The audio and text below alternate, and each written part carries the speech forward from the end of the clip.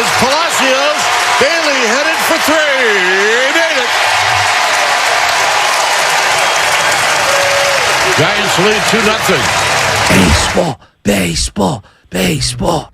Well, at about 4 o'clock yesterday, the Giants may have been the biggest story in the Bay Area, and they're rolling right now. They beat the Pirates 14-4. But hold on. After a Memorial Day weekend, what a weekend. 3-day weekend, a great weekend.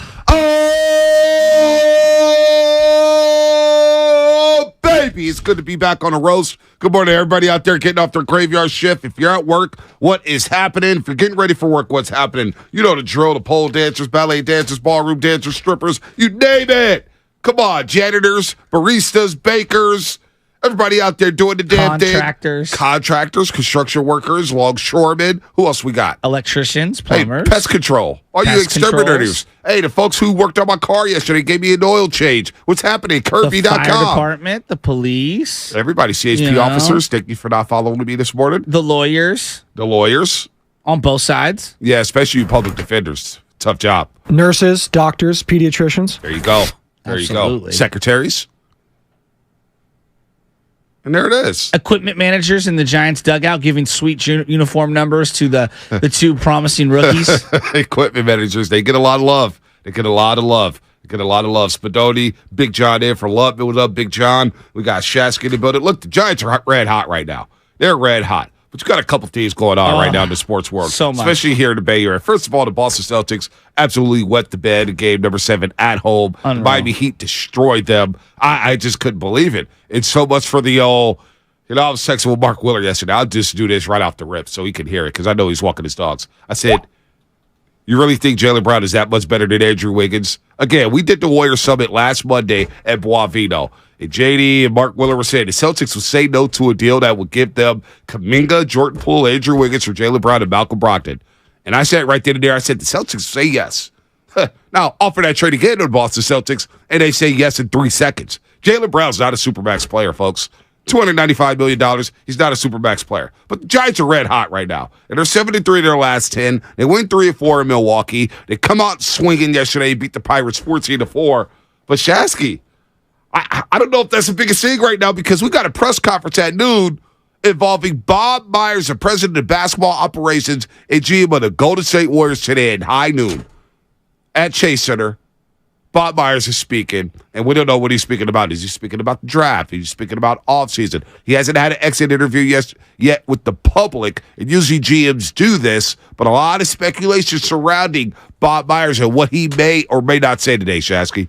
And I mean, yeah, there's a lot going on there. I don't know if you have a press conference to say you're coming back. I don't know if you have a press conference to say you're stepping down, moving to a different role. Like, I don't know. B, if you told me 7 or 8 different outcomes, I would believe all of them.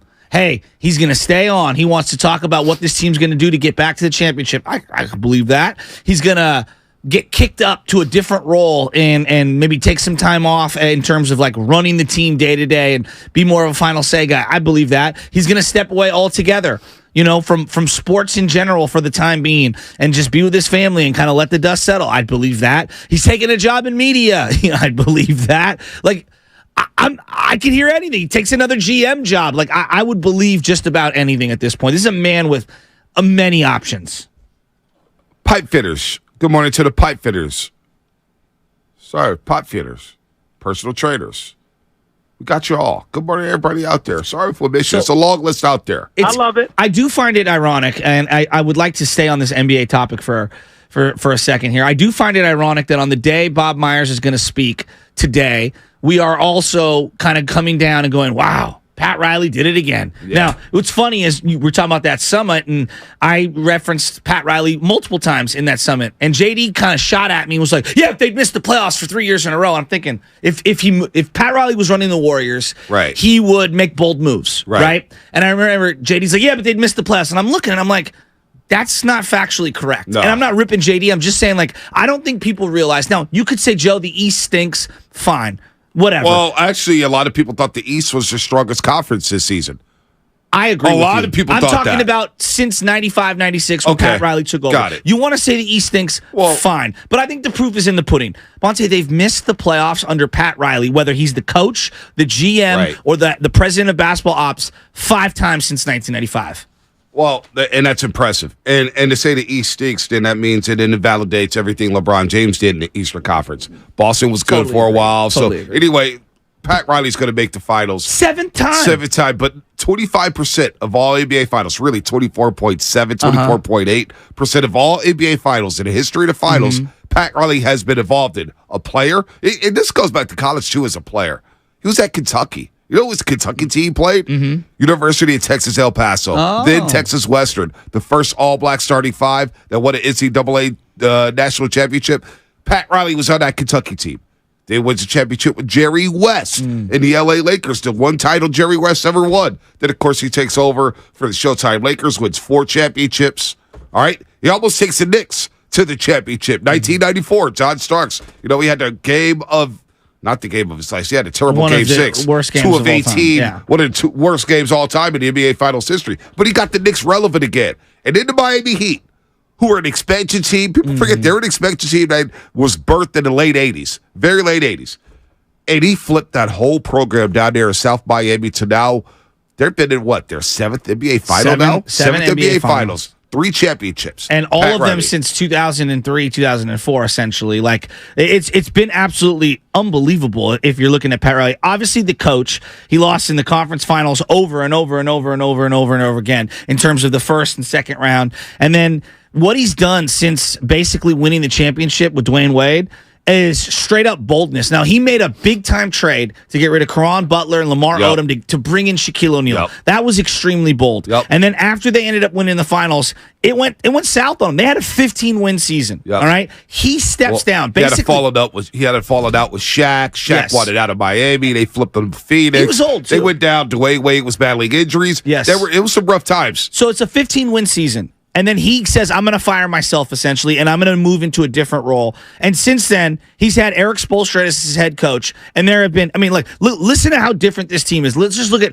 the top win share player every single year. Wade for 5 years, LeBron for 4 years. And then after LeBron leaves, I think we all thought they were done. I thought they were done. I thought they'd never get back to it.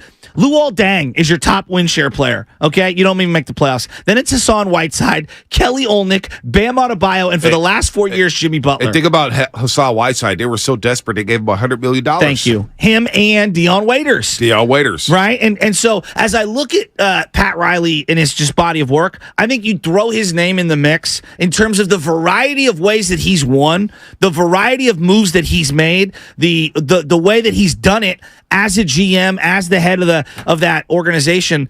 I mean, Belichick's really the only guy who's won in a diversity of ways in the way Pat Riley's won. Yep. He's right there. I mean, He's right Bonte, there. like, Player, executive, head coach. Now, I do want to give Pat Riley his flowers because he has State in the background. Well, and He's given Spoelstra, too. Spoelstra the keys. But you talk about Eric Spoelstra as a head coach. I mean, LeBron wanted him out of there. LeBron elbowed him in the first 2 weeks. He elbowed him when they dropped the 9-8 against the Dallas Mavericks their first season together. He bumped him in Dallas, Texas. And LeBron James apparently was a part of a lot of players who went downstairs. And LeBron James was talking to Pat Riley. He's like, do you still have that itch to coach? Yeah. Do you still have that itch Yeah. to coach? Yep. And Pat looked at him saying, no, I don't have the itch. Basically said, you better live with Spoelstra, and you better figure it out with Eric Spoelstra. Spoelstra's my guy. And I want to give Spoelstra credit because think about all the Totally different agree. players he's had. Totally. Think about how many different styles he's had to play. And now you don't have Tyler Hero, all right? Oladipo gets hurt in that first round. So you're playing guys like Gabe Vincent, Max Strus, Duncan Robinson is rebirth, and you gave him a bad contract. Let's be honest. Lowry Kyle was Lowry, awful all year. well, last 2 years. And he was not a Miami guy. They cannot No. stand him down He's in out of Miami. shape. Out of shape. But you know what? Spoelstra figures I it know. out. He figures it out with his assistant coaches. The Heat culture thing is real. And when you think about the Golden State Warriors, the culture was fractured this year. There's no doubt the culture was tested and the culture can't broke. deny it. You can't deny You it. can't And deny so it. now one of the leaders of this culture, Bob Myers.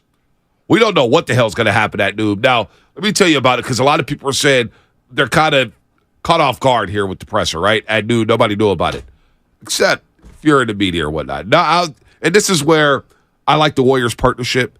especially through TV. But Raymond Ritter, the Golden State Warriors, do a good job of informing us and preparing us. Ritter will let me know, hey, this is what's going down. Maybe your radio show, you may not dive into some hot take thing and start speculating or having reckless speculation. So I was at ballet class with Baby Ches a couple Thursdays ago. Okay. And remember the report came out through Sham Sharani You're and not Anthony in the Slater. tutu, right? Huh? You're not in the tutu, right? No, I'm not in the tutu. Keep going. No, I'm not in the tutu. I don't even think I could fit a tutu. I love it. Bonte and Joe Montana both do ballet. I should do ballet. It's good for your footwork. Ches is really good. She knows the tippy toes. She knows the curtsy bow. She knows how to Nice. twirl, all that stuff. Nice. Did Anna dance growing up? She did dance. My whole family did dancing growing up. Anna did dance. At least She the did some girls. ballet. Yeah. She did some gymnastics Nice. and whatnot. Very so cool. when articles like Sham Sharani's Yeah. article comes out, right? And it was a couple weeks ago where he basically was like, Bob Myers and the Warriors are bracing themselves for Bob Myers, having a breakup or whatnot, or Bob Myers moving on and maybe taking a job or so. The Warriors, whenever reports come out like that, there's somebody from the Warriors, hey, this is what's going on. Because I'm like, hey, is this report true? We have a show to do.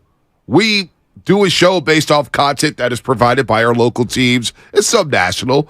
But I was alerted, hey, there's going to be a press conference day after Memorial Day. It's scheduled. And you found this out a while back. This is 2 Thursdays ago. Okay. Not last Thursday, but Thursday before. Quite some time And ago. so I think a lot of people wanted to know, kind of knew this press conference was going on. Gotcha. Now, the gist of the press conference, I heard those, you got guys working out at the draft today. Pre-draft workouts. You got a kid, young man at USF, working out for the Golden State Warriors today at Chase Center. So you have some prospects working out today at Chase. However, I still don't know what the hell Bob Myers is going to say. Who knows what the hell can happen? I'm not saying I know what he's going to say. Yeah. All I know is that this press conference has been scheduled for quite some time. Well, it's I think the majority of people, myself included, they see it over the weekend. Bob Myers is going to have a press conference, and you're thinking to yourself, you don't really announce that you're staying. At least most people in the executive office don't, do an announcement that they're staying. But at the same time, we are so unaccustomed to end of the year falling short where you're not playing, super deep into the year. Like, I don't remember a Bob Myers final end of the year press conference. It's usually a parade, and that's a testament to the organization. Like, I'm just thinking, I can't think of one specific time where he sat down and did a press. Even the year that they fell short because of COVID and everything, I don't think they did an end of the year, like a formal with the press all there press conference. Maybe I'm wrong. Maybe I'm misremembering that. Khalil Shabazz is going to be one of the guys who's working out. Khalil Shabazz was, of course, a graduate student at USF this year. I know he's going to be at Chase Center working out for the Golden State Warriors. But look, the Warriors do things differently. They are abnormal, right? And if it is Bob Myers hypothetically saying goodbye, I feel like that's who Bob Myers is as a person. Where he would address everyone and say goodbye. That sounds about right. After 12, 13 years here with the Warriors organization, of course, he signed on in 2011 to be the assistant GM. I think Bob Myers is that type of dude that he would want a end of the year or say, hey, look, I'm going to say goodbye. It's fair to the Warriors. I'm going to speak. I'm going to take questions on why I'm taking a step back, because that's just who Bob Myers is, and that's who the Golden State Warriors are. Now, there's reports in that, hey, Mark Stein, of course, Mark Stein's been tapped into the league for a long, long time. He said that a decision could come at the end of the week. I'm sure a decision could come soon because we're hitting into June. And the Warriors have to figure out who's going to run our draft. Well, you don't think that the decision will be told today? You think it's still going to linger on? Or I don't know. It could be today. Yeah, because I would get the feeling that if you knew that you were having a press conference today, you would want to, either close the casket in one direction or the other. It could be today. It's probably a terrible analogy for me. Yeah, but it could be today. It could be today. I'm not assuming anything, but it does feel pretty big time. And you hear the reports from Mark Stein. Even when I was talking to the Warriors a couple Thursdays ago, and there was little tidbits, or I was trying to read through the tea leaves of this phone call, Shaska, and I'm taking you through this phone call and everybody through the phone call, where it's like, look, they told me point blank, Bob Myers could leave.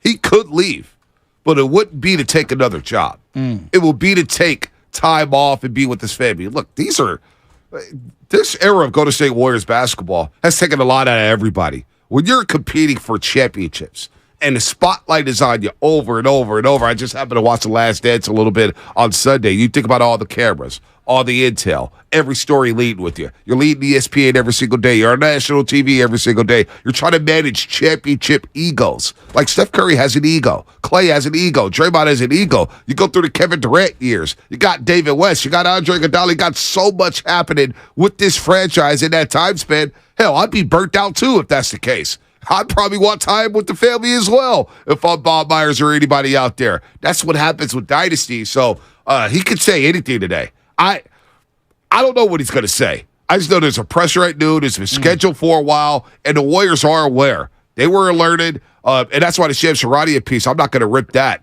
or him and Anthony Slater because it is true. They are bracing for a departure. They do understand that Bob Myers could take time off to be with his family and that they may have to move forward without Bob Myers, the president of basketball operations. That is a real thing. I'm always uncomfortable, and I'm not saying that you are doing this, but I do see a lot of people like, well, if Bob, I'm just using him as the example here, if he were to leave, his kids are these ages and it makes sense. And people move all the time for all kinds of reasons. I mean, if COVID didn't teach us anything, people could just get up and go because they want a different scene. They want a different change. They can't afford something. They want a different lifestyle. They want to be closer to other family or whatever. Right. I always find it difficult to try to search inside someone's soul. Like, we're not sleeping alongside of Bob Myers every single night. Yeah, we don't know what's going on. We have no idea. And what could be true today, 6 months from now for him could be completely different. Right. Based off whatever happens. If the Wiggins saga didn't teach us anything, it's that we have no idea what's going on behind the scenes for anyone. Yeah, I'm not going to be the guy to speculate or whatnot. But there are some real things, though. He is a family guy.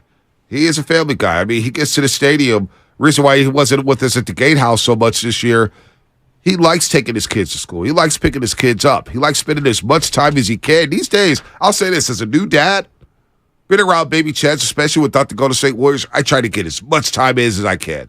And she's locked on to me. Papa, you give me the bath, not Mama. Papa, you change my diaper. Papa, you make the bottle. Papa, you put me down. Like, it's a real thing when you're a dad and you got kids so young.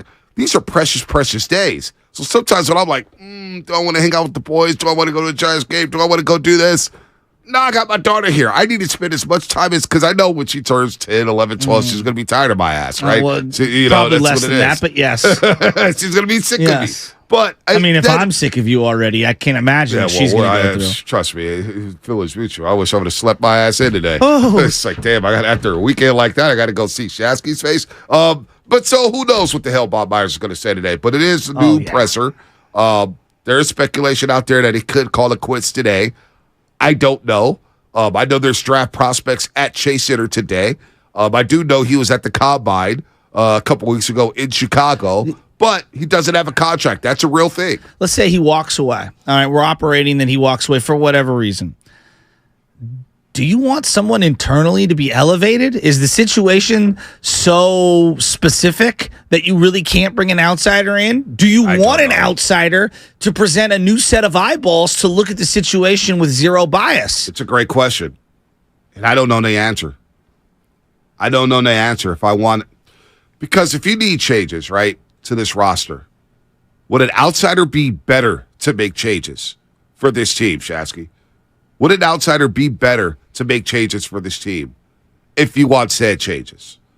Would an outsider who has no attachment to this core, to this organization, come in and say, you know what, we got to figure out our books, we got to get our finances in order, I didn't like the way this team performed at this level or in that aspect? Would an outsider be better to do the moves that a lot of people want made, which is either trading Draymond, either trading Jordan Poole, or if it wanted Draymond to be opt out, or even trading Klay Thompson for that matter, or hell, Andrew Wiggins. We don't even know what's on the table with this organization. Or would somebody internal be better? Because if you get somebody internal, maybe they feel the pressure to give extensions to guys that a lot of fans are not fans of. What's Bob Myers' greatest strength as a general manager? His connection with the players. Okay. So in normal work settings, if something doesn't work for whatever reason, when you get rid of, let's say, there's a very authoritative manager and he's a disciplinarian and he's crazy and everybody feels like they're walking on eggshells. If that person leaves, most employers, the next guy they hire or the next gal that they hire is someone with a completely different skill set, Right. because they want to go in an opposite direction. So I guess my question is, do you go with that same thing? Are you looking for somebody who has a relationship with the players, or are you looking at someone who has zero relationship with the players? That's where I go back to Joe Lacob, and I'm like, I don't know what he's looking for. Like, does he think Bob Myers is doing a great job currently? Don't know, but he doesn't have a contract extension. There's a lot of speculation that Bob is mad with Steve. I'm going to debunk some of that.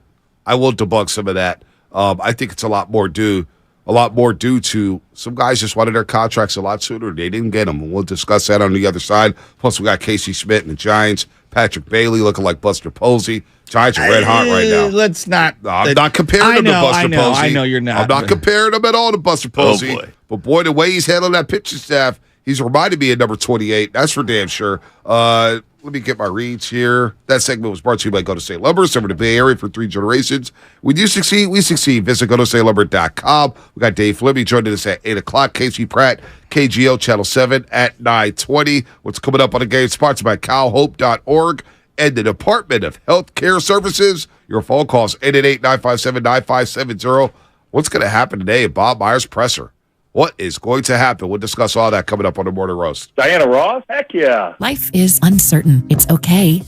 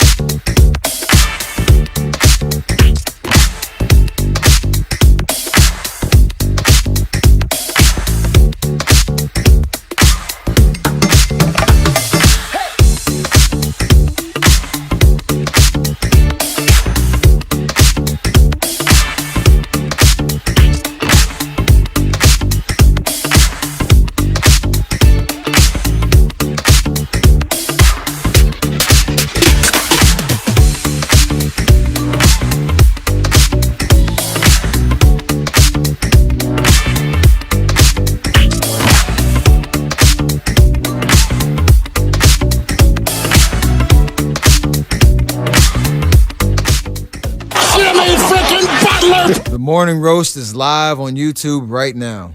Take it away, Bonte. So the Celtics, after winning in dramatic fashion Saturday night, down to South Beach, Miami, Derek White with the game-winning tip-in at the buzzer to force a Game 7. The Celtics hosting a Game 7 at TD Garden. Fan base is rabid. They're going crazy in Boston. And the Miami Heat set the tone early. They take the lead early and never look back and beat the Celtics 103-84 as Jimmy Butler wins a Larry Bird Eastern Conference MVP award for his playoff run. Jimmy Butler last night, 28.7 rebounds, 6 assists. Caleb Martin, University of Nevada, Reno. Remember the Hornets cut him, flat out cut him. 26 points, 10 rebounds, hit 4 threes yesterday. And the Heatles are going back to the finals to take on the Denver Nuggets. Now, Shaq City Celtics, and I just saw this, they finished 11-12 at home in the playoffs over the last 2 years. That is crazy. Can we put to bed one thing? Because I ran into some Boston people over the weekend. Patty, shout out you and your husband, Sean, and the kids. They're great kids, but God, I hate Boston fans.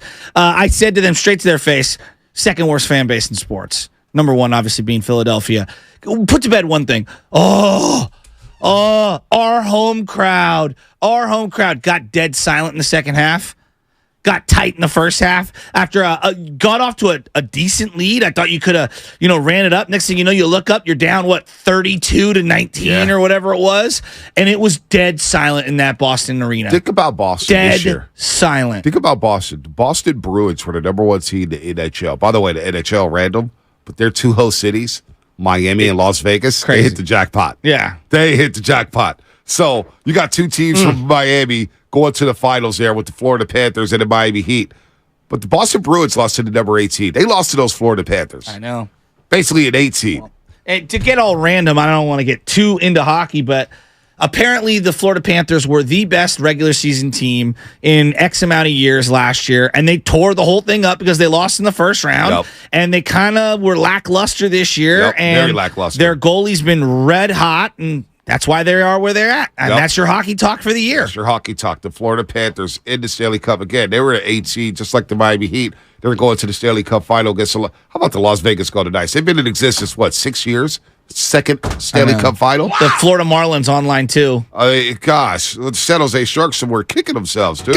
You know who's the happiest man in sports right now? Who's that? Nick Friedel. Oh, yeah, because he gets to go to Denver and Miami, smiling from ear to ear. Yeah. Nick Friedell's been in his back. I told him, why'd you cut the beard down? He had the beard growing out. He goes, B, my mom said I needed to shave it. She didn't like it.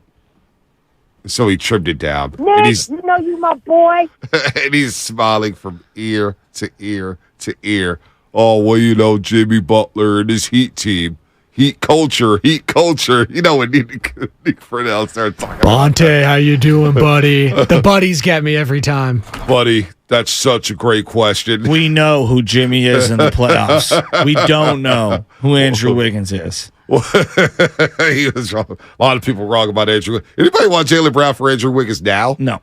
Now, David Taylor, a great producer over at NBC Sports Bay Area, we're having this conversation in the thread, me, him, John Sackey, and he goes, I'm not sure how many teams have collapsed like that after winning a dramatic Game 6. He goes, I can't think of one. I'm going to throw this out there. Well, because I was thinking of the way that they won, it's more dramatic, but it reminded me a lot of the Giants losing Game 6. Like, that's all. Exactly. I was thinking they would not be able to pull it together for that Game 7. So think about that. That's what I thought, I was wrong. I remember going to the Giants lose Game 6 on a Saturday night. Scott blow Spezia.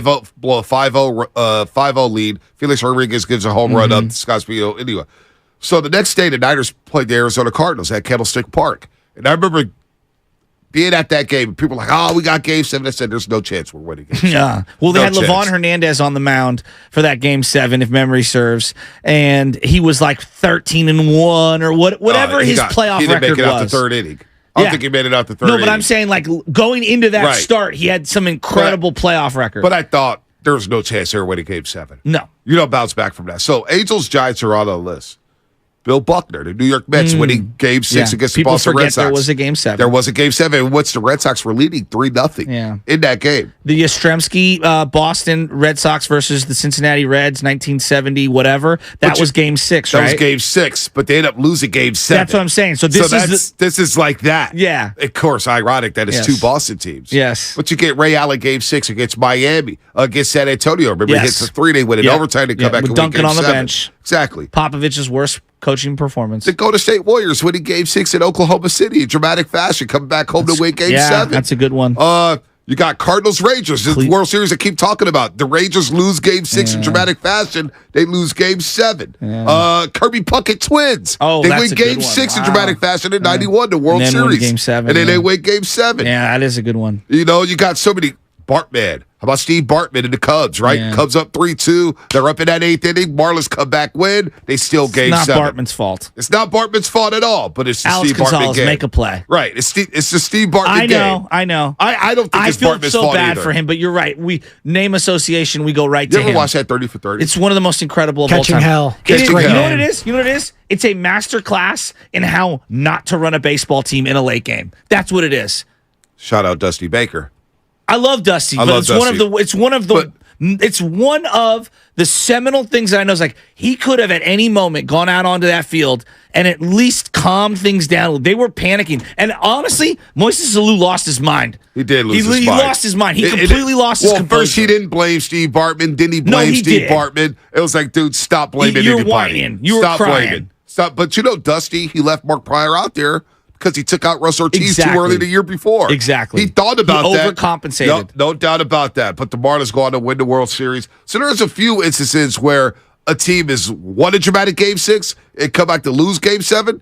That's one of them. So Carlton Fisk, as you mentioned, stay fair, stay Yes, fair, stay yes. fair, stay fair. Back in the mid-70s. sorry, I went way old 50 years No, ago. But I just watched that doc on that. It was incredible. That was one of the largest watched Major Right. League Baseball World Series games of all time. Right. And now, I was even thinking about mid-90s, Knicks Pacers, right? Pacers up good 3-2 after Reggie Miller throws the choke sign Yeah. up to Spike Lee. Knicks go to Indianapolis to Market Square Arena. That's what it was named back then. Market Square Arena where the Pacers used to play. And the Knicks steal Game 6. Spike Lee's there, high-fiving John Starks. Then, of course, they win Game 7 at Madison Square Garden. So you got some instances where a team has won a dramatic Game 6 and got on to win that series. Celtics on the wrong end of that one. Well, and it feels like because you forced the Game 7, maybe we'll overlook their shortcomings. They were going to get swept in this series. Now, I know they fought back and they got into it. They've got big decisions to make. I get Oklahoma City vibes from them, and what I mean is like Oklahoma City with Durant and Russell Westbrook. Listen to what they went Western Conference first round, Right. Western Conference Finals, lost in the finals, Right. semis, lost in the finals to the conference finals to the Right. Warriors, and it was like we all kind of felt, yeah, they got to kind of break it up, right? Well, they really screwed up, though. I know trading Harden was one of Trading the Harden worst after going trades. to the NBA Finals. And you had keeping that Perkins. Dude, you had that iconic image of Kevin Durant with his arms around Russell Westbrook and James Harden. And they get rid of James Harden a week before the season over $6 million. Over $6 million. That was terrible. Now, I will say this about OKC. I had a little more Houston vibes from Boston. Okay, I understand OKC vibes. So I understand that Because these are completely. two young players Yeah, that no, we I- all like, but for whatever reason, Right. together in It's not playoff working. games, it isn't. It's not working. But I will say with OKC, they had some tough luck. Westbrook got hurt one playoff. for sure. KD got hurt one sure. playoff. They had a lot of They issues were there. so young when they went to the finals. When I saw them go 0 for 10 in the first quarter for the 3-point line, I knew it was a game. I thought it was Houston Rockets all over. Oh, that's again. interesting that you and I go was just Rockets. and I was just thinking, man, this team reminds me of the Rockets to where, in terms of style, they don't go to the hole. That makes sense. They don't 2 feet in the paint, homie. How are the Boston Celtics, an NBA team, playing at this level on this stage?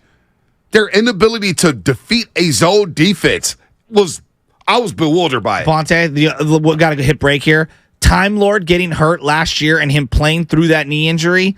We talked about it. Might have ruined that kid's career. Maybe. He did look good, though, in that series. No, I know, but I'm Yeah. saying, like, you see, he had one dunk in that game, Right. and was non-existent. Yeah, no doubt. He can't move. He can't move right I feel now. bad for the kid. He's I feel tough. really bad for him. And they had a great shot at winning championship last year. I know. Great shot. Anyway. And I get why he would want to play. My bad. No, you're all good. You're all good. I could see Big John and Spinoni looking at us crazy about the break. All right, what's coming up on the game? Sponsored by Fremont Bank, full service banking, no compromises. How about this for tease? You know what we're going to talk about, Shasky?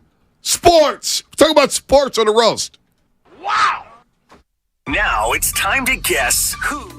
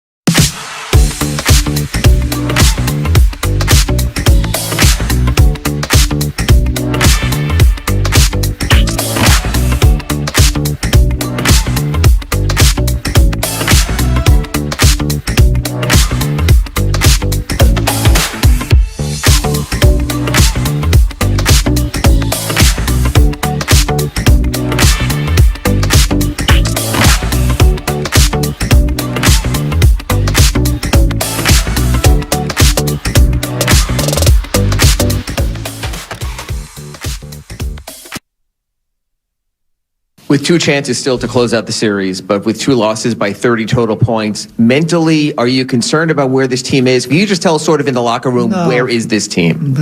Who cares about mood? Like, we have a gnarly group, so I think so much of that is overrated. They lost only after they had won 3 straight games to start this series.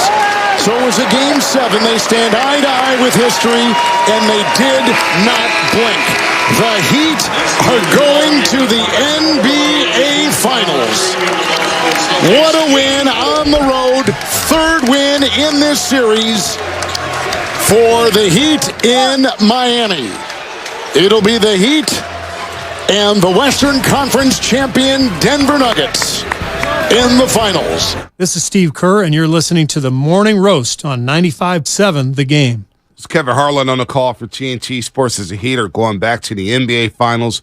Well, they'll take on the Denver Nuggets. Game 1 Thursday in the Mile High City. The Nuggets going to the finals for the first time. Nikola Jokic is going to be a problem for the Miami Heat, but I'm hoping for a good series. I hope it's well played. Both these teams are well coached. Mike Malone with the Denver Nuggets, and of course Eric Spoelstra, longtime Miami Heat head coach. So the Heat, wow, what an impressive win yesterday in Game 7, Shasky. It was. It absolutely was. And I'm excited for this matchup. I know we got to wait till Thursday for it. Yeah, it's all good. Denver's been waiting forever. It's a real clash of styles. I mean, I'm really interested to see what ends up happening here. I like Denver, you know? I don't want to sleep on Miami, but like I really like Denver. I just feel like they've played, if we're just going, who's played the best all year long? Yeah. Who has the better player on the court? Denver. Top to bottom, I just love the way they play. And now, but would anybody be surprised if Miami, gritted one out here? I mean, who would have thought that the Celtics series would be the most difficult one, considering they basically kicked the crud out of the Bucks and the Knicks? I mean, to almost blow a 3-0 lead and bounce back like that on a flight to Boston is pretty damn impressive. But I know you had to shout out somebody, so if you're in shout-out mode, go ahead and shout, because I got a shout-out too. I'm in shout-out mode. Over the weekend, there was a bunch of baseball tournaments for all the kids. I know there was a Half Moon Bay tournament. I know there was one at Twin Creeks for different teams. I'm doing the SFYBL All-Stars with my buddy Jim, and we got to play in the 12U tournament in South City. And there was all these different ages, and I just want to give a little shout-out, because just seeing all the kids from the city, from Pacifica, San Bruno, from the peninsula, it was really, really cool. South San Francisco. So I want to give a shout out here because I thought this was awesome. Cliff Calero, he ran the 12U tournament. The tournament is in memory of his father, Mike Calero. He's not a vet, but he ran the tournament in his memory. And he was dragging all the fields on both days, Saturday and Sunday. They had the championship yesterday. Dan Ordonez and his team ran the 10U and the 8U tournaments in South San Francisco. Let me give a couple of shout outs to Tony Ladero, Mo Cummings, the Hermosillo family. If I pronounce that wrong, I apologize. Lavaroni, Tony Guerrero, basically 100 games in 3 days over all these divisions. And here are your winners. So in 7U, San Bruno Gold won. 8U, South San Francisco Blue won. In 9U, the Pacifica Sea Dogs won. 10U, San Bruno Green, so San Bruno wins multiple. And then 12U, in our particular one, the SF Rascals, who beat up on us pretty good. They've been a program for quite some time. So just wanted to give a shout out to everybody. The Memorial Day tournament, just to see baseball on beautiful diamonds with actual fences. For a lot of the kids that we play in the city, we don't have fences. So it's like, I know that seems kind of stupid because you get outside of the city and everybody's got fences. To see one of our kids hit a home run over the fence, it was freaking awesome. Yeah, it was just a great tournament. And so shout out to all those baseball parents out there and kids playing over the summer. I want to hear from all of you. So if you're playing and you got tournaments coming up, let us know about them. I got to shout out my guy, George Caton Reed, Tinderline Dad on Twitter. Nice. I want to shout him out. I met his mom a long time ago. His mom's a great, great lady. She's been in the hospital. She's coming home by the end of the week. George has been there bedside. I was talking to him a little bit over the weekend. So I want to shout out George for staying strong for his mom, and shout out to his mom. So George Caton Reed, I want to shout you out, man. We're thinking of you. We know your mom is doing better and better and better. She's going to be brand new coming out that hospital, man. So, we want to shout you out there as well since we're on the boat. Yeah, absolutely. And a shout out to veterans yesterday, Memorial Day, of course. Hopefully everybody had a great Memorial Day. Memorial Day weekend, a 3-day weekend. It's pretty cool. We got a 4-day work week. Did you hear my suggestion on the pregame show? No, I did not. So If I was running the country, well, a lot of things would be different. But if I was running the country, I would set it up this way. And I know, America, we don't take days off, blah, blah, blah, blah, blah. Screw that. We need a mandatory federal/state holiday.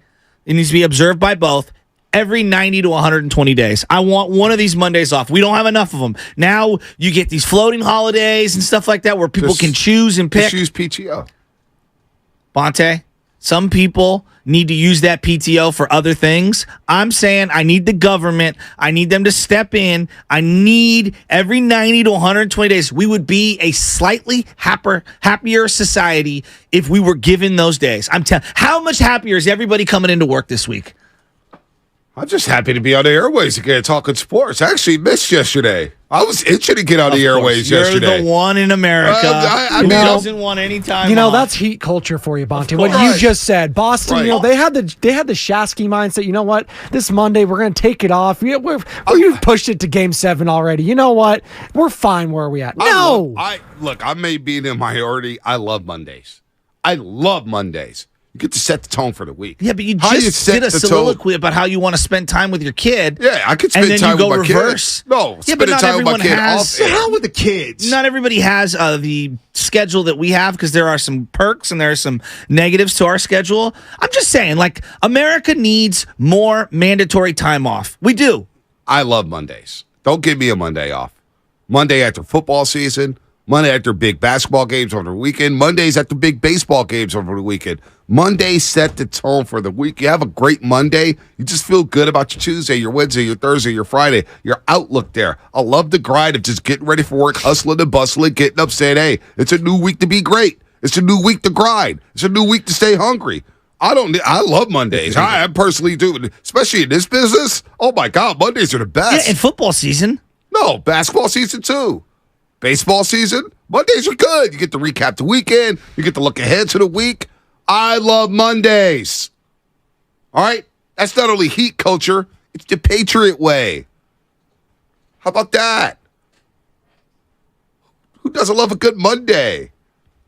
I don't want an extra day off. We don't need extra days off. You're the only person in America. You're the only person in America saying, nope, I don't want an extra day off. This is probably what Gen Z and everybody's getting so soft. Oh, my God, we need 4-day work weeks. Oh, my God. The majority of Americans are now working 2 and 3 jobs because they got 16 side hustles to keep up with inflation. Hey, that's been me since I was 22 years old.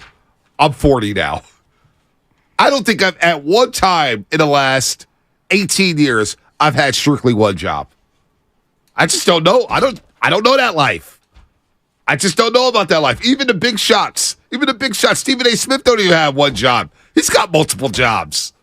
It's just the American way. So every 90 to 120 days, you get one Monday off, and you think it's a negative. All right. I don't think it's a negative. I just don't need it. I'm not going to beg for it. Hell, every 90 to 120 days, think about it. All right. So we get one Monday off in February, right? What is it, President's Day? Yeah, but a lot of people don't get that as an observation day. Like, so what happens is in some workforces is they give you quote unquote floating holiday time, and so it's not necessarily mandatory. And so depending on where you're working, there's really only 4 or 5 mandatory days off throughout the year, right? Like I'm just telling you. You said every 90 to 120 days. Yeah, and on top of what we have currently, we need every 90 to 120 days, I need a mandatory Monday off just to observe and literally call it do something fun or do nothing at all. Yeah, I'll enjoy it. But I'm not advocating for it. We got PTO. That's what PTO's there for. You need an extra Monday off? Just tell the boss, man, hey, I need Monday off.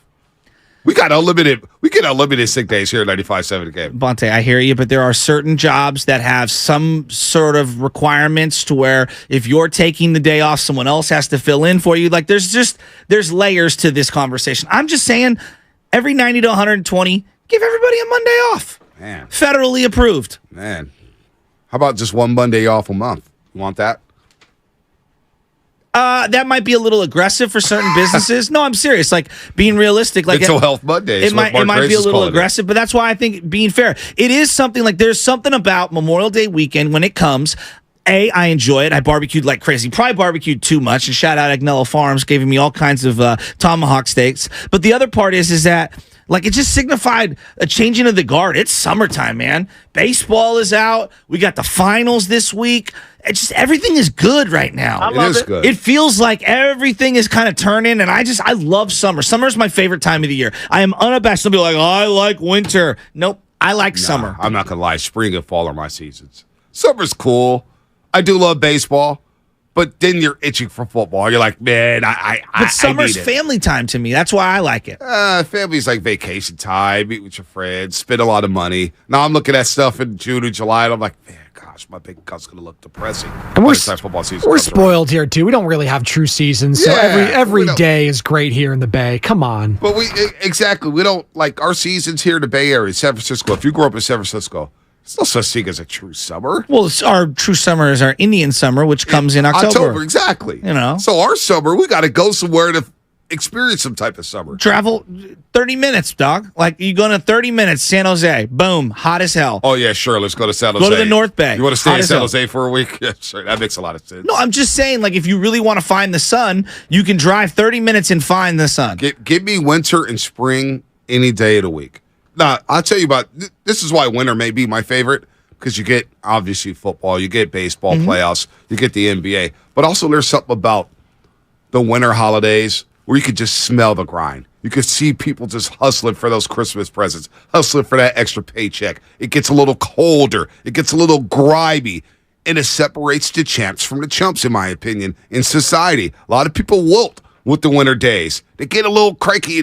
Oh my gosh, the heater's not Rained working. for 100 straight days in San Francisco. I'm okay with that. a little bit of sun. it. Yeah. We needed it, right? Oh God, please. What? We did need it. We needed the water. Lakes needed it. Trees needed it. Who needed the water more? Did the Giants need the water of Patrick Bailey and Casey Schmidt more, or did California need the water more? California needed the water, but the Giants definitely got a youth infusion with Casey Schmidt and Patrick Bailey. Oh my gosh. I don't hate those. I love, hey, listen, 408, real quick before we get to the Giants. I love San Jose, especially when I was single. I love Santana Row. I love the 408. That is factually Santana wrong. Row is beautiful in terms of like if San Jose's beautiful. If you were gonna go shopping and like when you're you live in the city, whether you live in Oakland or San Francisco, and when you go down to Santana Row, you're like, look how beautiful this is. There's no litter on the ground. Everything's clean. It feels safe. There's a parking garage that's actually inexpensive to park your vehicle. I love Santana San Jose. Row. It is gorgeous. I'm just saying, nobody's going to San Jose for a summer vacation if you're from Great San places Jose. to eat too down there. Yeah, it's great for a day trip. I'm not going to San Jose for a summer vacation. No, I'm just saying if you're looking for the sun. Right. Don't disrespect the 408. Yeah, I'm not going to do that. I'm not doing that. 408. Jeez, don't be so sensitive, man. If I take in a real job, you'll appreciate a real Monday off. I had real jobs. I did. And I love Mondays. I'm a Monday guy. I'm sorry. I'm a Monday guy. Mondays are not that bad to me. You know, when everybody's zagging, oh, I hate Monday, I'm zigging, dog. I'm like, give me this Monday. I'm going to eat it up. Eat this bad boy up and set the tone for the week. It's a tone setter. Monday's a tone setter.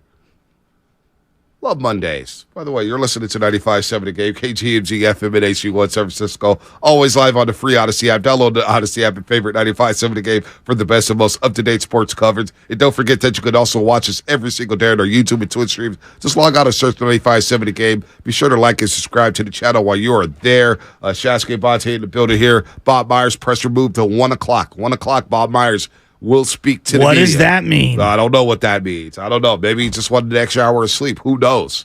Who knows? But we will talk some Giants right now because the Giants are red hot, Shasky. Your boy Casey Schmidt is balling right now. First of all, forget yesterday.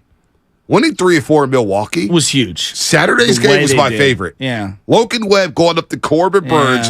Pitch for pitch. A lot of fun. A lot of fun Saturday night. Mitch Haniger's bat's coming around. Yeah. So much so that your boy had to pick him up on his fantasy team. Oh, nice. Well, I just feel like they've put together a really nice little run right here. They were 11-17 when Casey Schmidt got called up. 11-17. Now they're 28-26, I believe. You know, you're looking at one of the best first months from a rookie since he been up that long? What? Has he been up that long? Yeah, isn't that kind of crazy? Yeah, it feels like it's been 2 weeks. It's been about a month, and you're looking at it and you're saying, like, this might be the best rookie month since Matt Duffy? I would go Buster Posey. Okay, I'll listen to that. Yeah, remember that July he had his rookie year where you look up, you said, well, that was damn, Buster Posey batting over 400. That was when he actually stayed up because he came up in 2009 for a little cup of tea. I don't even count that one. Yeah, I know. I went to the game where Buster was catching Madison Bumgarner in 2009, and they were only up for maybe 3 weeks. Right. Maybe. I don't even know if it was that long. He came back that next season on a Saturday against the Arizona Diamondbacks. And never looked back. Never looked back. But I'm looking at Casey. It's too simplistic to just say Casey Schmidt changed the entire tenor of the organization. But boy, there's a lot to it. In terms of watchability, they are infinitely more watchable with him in the lineup. It feels like he's coming up every other at bat. I mean, he batted fifth yesterday and did not look overwhelmed. No, not at all. And then I look at what they've done with Patrick Bailey. I think because Schmidt is succeeding, and I'm sure they look at him independently, but you can't help but go you know what? I know we've got some injuries right now. Let's give Patrick Bailey a shot. And I think he's actually really exceeded my expectations because I didn't think his bat was going to be anywhere near what it is. He's put together some balanced, go the other way at bats where he's just savvy. And obviously defensively, he's better than Joey Bart. That's not debatable. I didn't realize his bat was going to be this far along, and I still think he's got a long ways to go. Right. This whole thing about Casey Schmidt doesn't take pitches and him and Estrada need to work the count more. Shut up, everyone. If it's not broke, don't fix it. I get it. He's adjusted to big league pitching, and they'll adjust to him. And over time, he can add layers to his game.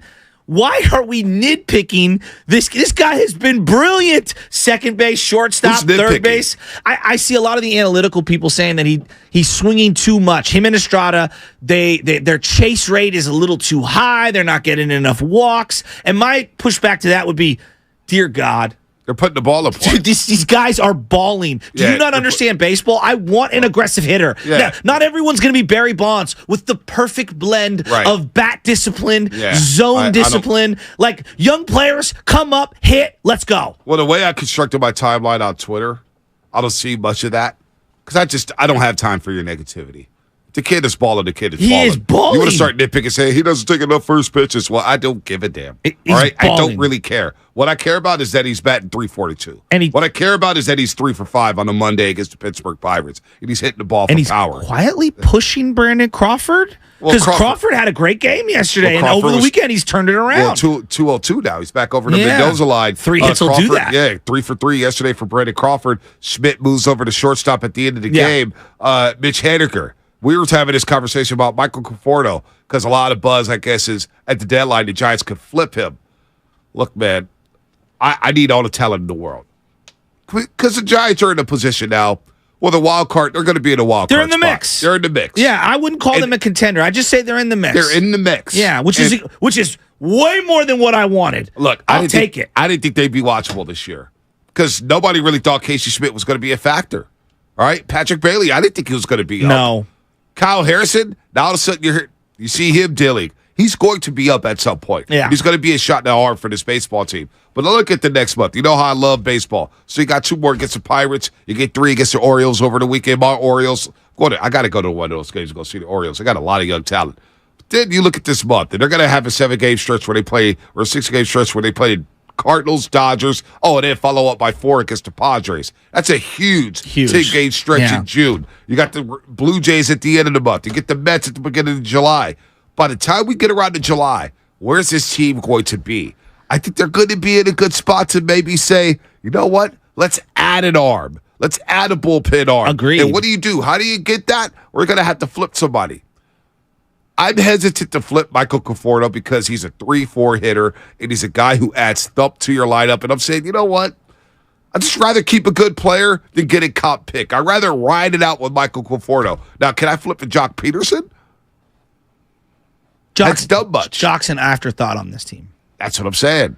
If there's a guy I want to flip, I flip him instead of Michael Conforto. I want to keep Conforto alongside Yaz, alongside Haniger. You know what? Austin Slater had the game of his life yesterday. Austin Slater was balling Austin yesterday. Slater, the fans, there are certain Austin Slater fans that are insane. He's one of the greatest left-handed, against left-handed pitchers, hitters of all time. And I'm just like, oh my God.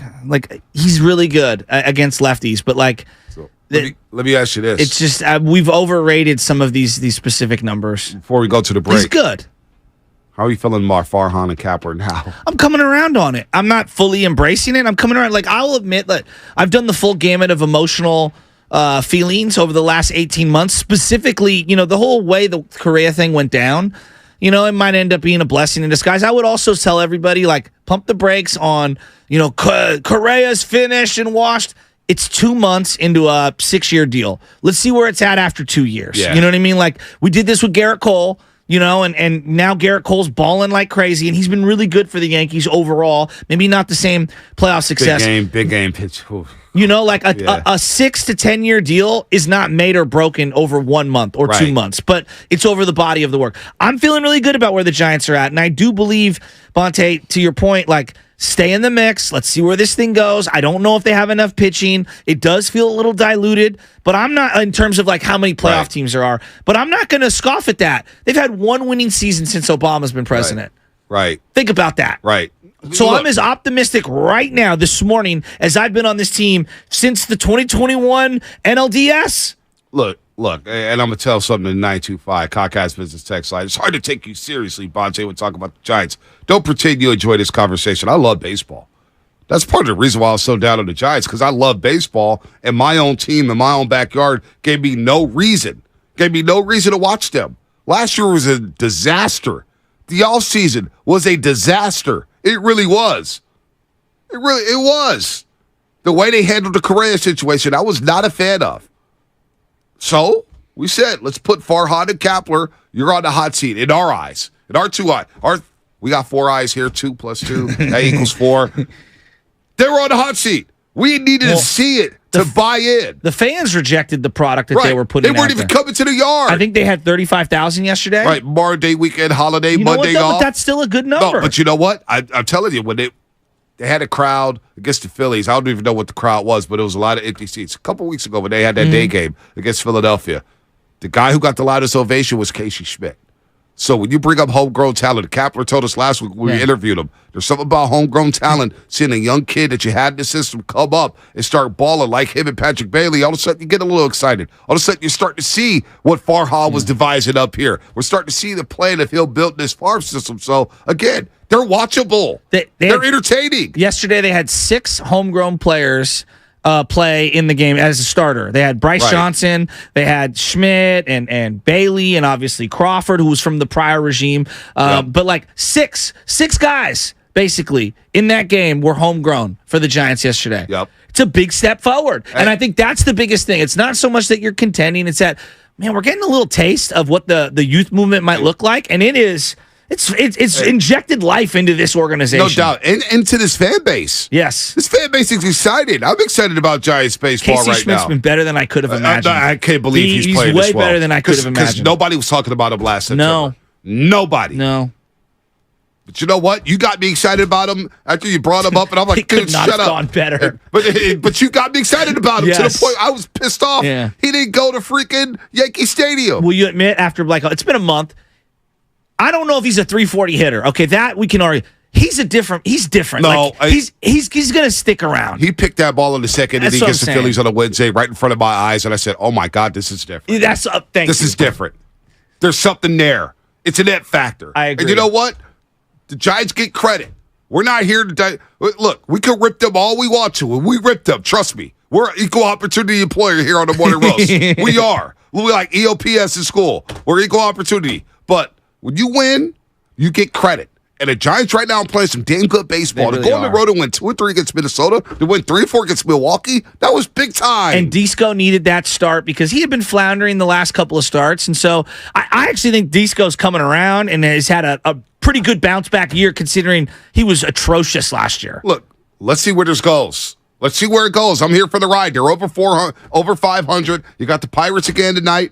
Haniger swinging a good bat. Converto swinging a good bat. Estrada swinging a good bat. Casey Schmidt's balling. Crawford owns the Pirates. I mean, come on. Come on. Logan Webb is back. He's back. Yeah, and what a performance on Saturday. Second in baseball in saves right now. That felt like a playoff game Saturday at Miller Park. It really did. Haniger with the late really 2-run did. home run. I'm fired up about the Giants, man. They get credit. They're winning. They get credit. All right, what's coming up on the game? Sponsored by SC Johnson Raid. Your phone calls 888-957-9570. We got Dave Fleming coming up at 8 o'clock. We got a lot to get to, including Jimmy Garoppolo. What the hell is going on with Jimmy G? I have a conspiracy theory that I saw that I want to float to you. No, by him coming back to the Niners. Not just that. About someone else taking over for the Raiders. Oh, my gosh. Yeah, I saw that, too. That's coming up on the roast. Baseball, baseball, baseball. The new Raid Essentials Light Trap uses light to attract, then trap flying insects like fruit flies and mosquitoes, turning your home into restricted airspace. For insecticide-free protection that's people and pet-friendly, get new Raid Essentials Light Trap. Do you have neuropathy? Are you experiencing numbness, tingling, and pain that just won't stop? Are you taking dangerous drugs that have serious side effects and never fix the pain? If so, please listen to this message. Neuropathy is a serious progressive condition that only gets worse if not treated properly. Call SF Bay Wellness at 844-94-NERVE to get back to doing the things you want to do. There is no drug, exercise, or surgery that can heal nerves. Don't wait until your condition gets worse and stops you from living your life fully. SF Bay Wellness has a time-tested, proven track record of helping hundreds of patients to improve and reverse their neuropathy. If you're ready to regain your independence, contact SF Bay Wellness at 844-94-NERVE. Call now for your $99 neuropathy special and receive a personal treatment plan that is tailored to your needs. Call 844-94-NERVE. That's 844-94-NERVE and start to enjoy life again. Hey, Brad. I thought you had a date tonight. Hey, Mom. She just left, using my phone for a Wi-Fi hotspot back.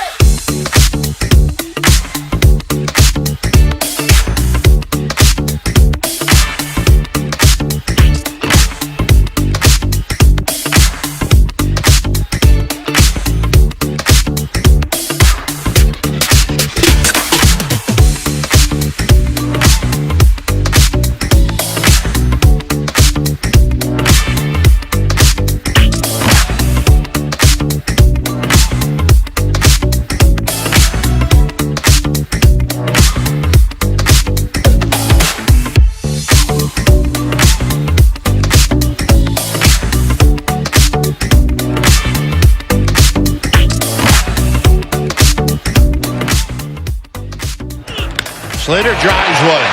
Center field. Zawinski back. Out of here. Welcome back, Austin Slater. Come on, man. You got Larry Jr. in the building. You listen to the Morning Roast, and we're doing numbers, man. Good job, Morning Roast. Sock it to me. Hey. Yee! Larry chilled. What's happening? Bryce on YouTube. Bryce, hey, check it out. Goes Bonte Shasky. I know y'all really don't care about that right now, but probably for good reason. But can you talk about the Nevada meeting for the A's yesterday? Didn't sound like it went 100% to plan. Well, that's why we have Casey Pratt coming up at 9:20. KGO Channel 7. He's been all over this A's stuff. He's going to educate us all about what the hell is going on with the Oakland A's and what happened in Las Vegas. I guess Dave Kaval is running material again and telling people that, yeah, we don't really have a plan B. Told somebody that he doesn't have a plan B, but Nevada, I guess, yesterday said, well, the A's, if they don't work it out here, they got 6 other cities they're looking at or whatnot. The A's don't even know what they're doing. Can we just get John Fisher to sell the damn team? Please? Please? I mean, B, I don't know what people, like, on some level, it's a, like, I view teams, sports teams, the way they're stewards of the community. That's the way I view them, right? Where the community doesn't physically own them, but they own what makes up the team, and they are the reason why the teams are valued to where they're at on some level. On some level, obviously, there's real estate and things like that, but like on another level, it is a private business, right? So I kind of see both sides of it, and I know it's easy for people to say sell. He can do with it whatever he wants. Yeah, he can. But the way he's doing it, we can have arguments with. I think he's basically running a horrible business. Well, it's also a part of a bigger entity, too, making the bigger entity also look bad by just association, right? But they don't care. But they also would like to make a lot more money than what Fisher's bringing to the table, right? Well, you would think. Well, this thing that I keep... And if you can't get it done in Vegas, not to cut you off, Joe, you can't get it done anywhere. If you can't get it done in the place that's literally begging for you to come and will pave the pathways for you, and you can't get it done there, good luck anywhere else. I'm seeing a lot of like, well, they're leaving the 5th or whatever, 4th, 6th, depending on where you're largest market to go to the 40th. And what people don't understand is that when it's similar to how like everybody now is fragmented when it comes to their viewing. Like the numbers on viewership is the lowest it's ever been because we have a fragmented society. Just because you're in a market of that size doesn't mean you're actually getting the attention of that many people. Now, definitely helps, definitely increases things, but I guess this goes back to the old adage, would you rather be the big fish in the small pond or one of the minnows in a larger lake? Yeah, the A's numbers, by the way, their ratings this year is just, oh my God. I don't blame fans, though. It is. Oh, man, it's all-time low. It's bad. They've literally tuned out everybody. Everybody. The casuals are long gone. The Johnny-come-latelys are long gone. But the diehards are not even close. Not even close. Oh, my gosh, they're so bad. So bad. So I feel sorry for A's fans. We'll talk to Casey at 9:20 about what the heck is going on with the Oakland A's. Great win, though, yesterday. Hey, they got some players, man. Casey Matt Pratt, Olson returning? Yeah, Casey Pratt, ABC7 on Twitter. Matt Olson he's balling. That Braves lineup is so sick. Sean Murphy's almost batting 300. I know. Matt Olson's batting second. They got Acuna Jr. They got Albies. That Braves team, oh my God, I could watch them. By the way, you said during the break, you're at this tournament, right? All weekend long. And we'll get to the calls in a second. Ron, hang tight. Who's the guy who was calling me out? Said, does Bonte love baseball? You need to get him out here. What's his name? Prince's dad. I don't know what his dad's name is. Prince's dad. Prince's dad. We're not talking about the musician, Purple Rain. He was giving you grief. He's saying that tell Bonte he needs to come out. He needs to come check out our San Francisco squad. Well, what else did he say? He said he doesn't love baseball like that? Yeah, basically. See, I may be the biggest baseball fan on this show. Well, that's probably a lie. But I love me some baseball. No, seriously. Like, look. Me and my guys, Big Dog, Wet, Philly Zoo, Danker, Hillboy. I mean, we got a lot. Even Guru's in our league now. We've had this fantasy baseball league for 15 years. Wow. You know how hard it is to play fantasy baseball every single year, setting a lineup every single day throughout the season. And it goes into football season. Last month of the year of fantasy baseball is the playoffs. If you make it. Well, see, we do roto, so it's no playoffs. It's just like a pennant race. Oh, nice. It's the race to first place. Yeah, I like that. And so for the last 2 years, I actually really like roto that. is great. Roto's fun. I actually really like that. We haven't done head-to-head in over 10 years. but rotisserie the last 2 years, and this is how gutted I am about this league. I've been in the hunt the last 2 years. Now, I won the championship 3 years ago, first championship ever in this league. So happy. Next year, I'm rolling. It's a 3-team race in September 2 years ago for first place. My team fades. So it's not like watching your team fade in the last few weeks. It's like the Braves and the Giants in 1993. Exactly. And I've been the Giants the last 2 years in this league. Wow. I've faded over the last couple of weeks. So fantasy baseball, if you play fantasy baseball, you can't tell me you don't enjoy baseball. I agree, but you got to be cut from a different cloth to play fantasy baseball. This is what we need from you. We need an appearance. The King must make an appearance you let me know. to practice. Let me know. West Sunset, Tuesday, Wednesday, Thursday. When? 5 o'clock to 7:30. We are there every Tuesday, Wednesday, Thursday. Tuesday, Wednesday, Thursday. Okay. 5 to 7:30. 7:30. Pinocchio, don't start promising things you can't come through on. No, that's you that do that. I you do that all the time. You promise it. people that you're making an appearance, and then I go, and they're like, "Where's Shasky?" And he said he was coming 2 weeks ago. Well, that's what Shasky does. Shasky don't even call you back. I got too many things going on. I got a lot of things going on. Tuesday, Wednesday, Thursday, 5 to 7:30. Yes. Make an appearance. 5 minutes. The kids would love it. They want to see the West King. Sunset. West Sunset. Bring some Now, shoes what about you don't care about. Prince's dad? What team is he on? He's on my team, 12U. And he's going to be out there at 5 o'clock. Hey, you'd like our jerseys. We got white hats with red bills. We got the white jerseys with the red sleeves. We look very old school. They're dope. I'll be out there. And we got black, too. I got a hat coming for you. Jimbo's got a hat for you. I'll be out there. I might have shorts for you, too. I may be out there today or tomorrow. Please come out. I'll be there. And bring shoes you don't care about, because I don't want to hear you walking like you're walking on broken glass with the Jordans. Dude, come on, relax. Baseball diamond. I've got Adidas, I got NMDs, I got shoes for all seasons now, buddy. TV Bonte's done well. I got shoes for all seasons. I'm good. Hey there. Don't you worry boat about shoes? that. Do I have what? Do you have boat shoes? No, I don't have boat shoes. Or what are those called? Topsiders, deck shoes? What I don't have those. Boat shoes like Sperry's? Yeah, I don't like those. There's just a certain whiteness when I see those shoes. Right. Certain hue. Yes. Yes. The way you put it was better. Ernie Chavez. Bonte going to pull up like London Breed 5 minutes photo op and God. Hey, London stayed last time for SFYBL longer than I thought. I stayed for like an hour. Maybe even longer. Sometimes I'll stay the whole practice, but I got a kid now, and I can imagine that. And where the hell are you at? Why are you at this baseball practice? Why aren't you at dinner? Blah, blah, blah, blah, blah. No, seriously, I will be there. And you tell Prince's dad, my ass to be there. Okay. And I'll love me some baseball. All right. All right? You got to see, we have walk-up music for all the kids. Dewan's dad, Dewan Fields Sr., is a DJ, and he brings the speaker, right? And so every kid has different walk-up music. And then when the umpires are conferring, because they were talking about a play, he had the playlist ready and was playing Unsolved Mysteries. Wow. Dun-dun-dun. Oh, that's Dude, pretty he's good. on point. That's pretty good. Also, Dewan's swag level, I'm telling you this right now, his son, you will see his kid and you'll say, oh, that's my favorite player in the entire league. Oh, I like that. He's dripping. What about Charlie doing the gritty? Charlie made some plays this weekend. I heard Charlie, was he celebrating bow and arrows? He gets a base hit. Charlie, I love you. He gets a base hit. His dad turns to me and goes, such a great hit, and you know he's going to get thrown out here. And he steals second base and gets thrown out by 10 feet. Oh, he's not even close. No not speed. Not even close. But everyone's talking about the bow and arrow. Hey, Charlie, School of Bonte Hill, baby. I Look love good, it. feel good, play mediocre. Hey, let's go to our resident truck driver. I believe this is our truck driver, Rod, out there in Hayward. This is What's Big up, Rod, Rod? the truck driver. You know what this is. It's your favorite Dodger Blue Jackie Robinson. What's up? Good morning, Rod. You leaving the truckers out, man. We up there to the top tier with the nurses and the doctors. Hey, Rod. The hospitals don't run without the truckers, man. It's true. Put some shots out in the early morning now. Hey, Ron, there's a lot of people on my head. There's a lot of good mornings I got to get out there. I'm going to just write this down on a notepad. I've got 50 good mornings to get into. Truck drivers are out there on top of it, Ron. You're right. Truck drivers in particular, because as my buddy Della says, they only get Christmas off. That's it. That's the only time of the year that they get off. So, yeah, the truck drivers do deserve love. Yeah, you do deserve some love, Ron. You do.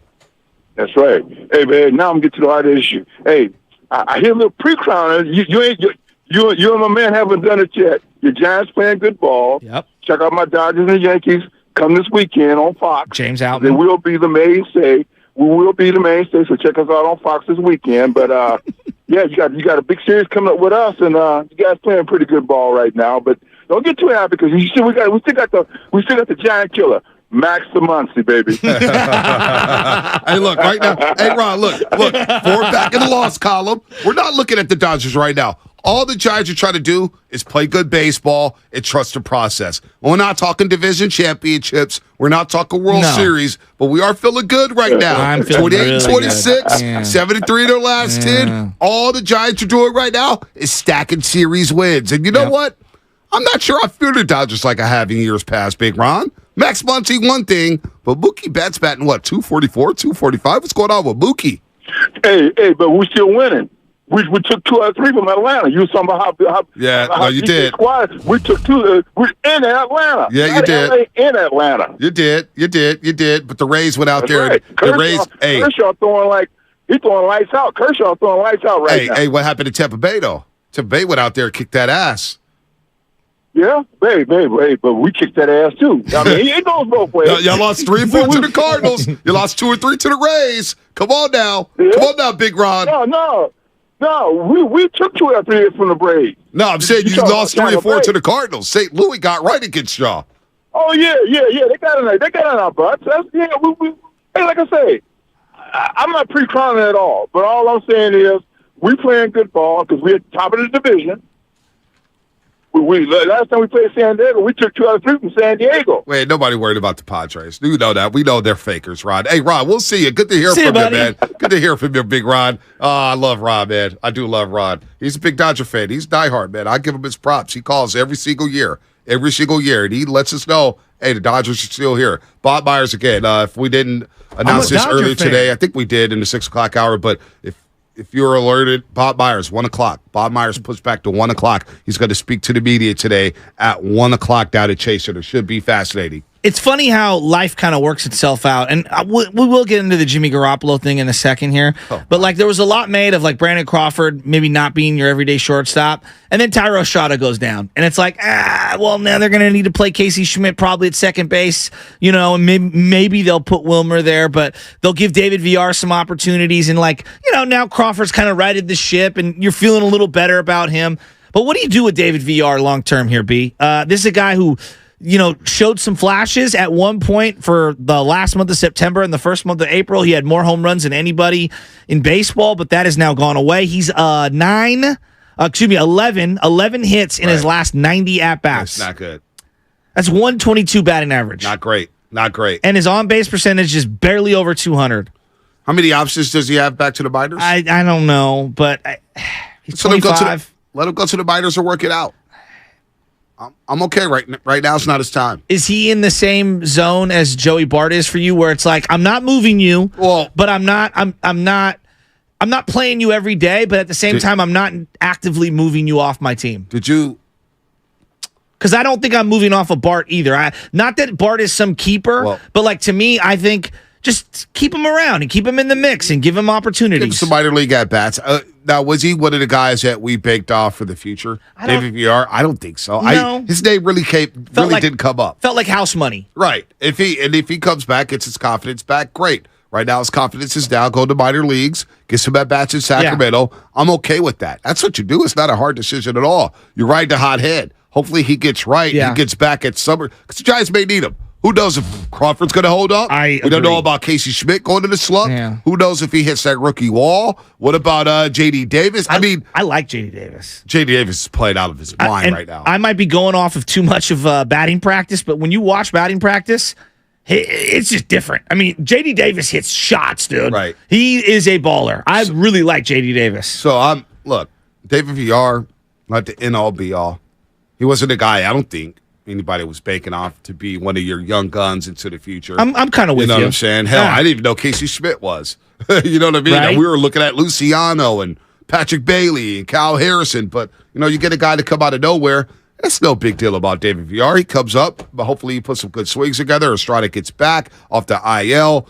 Villar goes back down to Sacramento. It's a good problem to have. Yeah. So I don't want to let go of Conforto. I want to have all the good players possible. Yeah. You know what I'm saying? No, I hear you. And I get he has an opt-out. There's a chance. Day. Listen, I get it. It's early. It's early. But I get he has the opt-out, and he can leave. Uh-huh. So be it. The money leaves off the books. You got Jock Peterson. $20 million is going to be off the books just like that. Thank God. You know what I'm saying? I'd rather get rid of him You have Michael Conforto. Yeah. Conforto's playing well. He seems like a good clubhouse guy. He gives you a real professional at bat in the middle of that order. I would say I don't see a very large market for Jock Peterson because he's a platoon DH, doesn't really have a defensive position. So if you were to craft the argument, because I'm more in the camp of like, hey, get a feel from Conforto. Like, are you going to opt in? If you're not going to opt in, can I give you a 1 or 2 year extension?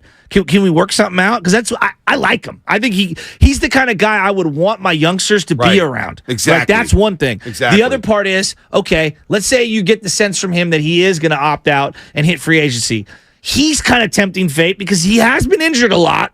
That's number one. And number two, could he fetch you a bullpen arm? Right now I'm looking at this bullpen and I'm saying, boy, they're going to be taxed. You don't have a lot of bullpen arms coming out of the AAA and AA ranks. Could you get a legitimate arm for Conforto, not just for this season, but under team control for multiple years? And they're going to need an arm because, listen, this is something we said. They're going to need an arm. Shasky, we've talked about it every single week, whether it's off air or on air. We know the 2023 Giants, they're going to hit baseballs. Yes. They're going to mash. That's not the problem. No. They scored 14 runs yesterday. We never worried about the hitting. Yes. They'll figure it out. It's about the pitching. And you know what? They got some damn good pitching over the weekend in Milwaukee. I know the Sunday went awry, but DeSclafani's giving you good outings. Yes. Logan Webb. Look, man, I wasn't a big fan of the $90 million extension at first, but he's a guy, whether he's your ace, your number 2 starter, your 3 starter, you just give him the ball in the big game, he's going to perform. Logan Webb was dynamic Saturday against Milwaukee. Yeah. I said, that's a guy, okay, fine. Logan Webb day, I'm getting 7, right? Alex Cobb, can I get 7 from you? I thought his start in Minnesota was really, really good. But if there's one thing they need, it's maybe one pitcher, maybe 2 pitchers. One of those pitchers may be Kyle Harrison down the stretch. It may be Kyle. Well, they're rounding into form. You're talking about Logan Webb, Cobb, and DeSclafani. I mean, you're looking at 3 guys now that have made a dozen starts, give or take, and you're looking at a 3.4 ERA for Anthony DeSclafani, a 3.05 for Alex Cobb, and 2.75 for Logan Webb. So I know the win-losses aren't there for Logan Webb, but I think he's pitched much better than whatever the win-loss record is. And you're looking at guys that have all had over 60 innings, in that 10 or so starts. So that means they're all going deeper into games relative to today's modern starter. They're going deeper into games. I like where they're at, and I also think that the defense has gotten so much better behind them since they elevated Casey Schmidt. I like those 3. Those 3 can compete. It's that 4th and 5th spot I worry about. Well, you look at Logan Webb ever since that Miami game back on April 17th. We gave up the 4 runs, gave up the late runs there late in the game in the 7th inning.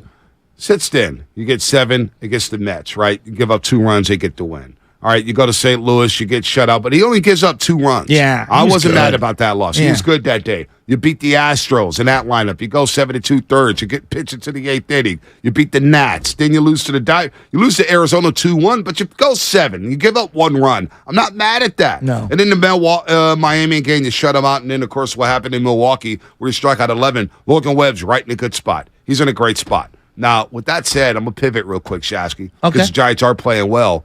But we teased Jimmy Garoppolo. Are the Raiders in a great spot? And I want to give our resident Raiders insider, our unofficial Raiders insider here at the Morning Roast. May as well put that in the bio. Maybe not. No more Steven. You can put it here. I'm just the 95.7 at this point. But are the Raiders in a great spot? That's the question you're going to toss me. No, Bonte, they are not in a great spot. Not just that. They got Patrick Mahomes and Justin Herbert in division. And Sean Payton. And Sean Payton now. Russ, he stinks. But Sean Payton's good. And the latest with Jimmy Garoppolo, Shasky. Before we get to that, I want to float this.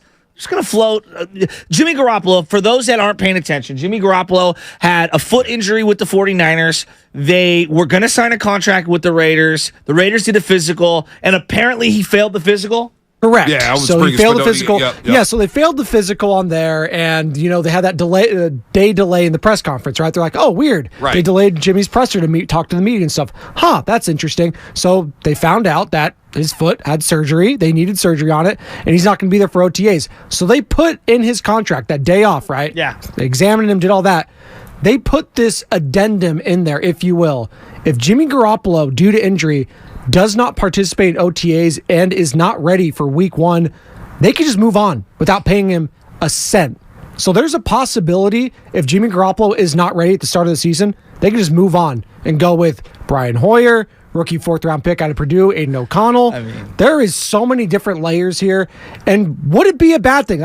Listen, I hate tanking. I hate the whole process. It is a long season now, extra games in the NFL. Would it be the worst thing for the Raiders to tank and to move on from Jimmy Garoppolo, knowing that guy down at SC, Heisman winner Caleb Williams, potentially with the first overall pick, is available? See, you're going in another direction. I'm gonna. Oh no, not TB12. Just hear me out. This is a hypothetical. This is a crazy conspiracy theory that I saw floated over the weekend. When Tom Brady got in trouble with the Dolphins and they ended up losing that draft pick, Bonte, do you know what ended up happening or what he was conspiring to do? To go down to Miami and have ownership of the team with Stephen Ross. Yes. And then bring down, who are they going to bring down as coach? Sean Payton. Yeah. He was going to come out of retirement after X amount of weeks and then go play quarterback for the team. Okay.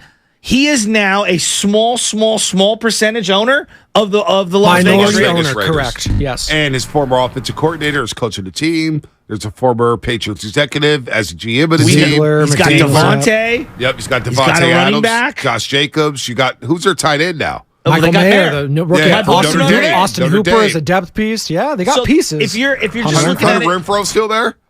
The white slot receiver? oh yeah, everyone loves Renfro. His year was just destroyed last year. Yeah, injuries. But like, are we sure Brady's done? Number one, and number two, are we sure the Niners aren't going to circle back around on Jimmy G? Well, let's pause right there. Let's pause right there. Too many conspiracy theories for you in one statement? So, by the way, the Giants yesterday, they had 39,323 fans at the stadium. Second largest home crowd of the season behind the I thought it was opener. only 35. Wow. They had 39,000 yesterday. Wow. Second time they've had over 30. Let's see if they can keep that up. Boy. All right, Brady's playing for the Raiders. Boy, see that happening? He'd have to come out of retirement. How will the league feel about that? How will Tampa Bay feel about that? Well, I think the league, because they gave them 5 primetime games, the Vegas Raiders, I think the league wants the Raiders to be somewhat relevant. Wow. I mean, it's a brand new stadium. It's a brand new venue. The Super Bowl's going to be there this year, That's so what they're I'm really saying. trying to showcase it. Exactly. Like the not last happy. thing I see that happening more so than I see Jimmy Garoppolo coming back with the 49ers. I think the 49ers are completely done with Jimmy. You think they are? I think they're completely done with him. I think Jimmy's done with the Niners. Yeah, I worry that Jimmy comes back. No, I worry. No, I'm not saying it's going to happen. No, I'm like, we finally have escaped it. Can we just move on? I think both parties are done with each other.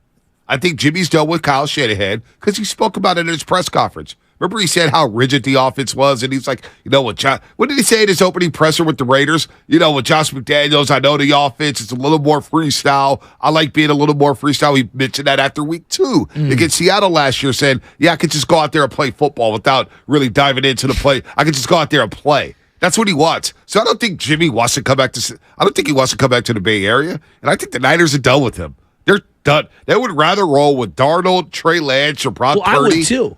Instead of bringing Jimmy back. Yeah, I would do you want to too. deal with Don Yee again? No. Your favorite agent? Don Yee. How crazy is this that Raider fans are losing their minds right now about this? Welcome to the Jimmy G world. The Jimmy G saga. I mean, it's just, honest to God, are we surprised? No. I'm not ripping Jimmy. I'm not, but let's call it what it is. He's always hurt, and it's always weirdness around the injuries. That's the thing that bugs me the most with Jimmy. Weirdness. How much blame do the Niners get for this? By the way, Brock Purdy's expected to throw this week. What Brock blame? Purdy's going to It's throw. football. No, but he didn't have the surgery because he was holding out hope that the Niners make the Super Bowl, that he would be activated for the Super Bowl. And if they won that NFC Championship game, he probably would have had to start, right? He would have been the guy. He would have had to start because Josh Johnson, God forbid, he started against the Kansas City Chiefs in the Super Bowl. Yeah, but he delayed the shoulder surgery the year prior so that he could stay on the team. He did. So, to say that the Niners did anything to him, I categorically dismiss that. I hear that. And I'm not here to say that doctors are perfect and they bat 1,000. Maybe the Niners trainers, at some level, either pushed him too far or maybe you could go in either direction on whatever the medical was, and they went in one direction and Jimmy wanted to go in another direction. I'm sure they have conflicting POVs, points of view. That's why you get a second opinion. Right? So to me, the Niners owe it to themselves to try to get guys back on the field, and Jimmy owes it to himself at that point in his career to do whatever the hell he wants. No doubt. But the foot injury obviously slowed the heel. Raiders take the physical. They give him a physical, and they discover, there's something up with the foot. There is something up with the foot. So I I shouldn't be surprised as this happened with Jimmy Garoppolo. I'm not surprised. I kind of feel bad for Jimmy Garoppolo. Why? Donnie, I just, I don't think guy wants to play football. I think he gets a bad rap. Honestly, I do. I think Jimmy has gotten a bad rap in the Bay Area because of the injuries, because of whether or not he wants to come back or whatnot. The Don Yee saga with the way he's handled everything. He's done what he's had to do for his client. And then now Raider fans have to sit here thinking, we don't even know who's going to play quarterback in week 1. Raider fans may be stuck with Brian Hoyer in week 1. They did it to themselves. That's the thing, though, anyways. Yeah, like, I could have been sold on signing Jimmy and then drafting an Anthony Richardson, right? Or a C.J. Stroud or a Bryce. I mean, they weren't going to get those guys unless they traded up. Right. Colts, they got their guy. All the Texans, they got their guy, and the Panthers got their guy. So the Raiders, they don't feel confident in anyone in that draft. That tells me they think either Jimmy was the dude for the next couple of years, a stopgap guy, or they believe in next year they can get someone, who was it, May or Williams, right? Yep. They believe that. But now that Jimmy's hurt, just tank at this point, right? Like, if that's the thing, imagine. But the worst place to be, and I'll let you finish. But the worst place to be, but the worst place to be in the NFL, guys, is the middle. No, like you're never going to get a top guy if you're going to be right in the middle. It's like the NBA, but you can't find diamonds in the rough in the middle of the draft. I don't subscribe to. I feel like the NBA. If you're in the middle, you're screwed, right? You're like a 6 seed. You can't get past the first round. But you can't get a top flyer or top lottery pick. In the NFL, there's all type of diamond. Just look at the 49ers roster, littered with 3rd and 5th round picks. But the crazy part about the Jimmy thing is that the waiver, again, Spinoni just read this, it addresses the foot injury that a source said Garoppolo underwent surgery shortly after signing his 3-year, $72 million deal. Now, did the Raiders know about the surgery? Did they know about the surgery after he signed the deal? And according to Pro Football Talk, the Raiders could terminate Garoppolo's contract for any reason related to the waiver. That Garoppolo would not be paid any of his $22.5 million base salary for the 2023 season until he passes a physical. The waiver is voided if Garoppolo remains with the Raiders for 2 days after their final game of the 2023 season, according to the copy posted by NFL Network. So he was a Niner quarterback for 5.5 years, essentially. Yep. Almost 6. The saga was insane. Like, when we tell the Jimmy Garoppolo story, it's going to be absolutely insane. And I want to ask you this question about football, quarterback, and I think this kind of relates to Brock and Trey Lance to some degree. Would we all agree, outside of the unicorns like Brady, and maybe, my eyebrows up a little on Brady, but we can have that discussion off air because I don't want to get recklessly sued. Most guys deteriorate physically playing football. Will we all agree? Yeah. The quarterback position, more so than any other. Big Ben Roethlisberger was 6'5", 200 and whatever pounds, could run around, could throw the ball. By the end of his career, and he's big, by the end of his career, he was put together by duct tape. Right. I look at someone like Jimmy, and he's big. Big Ben Roethlisberger's big. Right. I look at Jimmy Garoppolo, and I'm like, he's not that big. And his body has really taken a beating. Bonte, he played 3 games in 2018, all 16 in 2019, 6 games in 2020, 15 in 2021, and 10 games in 2022. Well, you know what was funny? Bill Parcells was the first one on it. Bill Parcells, a Hall of Fame coach, New York Giants, New England Patriots, New York Jets, won a couple Super Bowls. When Jimmy got on that run in 2017, in the midst of that run where he went undefeated at the end of the season, Bill Parcells came on the station, and he was the first to say it. He said, the one question I have with Jimmy Garoppolo, can his body hold up? And this is before he took it. Yeah. This is just basically after the one injury in New England when he got hit by Kiko Alonso, suffered a shoulder injury. Bill Parcells said on the station, and I don't know what, we got to find that clip somewhere. It was back in 2017. And he goes, I just don't know if his body's going to be able to hold up. That's the one concern I have with him. And now we're in 2023, and his body's not holding up at all. And it's not just Jimmy. Russell Wilson is another guy who's smaller, he physically looks shot. Let's just call it what it is. Now, everyone always points to 2 people. They go, Joe, Drew Brees was small. And my argument to them is always, that's the outlier. That's the exception, not the rule. When you look at the modern quarterbacks who have made the Hall of Fame, it's Fran Tarkenton and Drew Brees in the Hall of Fame under 6'2.5". Will Russell Wilson be there? I don't know. I mean, if he plays like he did this year, No. He's like on that borderline. Right? He's on the borderline of making a Hall of Fame. I think we all assumed, he'll have better years down the line. And whatever. We'll see. I think the Sean Payton thing is interesting because I think the two of them need each other. They do. I think they desperately need each other. Very intriguing season with the Denver Broncos. But so this brings me to Brock Purdy, okay? Brock's not the biggest guy in the world. And if you look at Michael Vick, you look at Jimmy Garoppolo, you look at all the smaller guys, okay?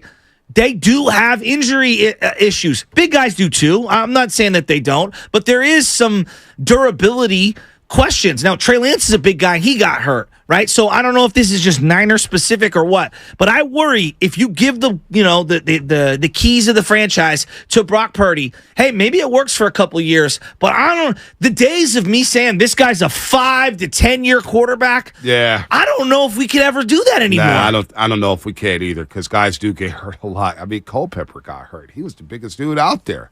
He was huge. Brock Purdy, you brought up Brock Purdy. David Lombardi, of course, of The Athletic, who joined us last week, tweeted out at 4:04 in the morning. 4:04 this morning, over 3 hours ago. Brock Purdy is expected to resume throwing this week for the first time after Keith Meister installed an internal brace to repair his torn UCL. Resumption should come right on or before the original recovery schedule, which called for throwing 3 months post-surgery. That was in early June. Now he's going to throw later this week here. So early June, right on target here. And we'll see if Brock Purdy can get back on the field for training camp. Jimmy Garoppolo may not even be on the field, which is why Devontae Adams is like, I don't see eye to eye with people. What the hell is going on? Devontae, you left Green Bay. Like, I get it. Well, you left Green Bay for Derek Carr. Well, no, I know, but what I'm saying Derek is Carr, excuse me. He kind of did it Kyrie, like, I'm going to get out of here before this guy gets out of here. Right. Kyrie got out of Cleveland before LeBron got out of Cleveland, so he didn't get stuck holding the bag. Which made sense. Yeah, but you chose the Vegas Raiders. Right. Clearly the third, at best, team in their own division. Right. Well, he chose the Vegas Raiders and thought Carr was going to be his quarterback, and then after 1 That's year, a bad boom, bet. Carr's out. And he's like, oh, boy, what did I do to myself? He chased the bag, and now he's screwed. Now he's got to catch passes. He may have to catch passes from Brian Hoyer. But you know what? I think Josh McDaniels the type of coach. Spinoni, sorry to cut you off. No, my bad. He's the type of coach that'll flip Devontae Adams. Devontae Adams will become a character issue in the locker room. Brandon Marshall way back when? Yeah, remember that? I do Jay remember Cutler. No, he traded Jay Cutler. Remember that? That's who it was. I thought it was Cutler. Brandon Marshall. Well, Brandon Marshall could not stand him after a while. Was that what it was? Yeah. Go ahead, Spinone. Well, no, I think it's been a little overblown, the Devontae stuff, because he was just in an article, I forget who it was, but it was with The Ringer, and he was just asked, like, point blank, like, what do you see the offense of? Like, hey, listen, I'm going to be honest. Like, I just don't see eye to eye with our vision and stuff. He's like, but hey, I'm going to come in, do my work, anything like that. I think he's just being a pro's pro and just being honest. I don't see Devontae Adams as a Brandon Marshall type. Some of these other guys are going to be loud. That's not who he's been about. With Green Bay last season, he's just not that kind of guy. Now, he's locked into a contract next 2 seasons where it would not be beneficial to the Raiders unless they are truly tanking to move off that, because they would have like $20 million per season in dead cap money were they to move on from him. Swap him straight up for Debo? Oh, I'm teasing. I do that. Yeah, that's malpractice. I love you, Debo, but I do that in a heartbeat. I would too. Real quick before the injury report. Especially now that you have McCaffrey. Austin and Redwood City, what's happening? Hey, nothing much on my way to work. How y'all doing? Good morning, man. Good morning. Where you work at, Austin? Hey, man, I just go out there, do my little Uber Eats, DoorDash, you know. Nice. I'm not mad at that. Shout out to Uber Eats. Shout out to DoorDash, man. You got to get your money. How you get your money? I'm not mad at it. Yes, sir. Right on. Hey, look, I don't care what nobody say about Jimmy. Injured or not, he produces whenever he's healthy, whether he's handing the ball off or throwing short passes. And his injuries is not really his fault. Kind of got to blame the Shanahan not protecting that offensive line. They're not protecting them. Just look at all 2 quarterbacks that went down with injuries. I mean, now that Jimmy moved on, he got a little wide receiver that can actually run routes. We never had that. And then they probably go open up that playbook whenever he's healthy. We're going to see. It's just a wait and tell to see how Jimmy does. Y'all know how I am about Jimmy G. He ain't finessing them. He's making that money, though. Tell you that. Yo, hey, there's no doubt he's a rich man. He's got the Jordan brand as well. Don, you definitely got him paid, too. Jimmy Garoppolo, what a life. And he's not even asked to do anything like other quarterbacks, be out in front.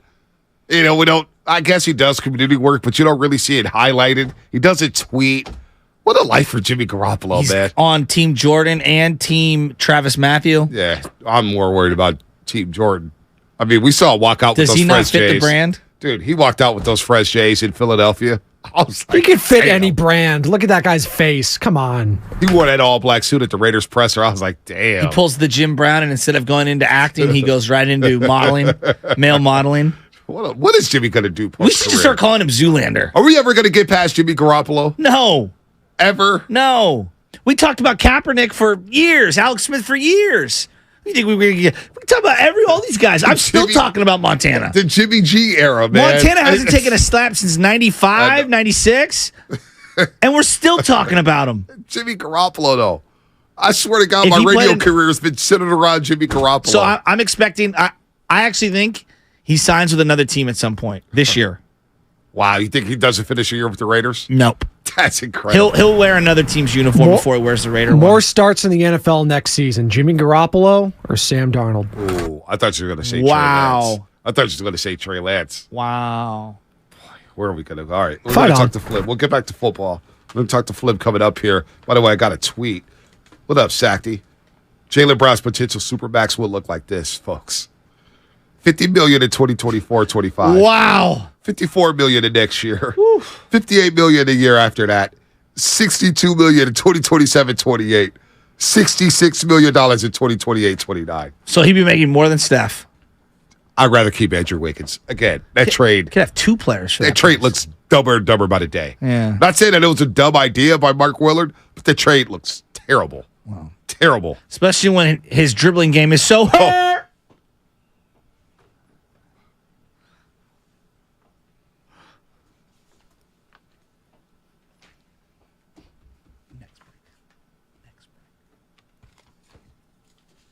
All right, injury report time. Look, man, who's got worse handles? Jalen Brown or Klay Thompson? Oh. The fact that Jalen Brown's in a conversation with Klay Thompson tells you everything you know. I like Jalen Brown. Went to Cal Berkeley. I like him a lot. But Jalen rams into people more. Dude, way more. I'd rather have Andrew Wiggins. Did we not watch the finals last year? Who's the better player? Andrew Wiggins, man. What are we doing? You got to pay Jalen Brown a Supermax. Oh, my God. I know who's hurt. Let me guess. Jason Tatum needs reconstructive ankle surgery after rolling his ankle in the first You know quarter. what? Credit to Jason Tatum. He didn't make an excuse. He was obviously compromised with the ankle injury he suffered on the first possession of the game. Didn't make any excuses, though. Said he played awful. Give Miami credit. So I respect that. That's the guy I want. But if you're asking me between Tatum and Brown, give me Jason Tatum all day long. Yeah. How can I get Jason Tatum? Anyway, the Giants, they announced that infielder Tyro Estrada was placed on a 10-day IL due to a left wrist sprain. The move was made retroactive to May 26th. MRIs revealed that there was just inflammation in his wrist and no structural damage, which is a good sign for Tyro Estrada. The hope is that the 10 days off will be enough for him to make a full recovery, as the Giants are rolling right now, beating up on the Pirates 14-4. We'll talk to Dave Fleming coming up. On the other side, the injury report brought to you by Boxer Girls in Northern California's premier workers' compensation law firm, helping injured workers get their lives back for over 40 years. Again, what's coming up in the game, sponsored by Fremont Bank, full service banking, no compromises. Dave Fleming here on the roast. Jimmy. Why do we knock on doors like this?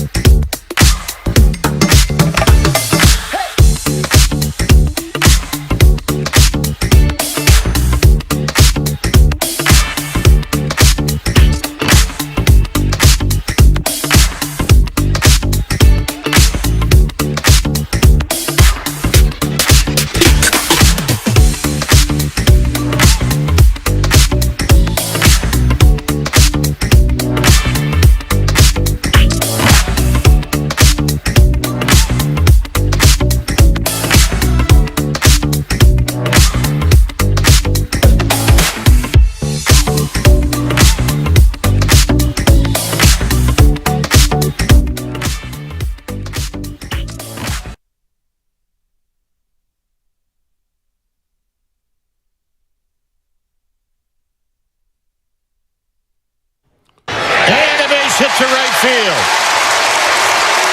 2 runs are going to score. Bailey tips it around. Is Palacios. Bailey headed for 3. He made it. Giants lead 2-0. Oh, baby, oh, baby, oh, baby. Dwayne Kuiper on the call for NBC Sports Bay Area, and the Giants are rolling right now. They won 3-4 in Milwaukee. They won 2-3 against the Minnesota Twins. They won 2-3 against the Marlins. They swept the Phillies. All they are doing right now is stacking series wins. And they got off on the right foot against the Pirates yesterday, 14-4 in front of over 39,000 at Oracle Park. Right now, there's a buzz surrounding this baseball team. Does it have to do with Casey Schmidt? Sure. Maybe a little Patrick Bailey? Absolutely. The pitching's getting a little bit better here as we head into June. And let's talk about it all with one of the many voices of the Giants, our man, our go-to guy when it comes to all Giants baseball. Heck, when it comes to golf, college basketball, college football, it's the one and only Dave Fleming back on the Morning Roast, and he joins us every single week. And Flem, hopefully you had a great weekend. I know the Giants are playing some good baseball. We talk about a big-time series win in Milwaukee. Logan Webb Saturday afternoon was absolutely magnificent, but the bats are swinging. Giants playing some good ball right now, Flem. It was a great weekend. We work while you all play, and that's the way it's always been, and that's good. We're the entertainment for these holiday times. And, hey, I loved the trip through the upper Midwest. Minneapolis and Milwaukee, 2 great places to go. Giants played well, and yesterday was really fun to be in front of the big crowd. It was just a beautiful day. And then the Giants scored the most runs they've scored at home since, 2015? So everybody shuffled out of that place yesterday, passing the word that, hey, this Giants team is pretty fun. It's kind of nice to have some ambassadors headed out back into their communities saying, hey, we had a really good time at the game. It's a fun team right now. I think this criticism of the Giants, no star power, nobody you want to watch, and I get that, and maybe that's still partially in play. But I also think it's a pretty fun team to watch play right now. No doubt. Hey, real quick, Philip, you brought up Monday and how you were working and we were playing and we were watching and stuff like that. How do you feel about Mondays in general? Because I love a good Monday. I love setting the tone for the week. I'm one of those weird guys that loves Mondays. Shasky's like, hey, we need days off. We need more Mondays off. How do you feel about Mondays? I know your profession is a little different than, say, a construction worker or a janitor or whatnot, but I love a good Monday, Flem. You don't think I'm digging ditches over here, Bonte? Not really. No, not really. Actually, no. I'm really soft. I'm kind of with you. I like the routine. Maybe part of that is the baseball person in me. Our lives are so structured around schedule and travel and routine, and the days tend to kind of repeat themselves. And so I do sort of like the routine of the week starting. I like that cup of coffee in the morning. So I don't think you're crazy to think that.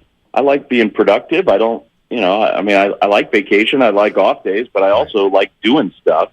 If I sit around for too many days in a row, I start to get a little antsy.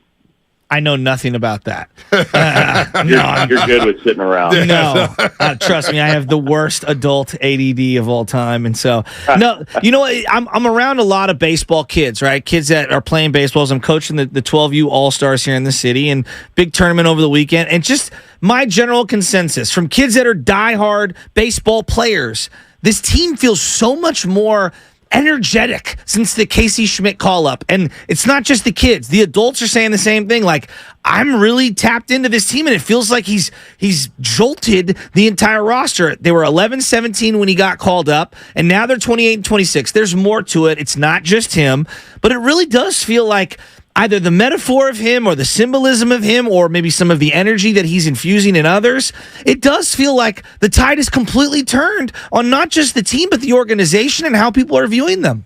Yeah, I think that's true. I don't think there's any way to really measure it. You can't put your finger on it, but even okay, just put aside the fan stuff. It's undeniable that Casey's just really fun to watch. Yep. And he's made this incredible debut where Giants fans are now dreaming, okay, we got our next guy. This is the guy we're going to watch for the next 10 years, which, that in and of itself is really fun. But even just put that aside, how do you measure whether, okay, Conforto and Haniger were kind of struggling and maybe feeling a little down and feeling the pressure of a big contract, and there's expectations on me, and there's injuries, and I need to perform. And then the kid shows up and starts just whacking the ball all around the ballpark. And I think in a lot of examples, it does sort of alleviate some of that pressure. Like, hey, look at that. He doesn't even know any better. He's just up here playing ball. And I'm, I don't know if you could say, yeah, credit those veterans' resurgence with Casey being here. But I do think sometimes just watching a kid play loose and free with a smile on his face can unlock a little bit of that in these guys who've been around and do start to feel the expectation and the pressure in a new place. And I wouldn't say it's impossible to say that it's not just the fans, but those players in that clubhouse who Casey kind of loosened everybody up, and they won a few games, and it started to feel better. And like, hey, we got a guy who's going to stabilize. I definitely think one thing that has also happened is the defense has been better. It just has 100%. And there are so many cascading positive effects from that. You make one spectacular play, and maybe it saves your pitcher 10 pitches, and maybe that gives Logan Webb one extra inning, and so that keeps Brebbia from having to pitch a certain game. And then you got him the next day when Doval's unavailable, and you got a guy who can go in there and do the job in Doval's place, and you might win 2 games when you wouldn't have won a single one without one. Maybe that's overplaying it a little bit, but I really do think that if you make all the plays and save pitches and save innings for your starters and buy a little more rest for your relievers, that can have a positive effect up and down the team, and Casey has definitely helped do that. Yeah, I agree with you, and I think having him in the lineup every day, whether it's at third, second, shortstop, having Estrada until the recent injury in the lineup every day, J.D. Davis being a stalwart at third base, like having the same lineup every single day, I think also really helps this team. Like in terms of we were so anti-platooning as a fan base. It just feels like my sentiment. I get a lot of people like, every day it's somebody different. But it's not just that. I feel like they're also adjusting their style of play. Yesterday, they give up some runs. It's a 6-3 game. They get a guy a base hit, and they're going to bunt over. It was bunting to get a hit, but also bunting in order to get the guy over to second base. So I'm seeing the organization philosophically evolve, and I feel like that to me is an undercurrent of this entire year that nobody's really bringing up. Well, I do think that up and down the organization, there has been an emphasis on cutting down on some of those strikeouts, and it didn't happen early this big league season, and it was bugging some of the front office folks and the coaches. I think it was a real concern those first few weeks of the year. Like, hey, we planned to cut down on the strikeouts. That was part of our plan coming into this year. And now look at it, we're striking out more than anybody. And having Casey, having Patrick, guys who can put the ball in play. Part of it is just a personnel thing, but yeah, I think that's also been emphasized. Like, the Giants have twice as many bunt hits as any other team, twice as many. And I do think that, hey, if you're not feeling totally comfortable in a certain at-bat against a certain pitcher, maybe you can get yourself on base with a bunt. And that's been kind of a philosophy that they have passed on up and down the lineup, not just the leadoff hitter or the ninth-place hitter. And so I think you're right. There has been a little bit of a change. They're still going to hit a bunch of home runs. They still need to hit the home run to be a good team. But I don't think they're just all or nothing totally dependent on it these days. Dave Fleming here on the Morning Roast on 95.7 The Game. Of course, the voice of the Giants, does a lot of great things all around the sports world. Of course, joins us every single week here on the Roast. Gabe Kapler. We interviewed Gabe Kapler last week, Flem, and he seemed to be very, very loose. He was in a great mood. What is it like being around him after a rough 2022? We know a lot of talk of the offseason, Giants not getting this player, that player, but just from looking at him in the dugout, he seemed to be a lot looser. What has it been like being around him? Because obviously you're there every single game. What has Cap been like, especially during this hot streak? Well, I will say this. Gabe is pretty remarkable at when things aren't going well, staying positive and not giving away. Because, and he'll tell us some stuff, that's going wrong behind the scenes or a concern that he has. Right. He's really generous, actually, in telling us how he's really feeling about things. But but even when he's doing that, he just has a pretty remarkable positive vibe. And one thing that Gabe said to me a couple years ago that I've never forgotten is from his. Gabe had a long playing career. He wasn't a great player for a long time. He was a great player for a short burst, but he had a long career in a lot of different roles. And he said to me sometime, like, I never benefited ever from getting chewed out or yelled at by a coach. Like, it never made me feel better. It never helped me perform better. And his point was, sometimes people want to see the flip the spread or go lose your mind when things aren't going well. And he just, as his own experience, just felt like that doesn't help. Just be positive, be supportive. This game is so hard. There's so much failure. There's so much pressure on these guys. Just be a positive presence for them. Try to ease a little burden somehow. And I think he is pretty good at that. Now, all that said, I just rambled for 30 seconds. All that said, he's got a bigger smile on his face right now. He does. And I think, he knows that something has changed with this team and maybe even with this franchise where you have two young guys and maybe more. You could throw in a couple other young guys who are here and really contributing, and you got a couple more who are knocking down the door and are getting a lot closer to being here too. The buzz around the whole organization has definitely changed. Dave, I'm looking at this. I know it's Memorial Day. We haven't even hit June yet, but they're still in it. And I want to see this team add something, not just for this year, but into the future, right? Like, I want them to get an arm that's under team control, be it the bullpen, starting rotation would be great to add to Disco, Cobb, and Logan Webb. What's your sense here? Like, are they going to kind of like play this thing out over the next couple of weeks, or would you like to see them be a little aggressive and kind of jump the market and go get another arm to show these guys in the clubhouse, hey, we're in this and we believe in you?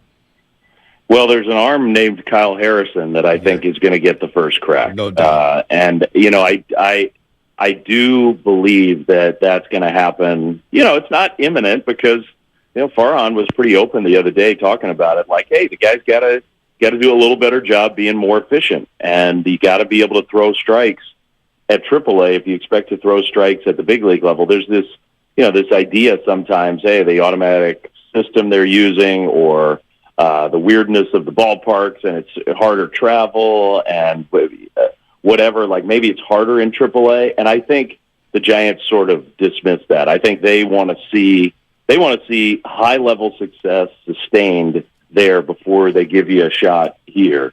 But he's getting close. I mean, he's won his second. He just was named the pitcher of the week in the league again. So my gut is that he gets the first try to be the guy who can be that difference maker. And then, you solve your problem internally. You don't have to give anything up to get a guy who can help you for the rest of the year. And part of the reason why they're being so conservative with him is to try to save some innings down the stretch so he can help this team. But I do think you're onto something in that they're more fragile as a starting rotation, as a starting group than any of us thought they would be. I mean, I think all of us thought, well, that's the depth of this team. That's the strength of this team. And because, some things haven't gone right, and because, you got a couple guys like Cobb who are a little older, and maybe you're going to try to manage the workload as the long summer goes along, I do think that they probably feel like another arm could be helpful as they get deeper into this race. Flem, do you think the month of June coming up here, and they got some big boys coming into town, they play some tough games, obviously 3 against Baltimore. I think people are going to really like this young Baltimore Orioles team that's playing well in the AL East. St. Louis and the Dodgers and the Padres for a 10-game stretch, back to back to back. Will June tell the story of the 2023 Giants? Will we have a better gauge of who they are? Or maybe Farhan has a better gauge to say, okay, maybe I need to go get an arm after this stretch in June. Well, I think what's clear to me is this is much more jumbled in the league than I thought it was going to be. I really thought the league had, 6 or 7 teams that were, really high level teams, and the rest of the league was going to be, sort of out of it early. And I think it's almost the opposite of that. It's like maybe there aren't any elite teams, but there's a big jumble, and so I I do have a feeling that this is going to drag on a lot longer than a normal year where you have lots of teams involved and maybe teams thinking at that deadline in July, like, are we still in it? Should we, what kind of direction are we going to go? So I kind of hope it's not like that because June traditionally has been a tough month for the Giants. I don't know why that is, but the Giants have had some problems over the years in June. And you're right, the schedule is pretty difficult. But the hope is that, okay, you're playing really well now, and now you get the problem coming up of how are you going to manage this roster? I mean, Jock's going to be back hopefully sooner rather than later. Joey Bart's getting healthy again. Tyro's going to be back on Tuesday. Ross Stripling's going to be healthy soon. Where are you going? It already felt like a little bit of a gut punch yesterday when Tristan Beck was the guy who got optioned. Tristan Beck's been really good. It's like, man, we got no room for that guy. He's really helped the Giants. So there's a crunch coming with this roster, and it's a good problem to have. But maybe June's going to help sort some of that out as much as anything else. Yeah, the old June swoon. Hopefully that doesn't happen here. And then you're saying goodbye in July. Giants 28-26, 4.5 back at the Dodgers playing some really good baseball. 73 in their last 10. Flem will do it again next week after they take out the Pirates for 2 more games. And, of course, the Orioles over the weekend. Giants playing some good ball. It must be fun calling their games right now. Flem, we'll talk to you next week, buddy. And I do think the weekend has a chance to be, well, you got to take care of business against the Pirates and don't let up, which I don't think they're going to do. But the Orioles are good. It'd be a nice weekend of ball out there, I think. Yeah, we joke on the show, Flem, that they're my Orioles. I love the Baltimore Orioles for some reason. I've always loved their logo. They got some young talent. Gunnar Henderson, Bonte Robinson. Yeah, there you go. There you go. I thought you were going to say Bonte Ripken Jr. No. Because I never miss shows. Yeah, I was going Brooks. How many straight shows is this for me? Yeah. What, 5 straight shows? How about a streak here, Flem? All right, man. Thanks, we'll talk buddy. to you next week. Talk to you soon. Thanks. All right, Flem. To his point, Dave Fleming, just the best. To his point, if you look at the National League right now, I think a lot of people thought, the Nationals, they're going to be horrible. And they're one of the worst teams in the National League. They're only 5 games out of first place from the Braves. There's not one team in the National League right now that is below 5 games out of the wild card. That's kind of crazy. That is crazy. And the Nationals play hard, man. I know. They play hard. You can't name a player on that team. They're playing hard. Well, a couple of cast-off Padres. But right. yes, I From their agree farm with you. system. Yep. Yes. And then you got the Phillies who they're going to make a run at some point. They're going to get hot. Trey Turner's not going to struggle like this. The Mets are 27-20. The pesky Marlins, man, 2 games over 500. Nobody likes to talk about the Marlins. They're 4 back of the Braves, and they play the Braves tough. In Milwaukee, they're sitting in first place, but here come the Cardinals. They're last place there in that NL Central.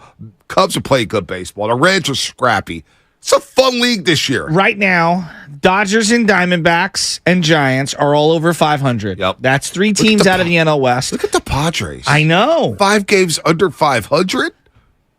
Xander Bogaerts has been terrible. Juan Soto started off horrific. Machado started off horrific. Now he's hurt. He's on IL. So you're looking at a team that with that kind of payroll, and you're looking at what they've got in terms of 9 years left on a lot of those deals. There's a lot of pressure. What's Tatis have? 12 years left or 11 years left on that deal? I still would take him. Yeah, no doubt. I mean, he's still hitting bobs. I would still but he's take hitting him. a lot of solo home runs. I know. He's still sick, though. I mean, but I look around baseball right now, and just there's 6 teams in the National League above 500. The Giants are one of them. That's a good thing right now. No, things can change. You have a bad series, you dip a little under, but like the Giants are in a great spot right now. And if you told me, hey, Joe, these things kind of stand pat and the Padres underperform all year and the Diamondbacks and the Dodgers are the 2 teams coming out of the NL West and the Giants are fighting tooth and nail and they don't get in on that wild card, it could still be a great year of development because you've got all of these young guy stories that, to me, similar to Arizona last year, are carryovers for next year. No doubt. And Flynn talked about the June swoon, right? How they struggle in June. June's been a weird month for the Giants in our history, in our lifetime. And then you got the goodbye in July, and then you got the dog days of August, which I absolutely love because pitchers are leaking oil. It's hot. It's humid. It gets real grimy in the month of August. That's why they call it the dog days. But I'm looking at this 19-game stretch. This 19-game stretch, I think, all right, you got to get through the Orioles. Orioles are tough, man. It's a good baseball team out there in the East. It's a fun They went to matchup. Yankee Stadium and kicked the Yankees' ass last week. That you want to talk about divisions underperforming. The AL East, you look at Toronto, that might be the most disappointing team in baseball outside of the Padres. Right, outside of it. But you got the Rays, you got the Yankees getting hot. But the Orioles went up there to Yankee Stadium and handled business. Yeah. Like a big boy team. I said, damn, okay, here comes Baltimore. They're right behind the freaking Tampa Bay Rays. But then you go to Colorado, right, for 3 games. Colorado's bad. But you know what Coors Field presents. Yeah. It's a wacky stadium, and the Giants struggle there. It's going to be a nightmare. You play the Cubs, who are just, they're playing with house money this year. But the Cubs, you don't want to overlook them at home. But then you got 19 straight games. You got the Cardinals at St. Louis. You got the Dodgers at Dodger Stadium for 3. You got the Padres for 4 at home. They're going to be trying to get right. You got the pesky Diamondbacks at home for another 3. The Diamondbacks are scrappy, man. You can't overlook them. You got Toronto, north of the border. You play them after a day off on a Monday, and then you play the New York Mets out in New York. That 19-game stretch is going to dictate a lot, I think, of what Farhan does at the deadline, how does Giants manage the roster the second half of the season. June's going to be an interesting month for the G-Men. We're in between somewhere between a third and a fifth of the season right now, right? So, or excuse me, a quarter and a third of the season.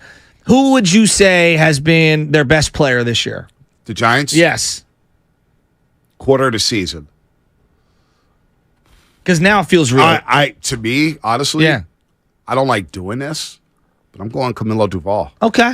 I go Duvall number 1. I go Webb number 2. I was going to go Tyro Estrada, but I don't think you're wrong in any of those. All 3 of those guys can absolutely be that guy. But I think if you asked that same question last year, it was like, at the same time, it was like, Wilmer, Jock Peterson, because Jock started off so hot. So it feels like they're in a different spot. All 3 of those guys you referenced, 26 and under. Yeah. Estrada, Logan Webb, Camilo Duvall. Yep. So that to me is a huge step in the right direction. It is. It is huge. And under team control. Duvall's been dealing. I mean, he's just been I love that guy. I absolutely love him coming into the back end. So the Giants playing some good baseball. We're going to pivot here. We're going to steal this question from Sam Esfandiari. Of course, the Light Years podcast. He's friends of the program. Of course, him and Andy Liu. They've done a good job with the Light Years podcast. They came in the studio about a month ago. They're really good dudes. We know them really well, Shasky. But Sam Esfandiari asked us on Twitter. We're going to just straight up jack him. If Bob Myers does step down today, because the presser's at 1 o'clock, and if he steps down at 1 o'clock, how confident is Dub Nation moving forward? How confident is Dub Nation in the Golden State Warriors moving forward? All season, next season? You confident in the next GM making moves? If Bob Myers does step down, how confident are you in this organization to remain a championship contender? 888-957-9570. Bob Myers is going to speak to the media at 1 o'clock. We have no idea what he's going to talk about, but he is speaking at 1 o'clock at Chase Center today, and we'll carry it live right here on 95.7 The Game, your home for Warriors basketball. So that's coming up here on the Morning Roast, and that's sponsored by 7-Eleven. At 7-Eleven, our hot...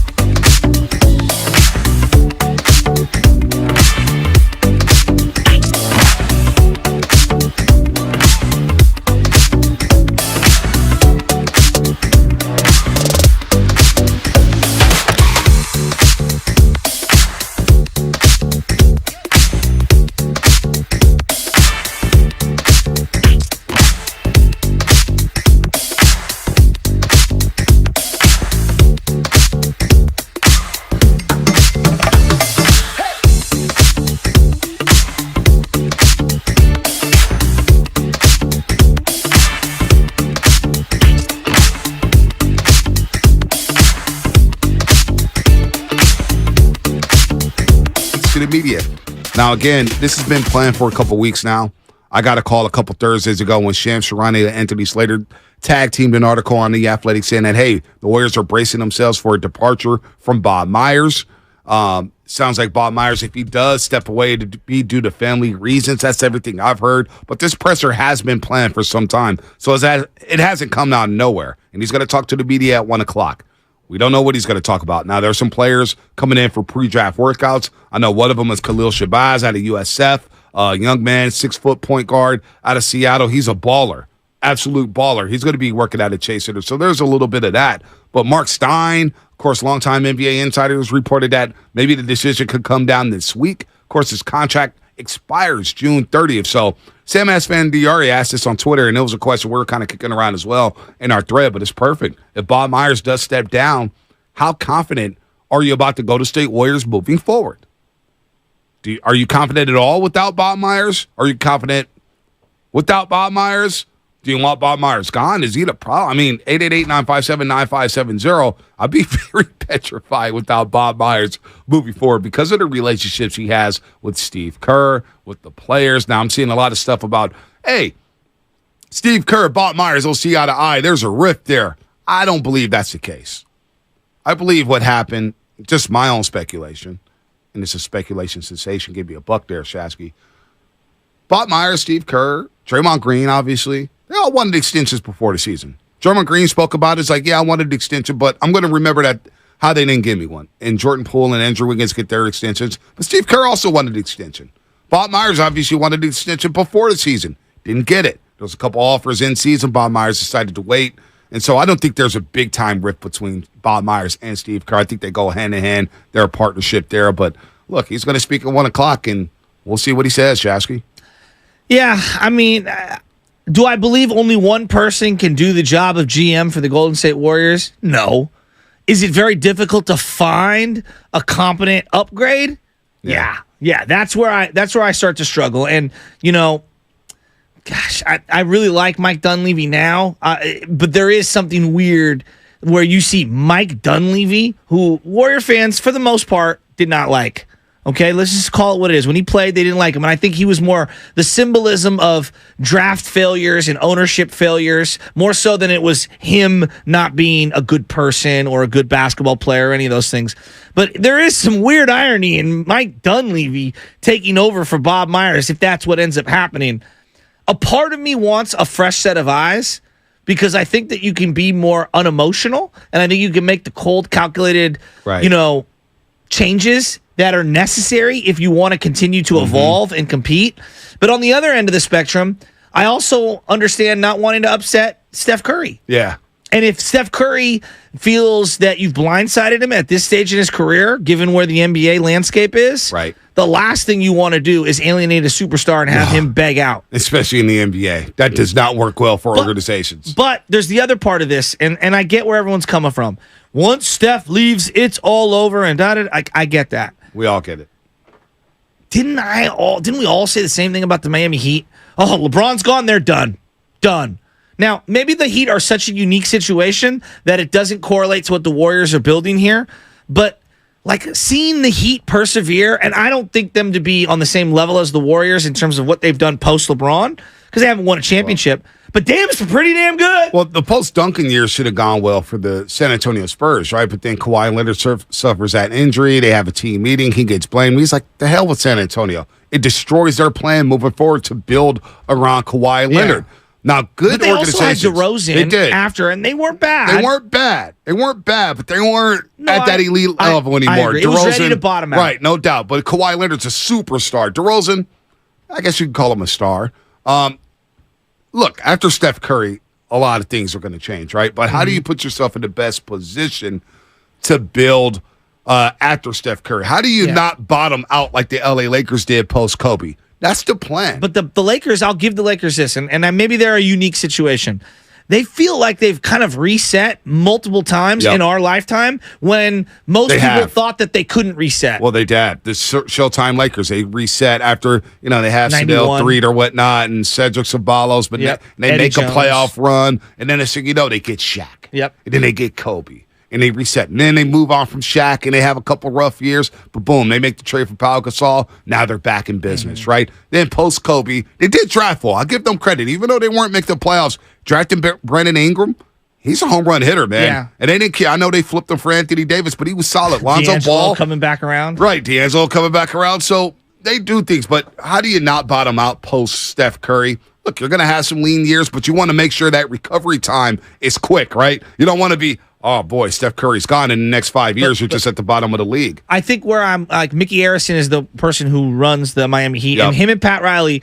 It feels like to me they were always in the mix for what they called the whales, meaning the big superstars. Yep. And when they got Jimmy Butler with zero cap space and they maneuvered it that way, it kind of gave them another lifeline and more hope. No doubt. And even then, I think most casual NBA fans would say, Jimmy Butler's your number one. Right. Don't know if that's going to get it done. And they look kind of ugly at times over the last couple of years, but you look at the results and it's hard to argue with it. They win big playoff games. Yeah. Bam Adebayo, their development program, their player development with Gabe Vincent and Max Strus. I mean, Duncan Robinson, man, they do a great job in terms of that. So you brought up whale watching. You brought up whale hunting, I should say. Being in play for the big fish. I think the Warriors now as an organization, after this dynastic run, and it could still, I don't know if it's over yet. I don't know that. They just made the second round of the playoffs, lost in Game 6 to the LA Lakers, and really that's remarkable considering how the season played out. And the West is not as deep as it used to be. There's a lot of young teams, a lot of ascending teams like Oklahoma City, the Sacramento Kings. We'll see about the T-Wolves. But the Warriors are in a position to where they're now whale hunters. They now are in play for big-time stars. And I think moving forward, after netting Kevin Durant, because think about it, they were in play for Dwight Howard. Remember, they were in the mix for that. 5-6 years before that, they were in the mix for Kevin Garnett. Maybe traded for Kevin Garnett to pair up with Steven Jackson and Barrett Davis. This organization has put itself in a great position to be in a position to bring in superstars. You bring in a Kevin Durant, everything changes, right? You bring in a Kevin Durant, a player of that caliber. Now moving forward, I do believe that whenever there's a rumor with a big-name player, we're seeing it already. Guys like Jalen Brown. LeBron James. Giannis Antetokounmpo. They're now in play for big-name players. Hell, James Harden a few years ago. Remember that? There was some truth to that. The Warriors making a play for James Harden. They're now in play for big-time superstars. So I think as long as you're in that conversation, you're going to have a glimmer of hope. You would believe that the majority of those conversations are centered because people want to play with Steph. Like, I get that. But I also think that there are opportunities post-Steph. I'm not saying they're going to be dynastic. Being dynastic is rare. I mean, that's unicorn status. But to be a contender, I think you can be a contender post-Steph. It may not be right away, but I think you can be back in that mix. It's just going to take some time, and they're going to have to retinker things. Is there anything in the cards for Bob Myers kicking himself up above? Like the way Pat Riley is now. Like right now, Pat Riley's not the GM. He oversees the GM. They have a GM in place who's been in place since 2013. A lot of people don't think that guy does anything, but I think they all work in tandem.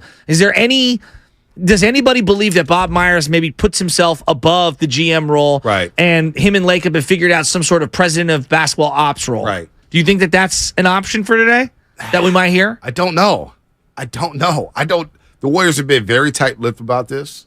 We know his contract is going to expire. I don't know what to expect at 1 o'clock today. I really don't. Now, end-of-season pressers, I'm trying to remember when he's had end-of-season pressers, and he has had them. We just don't remember them because of all the games, all the press conferences. They get all cloudy, right? I don't remember. And he usually does hold an end-of-season presser. Now, the timing seems weird, right? 2 weeks after Steve Kerr. What did Steve Kerr talk? Was it last week or the week before? I think it was last week. Okay, so Bob Myers now is going to have his day. Now, again, I want to make this clear. This was planned. I was told about this not last Thursday, but the Thursday before because I left ballet class real quick. I got a call and say, hey, Bob Myers is going to speak a day after Memorial Day, that Tuesday. So this has been in the works. Now, what is he going to talk about? I have no idea. But are you confident if Bob Myers does move on and the Golden State Warriors moving forward? Let's start off with our main man, Brian in Palo Alto. Brian, it's good to hear from you. I hope you had a great weekend. You know, we're buddies. I don't hate you. You just get on my nerves sometimes, but you're all good in the hood, BPA. Yeah. Hey, good to hear from you guys. And, hey, Bonte, I couldn't agree with you more today. You hope to God Bob Myers stays almost as much for what value he does bring to the organization, as much as like there's no bench below him in the organization for anybody that anyone would feel comfortable taking over. Mike Dunleavy Jr. You may as well, hire Tom Gugliotta or Mookie Blaylock to run basketball ops. Nobody wants Mike Dunleavy Jr. to be the GM here. And then below that, you got the brothers. You got the Lakeup brothers, right? It's like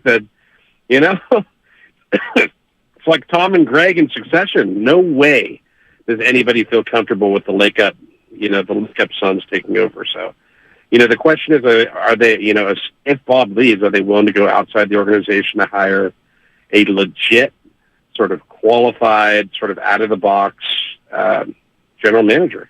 I don't think they will. And I don't think you guys think they will either. And I think that's the biggest concern is that they're going to promote from within. Yeah. I don't like any of the integral options, and I don't think anybody else does either. All right, guys, have a great day. I love you. Thanks. Good call, BPA. All right, BPA. Brian and Palo In and Alto. out. Yeah, no, I like that. That was a good call. If I had You can't die on this hill, man. if I had one major criticism of the early York years, like the first 10 to 15 years, because they've been 20, 25 years now. It's been a long time. I know. But my biggest criticism was I call it insular hires, meaning they kept hiring people from within the organization. It's like, no. Like, we need to go outside the organization. Right. You cannot continue to promote from within, because I don't think the people that you have from within are great. I don't think they're great candidates. And eventually they did. All right. When they hired Harbaugh from outside the organization, he had success. Trent Baalke, early on had success, but he was an area scout with the team under McLuhan in 2004. And I think that ran its course. Let me ask you this. Mike Dunleavy Jr., he's catching a lot of heat right now. I think it's because of what he represented when he played. Exactly. I was just going to ask you that, if that was the reason why. And because fair or not, I attach stinking to Dunleavy. And as the years have gone on, I actually feel really harsh about how me and we as fans, we were harsh on him. Booed Dunleavy. We were harsh on him. He was the number 3 overall pick. We thought he was going to be the next Larry Bird. He was the mascot for failure. Yeah, no doubt. Especially coming off that national championship game where he lit up Arizona in the Final Four. He lit up Gilbert Arenas Company when he was with Duke. When he was with the Duke Blue Devils. He's got a lot of Alex Smith vibes. But you know what? Where he was better than we gave him credit for. But you know what? Luckily, I think we've interviewed Mike Dunleavy Jr. together. I've ran into him at the club on numerous occasions. So I've gotten to know Mike Dunleavy Jr. I met his family. Heck, after Duke beat Arkansas in the Elite Eight right here at Chase Center, and we chopped it up then. We talked to him a lot, obviously on Warriors pre- and post-game live. He sat in for a couple segments with us. He was really good on TV. Getting to know Mike and what he brings to the table. I think look, this is a tough job. If he does get the job, I think it's a very difficult job to step into. Boy, you're walking into a situation where you got to figure out a way to get Jordan Poole and Draymond Green to coexist and not have any drama. You got to figure out a way to keep Draymond Green happy if he does opt in and doesn't receive the extension. How do you keep Klay Thompson happy when he's coming in on an expiring deal, 1 year left on his deal for $43 million?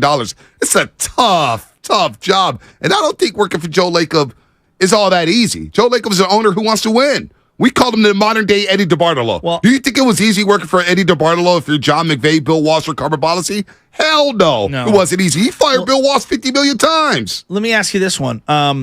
Regarding their budget, for you, would it be easier to work for a team that says, Bonte, no matter what, we are not going into the luxury tax, no matter what? Like, you knew precisely where you stood. Or is it more difficult to work in this environment where it's like, I'll go into the luxury tax, but you better win, and it better be worth it. I think it's hard right now. It's hard right now. You don't know where you're at in a dynasty. You just lost in the second round. Are you a contender, or are you closer to being a pretender? You got 3 guys. Steph Curry's going to be 36 by next March. All right, you got Draymond Green, 33. Klay Thompson, 33. They're getting older. It's tough to play when you're older. More athletic teams are coming up here, and the Warriors are getting less and less athletic. I think it's a harder job now to try to keep this thing going. You know what I'm saying? You make the wrong move, and boom, it can set your franchise back for a decade. So let me real quick on Mike Dunleavy Jr. I agree with that. Get to know Mike Dunleavy Jr. His playing career did not go well. He had a long playing career. People forget, though. He played for damn near 15 years. Yeah. Actually remade his career as a spot-up shooter, whatnot. But I think he would have been better in this era. Dunleavy, though, he would have been a lot better in this era. Better in this era. A lot better. But Dunleavy as the GM, what I do know about Mike, and I'm not caping for him at all, but this is what I think he deserves some credit here. He goes out there and scouts his ass off. He enjoys the scouting process. He enjoys finding diamonds in the rough. He's part of that draft process, looking at players, finding players, seeing who's what, seeing who fits. He does a great job of going on the road and scouting. That's one thing I know he does do well. I don't think he's a dummy. Think about him. He's been around the NBA his entire life. His dad is one of the Mike Dunleavy Sr. Been around their coaches, and I know people scoff at him. His resume, his father's resume, in terms of what he's done, it's pretty comprehensive. Doesn't that count for something? He took Clippers, took the Portland Trailblazers. He took lots of teams that had no business winning. I know. To the finals. They lost to MJ in 5, but they weren't supposed to go to the finals. So Mike Dunleavy Jr. has been around this league for a long, long time. Now, it's a tough job. Your first gig. Yeah. But the one thing is, he's been around Bob for the last few years. Doesn't that help Shasky? Doesn't he deserve it? Because I know everybody's going to crush. If he does get the job, 90% of his fan base is going to crush Mike Dunleavy Jr. And you're saying that's unfair because I think it's a little unfair because he has been around this organization now for the last 3 years, learning. Bob Myers hand-selected him to be his assistant GM. Can we all agree here? Your playing status is irrelevant when it comes to you being a good GM. How many good players turn into good executives or good head coaches? Has Larry Bird been a great executive? He's been all right. All right. Phil Jackson, great coach, horrible GM. Executive. You know, Steve Kerr, horrible GM. Horrible. If we're being honest on his track record, Mully wasn't bad. No, it wasn't bad. But I think one of the things Mullen did do, which I find Elton Brand is good. What he's been not so good in Philadelphia. No. Wes Unseld for years was the running the Clippers. But I think the one thing that Mullen did that we've underrated is he was very bold. Mm-hmm. Bold with the Baron Davis trade, which is one of the great trades in Warrior history. Bold in the Harrington-Steven Jackson trade. They had KG. Kevin Garnett deal was going to go down.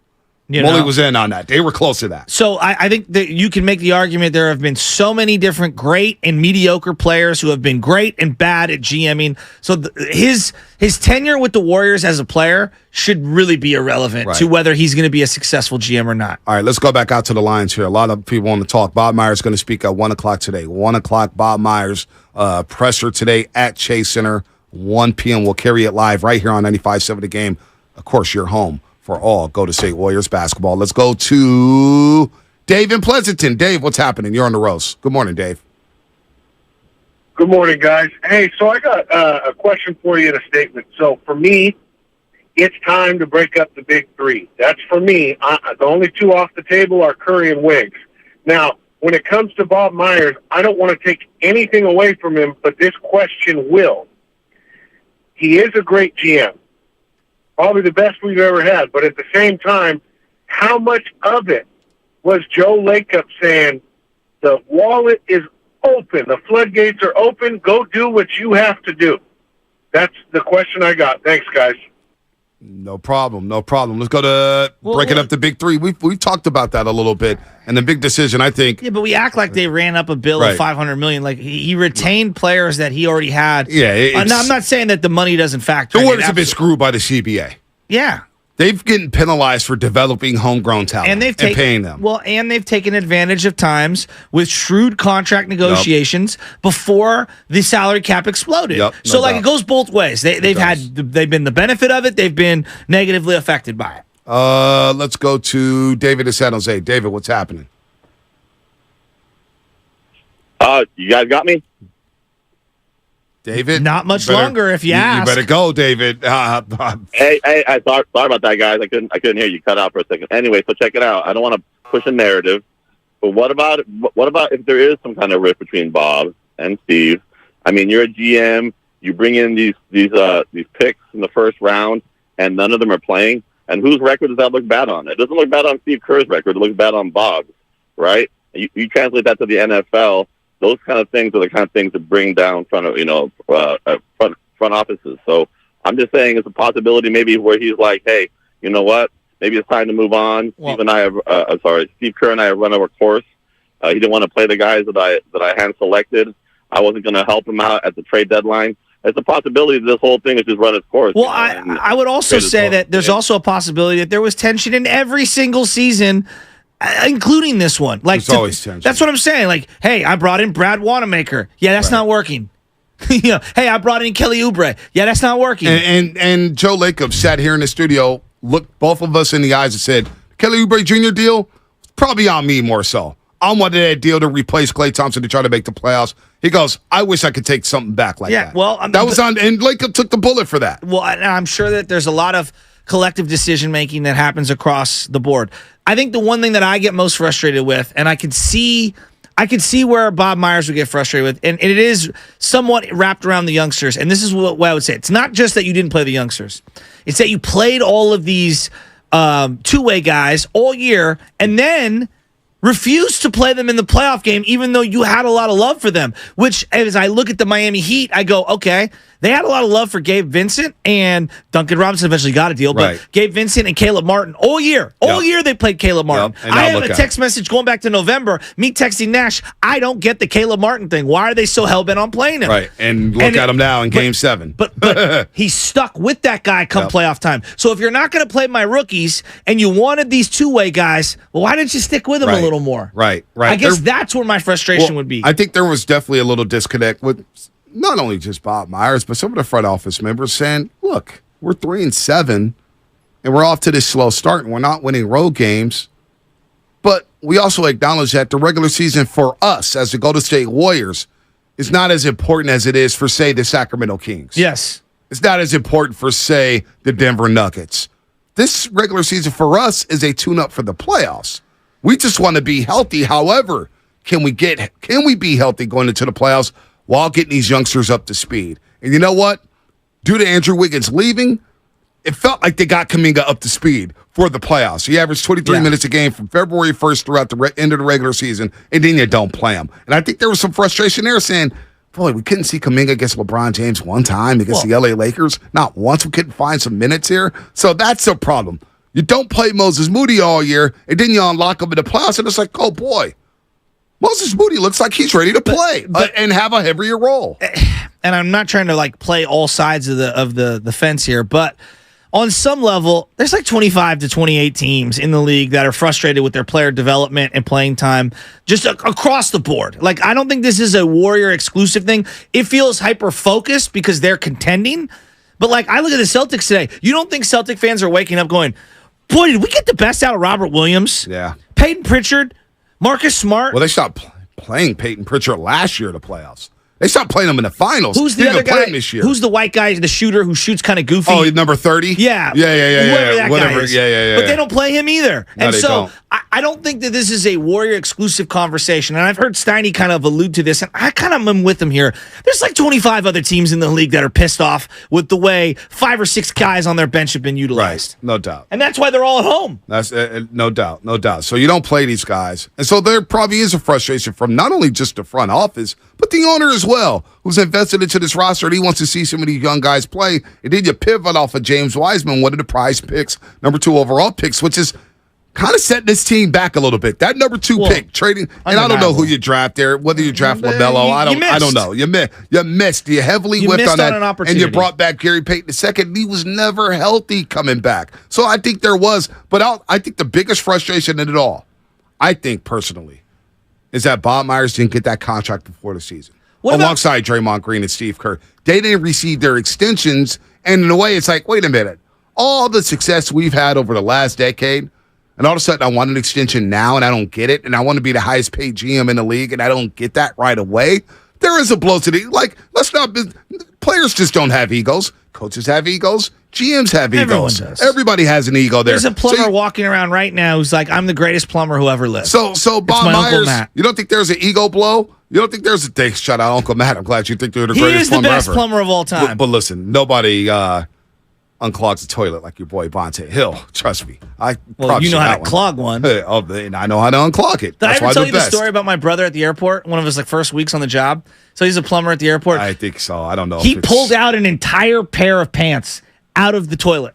Who is shoving an entire pair of pants down the toilet? I don't know.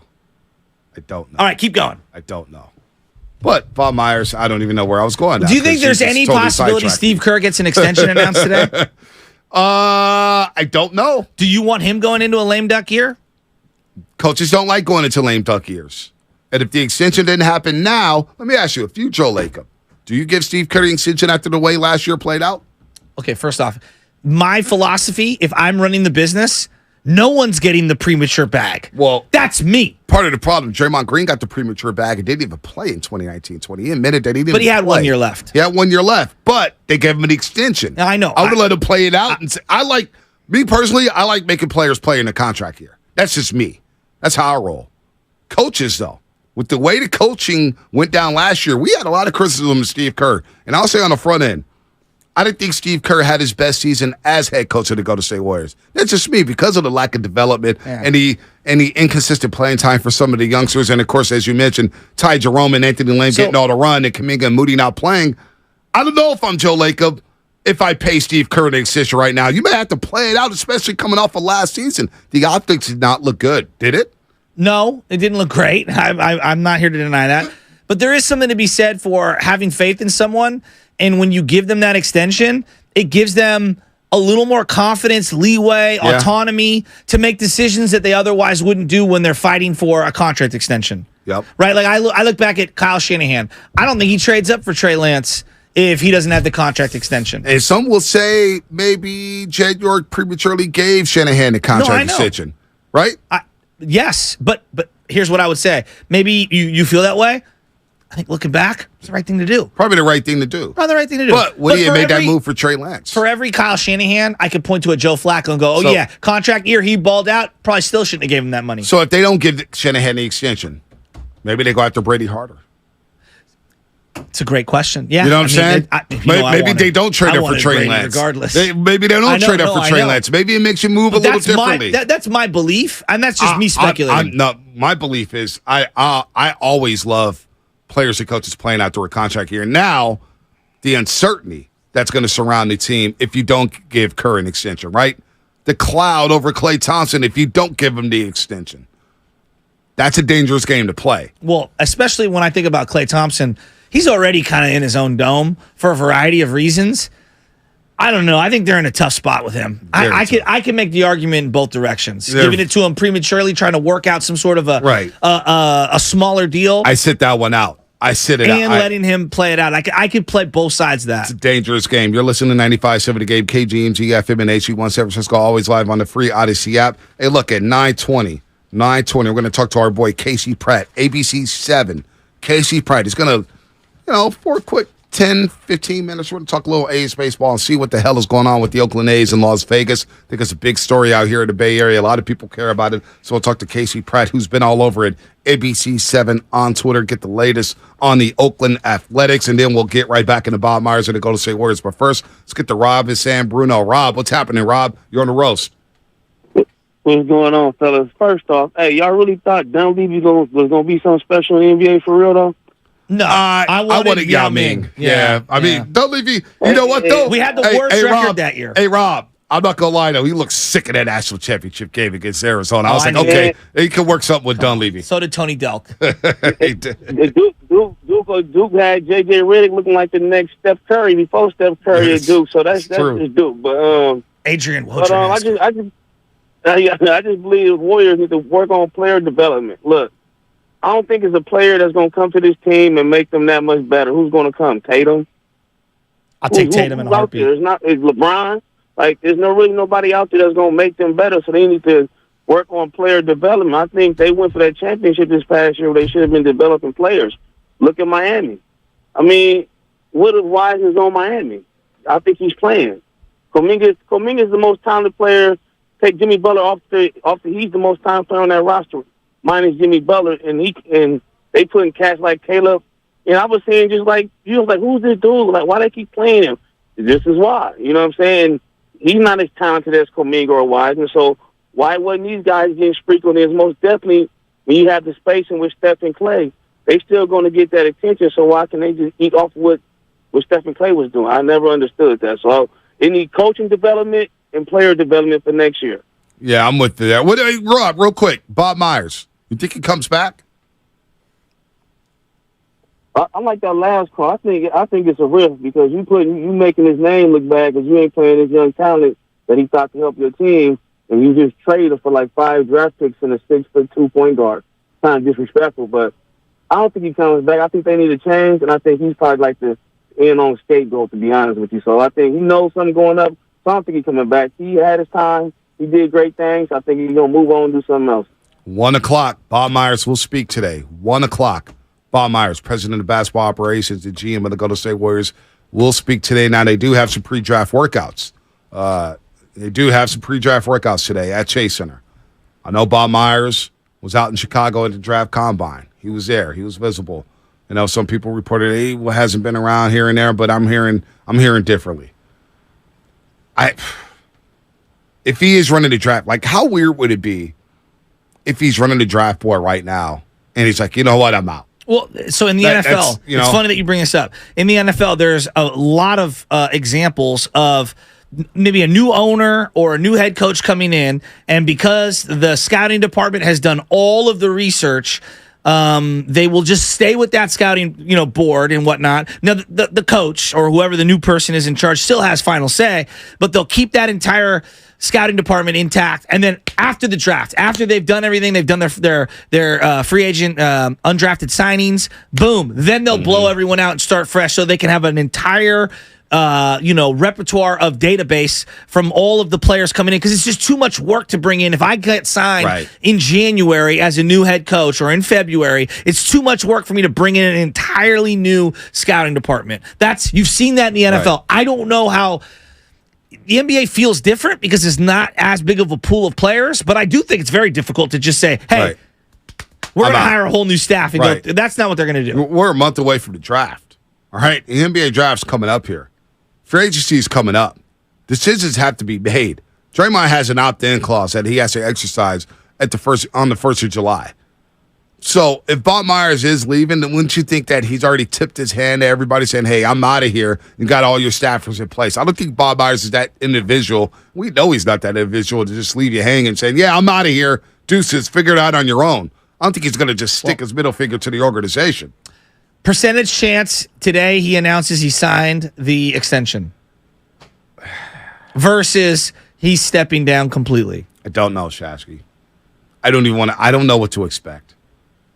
I don't know what to expect. I think we are right on the teeter 50-50. The seesaw, which are they banned? Are there even seesaws now anywhere at any playground? They're so dangerous. Yeah, seesaws are not around anymore, huh? Yeah, seesaws were good. They were very dangerous. Were they? Well, now they have you hop on the dinosaur on the little bike and it moves around. Yeah, seesaws on dangerous? A Springer thing. Really?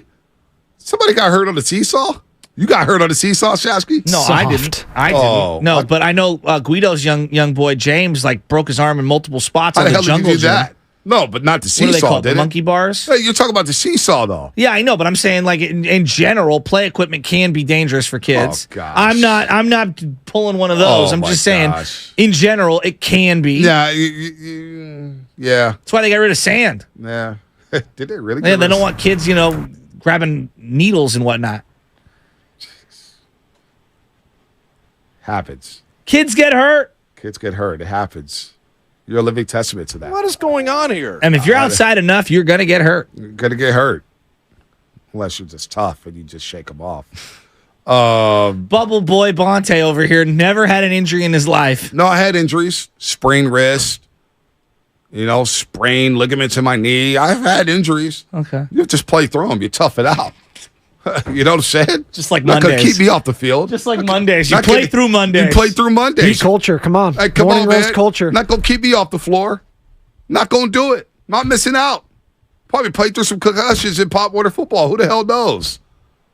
Never had a surgery, though. Those are just that was getting your bell wrong. Those weren't concussions. Come on. Yeah, exactly. I just saw Tweety He's Birds. got the wind knocked out of him. He's fine. I saw some Tweety Birds once or twice. Got depleted. It happens. Seesaws, a.k.a. rocket launchers. Come on, man. So, I don't know how much you would have put in stock into this, but Dog Surf Radio Show does a Lockdown podcast with Rick Barry. What's the handle? Dog Surf Road Show. Dog Surf Road Show. Dog Surf Road Show. Okay. Oh, boy. I got to get to this call in a second. Oh, boy. I'm hearing from trusted insiders that Bob Myers is going to announce tomorrow he's stepping down as president of basketball operations and GM of the Golden State Warriors. And Twitter just went crazy last night. Interesting. We'll see. I have no idea if that's credible or not. I don't know what. I don't know. Can't tell you. I don't know. Alex in I didn't see Livermore. Hi, Alex. What's up? I have no idea.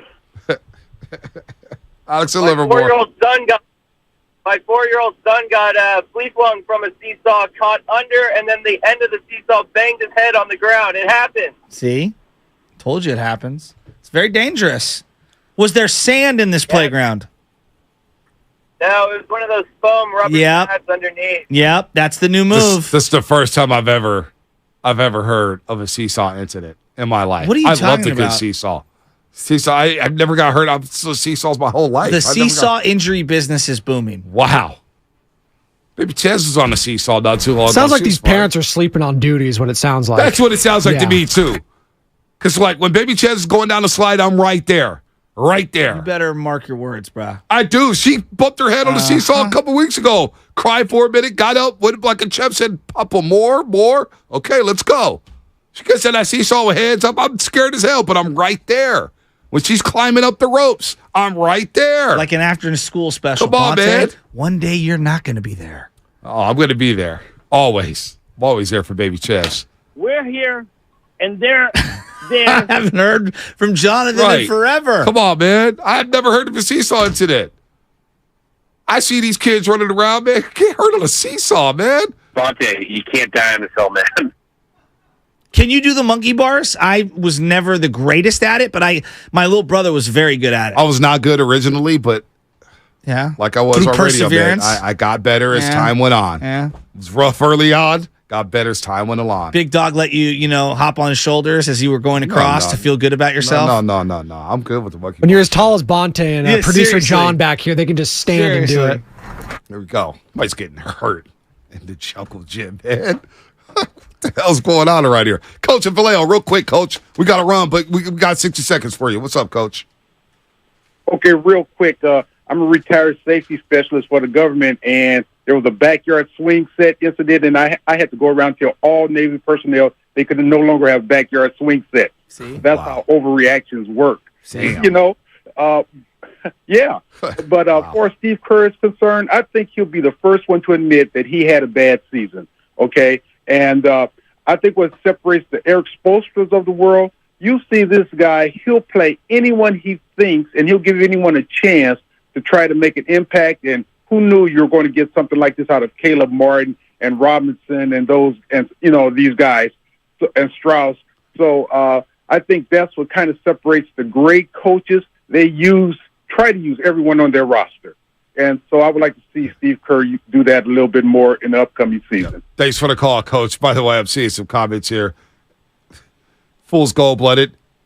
Baby, don't hurt me no more. Curry 900. Kids see a park nowadays and be like, that's not an iPad. True. All these parents, shitty chopped. All these parents on the phone while kids are playing. That's right. I'll put the phone away. I'll put the phone away. You better be watching what's going on here. Things happen quickly on the playground. Kids running around with their heads cut off. Kids getting hurt on seesaws. I never got hurt on no damn seesaw, man. What the hell is... What? The hell? Did you go outside as a kid? I went outside all the time. You never heard of anyone getting hurt at the playground? I mean, things happen. You fall, you chip your tooth. Things happen. Come on, man. Seesaws are all of a sudden dangerous? Jesus Christ.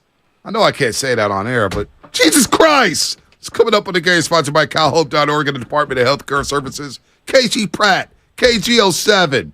Kids getting hurt on the playground. Oh, my God. Knock on wood, Baby Chaz. Be careful today when you're at the playground. God knows. God, I'm sorry. I really am sorry. Please. I'm not going to talk about it ever again. Life is uncertain. It's okay to feel stressed, anxious, worried, or frustrated.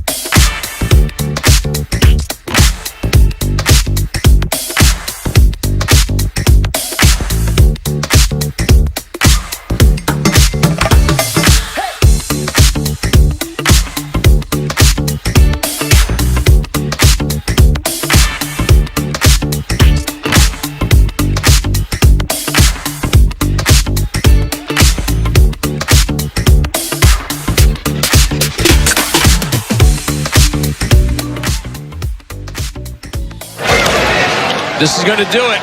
It's going to be Ryan Noda. He homered earlier, and he squeezes it here in the ninth inning.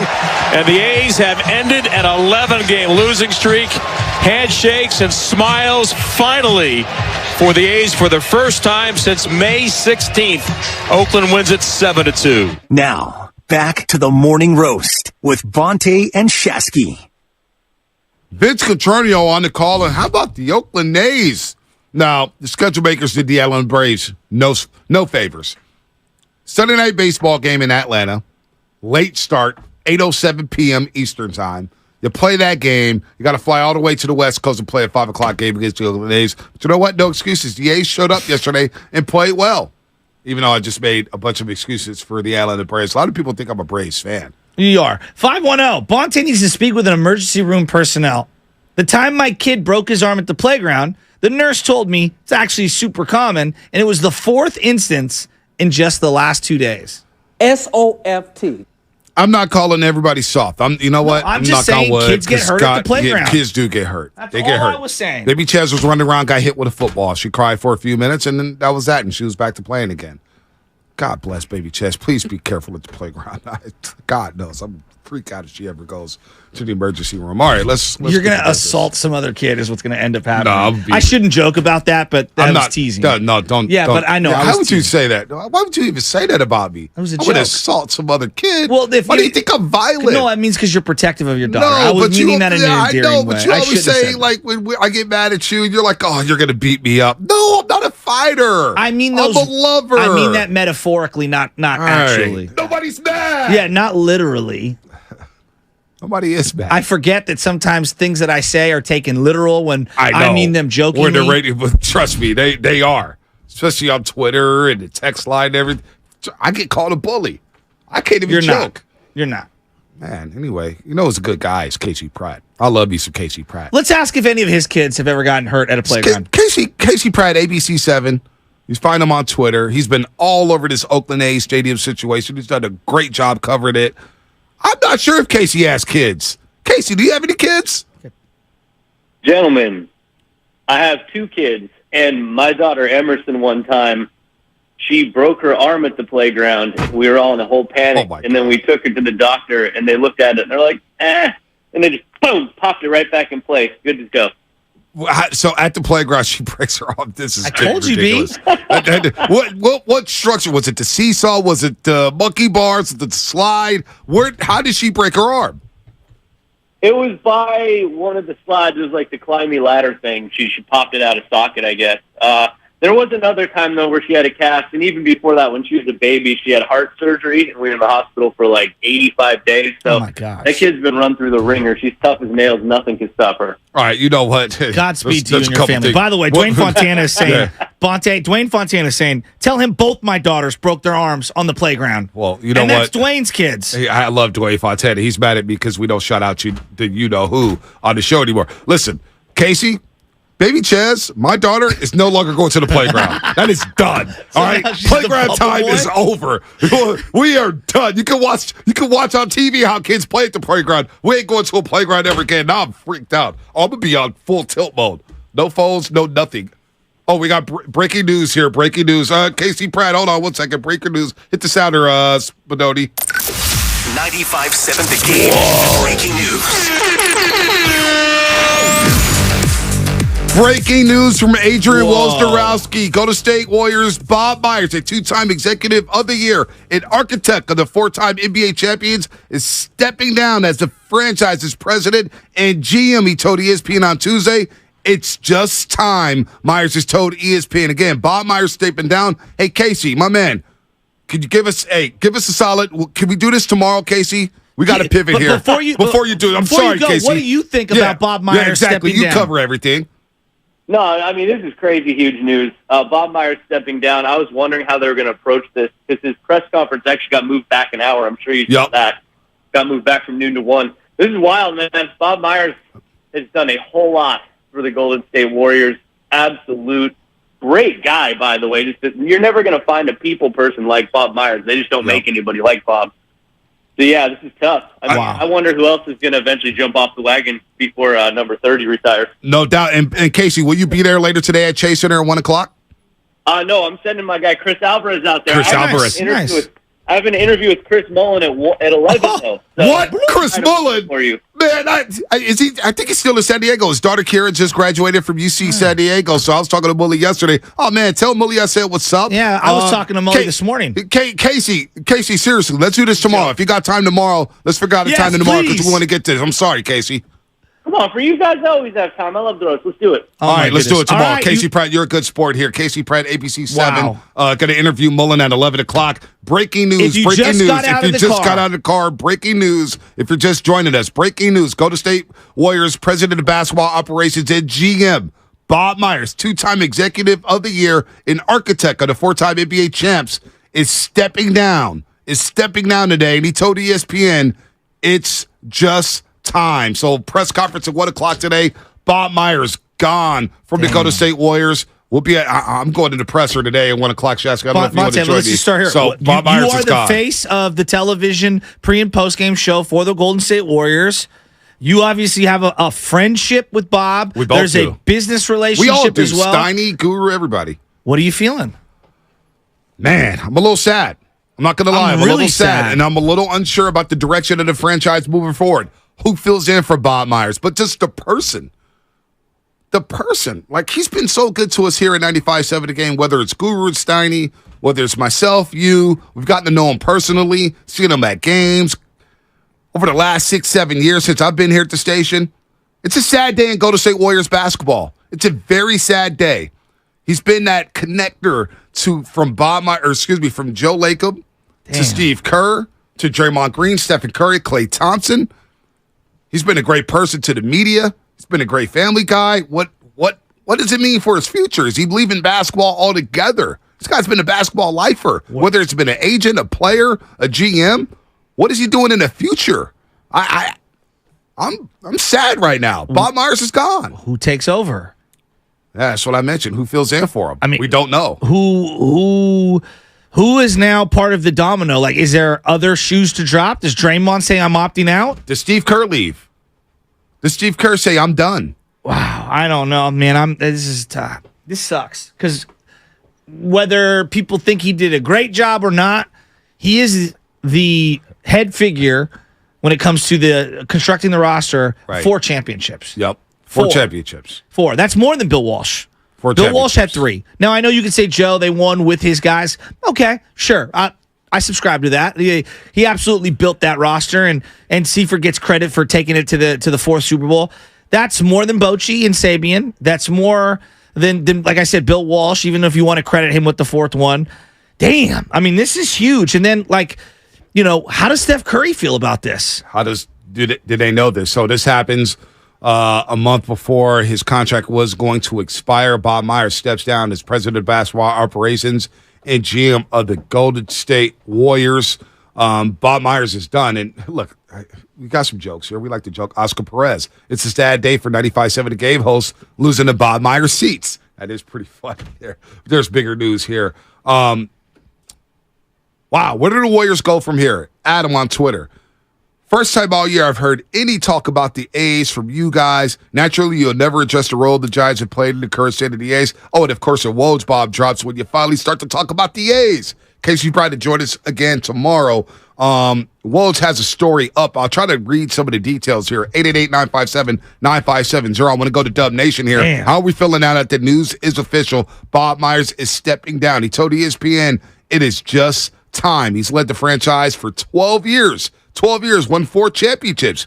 He's 48 years old.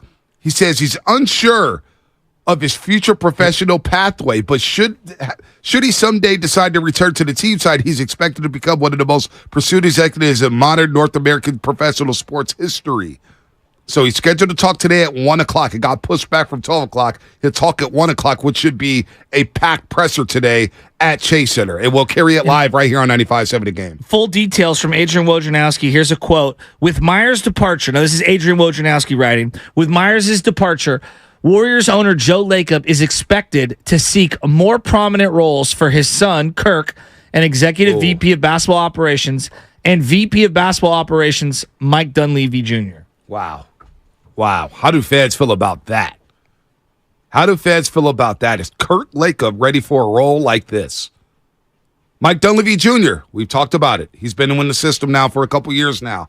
The assistant GM with the Golden State Warriors. Is he ready for this? 888-957-9570. If you just joined us, Bob Myers has stepped down from the Golden State Warriors as the president of basketball operations and GM of the Golden State Warriors. Is this the first domino to fall for a dynasty that's hanging on for dear life here? Is this the first domino in what could be a tumultuous offseason for the Golden State Warriors? I know there are a lot of fans. I'm not saying everyone, and I'm not saying a majority, but I know there are a lot of fans who don't give two rips about front office people. And they just, all they care about is the games and them.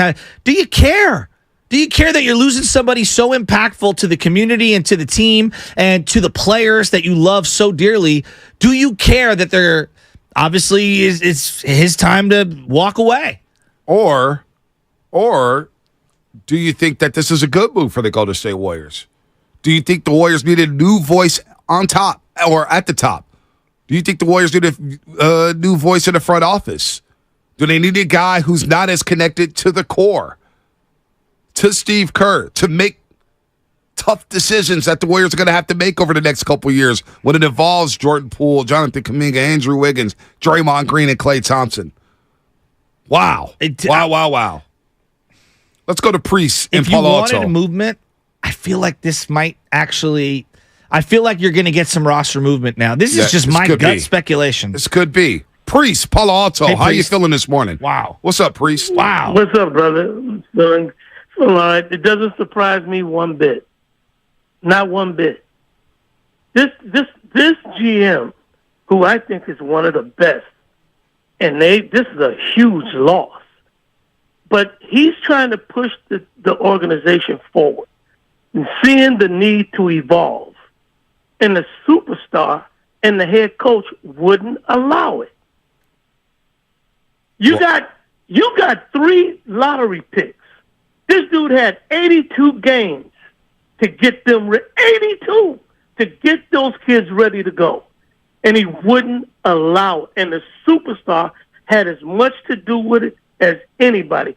Steph is dead set behind Draymond Green. And that money that was going to go to James Wiseman, Draymond wanted it, and Steph stood behind him. This team is not going to move forward until the superstar allows it. Wow. Period. Wow. Thanks for the call, Priest. 888-957-9570.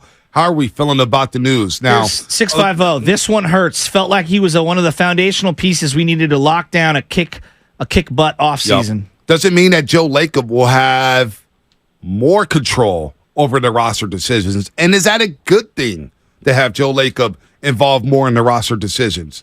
A lot of owners who do partake in the roster decisions, it doesn't always work out well. He does own the team, though. He does own the team. He can do what he wants. But is that a good thing not to have him having more power or Kurt Lacob having more power? Is that a good thing for the organization moving forward? I think it's inevitable. I think he always had power. But when you own the team, you can put people in positions of power however you choose. And the success will be on the court, not whether we like it or not. If they succeed on the court, it will mean nothing. If they don't succeed on the floor, then we're going to crush them. Think about Jed York getting the job.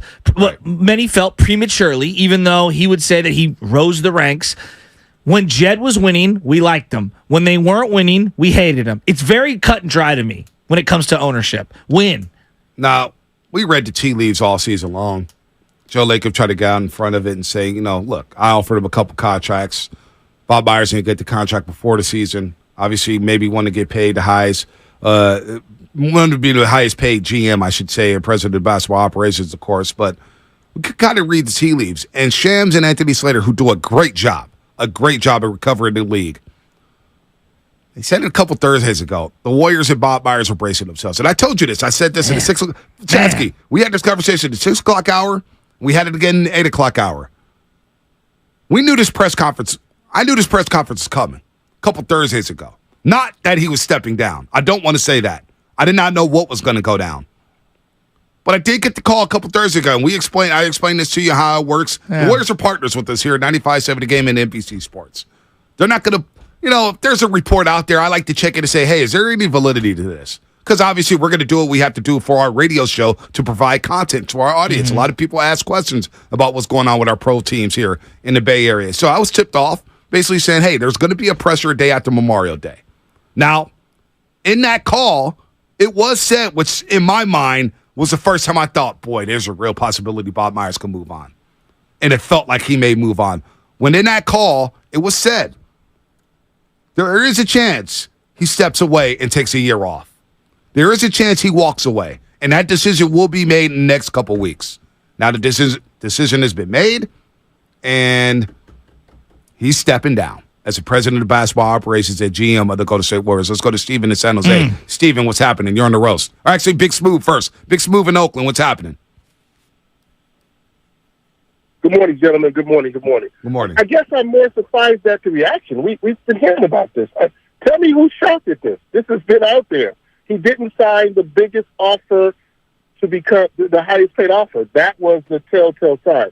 What's going to happen? Just like in sports, the next guy up, probably Dunleavy. I mean, I guess I don't see the magnitude. I know Bob Myers was the greatest that was, but I mean, listen, he's a married man. He has family. It obviously wasn't the money. Who knows, man? Wifey might have been like, hey, we're not who we used to be. Who knows? For whatever reason. But I guess I'm surprised at the wow. Well, can I say this? Can I? And I'll let you finish.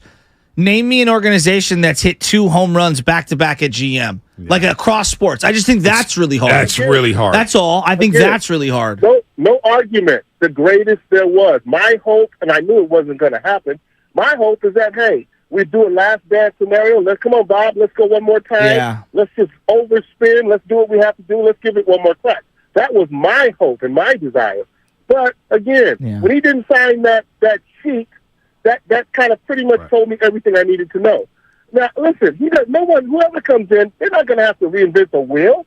The path has already been set. This man has showed us or showed the people in the organization the direction to go in. Yeah, but don't they also have to?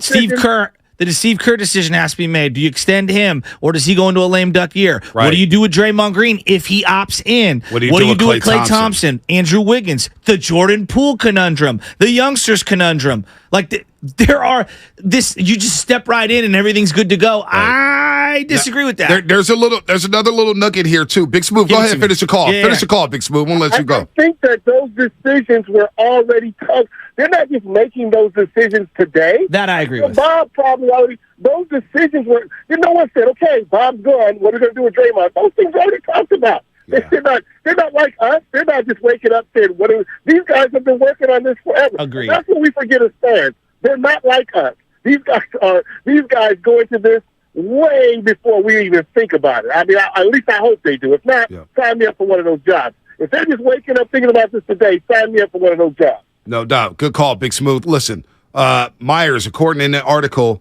reportedly turned down ownership offers. Wow. He was offered a piece of the team and reportedly turned down ownership offers from the Golden State Warriors. So that tells me he was ready to do something else. In the same way Kevin Durant was searching for something different, Bob Myers is searching for something different in his either personal or professional life right now. Wow, that's surprising right there. And then, there's the element about Lakeup, and I'm sure people are going to crush his kid, and they're going to come in saying, what's his son done, and blah, blah, blah, blah, blah.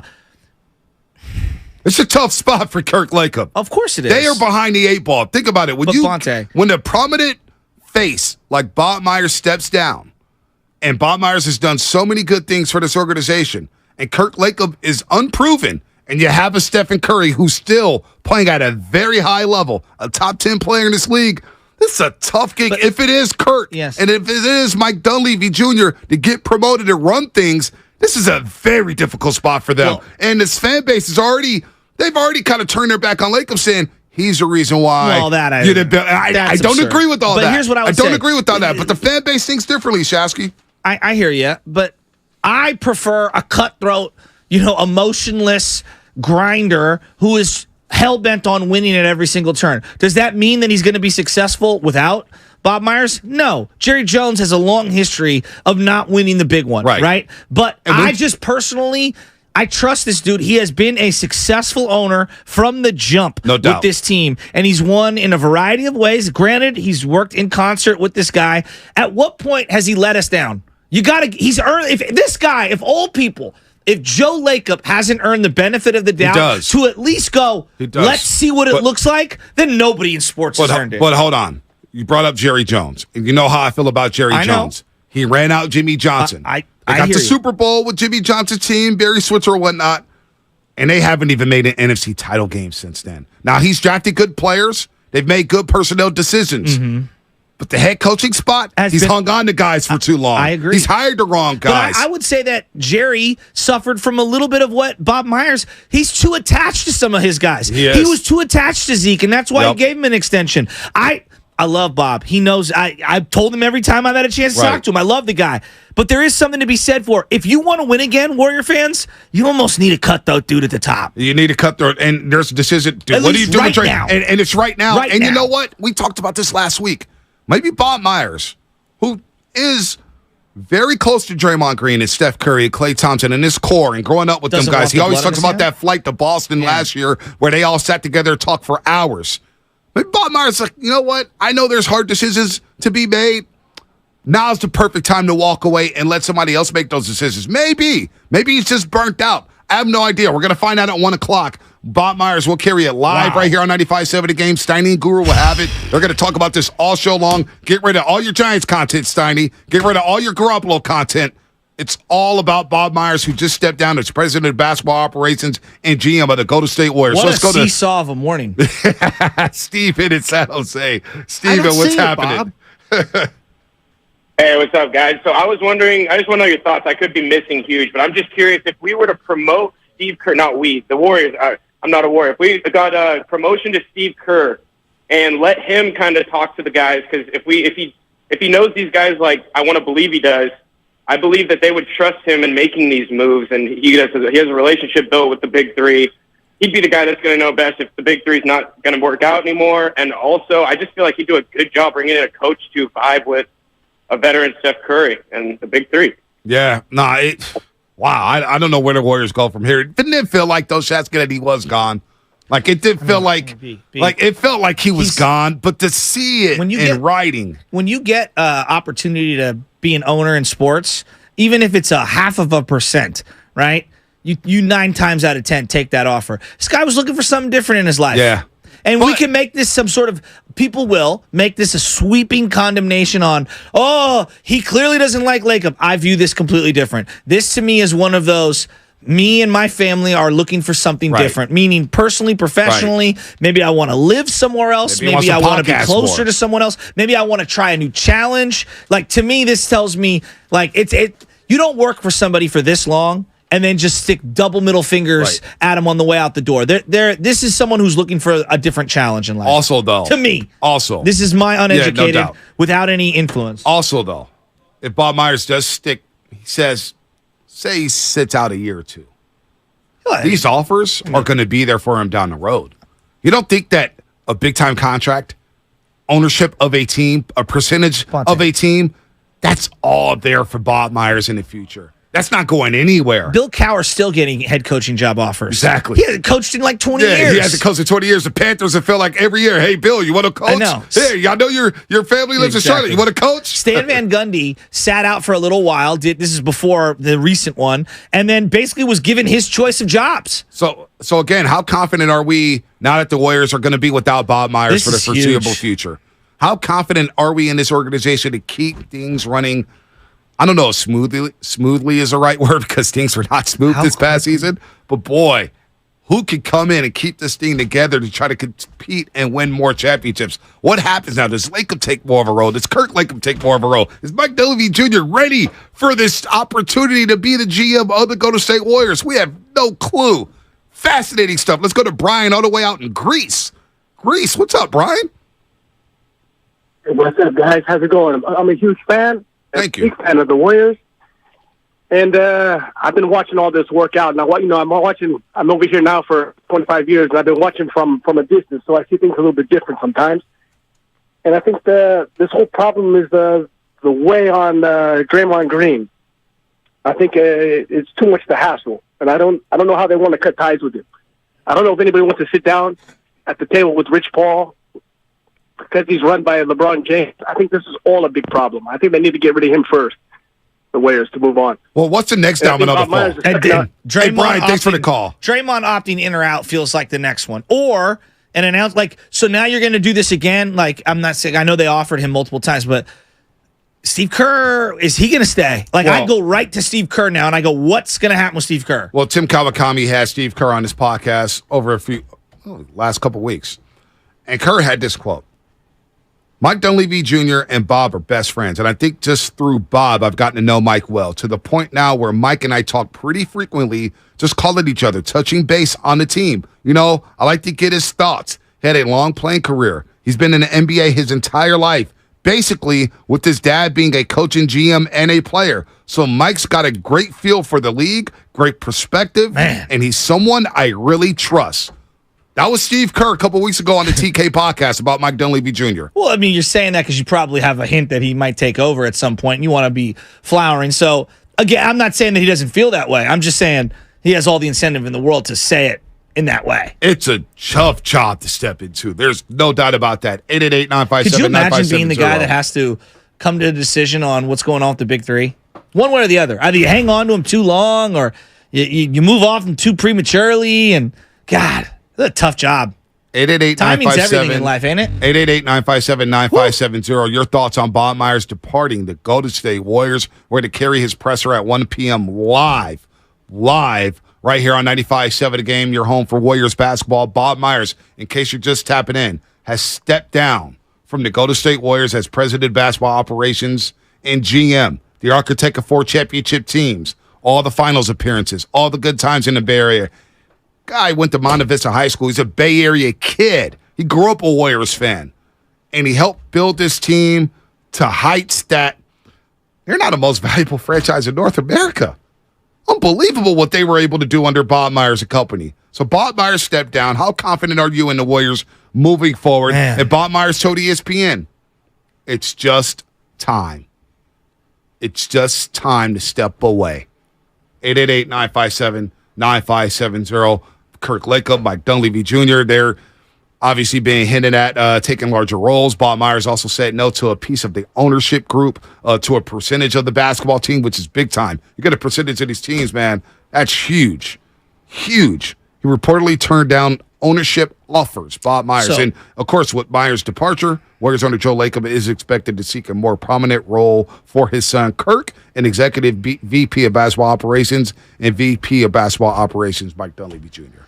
Dwight Clark, when he went over to the upstart Cleveland Browns, when they redid the Cleveland Browns after jettison, he got a percentage of the team, and him and Carmen Policy cashed out big time during that sale. Sure and this was before the valuations of these teams went through the roof. He got a couple $100 million out of that deal, and that was when they were worth a fraction of what teams are worth now. Are you more shocked at Bob Myers saying no to a stake in ownership, or more shocked at him stepping down? No, I think that he's clearly got his mind set on doing something else. I mean, and when your mind is made up, I remember when I quit a job. This was way back when. I quit a job on another total different industry, and the guy was like, "What? You're leaving here?" And I said to him, I looked at him in the eye, and I was like, "Hey, man, in your mind, this is a dream job for someone. Right. To me and my wife, it just doesn't fit. Yeah. And I want to do something different, and I want to work over here, and I want to work for them, even though I may not be making more or whatever. It just meshes a little better. And at the end of the day, I don't sleep in the bed with you. I sleep in the bed with my wife. And so if we're not happy at the end of the night when we lay our heads down at the pillows, or at least, trying to try something new, then, I can't live with myself. That's how I'm wired. Well, we all seek happiness, right? And I remember when I basically got let go from UPS, and the guy is telling me, he's like, "Man, Bonte, you could be a great supervisor here. You could be in management for a long time. Let me show you my motorcycles, and let me show you my house." And I was like, "Yeah, but I don't like working in the warehouse. Exactly. It's just not me. Exactly. It's not me. I'm not. I don't. Or I I'm want ready for something different. Right. I need a challenge. Yes. This is not challenging to me. This is just me going through my life saying, hey, I'm just cashing the check, getting benefits, and going on about my day. I need to be challenged here, and that's when I ended up going back to school. Let's go to Patrick in Stockton. Patrick, what's happening? Hey, how you doing this morning, fellas? What's going on? I'm a little sad. You're a little sad? Yeah, I am too. I am too. But let me explain something and be brutally honest with you. The situation that Golden State is going through almost could have happened to the 49ers also. But we're talking about hoops right now, so we'll come back to that another day. But listen, you can't miss on a first round draft pick, number 3 pick of the draft.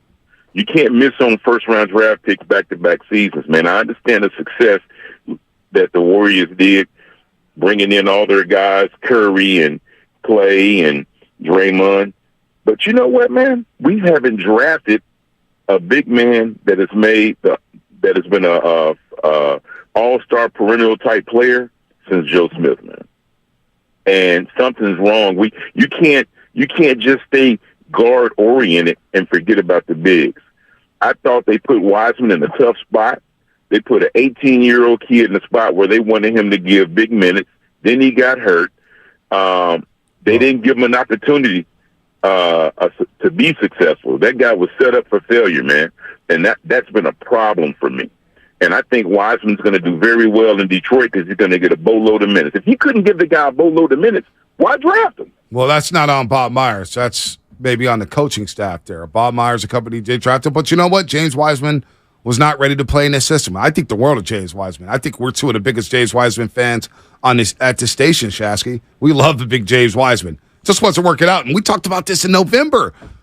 We were discussing the Warriors when they got out to the slow start.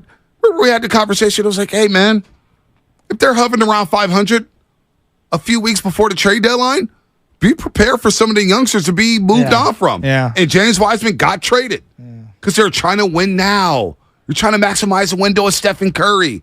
You don't get a comment like Curry. You know how many franchises, like we're so blessed in the Bay Area, we've been able to watch possibly the greatest quarterback ever in Joe Montana, possibly the greatest baseball players in Willie Mays and Barry Bonds, and possibly one of the 5 to 10 best basketball players ever in Stephen Curry. You don't get those type of players all the time. I mean, you didn't even reference Jerry Rice, or Jerry Ricky Henderson, Rice. so like Reggie Jackson. Exactly. There's a zillion of them. They're very lucky in where they're at. But I mean, how many people walk away from Steph Curry?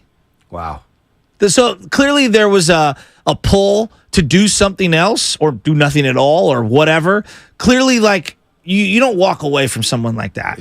And this is someone who has a very thoughtful, balanced, healthy perspective on just life in general. Burnout could be real, Shasky. What? The burnout could be real. Well, it was for Bill Walsh. Right. I mean, people think Bill Walsh coached into the 90s. Right. No, he didn't. He didn't. Literally almost physically collapsed. But then when he was watching the Broncos and Niners Super Bowl, he was regretting it like, I should have stuck around. Yeah, we and then he's like, 5 minutes into the game, he goes, there's going to be a blowout. Bill Walsh, man. Unbelievable. If you're just joining us, Bob Myers, president of basketball operations at GM of the Golden State Warriors, has stepped down from the club. Steiny and Guru would be all over it. We're going to carry the presser live at 1 o'clock right here on your home for Warriors basketball, 95.7 a game. Bob Myers telling ESPN, it's just time.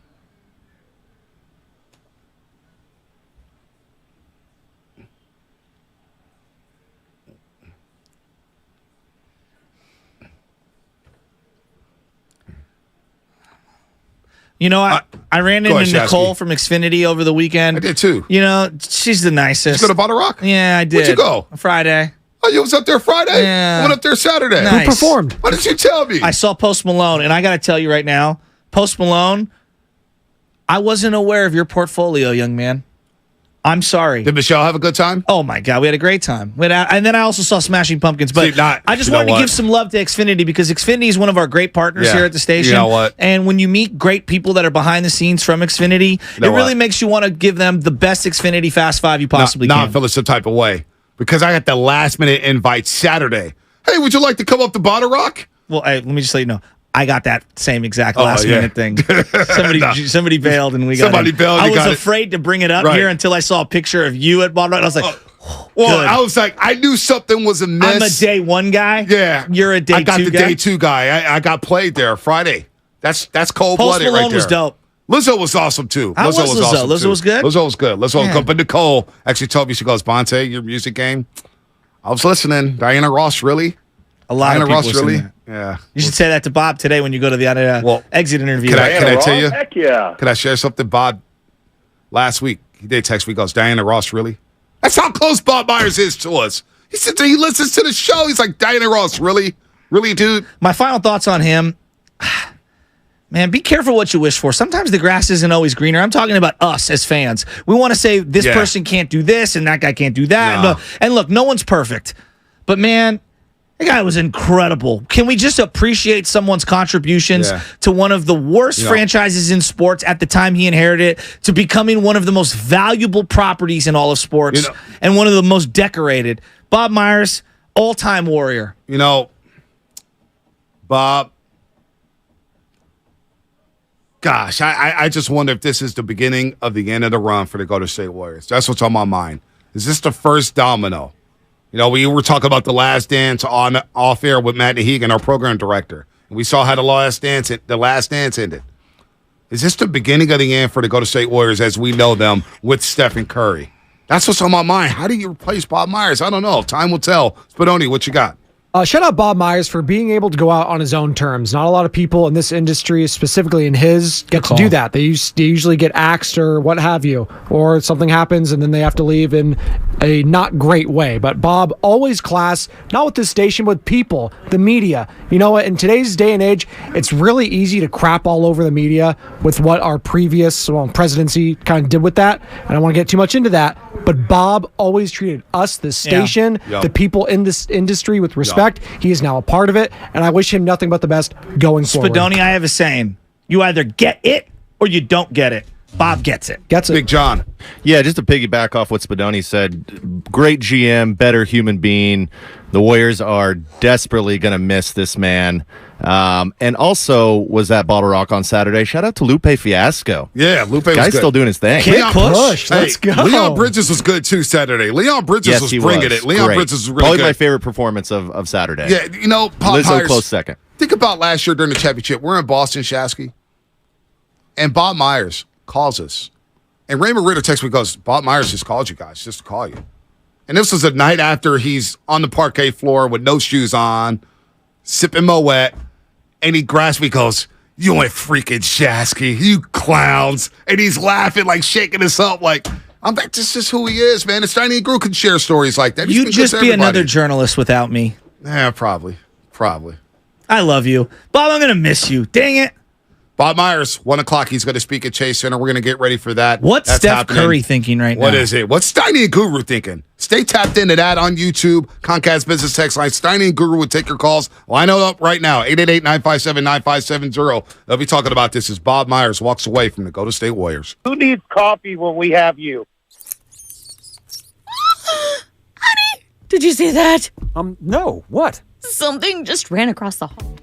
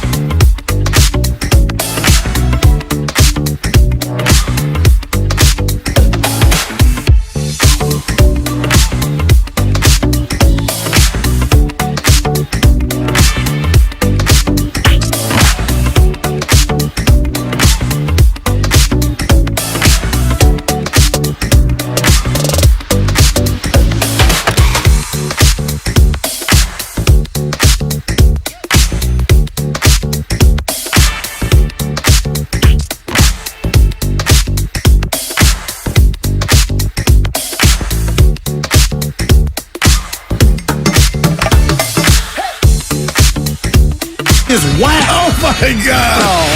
And he's doing a great job. I need you to man up and say what you really want to say. Simon, you're doing a great job. And together, they are Steiny and Guru. Yeah. On 95.7 The Game. All right, well, that's that. Bob Myers, president of basketball operations and general manager of the Golden State Warriors, stepping down, stepping away. From this? He's going to have a press conference at 1 o'clock. We'll carry it live, but the reports are now out there that Bob Myers has basically told the Warriors, it's time. It's time. So the Warriors are now in the business of looking for a head of basketball operations, Guru, because it's not going to be Bob Myers for the first time in over 10 years. I don't like it. I'm going Troy Aikman. I don't like any of it. I don't either. And Steiny, I feel like he has a jersey, and rightfully so. But, I mean, you talk about just, what he meant to Draymond Green. And I heard Shasky say it, just everything that I was thinking. What's the chef thinking? What's everybody else thinking behind closed doors?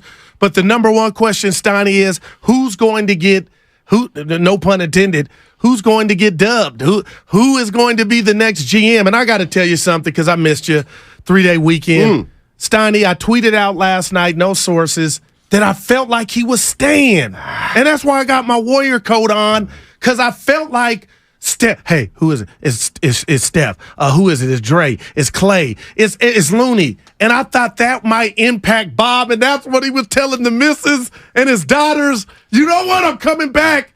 And Steiny, I'm a little melancholy. You got to pick me up. It's going to be hard for me to pick you up. Bob Myers is... I'm a little heavy these days. Bob Myers is a... look, most of the fans love him. Most of the fans got to know him over the last decade, and he built a dynasty, and he also was extremely well-liked and respected. Great guy. One of those guys that you don't hear a lot of bad things about, if any. And now the question's going to be what happens now. It's a great question. Does Mike Dunleavy become the general manager? Do you have a front runner? Because I think it's Kirk Lakeup. I do have a front runner, but it's a hunch, and it's it would be I like this. I have a front runner. Want to save it or give it to us now? It's just a hunch. Steve Kerr becomes the GM of the Warriors. Tell me why he would do that for his career when get a contract extension for one. He's got 1 year left as a coach, and he's been a GM before. And a couple things about maybe Joe Lacob doesn't want to elevate either of his sons into that prominent position at this point. Dunleavy, if Mike Dunleavy becomes the general manager, I'm not going to be shocked. But let me ask Warrior fans. Yeah. We got 1,000 on YouTube. I know. Let me throw it out. 888-957-9570 is the number. How important is it? What does it mean? Bob Myers stepping down. Damn. Bob Myers is going to be away. He's leaving. I don't know if he's going to take a year off. Maybe he'll go to ESPN. Maybe he'll spend time with the family. Trying to think. I got the family. The Washington Wizards job, I believe, is open. I can't imagine him taking that job. But I don't think it's a good. Obviously, it's not good for the Warriors. Myers was a different kind of GM. Wow. Like, to me, he was less about scouting and personnel and who to draft as the guy who was a figurehead of this organization who kept it together. He kept this organization together. He did. So we'll see how it all plays out. And 1 o'clock, Bob Myers press conference. We'll have it right here. Sid Day has just paid $200. Is that true? For a text? This Sid Day. You got to read it. This is a text from Sid Day.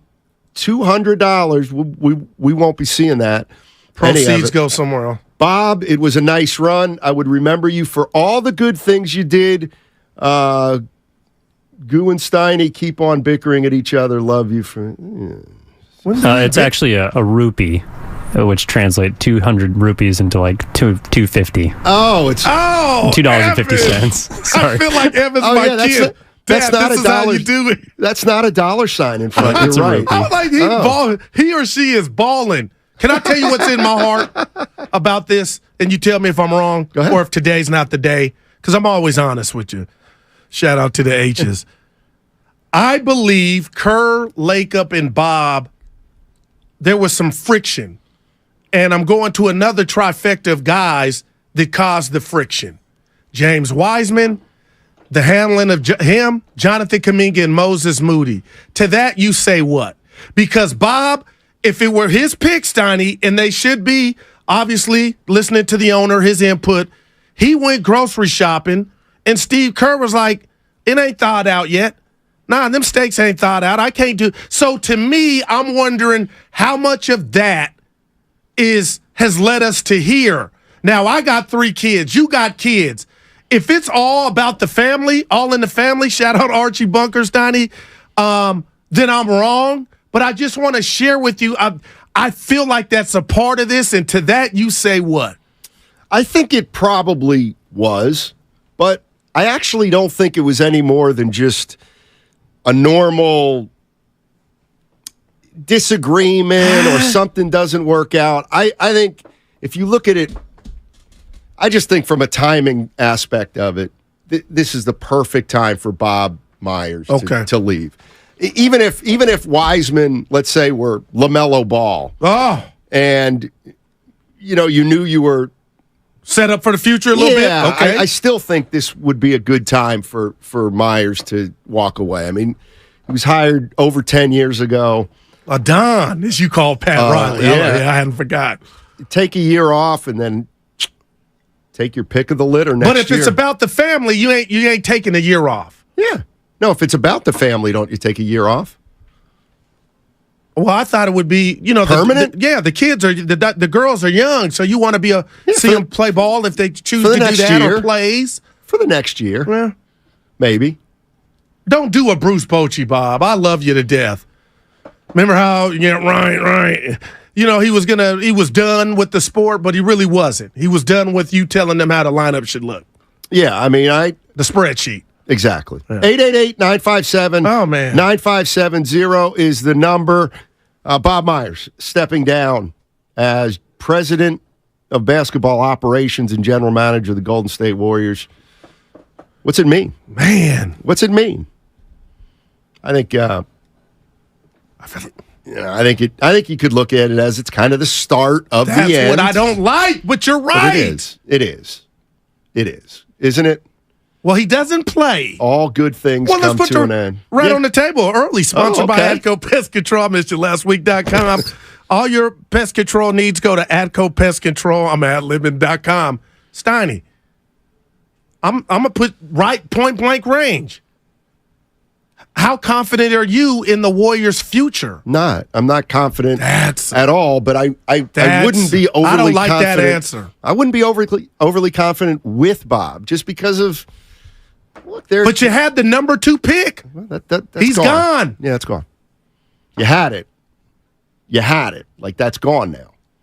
How you feeling about Kuminga? How you feeling about Moses?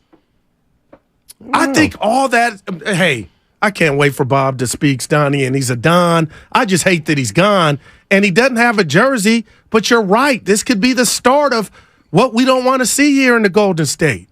I don't see it, Bob. The question is now, who do you bring in? Somebody from inside or outside? I got a wild card for you. Can I give it to you? Give it to me. And Bonte left, and I was going to run it by him. I'm being serious. There's nobody I like watching or hearing break down the game that's already played the game in the Hall of Fame and is on the set with our Bonte Hill. Chris Mullin. I mean that. He recognizes talent. He knows how to get his message across to the kids because, he coached at St. John's. When you hear that name, I don't know how you categorize. We've never talked about, because he was in this position before, Steiny, could he do it and would he want to do it? But I think he would be good at it. Well, he was a GM before. He pulled off the Baron Davis trade, and he was the GM during We Believe. He drafted Monte Ellis. Oh, man. He had some swings and misses like a lot of GMs.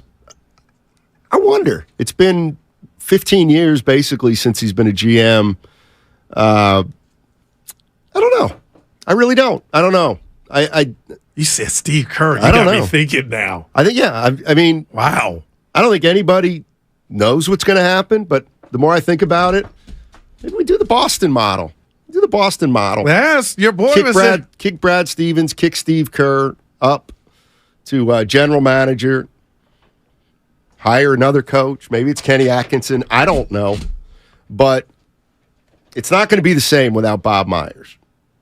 It's not.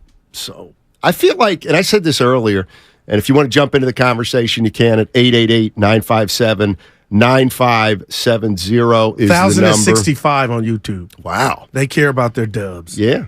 We all care about the dubs. I was saying this before the show. I feel like this was like Durant, his last year, I felt like. I remember in December of that last year Durant was here, I remember saying, the league thinks Kevin Durant's leaving the Warriors after this year.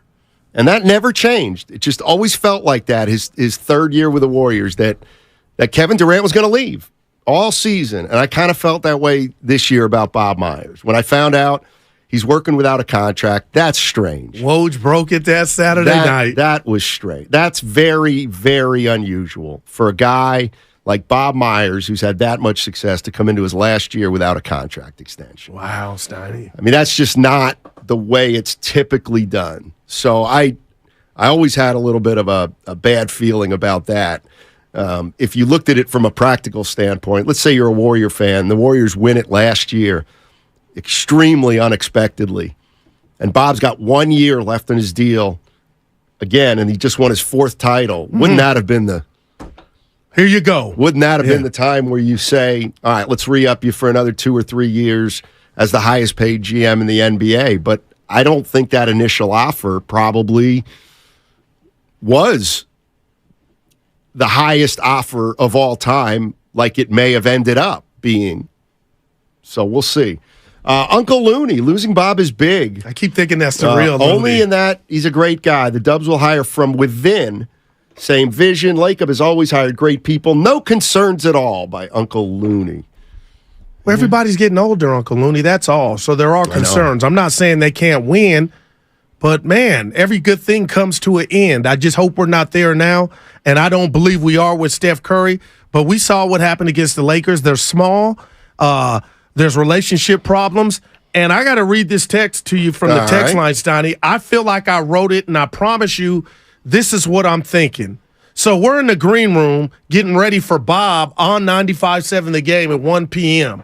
We didn't know what was going on. He's staying or he's going, and we didn't know if he was going to touch that today at 1.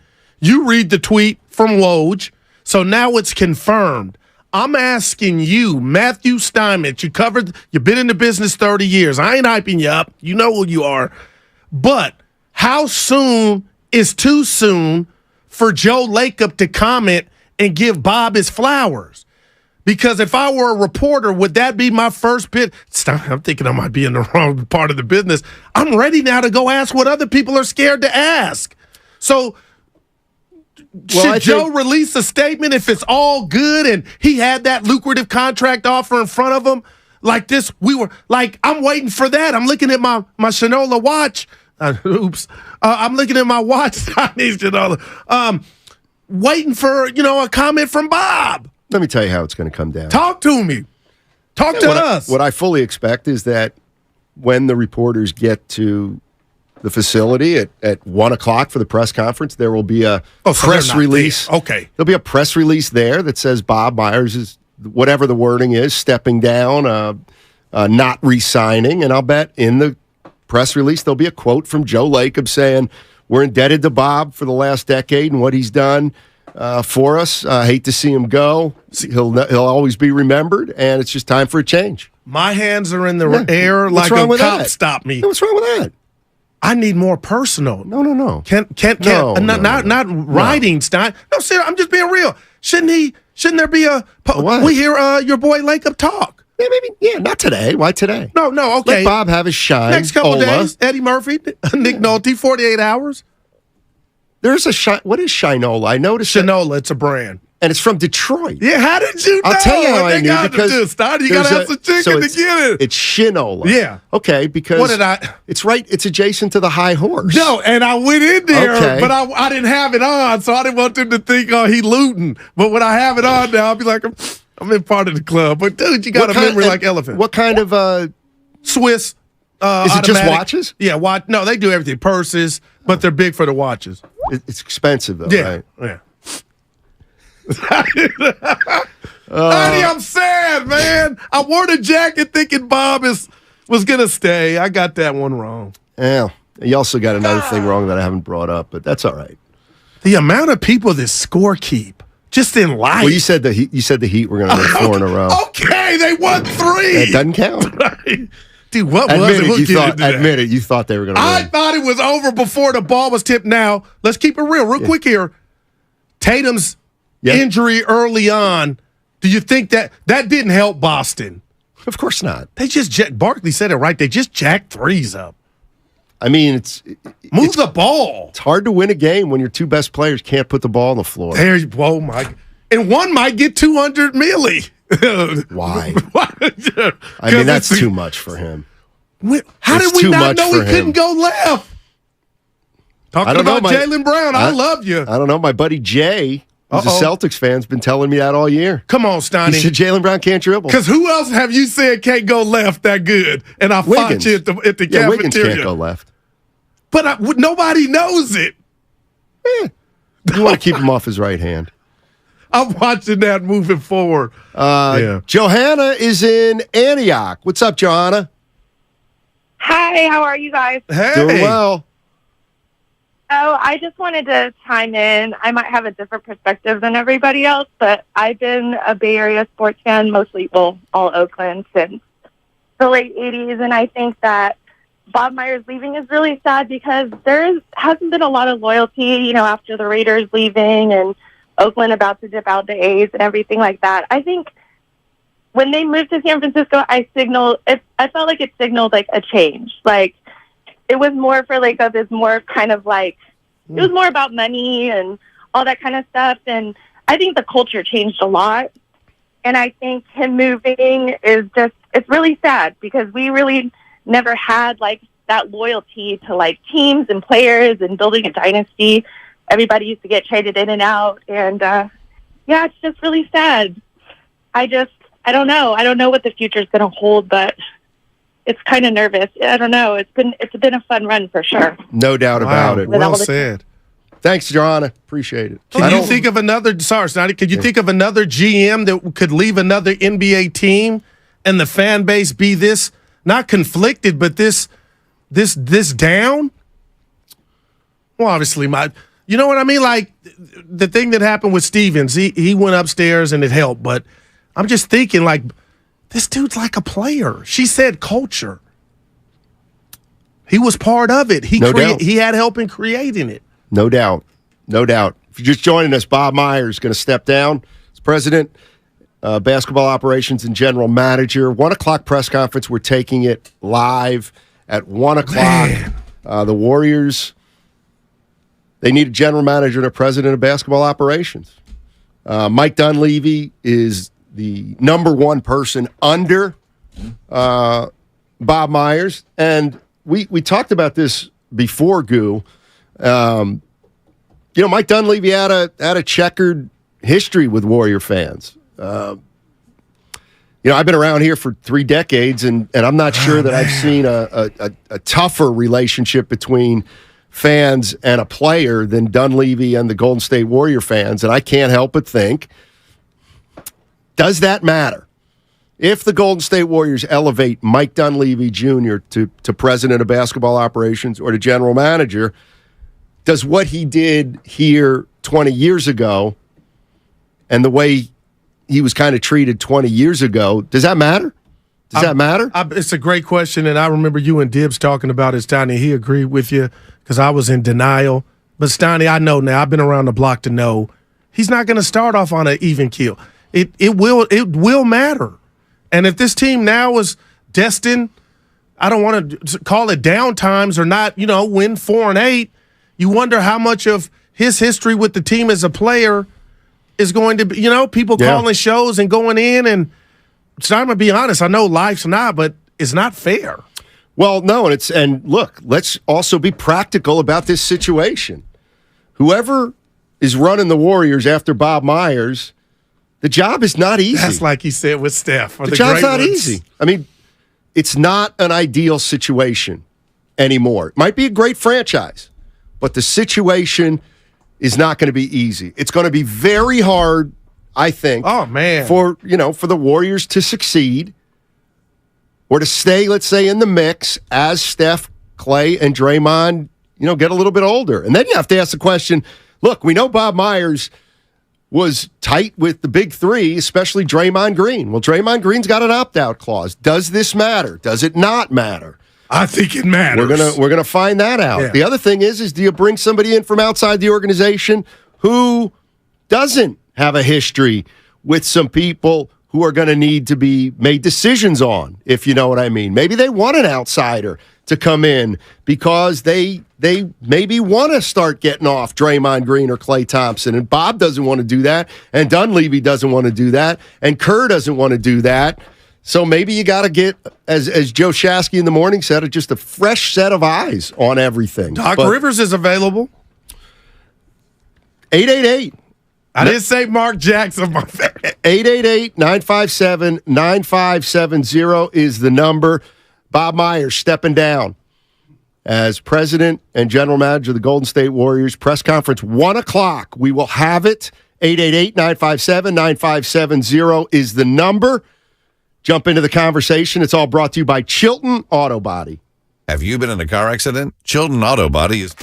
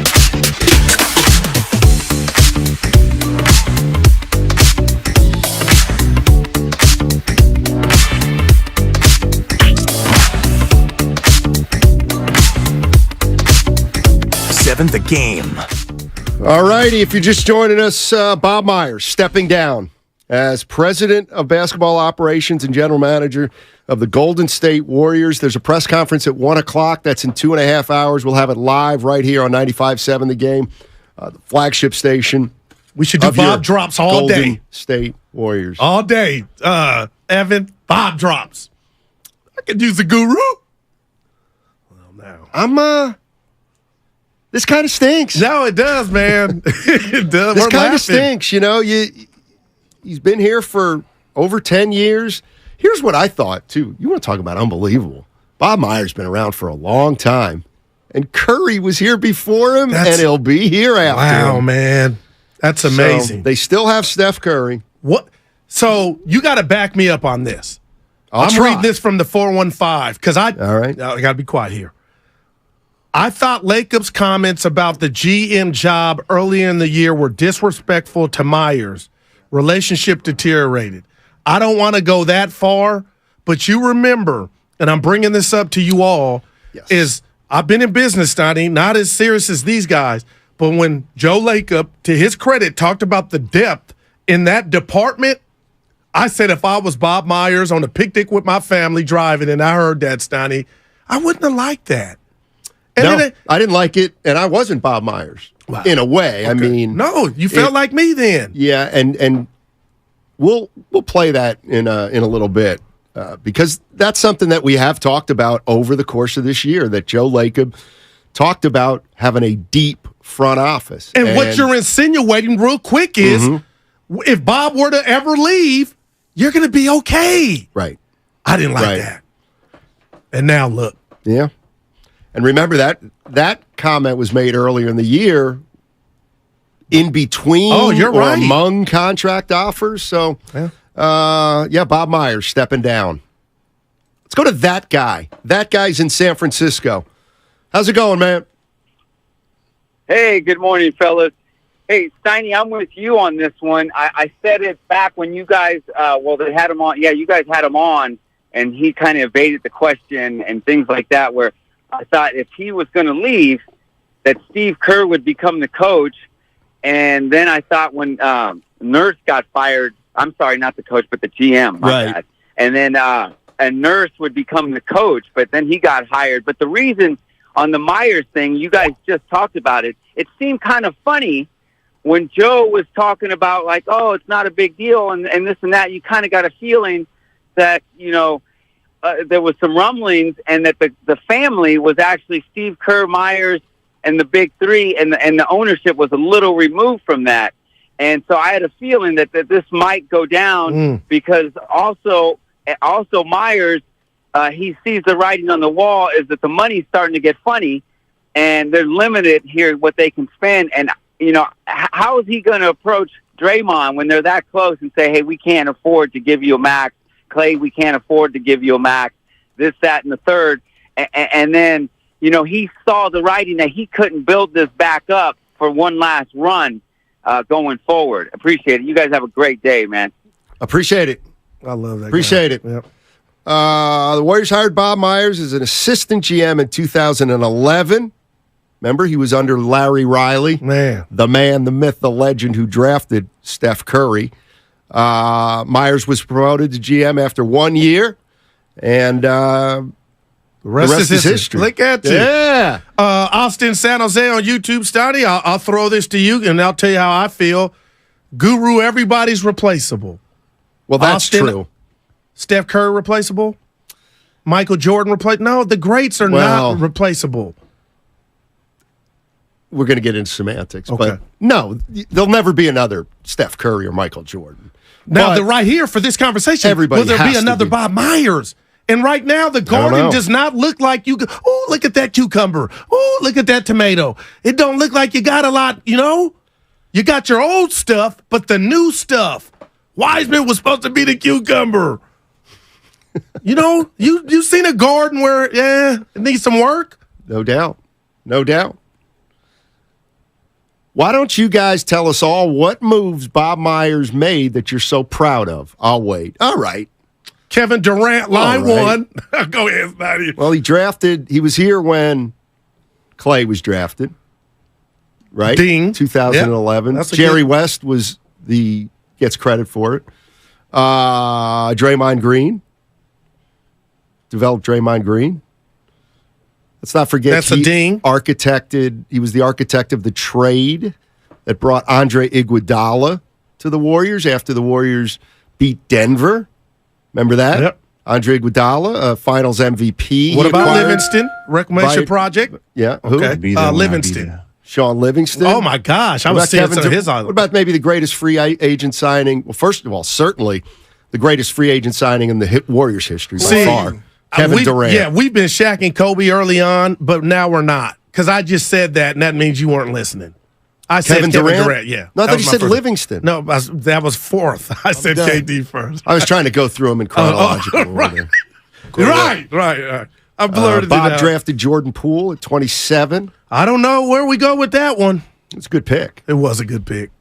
Festus Ezeli, Kevon Looney. Kevon Looney was a good pick late in the first round. Good Lord. You look at how many picks pan out that are late first round. Not a lot. David West, Yeah. identifying him. Sure. What about this one?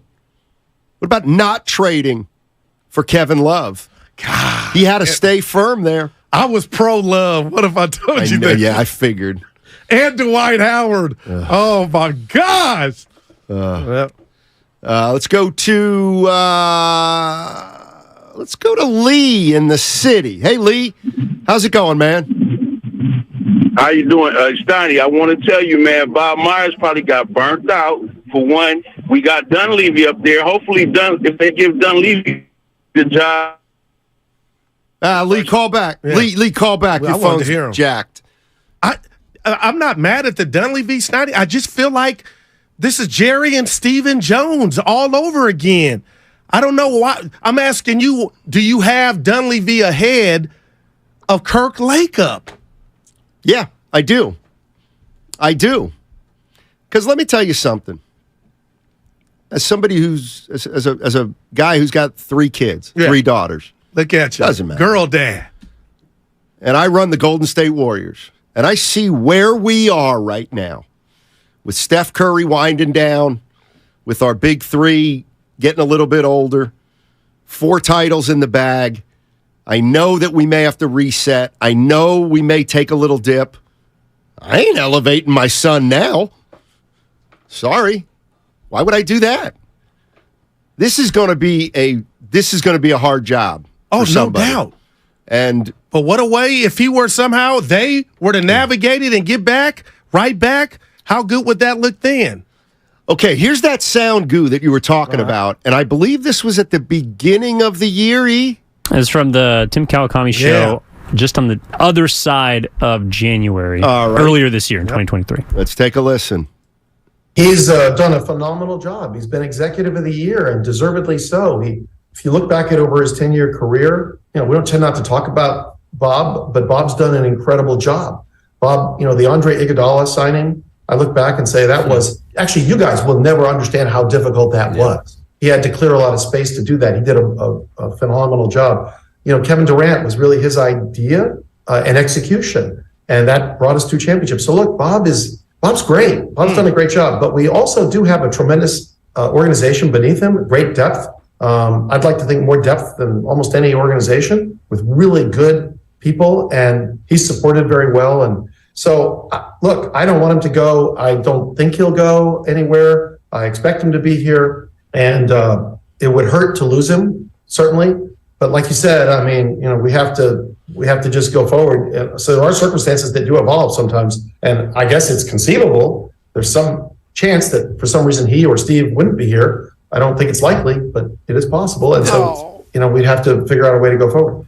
Dude, where did Steve come from? I understand, but he threw Steve in the pot. I didn't get that the first time. And I got to tell you and Evan and Spadoni, it's been a Sex and the City weekend. We've been watching it all over, me and the wife. What? And Sex and the City, HBO with the girls. Oh, you actually okay. So you're actually watching the old HBO show. All right. Start going down. No, Shout out Blue Juice. I have a wife. But listening to Joe Lakeup talk about Bob Myers was like my wife saying, "Oh, Guru's a great lover, But I've had some other great lovers too. That's how that felt.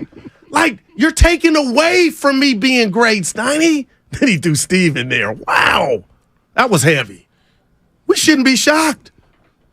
Well, I'm not. Because I know Joe Lacob's a killer. You never acknowledge he's a killer. He's a businessman. No, well, come on, Goo. Okay. He's not. He doesn't have ties. But this was Bob's decision, by all accounts. So when you say killer, so let's think about it from this point of view. And you know, by the way, let me make it clear. The guy sitting across from me. What happened? You're just such my man. I can't even tell you. What are you talking? I can't even tell you. I gave you a bad analogy. You are, HBO. No. You are so freaking smart about some stuff. It's unbelievable. But anyway, now I lost my train of thought about. Bob's a killer. Yeah, Joe's a killer. Talk to me. Joe Lacob's a killer, and I just. What if Joe Lacob did offer Bob Myers the biggest general manager contract in the history of general manager contracts? Bob walked away from it? Wow. Why? Great answer here. To I'm gonna give you one. spend time with his family. Or Joseph the Dreamer on YouTube said, and Stoney, this is real. Bob doesn't want anything to do with breaking up the big three. Maybe. Yeah. Now that's mob movie type of loyalty. Like that, I could see that. Like, I don't want anything to do with that. And then how many times has he told us face to face, or anytime we had him on the executive show, how much he appreciates Dre and just their dynamic in their relationship? Maybe that's real, Stoney. Because the new dude could come in here, hey, Stoney, I'm your new boss, close the door. Hey, buddy, look, it ain't working. And have no emotional ties to it. And, you know, you staying or you going? Or you don't even have a choice. You know, the other thing, too, is, you know, Joe Lacob made it clear that Bob had two offers in front of him, and that was in January or February.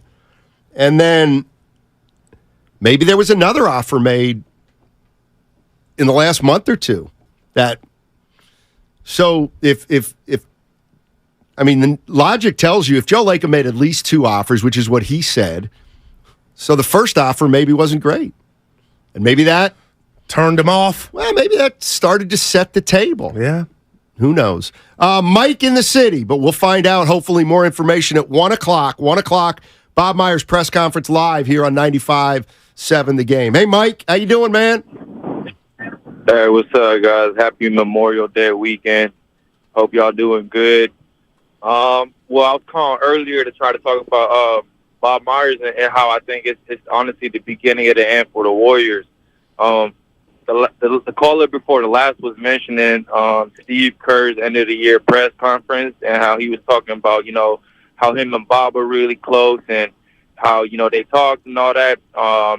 And I think Steve Kerr honestly said a lot, because when they asked him about Draymond Green, Steph Curry, and Clay returning, he was confident that they will all be back. But when they asked him about Bob, he was like, yeah, you know, I don't know. Bob is still trying to figure things out. So I don't know if Steve Kerr just kind of said it without saying it, that, you know, like Bob is leaving because there's maybe the big three coming back and Bob is not with that. You know, I don't know if there's much more to it than we're looking at. I think the two timelines had a big thing to do with this. And I think, you know, Bob is not done with being a GM. I think he's just done with this whole situation that just, you know, keeps digging the hole deeper and deeper. So that's all I got. And I just want to say, hey, Steiny with the 1, Goo with the 2, and if you ain't listening to 95.7, you was a damn fool. Have a good day, y'all. Bars. Mike. That's Mike. He might be messing with Evan special. Oops. 707 says Steiny, Larry Riley drafted Clay. I think you're right. But you know what? Jerry West gets all the credit for Clay. Doesn't he? Everybody equates Clay with Jerry West, which is unfair to Larry Riley. I can't remember if Riley was there, Myers was under him, or Mike. You know. Speaking of which, we had a donation. From Ernie Chavez. Travis Schlenk, could he be on the short list? And before you answer, I want to throw JW on there. Could Jerry West come back? I think Jerry's kind of getting up there.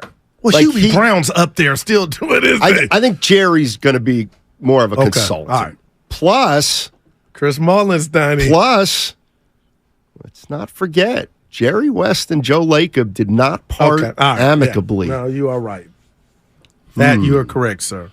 So, before you grab a call, Andre Iguodala, I forget who was his partner, the dude that used to be on the Sixers. He did the podcast with Evan is Google.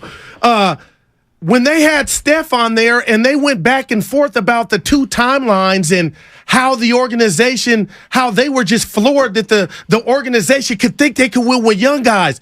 Now I'm trying to be Perry Mason. Who got blamed for that, Steiny? Were they mad at Myers?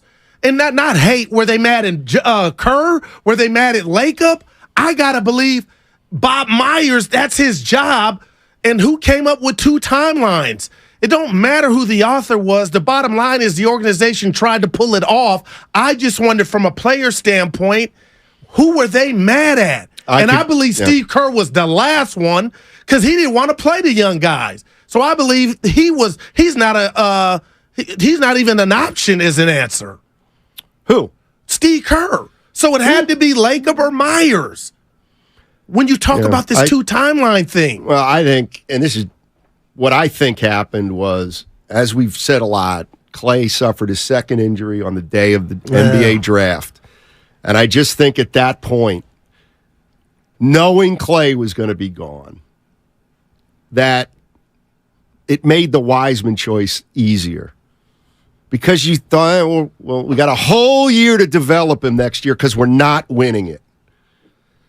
And Wiseman starts out of the gate. He struggles, though. Then he gets hurt. Now the next thing you know, the next year comes around, and they got everybody healthy, and they get rolling at 18-2, and Wiseman gets hurt again or is banged up, and he's not doing it. I think that Wiseman was essentially Joe Lacob's selection. Okay. Even though it's a group decision, but I think Wiseman was mostly Joe Lacob's decision, and I think that over time, the veterans started to resent that they went that young, meaning Joe Lacob wanted to go that young, that quickly after Clay's second injury. What do you do with that resentment? Because what they did is go win a title that nobody saw coming but Stephen A. But does that fester? What do you do with that resentment? No, I don't know. I think it shows up in a pod that Iguodala does with Evan Turner, where he talks about how he feels like the organization thinks it's easy to win titles by just bringing three young guys in, and the veterans will tutor them, and boom, we got it. Damn. Now that's the answer, Steiny. Carlito in Alameda. Gentlemen. Hello, gentlemen. Listen, I think it's sad to see Bob leave, but it's a great opportunity for the future. If I had the job, first order of business, trade away Draymond Green and make Jordan Poole the focal point of the team, even over Steph Curry. It's time to think about the future, and I think J.J. Redick would be the man for the job. Thank you. All right. What, J.J.? I'm out on that. Well, he had a head coaching interview. Who was it with? Kenny Atkinson? I thought you were talking about Redick, J.J. Redick. Toronto interviewed him. I was saying, I was just talking about having the keys to Jordan Poole. Oh, yeah. Hey. Alan's in New York City. Hey, Alan. Hey, guys. Hey. Sorry, I'm at work. Big Warriors fan, been a Warriors fan for a couple of years, ever since Derrick Rose hit that game winner on Klay Thompson way back when. But I just want to tell you guys, you guys are on point in general. Guru, I completely agree with you what you said earlier, where Chris Mullins would be a good replacement for the GM position of Bob Myers. I genuinely believe, like one of the callers said, that Bob Myers got burnt out. It was disappointing to see him go. He's like 100% a people person, like you guys said. And I think the majority of the Warriors players definitely enjoyed him as who he was as a person. He's been on the podcast with Matt Barnes, Steven Jackson, and Iguodala, and he should get his flowers for what he did given that great amount of talent that we've had now. You guys say that the young guys are crucial, and they believe that in that two storyline that they believe the young guys can win, and I think so. We have Moses Moody, PB&J, who's going to take a while, and Kamingo, and with the charismatic and very much egotistical JP, I think those guys are solid. Like the way we play, it's very much you can copy it. You see the rest of the league copying our little offensive scheme with their pick and rolls and their off screens as well. But I think Bob Myers gave us a lot more to work with before he stepped down. So that's just really what I want to say, and we'll get back to it. Thank you guys so much. Appreciate it, Alan. New York. I don't know there's any way you know how they're going to miss Bob Myers, or hey, maybe they won't skip a beat. Maybe they're going to draft somebody at 19 who's their sixth man next year. Or maybe Draymond Green tells Joe tomorrow after this presser, Bob's gone, I'm out. Because he knows what life would be like with this team and organization without him. But isn't that the thing, though? Yeah. We don't. Like, Draymond Green was in the first draft class of Bob Myers as GM, so he doesn't know. Like, none of us really know what life is going to be like without Bob Myers. Right. What I was saying, Evan, though, with all the things like the Draymond Green incident to where he got suspended for one game. Draymond didn't get suspended for punching Jordan Poole. Draymond Green and company know how much input Bob had. Do I use the word saving him or keeping him from being suspended for a substantial amount of time? So when that person, the advocate, Evan, leaves, I think the person knows, okay, if I were to pop off, if something were to go wrong, the guy that had my back is no longer here. I don't want to be a part of that. Yeah, and there could be a million different scenarios that we didn't even think of. Like, what if Bob Myers actually wants to move off Draymond Green? Wow. And Joe Lacob is saying we can't move off of Draymond Green. Hadn't thought of that.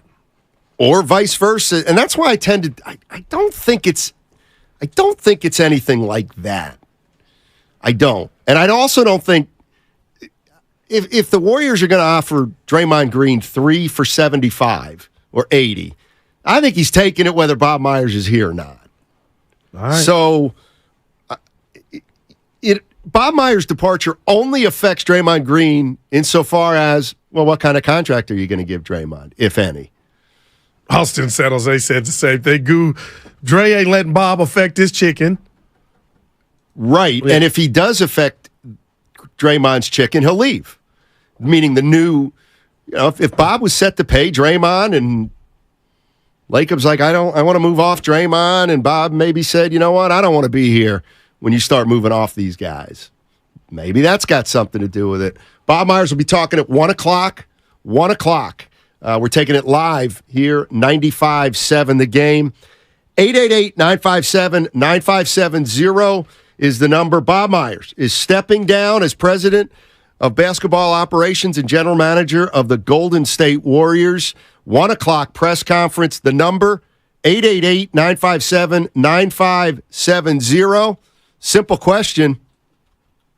How important is it that Bob Myers will no longer be the Warriors GM as they head into a gray area? Let's face it. 888-957-9570. We'll talk about it on the other side. Life is uncertain. It's okay to feel stressed, anxious, worried.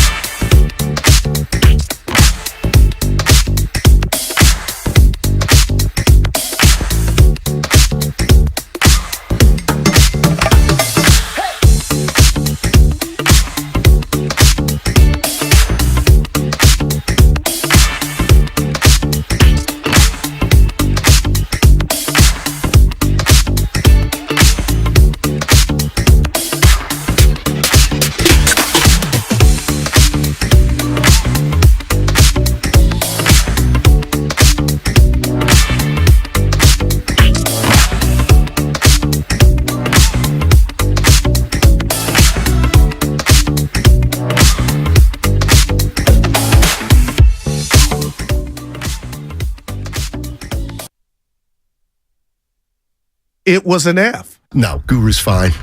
I'm the problem. Now, back to Steiny and Guru on 95.7 The Game. All right, Bob Myers is stepping down as general manager and president of basketball operations of the Golden State Warriors. His contract's up at the end of June. He's having a press conference at 1 o'clock. We'll take it live. We'll do it live. There you go. On 95.7 The Game. And we'll see if he's going to hang around through the draft or whether he's going to take off now. Doesn't appear to have another job yet. Who knows? He could go to ESPN. Daddy. That's his job, Steiny. Maybe he'll take a year off. But Bob Myers, the head, really, of the Golden State Warriors, figurehead. The brains. I asked you during the break how soon would you name the new person, but you just said it to the people. Like, why would he stay on or anybody stay on through the draft? You know what I mean? He might just stay on to be helpful for the next month, knowing that he won't be making the final decision. He'll just say, I like this kid from Wichita State. He's pretty good. Well, okay, but you don't have to draft him because I'm leaving. But I know in the radio business, when you're done, you're done. You've ridden it. You're done. Hey, can you stick for a couple weeks? You're done. Oh, yeah. Bud's in Oakland. Hey, Bud, how you doing, man? Hold on, fellas. What's up? Hey, so look, Goo, you said all in the family. Look, I'm going to double down on that. I'm going to give you Al Bundy, Married with Children, and I'll give you Nicolas Cage, The Family Man. Wow. When you got family involved, that's usually all it takes, and when someone has everything that they could possibly even, imagine in life. I mean, he's got all the money. He's done all of the jobs involving the sports. He's been a GM and, been a part of the championship run, historic run at that.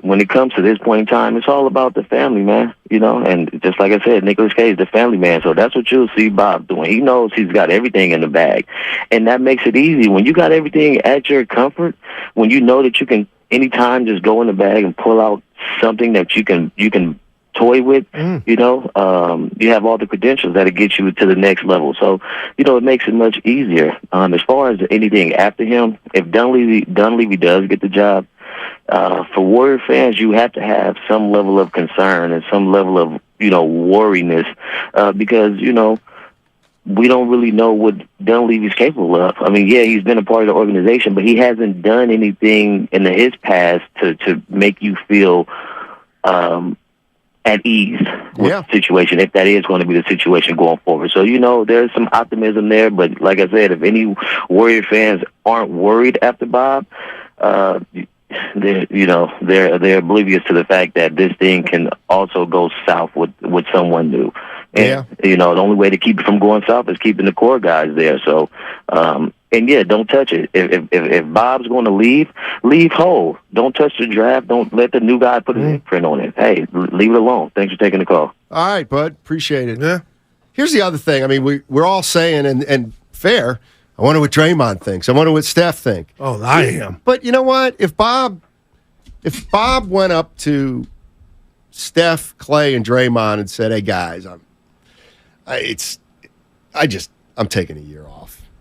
Last 10, 12 years, guys, been a grind. It's just feels like it's the right time. You all know what happened with James and stuff, and I love you guys, but I gotta take a year off for my sanity and for my kids. How could anybody begrudge him that? Oh, no. What I'm saying is if he says something like that to Draymond's not going to be like, hell with this place, I'm out. Oh, no. You know what I mean? Yeah. Like, if it's just Bob making a family decision, which I'm chalking it up mostly to that. I'm 100, Steiny. And I'm sure the grind gets to him after a while. Now, you always kid me before you grab the next call about, Guru, like the sports is not a Disney movie. Like I told you and Evan, how many players going to be standing behind Bob today like they were Sprewell when that thing went down with Carlissimo? They had his back, but I know it's the off season. But in a crazy way, if you're in town and he means that much to these guys, if I'm Steph and I'm at home, Aisha, watch the kids. I'll be back. I'm gonna go down here. I'm gonna take young Cannon with me. My question to you is, what do you remember Bob most for? Because to me, it's Kevin Durant. And I know Bob's so great he gave that credit and kudos to the players. And I told Evan this during the break. But Steiny, it's Kevin Durant. And then this is the one that the wild card that may be greater than that. His handling of Draymond Green. Allowing Draymond, and Kerr was on the same hype too, but allowing them to treat Draymond Green and not have his way, but to give him his space to be who he is, to where it was never combustible. Well, except Jordan Poole. That's what I remember Bob for. Boy, what'll Bob, to me, be most remembered as? To me, it will be the second most important person in the organization in terms of giving it credibility. Steph Curry's one, and Bob Myers is two. And the thing that I think has been big for the Warriors in the last 10 years is their big three is really, really a bunch of classy guys. Bob Myers, Steve Kerr, and Steph Curry are all three pretty classy guys. They're grown-ups. They're smart. They're people who are worthy of admiration, quite frankly. And I think Myers, to a large degree, just set a tone for this organization that made it completely different from the one that was before Joe Lacob. Lacob obviously has a part of it, but when you put Bob Myers out front, you're putting a certain kind of individual out front.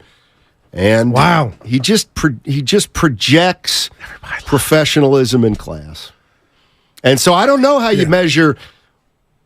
Well, what? Yeah, I got you. Maybe outsiders now will think maybe there's some instability with the Warriors that wasn't there in the past. Oh, well, there's no doubt we'll be watching that moving forward. Huh? You know who I'm thinking about? Who? I think if I gave you two guesses, I want to hear from this person about Bob's departure, because I feel like not only would they get emotional, they would just keep it real. You're 0 for 2, I'll tell you. Okay. Fitz. Like, no, really, man. Like, he would really lay it on the line, and if he teared up, I wouldn't be shocked.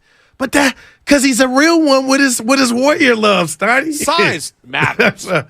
Well, yeah. Let's go to Eddie B. Eddie B's in East Palo Alto. What's up, Eddie B?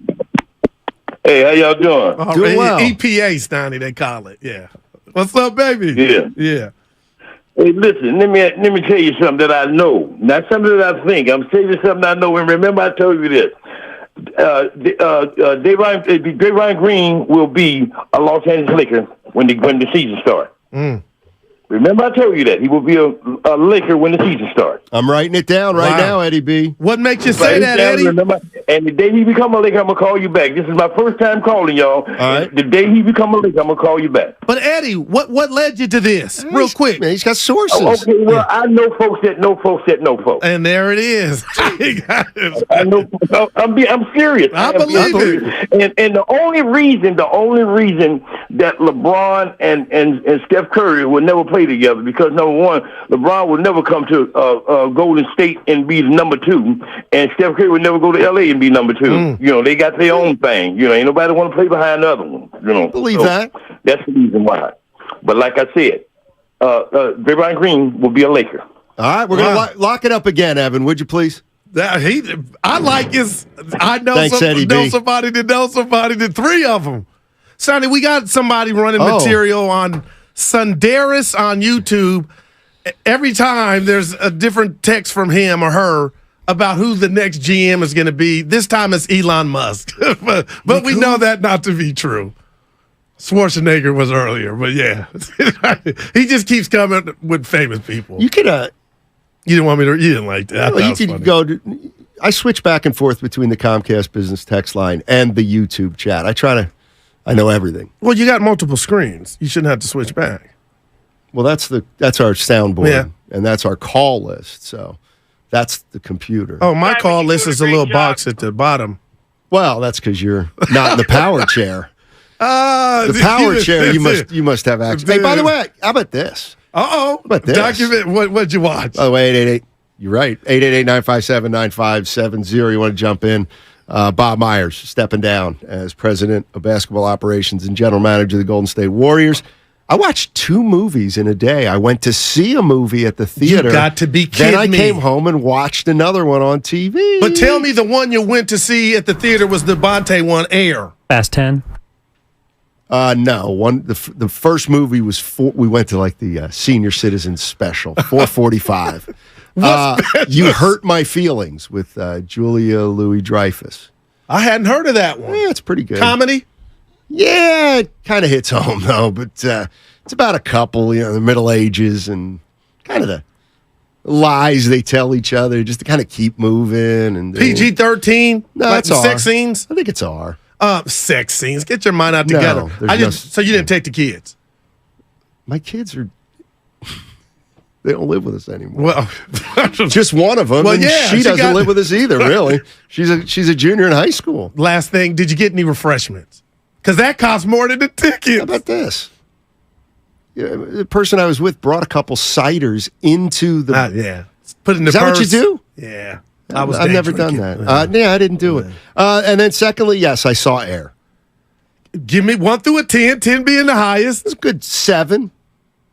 7, 8, 7. See, I ruined it for 7, you. 8. It's an 11. 7.5. Ben Affleck, dude. That's Matt good. Damon. Solid.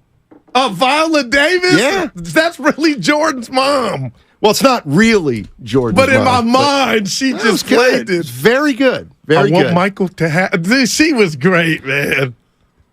Chris Tucker. And that was a true story. He was a friend of the family. How about the George Raveling stuff with the I Have a Dream speech? That was, man. Mhm. And I didn't even, the black guy didn't even mention that. Good job, Sturdy. Fascinating. All right, that's enough of that. Back to Wiggins. Back to Myers. Murillo in Petaluma. What's up, Murillo? How you doing, man? What's up, guys? Life is good. Can't complain. I have, first of all gratitude to Bob. I can only be grateful as a Warrior fan, the class, and when you do when you're in that profession and you at the high level as he was, it's all about what your peers say about you. And I never heard anybody say anything about Bob, so I'll go with that. But guys, about what you said, Guru, I'll put Wiggins there as one of his great moves. Not just bringing him, but also re-signing him at the value that they re-signed, because Wiggins should be worth a lot more than he is, especially looking at the playoffs right now. But anyway, Matt, I want to ask you a question, because I think I read a tweet from Larry Krueger, one of your guys, and I'm a big fan of Larry. I think he always brings a different point of view, and he mentioned about nepotism and his concern about nepotism running through the Warriors organization. And I think, Matt, you mentioned about the Hawks a couple of months ago. When you were asked about the Hawks, you said they're doomed. And I don't want to quote you. I think you said something about their front office situation, about the son of the owner. So I want to ask you a question. Are you concerned? Should we be concerned about the Warriors when it comes to that? Thank you guys, and welcome back. Appreciate it. I think nepotism kind of runs wild in every aspect. So I just made a list while Murillo was calling. You got like Rick Adelman, head coach of the Sacramento Kings back in the day. Yeah. His son's a coach. Wes Unseld Jr. Right. Bernie Bickerstaff Jr. Yep. Stephen A. Silas's dad was Paul Silas. Flip Saunders' son ended up getting the job, head coaching job. I mean, it's pervasive. So I don't know if it's nepotism or not. But they're the sons of Joe Lacob, but a lot of sons and daughters. Well, I don't know about daughters. A lot of sons of coaches and players are in the league. Yeah. Mike Dunleavy Jr. Well, he was a player though, so like, to me, Dunleavy doesn't count because Dunleavy made it to the NBA on his own. But, yeah, I mean, Larry Harris is in the Golden State Warriors front office, the son of Del Harris, who coached the Los Angeles Lakers and the Milwaukee Bucks. So it's kind of all over. Right. But to Kirk's credit, Steiny, he don't need me to defend him, nor does Joe. He's been around. He's been groomed. And if you look at his title, he is one step away, if not getting... What is Kirk's title? I had it the other day. Well, you're looking it up. Yeah, you go ahead, because I got, Well, you're executive vice president of basketball operations. VP. Okay, and what's, check out what Dunleavy is. Yeah, that ain't, what's the coffee place? That ain't going to Pete's Coffee and bringing it back. That's a heavyweight title. Like, he's one step away from being Bob Myers. So you're saying somebody gets his coffee? Or when you have the Gophers, like when I used to work at the big, what do you do? They wink, but they really go get the coffee. But you would never tell them that's what they do. Omar, Oakland. What's up, Omar? How you doing, buddy? What's going? Man, I'm not feeling really good. My stuff collapsed last night, but man, we didn't quit. But I want to suggest a trade. I love Jalen Brown, but him and Tatum, they just bumping heads, man. It just reminds me of T-Mac and Vince Carter in the 90s. Just kept bumping heads. Same thing with Paul George and Kawhi and Russ and KD. How about I would suggest a trade. Hey, Omar, real quick, how far back you go? How far back I've been following the Celtics? Yeah. Like, how old are you? What age group do you have? 30s, 40s, 50s? No, I'm 27, but when I came to America, I've been a Celtics fan my whole life. Okay. I was just going to say, George McGinnis and Julius Erving were the same way. Go ahead, Omar. Yeah, that's what. Yeah, so Jalen Brown's very talented, but I don't think he can reach his potential playing with Tatum just because he's not trying to surrender to Tatum. And I think it's best if they part ways. I still got love for Jalen Brown. I don't hate the brother. He had a bad game. But I'm suggesting a trade of Jalen Brown, Malcolm Brogdon to the Warriors for Poole, Wiggins, and Gary Payton. What you guys think? Let me know. I don't think Boston would do that. And I was listening to Jay Will this morning, Stein. He was like, be patient with Tatum and Brown. I thought about it. They went to the finals. They were up 2-1. They collapsed. Almost similar for the same reasons. And then this one, you're losing 7 in the Eastern Conference Finals, but I don't think the Celtics would do that. Would you? Well, I'm really down on Jalen Brown, Scotty. The world is. Well, his handles are, So if you're the Celtics and you're down on Jalen Brown, you can't pay him. But if you're down on Brown, if you are, what are you looking at Jordan Poole and him falling down on the ground? I mean, that ain't going to be attractive. Well, Jalen Brown was all NBA. I forget what team. Well, look at you. I hear you sniffing man. He's about to get $200 million, though. We'll see. Jalen Brown. Robin is in the city. Hey, Robin. Hey, how you guys doing? I wanted to tell you something about the snacks being brought in. I went to a concert this weekend. It's called the Sto-So concert in Concord Pavilion. It brings all the Guru's probably familiar with it. It brings the entire Bay Area together. And so, Fantasia is the boss. So Fantasia, Kim, Robin Thicke, they're all on the venue. You'll be there all day long, Steinmetz. Anyway, I have a friend that I always make it a point to find out where he's sitting, because he always has a flask of tequila. He had crackers. He had cheese. He had crackers, cheese, smoked turkey.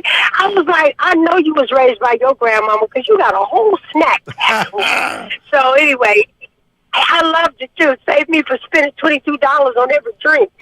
I wanted to say to the young gentleman about the Celtics, until Jason Tatum, I know he hurt himself, but let's just face it, until he shows up, he's not a superstar. Whether it's fair or not, this is how superstars are measured. He's just a very good star basketball player. You have got to show up. Jason Tatum has got to show up. And so don't put that all on Jalen Brown. And to the gentleman who called in about Draymond Green being a Laker, see you later, bye. It makes him that much more older. Also, with respect to Bob Myers, I'd like to just wish him well, and that sometimes change is not bad. It's just hard to accept at the time because sometimes you take a step back to move forward. He says it's time, and maybe we can get some new fresh eyes and creative blood in here. That's the same way about our core leaving.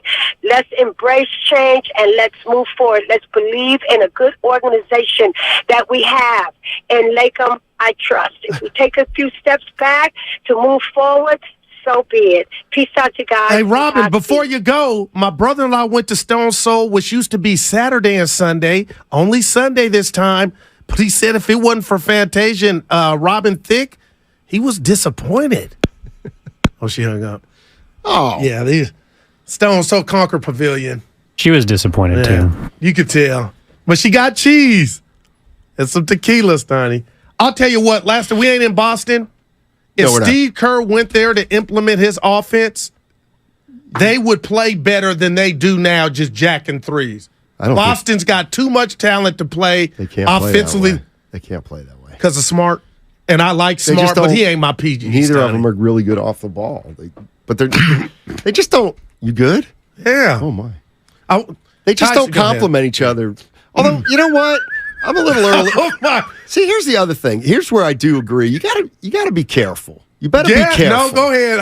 I mean, but you got to spin to keep it, though, Steiny. Brown and Tatum, they can't get it. I mean, they're in the finals and then the Eastern Conference Finals. They're both still in their, mid-20s? Yeah, you're right. So you are right, Steiny. I mean, we're not talking about the Charlotte Hornets. Yeah. We're not talking about the Hawks. But you're going dice. You're betting on the come. You're betting that they're going to do it, Steiny. What if you pay Jalen Brown? You're going to have to, you know what I mean? But they're getting close. Real quick about the cough. Saturday, Tyshawn Jackson, a friend of mine, had a domino tournament for his birthday in Castro Valley. Steiny, cigars.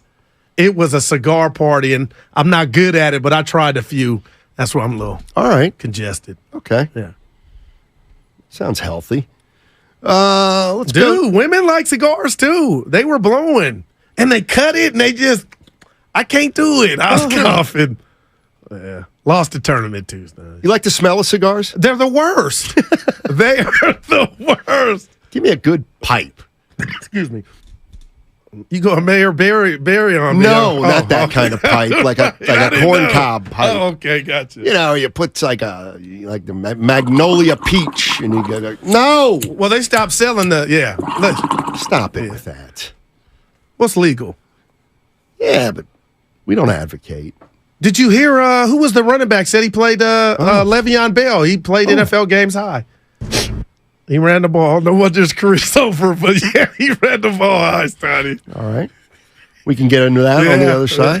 888-957-9570. Bob Myers stepping down. Wow. End of an era. I think we can safely say that. Where do the Warriors go from here? How important is it, and what does it mean? Bob Myers will no longer be heading up the Golden State Warriors basketball operations department. We're talking about it on 95.7 The Game. 888-957-9570 is the number, and it's all brought to you by calhope.org.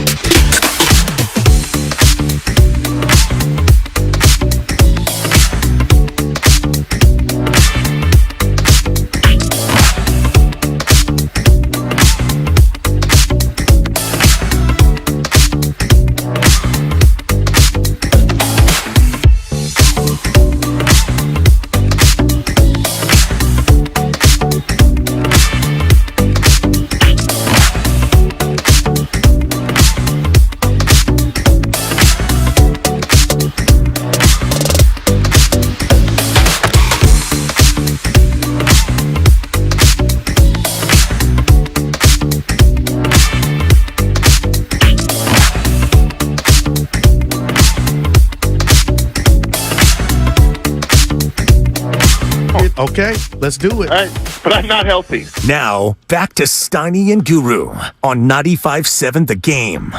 But now you got time. Hey, Bob. I'm going to text him, Steiny. Hey, Bob. Get a job. Right. It's Friday. You ain't got nothing to do. Steiny, I'm going to hit him up, man. Bob Myers stepping down as president of basketball operations and general manager of the Golden State Warriors. Press conference coming up in an hour and a half at 1 o'clock. We'll carry it live. And Bob Myers, I mean, a lot of times when situations like this arise, one of my first thoughts is always, well, how's this going to affect me? And a lot of people talking about you and I in the seats. It has nothing to do with it. No, it's about the executive show. And hopefully we get one last run with them. Yeah. You can make that happen. Yeah, of course. I'll tell you what, I'm a grown-ass man, so are you. Since I've been in the business, this is the first one of these to where I feel like I know Bob. Oh, no. Don't take it personally. No, I am. You can't take it personally. No, you can't. See, that's the difference. That's why I tweeted last night. I was like, what's Bob doing? He's coming back. And the people holding me accountable for that guess. Oh, fade the goo. I just thought that he might be coming back. We got jackals out here, now. You can't do nothing. I know. As you say, hey, you're not afraid to say, Steiny, the internet really hurts my feelings. Oh, boy. I was actually thinking about you doing that this weekend, and I was like, you should do that. He should do that. Guru should make fun of how I can be hurt by little tweets. But you don't hurt long. You get up and then you get back. Yeah. So Bob Myers, I did jinx it. Gutless. He's packing it in. That one, no part of it. I'm excited to hear what he has to say, though, Steiny. Of course, if you know the show, you know we're kidding. Yep. And the one thing is and I'm going to take this call from Bobby in Los Altos in a second because he's like, Bobby, not throwing any shade, but. Okay. So there's, Bob's wasn't perfect, but there was one we left out. See, I give Bob credit for Iguodala. I give him credit for Durant. Big. Who? No, that's big. And here's the Andre was big. The other one I forgot was turning Durant into Wiggins. But it didn't start as Wiggins, but you're right. It got there, and it got you your fourth chip. All right, let's go to Hater Bobby. Hater Bobby's in Los Altos. Can't let the guy walk away in peace. Wow. What's up, Bobby? Hey, listen, I just want to give my take, and it's not going to be as positive, I guess, but a lot of Bob Myers, I think, is just right place, right time. I mean, for anybody that's ever worked in a company where it's going well, you're getting catered lunches, and they're treating you good. And then when the results aren't good, you can't even get approval to get a stapler. So the fact is, you're the same person. The environment around you defines how people perceive you. So I think Bob Myers got extremely lucky, came up right place, right time. As a general manager, I'm not going to pretend to understand the roles and responsibilities. But, I would imagine being a person that's involved with running the draft is a main responsibility.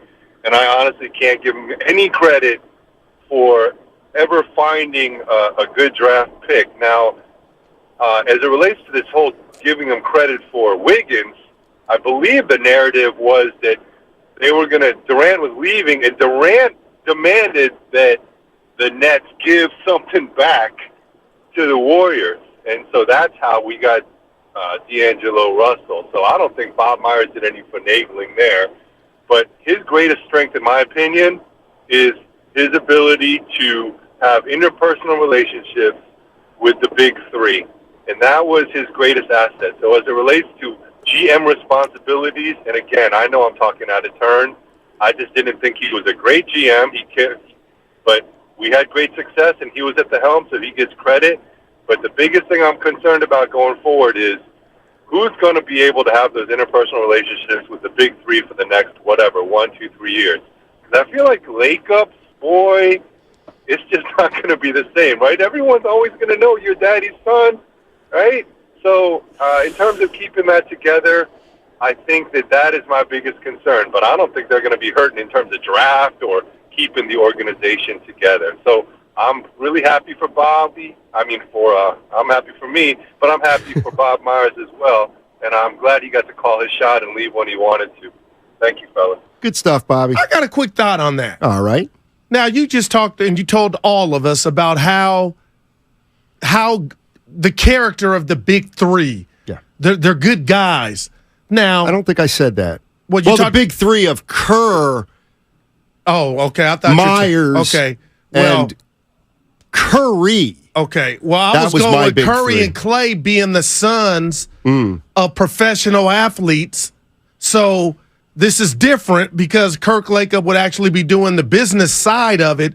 But I don't think if Kirk were to get the job, he would get that type of business from Steph and Clay, knowing, and they're Hall of Famers, Stoney, but they weren't at the beginning. They were probably getting looked at like, oh, you only in the league because of this or that, maybe in high school and college. But my point is, those two dudes don't come off as, hey, your daddy's kid, get out of my face. Now, Draymond, I can see if some stuff was said wrong. Please. Saginaw's finest letting you know. You trying to tell me? No, I think that's fair, but sometimes we have a tendency to view things as that they're just happening now. The reality is Steph, Clay, and Draymond have had 10 years with Kirk Lacob. So they know him. Yeah. They know him. They know they formed their opinions on him probably by now. And they just like anybody else, they either like him or don't like him, or respect him and don't respect him. By the way, are you gonna give me mine? Give you. Evan can God. too. I mean, I thought we did this Thursday. Give me mine. For Miami? Oh, my God. I feel like you think you're Pat Riley, but I kind of do. When you called him the do. Don, I saw him last night looking good, his beautiful wife. What? I mean, another victory lap. You took one Thursday. Yeah. Are you going to give us credit for Denver then? I've had Denver for a while. You can't have all of them. Yeah, no doubt. I didn't think Miami was getting to the finals, obviously. Denver, I thought, was the best team in the West. And everyone said, but they haven't done anything anymore. And I said, well, you can't do anything until you do something. So everybody held Denver's not going to the finals before against them. No, this is going to be a good time. Okay, keep it real now. Let's get back to Miami. No, before I'll tell the boss. Saturday night when that shot went in by D. White, it was incredible. Yeah. Did you think they were finished? No. You knew that was a doubleheader. I did Ernie not Bates. think they were finished. I'm like, Boston by 20. You know what I was thinking? Everybody did. To me, coming back and winning 4 games in a row, it's like having to sweep a season series from a team.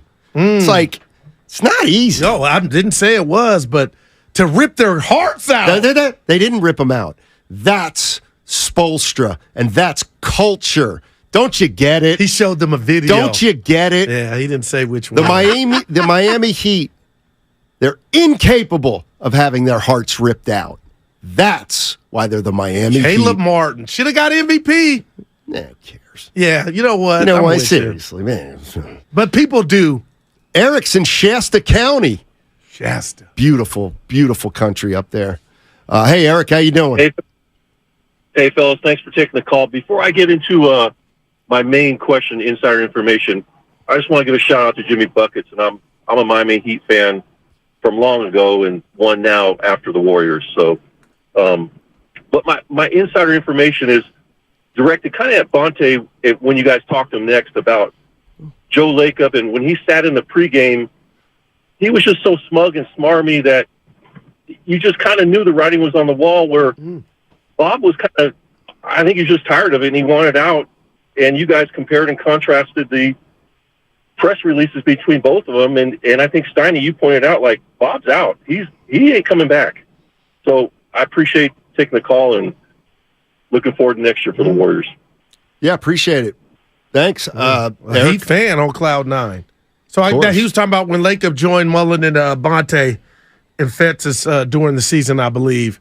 So he must have picked up some things to where he thought he was kind of, when you say smug, arrogant, I don't know, but you're the owner and you got 4 titles. But I mean, winning, stick your chest out. Winning camouflages a lot. I'm sure Joe Lacob's pretty hard to work for, and he ain't somewhere crying right now either. One of the reasons Joe Lacob's probably demanding is because he works at the basketball side of things. Like, he loves it. Joe Lacob loves it. He'll watch a game at Stanford on an off night. He'll pay attention to other games. Yeah. He's involved, plain and simple. So, we'll see what happens with the vacancy. How soon for me, Steiny? Like, man, the draft is almost this next month. Let's go to Paul in Burlingame. Hey, Paul, what's up, man? Hey, yo, Paul Burlingame, and I'm doing it live. Nice. So here's my little theory on Bob Myers, and you guys have already said a lot of it about it being a classy organization, and these are all stand-up guys. What if Bob was looking down the road here, and he was just seeing that he couldn't be objective, right? The relationships are too deep, too long, too personal, and he just figured, hey, let me go ahead and step aside now, let the Warriors do what they need to do, because I can't be objective about this. I mean, really, how could he be? That's pretty much all I got. Appreciate the call. I think that might be part of it. I just don't know if we know that Bob wanted to either break it apart, keep it together, do somewhere down the middle. What's your gut tell you? I think he wanted to keep it together, Donnie. Especially if Steve Kerr was saying, I don't think this core is done. I feel like Bob was – the Bob I think I know, Steiny, he was riding with that way. I don't know. Well, I do not know. Fascinating stuff. Bob Myers, press conference, 1 o'clock.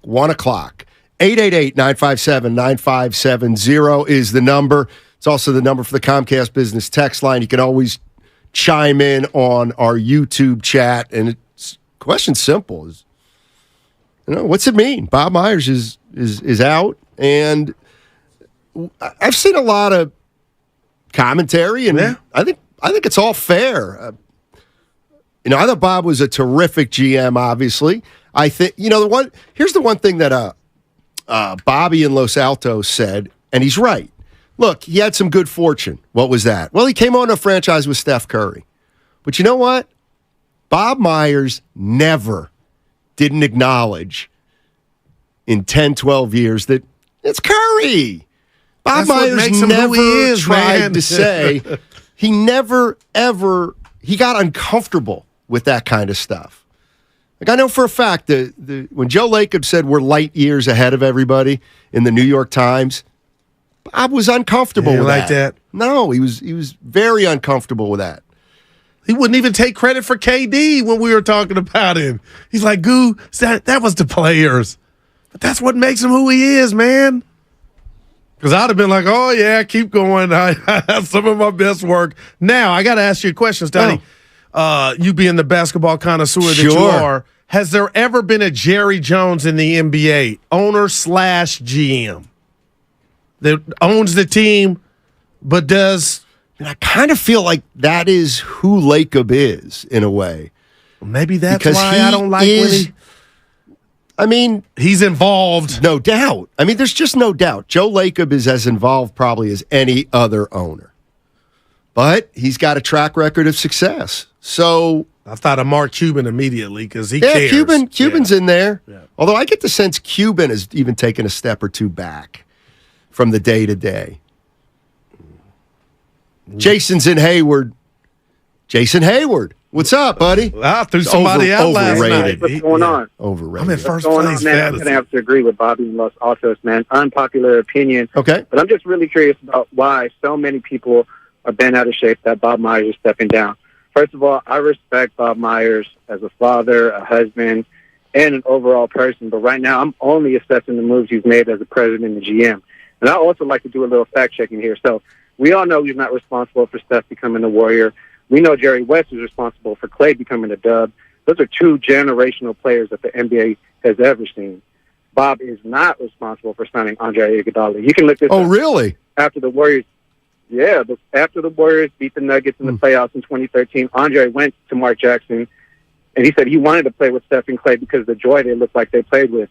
He turned down $60 million from Sacramento. That's the $60 million they cleared up to pay Dwight Howard, and said he told Bob, hey, just give me the $52 million and I'll come play. The Hampton 5 recruited KD. Last time I checked, Bob wasn't a part of the Hampton Five. You know what else is documented is how Draymond and KD both said the front office botched the incident involving KD and Draymond. So Bob didn't bring KD over, and he couldn't keep him a Warrior. Sounds a little bit like the issue beginning of this season where someone got punched in the face. So you don't think veteran ring chasers like David West and Sean Livingston are chomping at the bit to try and come and join generational talent to win the chip?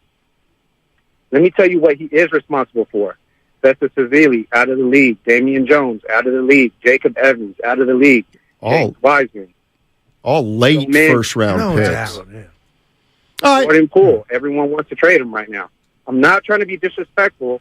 I'm legitimately curious why everyone is so bent out of shape. All right, Jason. Good guys and acceptable. Oh, Jason, I want you to listen to this.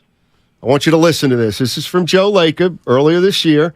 He's talking about Iguodala. He's talking about Durant as he's talking about Joe Lacob. Now, you tell me if you think Joe Lacob thinks that Myers gets any credit. He's done a phenomenal job. He's been executive of the year, and deservedly so. If you look back at over his 10-year career, we don't tend not to talk about Bob, but Bob's done an incredible job. Bob, the Andre Iguodala signing, I look back and say that was, actually, you guys will never understand how difficult that was. He had to clear a lot of space to do that. He did a phenomenal job. Kevin Durant was really his idea and execution, and that brought us to championships. So look, Bob's great. Bob's done a great job, but we also do have a tremendous organization beneath him, great depth. I'd like to think more depth than almost any organization with really good people, and he's supported very well. And so, look, I don't want him to go. I don't think he'll go anywhere. I expect him to be here, and it would hurt to lose him, certainly. But like you said, I mean, we have to just go forward. So there are circumstances that do evolve sometimes, and I guess it's conceivable. There's some chance that for some reason he or Steve wouldn't be here. I don't think it's likely, but it is possible. And so, we'd have to figure out a way to go forward. I just played that to acknowledge that Joe Lacob gives Myers the credit for Iguodala and Durant. And he's got to get it. He's got to get it. And what about the caller just omitting the Warrior culture where David West told us all type of stuff was going on behind closed doors? If the caller doesn't give any type of credit to Bob Myers for being a part of that, then I don't know what to say, but that was a big jug of haterade too, Stoney. Let me ask you. And those were championship years when you were getting guys that you talked about. Those picks were boo-boo. Well, let me ask you this. Festus Ezeli. To me, Bob Myers gets credit for, I think that's a good pick. I'm not going to hold it against Bob Myers that 5 years into Festus's career, he got hurt and he's out. He drafted Festus Ezeli late in the first round, and Festus Ezeli played for the Warriors in those early years. Yeah, Game 7. But I know. Wasn't he a rookie that year? He was either rookie or second year. I can't remember. What about Kevon Looney? Oh, man. I mean, what about Kevon Looney? Come get your flowers, Bob, for real. So, what about Jordan Poole before the punch? We'll call it BP. Exactly. Again, for everybody that kind of hits him for McCaw and Jacob Evans and who else? Nemanja Nedovic. What about our boy Smoligic? You're just taking a flyer at the end of the first round. You're doing the best you can. And the Warriors actually found some guys late in the first round. I mean, Patrick McCaw, he's out of the league. But guess what? He was on the court in an NBA Finals as a 29th pick or whatever it was. So you didn't mention Jordan Bell, but that was with... To me, that's another good pick. They didn't even have that pick. He started in the finals game. They purchased that pick. Yeah, from Chicago. They drafted Jordan Bell in the second round, and he was another guy who helped them for a year or two. 650, Mo Buckets. Sure, all those free agent signings. That's when they were just stacking the veterans. That's man. Let's go to Pig Meat. Meat in Oakland. All right. A little bacon. How are you? All the good stuff. All right. I got to give you guys credit because some of these calls, man, it's like we have to make something bad of it. The man gave us 4 chips. Anybody remember the Chris Cohan years? Thank you. Wow. I remember I mean, the man, maybe his wife woke up and said, honey, I don't know you anymore. Who knows? Bob might not even tell us the real reason. But the point is, he wants to go. Can the man go without us giving him shade? I'm just disappointed in the fans, man. Everybody, we don't know. Stop acting like we don't know unless now at 1 o'clock, he may tell us. Right. But until then, let's stop trying to figure out and get inside this man's head. Let's appreciate the 4 chips. Man, does anybody remember Todd Fuller picks? Does anybody remember Chris Washburn? I do. Thank you, Bob Myers. I appreciate your service, man. Come on, y'all. NC State. It's pig meat. Wow, Steiny. Touching all the right. Yeah. I mean, why can't we get more picks like that? I mean, more calls like that. That was just negativity sells. And where does it sell? And what does it sell? In the real world. Clicks and likes and views. Someone said Nico Mannion. There was a second, though, Steiny, during the pandemic. Let me guess, you thought he was going to be a superstar. For a second, Nico Mannion. Bob Myers stepping down. Make who? As basketball. That was a drop. Okay, I got a little president of basketball operations and general manager. He's talking at 1 o'clock. It's in an hour. We're going to take it live right here on 95.7 The Game. What's it mean? Bob Myers. First thing that pops up to me about that, not being real, is you playing that soundbite with Joe, and he threw Steve Kerr's name in there, and then you said, what if Kerr was to, make a lateral move and go upstairs? I do wonder about Steve Kerr moving forward, Steiny. And not in a bad way, just like how far are we really from the next Warriors coach? Yeah, I don't know. Damn, I don't know. But this is essentially, look, the Boston Celtics did it 2 or 3 years ago. Brad Stevens went from coach to general manager, and then he hired Udoka. And I just said, well, maybe Steve Kerr's got GM experience. Maybe they moved Steve Kerr like the Boston Celtics moved Brad Stevens. Then bring a coach in, maybe from the staff. Kenny Atkinson, maybe. He hadn't been rumored to be. I'm just talking off the top of my head right now.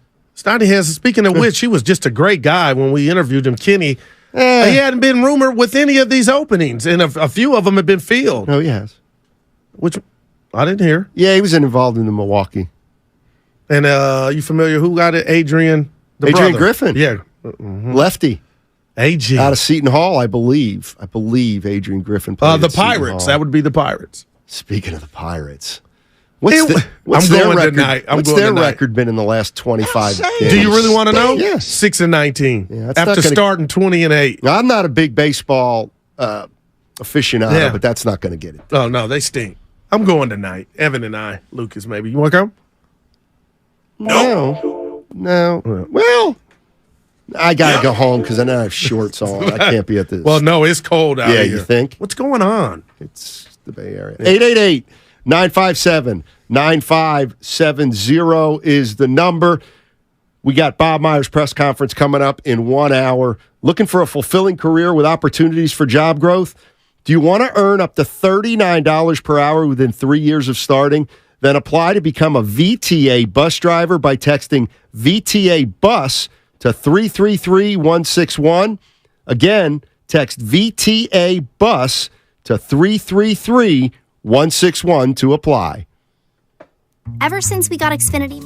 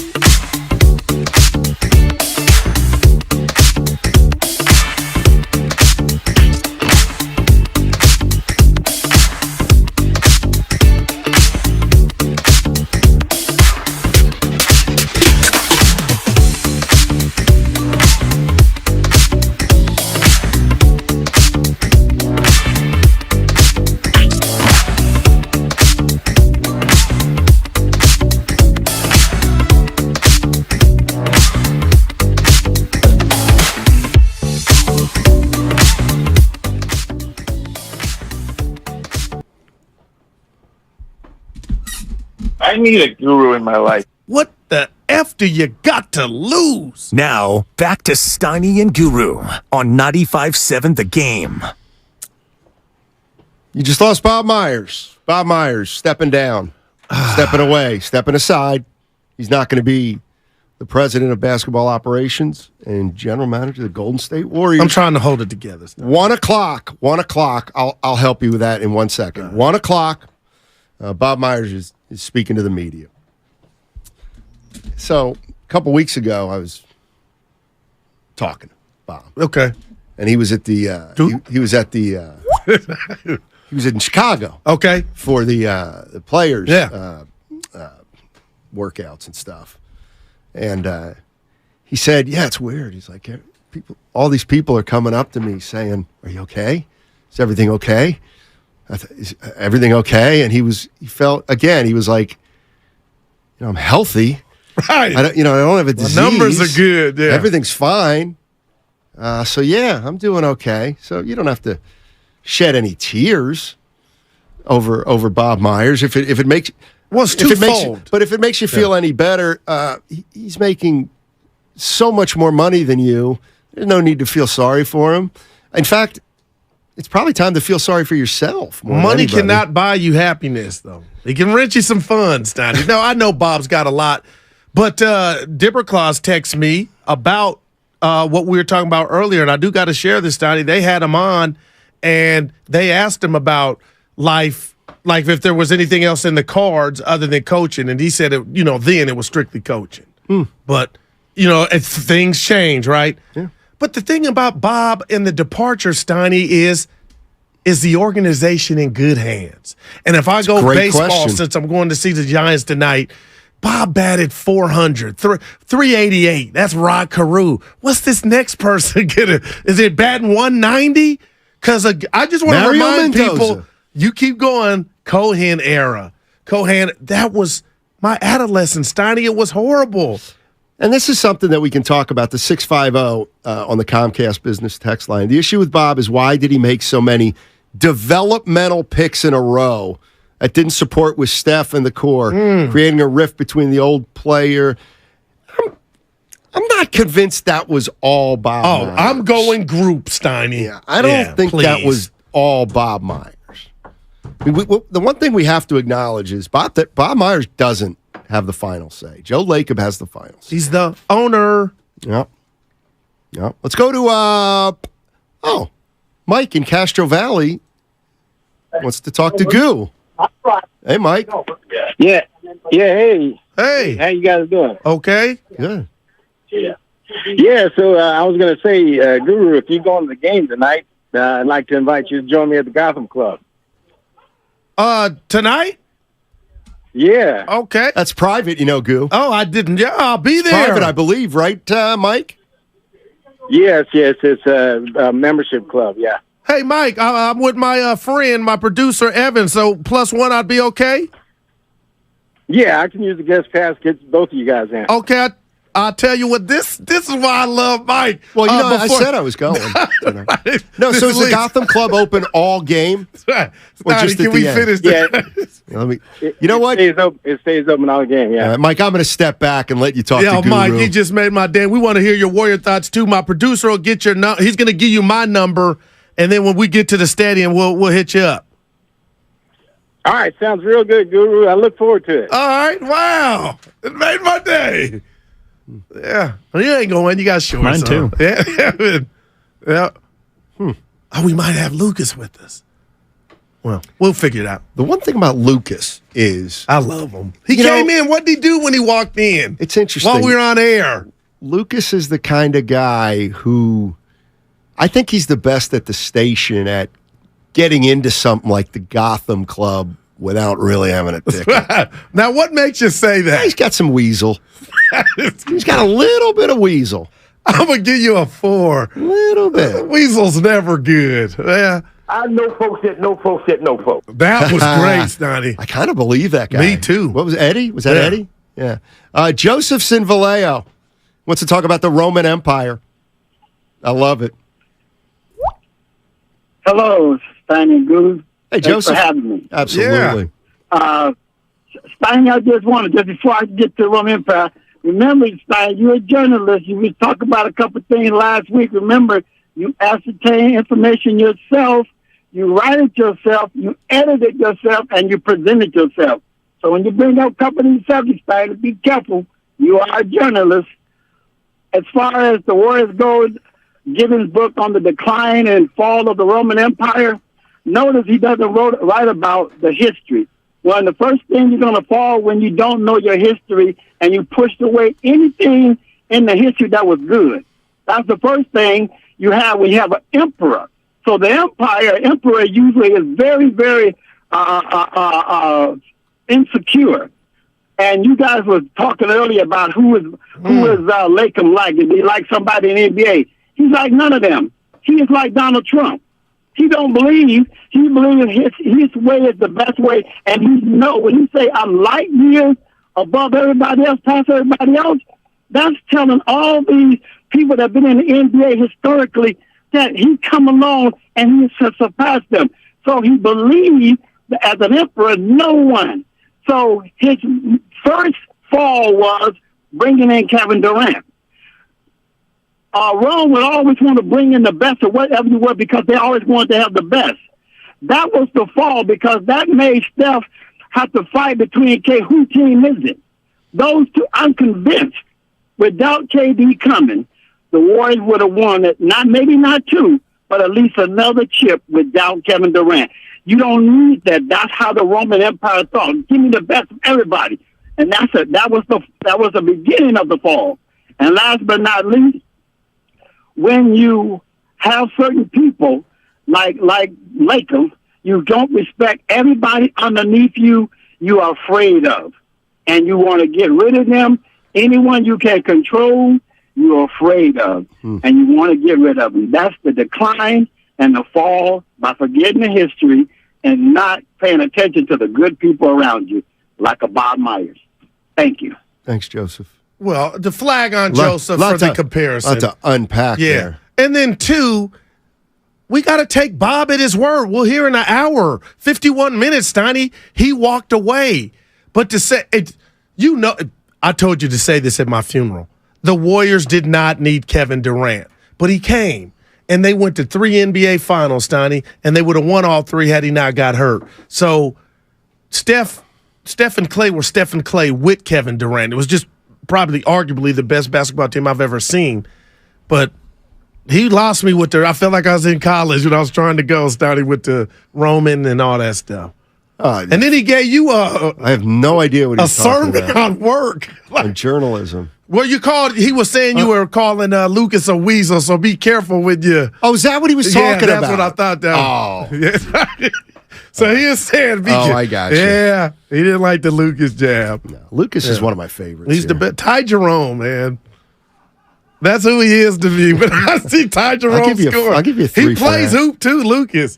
Have you seen him play? No. He's very undersized. But he, he was at the Warrior tournament. The Warriors were, we got a team, Steiny. Come on. We just got to pay. Funding is the issue. But we should be okay. Well, I'm sure Odyssey will sponsor you guys. Well, who did the buzzer? Because that's in the works. You guys ruining stuff. We're trying to get a sponsor. Or you could get like the old ship. Hey, would be a good sponsor. Yeah. It's about Bob. Okay. But I'm excited about the golf club. What am I walking into tonight? No, it's the Gotham Club. Oh, the Gotham. Do you know what that is? No. So I guess it's the club. Yeah. It's the club behind the scoreboard at Oracle. Holy crap. Right? They turned it's in back of the right center field scoreboard. I've never been there. I think so. I thought he said golf. No, Gotham Club. Oh, wow. That's what he's going to see at the game tonight. He's going to get you into the. Did we get his number, Evan? Into the Gotham Club. Affirmative. Yeah. And, I believe it's. But I'm sad about Bob. Yeah. Okay, we all. But you're going to the Gotham Club tonight, so you got that going for you. It's supposed to be really cool. Yeah. So I think it's behind the scoreboard, the one that looks like, by the right center field fence. I think it's behind the right I know what you're talking about. center field fence. If somebody could confirm. Either on the I didn't like to call her that line. comparison with the. Yeah, I was out. What comparison? About the president. We should have hung up 4 or 5. Yeah. Okay. Mike's in San Jose. Hey, Mike, how you doing, man? Hey, Mike. Michael. All right. We can go to, by the way. Maybe Scotty took his phone. Guru's Gripes coming up at 12:30. Oh, boy. Yeah, we'll do 12:30, Guru's Gripes. Oh, boy. You might need to duck. Dude, I've been holding on to this. Oh, no. I thought we were at... Should we push it to tomorrow? Because it's about... I got to get this off my chest. Well, let me be honest. Is it have anything to do with me? Oh, no. No. We can do it. You would never make gripes. We could never. We'll do it at 12:30. Yeah. Did we talk enough about the Heat and what Eric Spoelstra has been able to do down in say something Miami? To you. I'm going to say something to you. You better be careful. 6 finals now for Spoelstra. But he's lost 2 with LeBron James. And the Dallas meltdown was on his watch, or is that more just LeBron? I'm just throwing that out there. That was LeBron. Coaches can't play. They don't play. They don't play. How Gabe Vincent and what did I call my boy? Struder. Duncan Division 3. Dude, what is Don't forget Duncan Division 3. What if the Warriors had that on theirs? See, that's they wouldn't play. No, what if they had that ability to scout players? Would Kuminga be in a Warrior uniform? Would Moody have been picked? Would Wiseman have? I'm being real. Miami has shook me to where we don't know when the Warriors with Steph Curry are going to get those higher picks again. Miami is different. Dude. That's what I've been saying. No, but now it's incredible, man. I know, but it was incredible last year when I told you that. They got a culture there, Caleb, he has a little moxie about him, like... It's Eric Musselman's. Eric Musselman coached the Caleb. Now, what's going on with his brother? Wake up and Orlando. This should be a big offseason for you. He's banged up. Okay. The brother. Speaking of which, Lonzo may be done his career. Lonzo Mourning? Ball. He's been retired. No, Lonzo Ball. Yeah. Kind of sad. Noel is in Concord. Hey, Noel, how you doing? Oh, what's up, fellas? It's actually Noel. Noel, how are you? Hey, man, I heard you guys talking about the Gotham Club and on your way in. And what's funny, man, is I used we were invited. We weren't, hey, real quick, we weren't weaseling. We were invited. Go ahead. No. So I remember when Steiny, when you used to come down and play pickup games with us, and you used to weasel your way in there through the membership department. And I worked in the membership department with Ken Jennings. You remember Ken that's Jennings? our folks. That's my folks. Kenny Kerr. Hey, Noel, you better be careful. Club One in downtown Oakland. Remember that? What's your point? Oh, my goodness. No, Mom. You guys were talking about weaseling your way in. Stop! It's all about No. Stotty, did you fandangle your way in? That's not true. Oh, wow. No, it just depended who was working. Wow. Damn, Noel. Dude. The Jennings, those are my people, Stotty. Still talk to them. They, I probably knew Do them. guys get up in the morning and ball anymore on Saturday morning? I know Allen does outside at Alameda. I'm going to get on that circuit, but or did you lay in bed and smoke dope? You know, that's what era we have now, man. Is this true from the 510? The Gotham Club is $2,500 to join? $1,500 annual? Do I need a suit jacket? Jeez, it's like the Battery. Yeah, it's going to be like, you better get dressed up. Well, celebrities don't have to get dressed up, right? Well, they still have to look nice. Well, I'm with Evan. You got a Kruger shirt on. With my Warrior jacket. Get that Warrior jacket on over it. Speaking of which, oops, I got a source that pondered this thought. Okay. And since we're talking Weasel, and Lakeup would never do this, but could he actually have Kirk Lakeup get the title at the job, but Dunleavy behind the scenes pulling the trigger? I have no sources. I can see that. But why would you do that? To avoid the the fan? To protect your son. God, I think about my kids. I would do it. Protect them? Yes. Yeah, it's hard not to. Jim's in the 707. What's going on, Jim? How you doing, man? Hey guys, thank you for taking my call. Mm-hmm. Hey, I'm more on the pig meat side of this Bob Myers thing. We need to give this guy his flowers. He has just brought a humbleness to this organization, a professionalism to this organization, never a me. He's not like a Daryl Morey or some other classless GM who's on Twitter every day, shooting horses with when they were playing the Mavericks with the emojis and all that. Bob Myers is just a complete class act. And if I'm right, didn't he bring us the Monte Ellis for Bogut trade that allowed Steph to be Steph and put us on the map with this organization? It's 2012. He's done way more than people give credit for. Good stuff, Jim. Yeah, that was after. That would have been a year after he started. That was Riley. I get it. See, Bob was there. Oh, okay.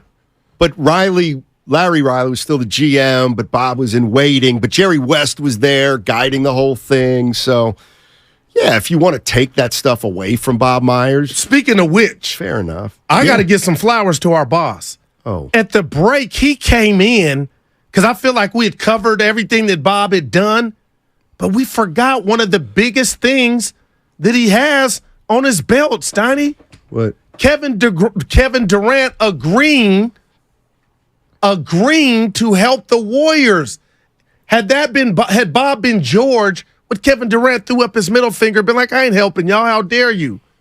Even when that jumped off with Durant, Bob was there, and his point was, how much credit does Bob get for Kevin Durant being so cool to do the Warriors a solid, which ended up being Andrew Wiggins? See, my understanding of that was it helped Durant, too, because it helped Durant get a 5-year deal with the Nets. So it was mutually beneficial. That's the way I remember it. I'm not saying I've never heard. right. Now, how would that have helped him? Because had he just gone there as a free agent, he could have only gotten a 4-year deal. Oh. But because I guess the Warriors signed him to the contract and then traded him. It was a sign and trade.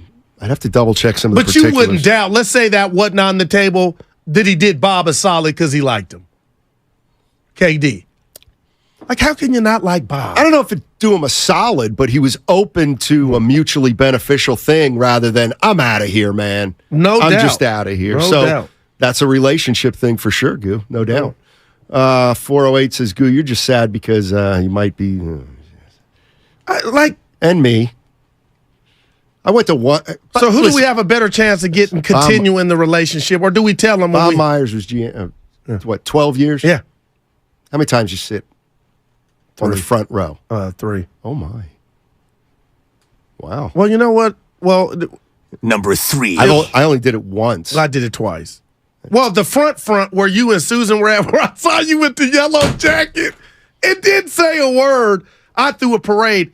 So really, I'm gonna go 2. Well, it's not a guess. I sat in your. It's at least 3, isn't it? No, it's 2. No. It's actually 1. I sat behind. He's got 2. Bamba threw a ball to you once. I'll never forget that. And then I sat behind the bench. Me and Lil Durrell. That counts.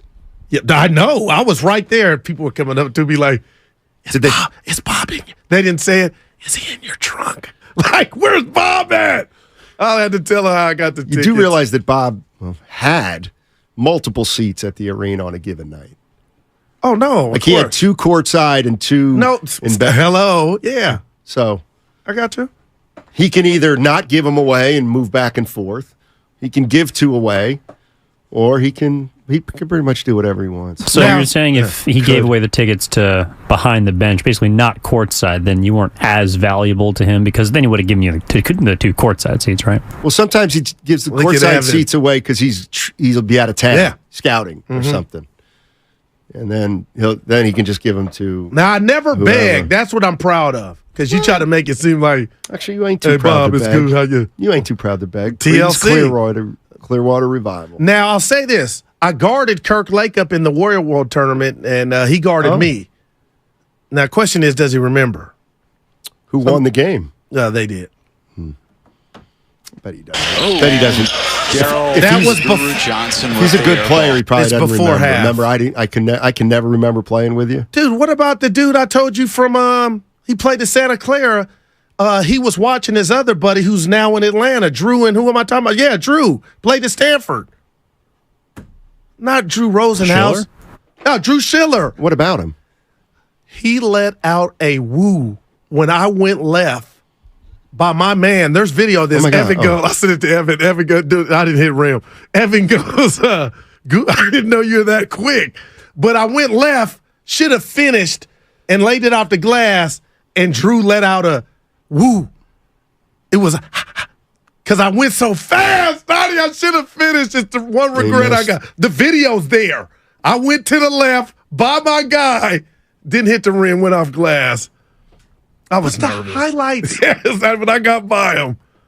And Drew let out a I heard it. Well, was it a woo? No, it was like whoa, somebody just got beat. And I had to rock.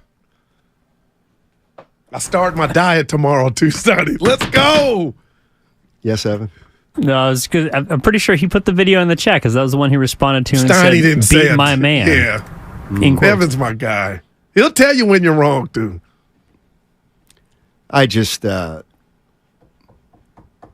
don't have one highlight where you can talk about a play you made that resulted in a basket? Now, I don't. Not on footage. Yeah. Coming this year, Snotty, stay tuned. September 23rd, the Warrior World Tournament. That's when the tournament is? I hope you would come. Where is it? He's trying to get it. No, I got Rashid. I don't want to get him in trouble. He's trying to get it done somewhere. Oh, like at the arena? No, rumors could have it at the old Warriors training facility. Yeah, exactly, in the town. Man, that's about 2 miles from my house. Oh, I'll come pick you up. That's a long way. No, we'll get it.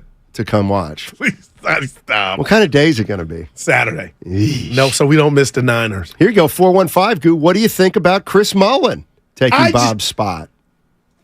Can we get him on? Who? Well, all we got to do is call Bonte Mullin because he faked on us it was about a year ago. Remember, Stein, he stood us up. He was busy. I didn't know if you and him were cool. Oh yeah, yeah. I kind of put it on you without telling you.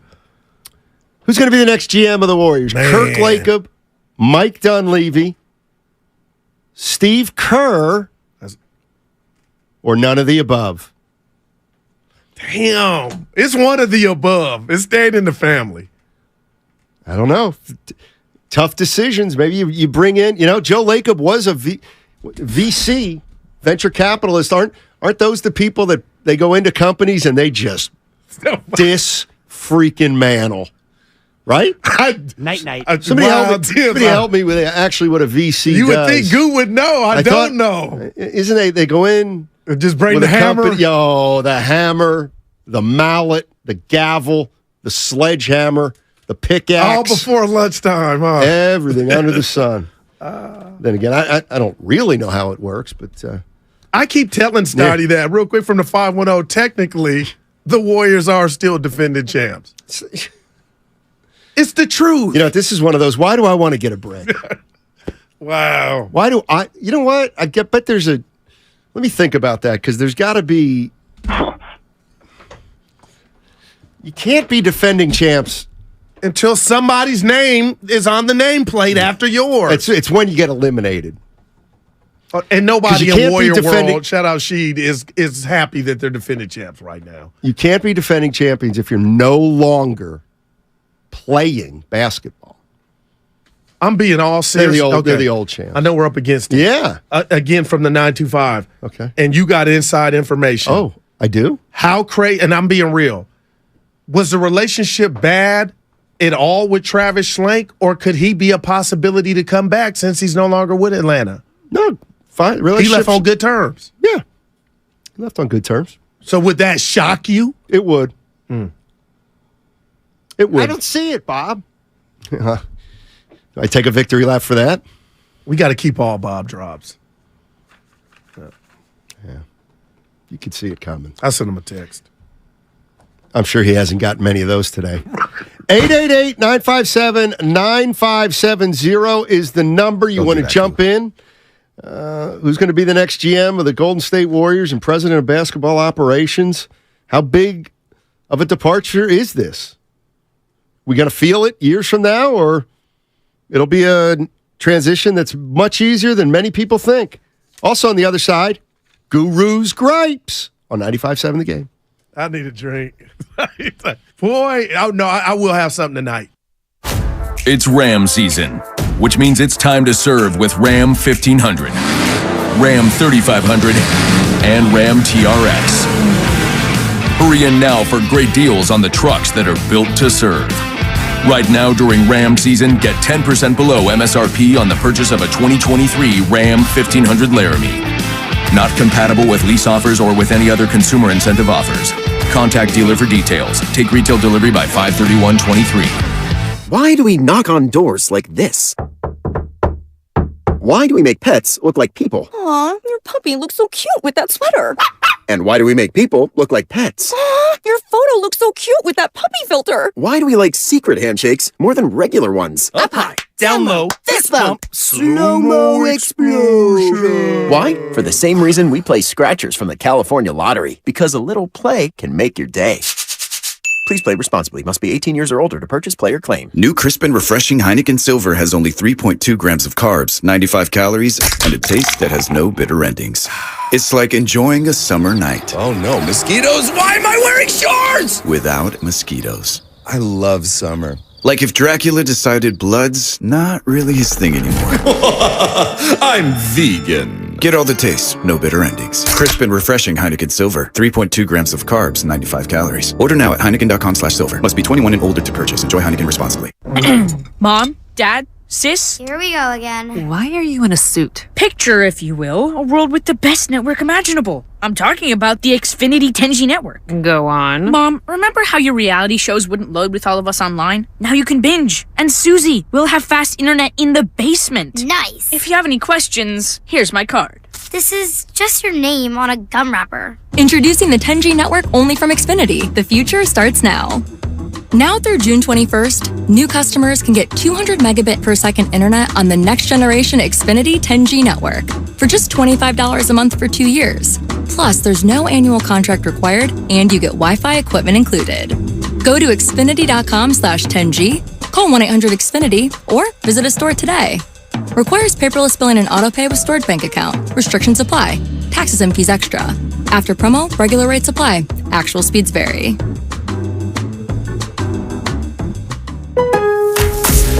Come shop Memorial Day deals now at Lowe's. This summer, make your outdoor oasis flourish for less with 4 for $10 Stay Green garden soil. And save on appliances with up to an additional $1,000 off select major kitchen appliances. Find savings across the store today. Lowe's knows home improvement. Valid through 5/31. Soil offer excludes Alaska and Hawaii while supplies last. Appliance savings vary based on purchase amount. Exclusions apply. See store at Lowe's.com for details. Ray Magliozzi here for eBay Motors. So you ordered a new air filter for your car. You try to install it, but it doesn't fit. So you take a little bit off the sides. What, still doesn't fit? Well, you could try to sit on it.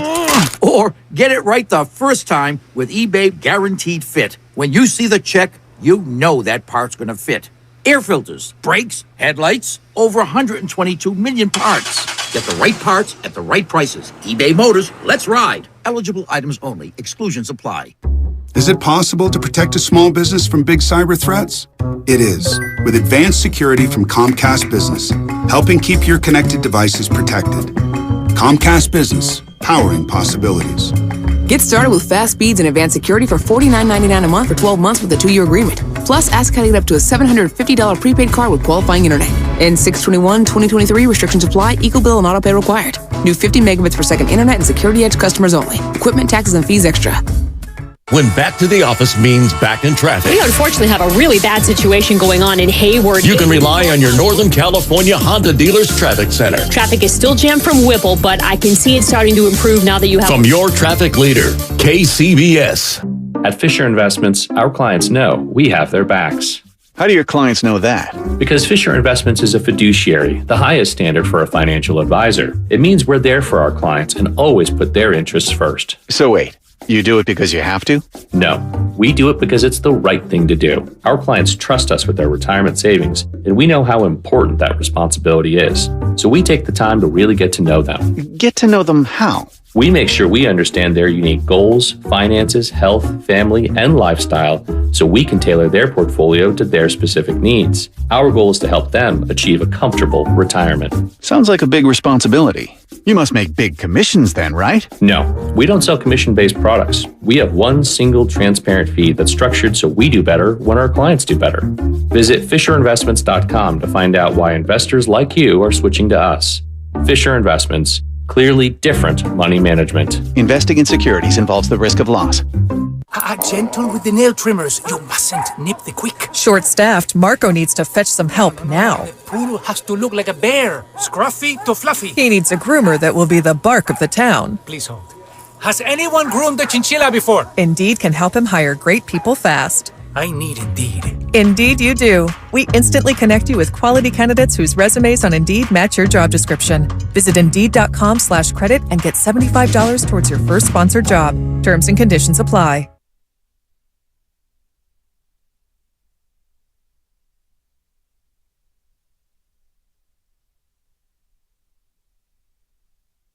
Okay, bro. I hear you. Oh, my God. Now, back to Steiny and Guru on 95.7 The Game. All right, Matt Stein, Matt Starr, the Guru Johnson with you. Coming up in a half hour, Bob Myers. He's stepping down as president of basketball operations and general manager of the Golden State Warriors. Press conference here on 95.7 The Game right at 1 o'clock, so that's in less than a half hour. And the question we're asking Warrior fans is, how big a deal is it? We've kind of heard both sides. Mm-hmm. On a scale of 1 to 10, I think it's about an 8.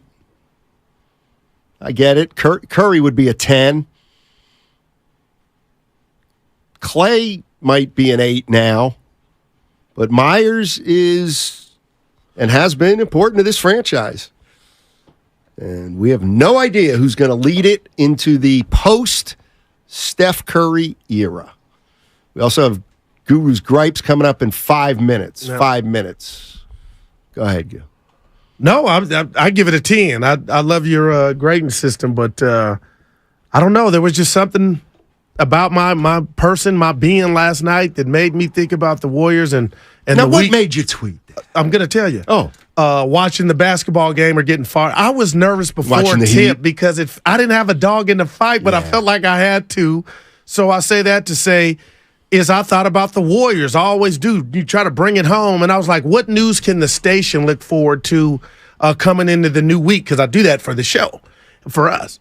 And I thought to myself, you know what? Bob, where's he at? When are we going to find out? And, you know, it had made the rounds that he was going to talk.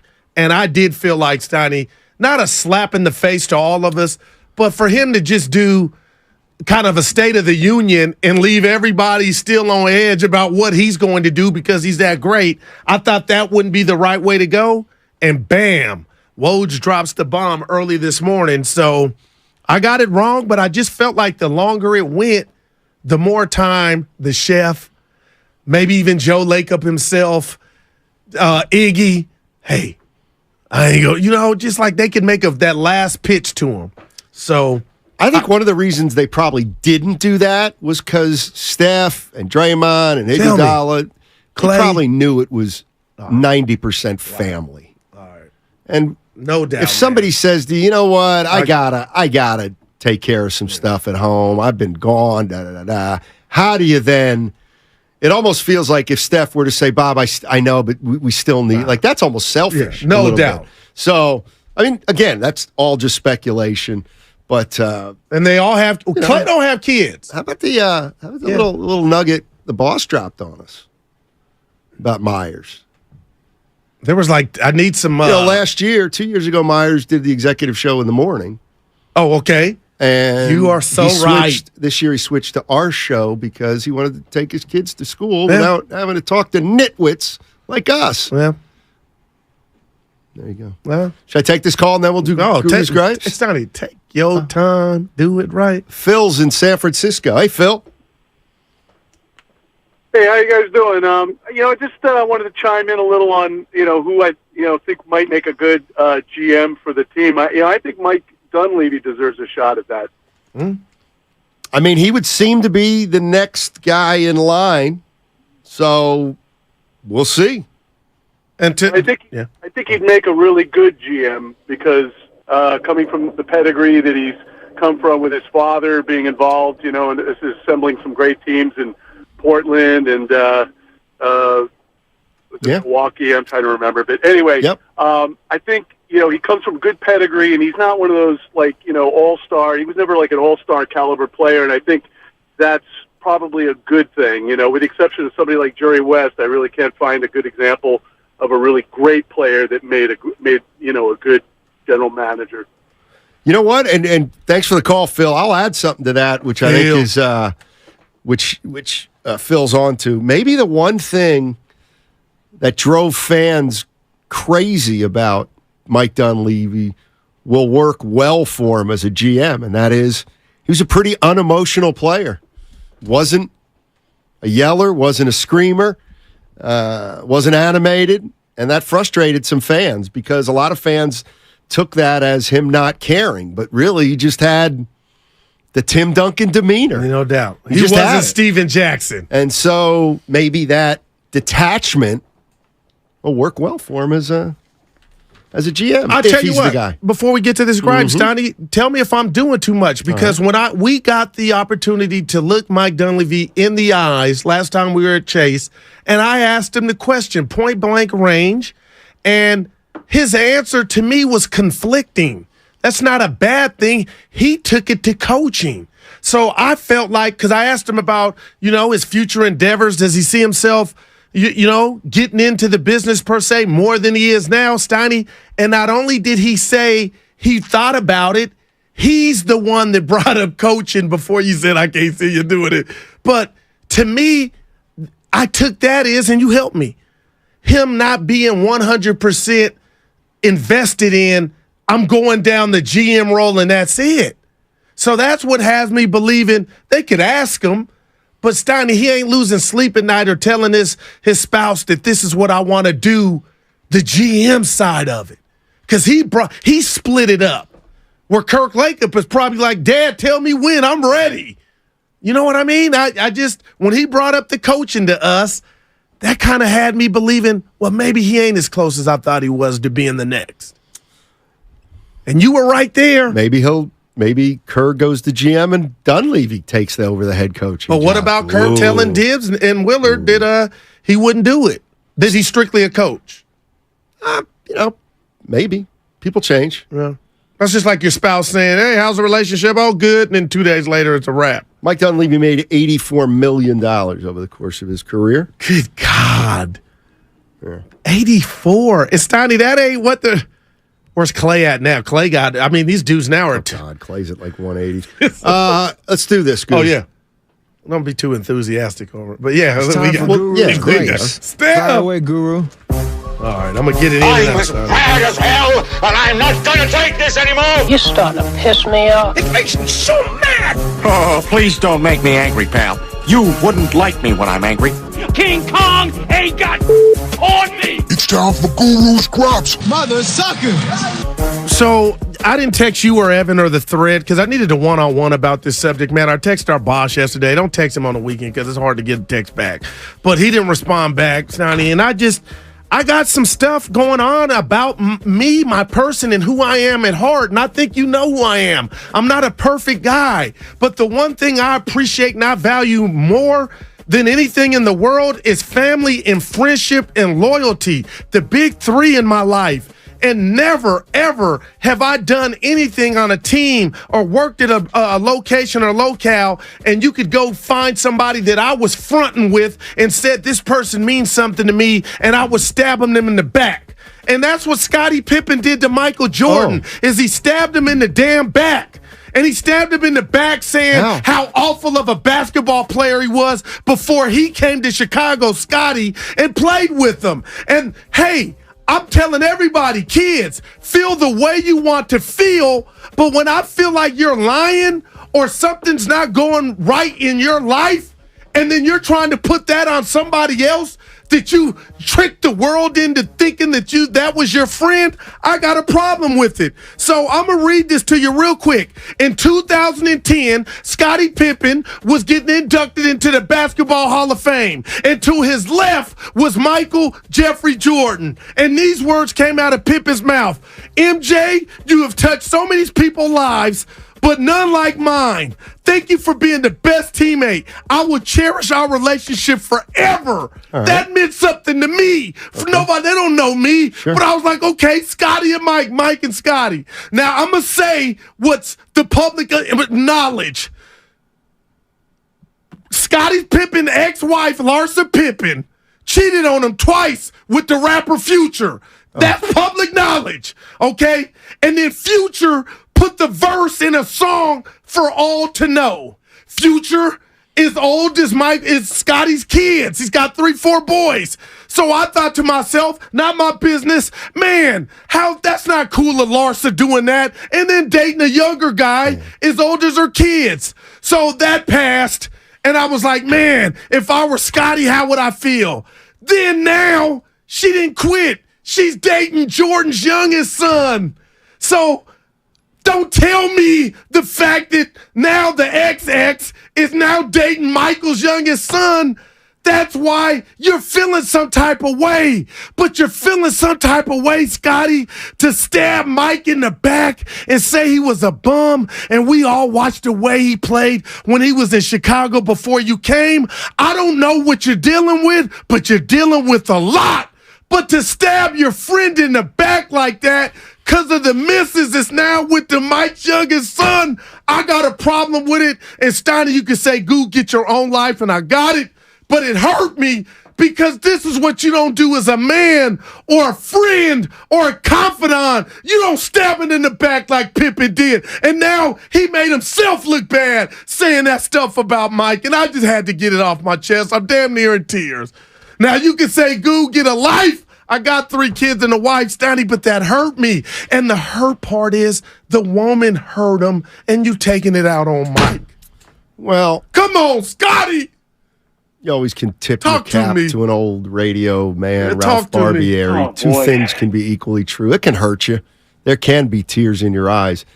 But it can also be true that Jordan wouldn't have won 6 titles without Scotty. It ain't about titles. He called him a bum.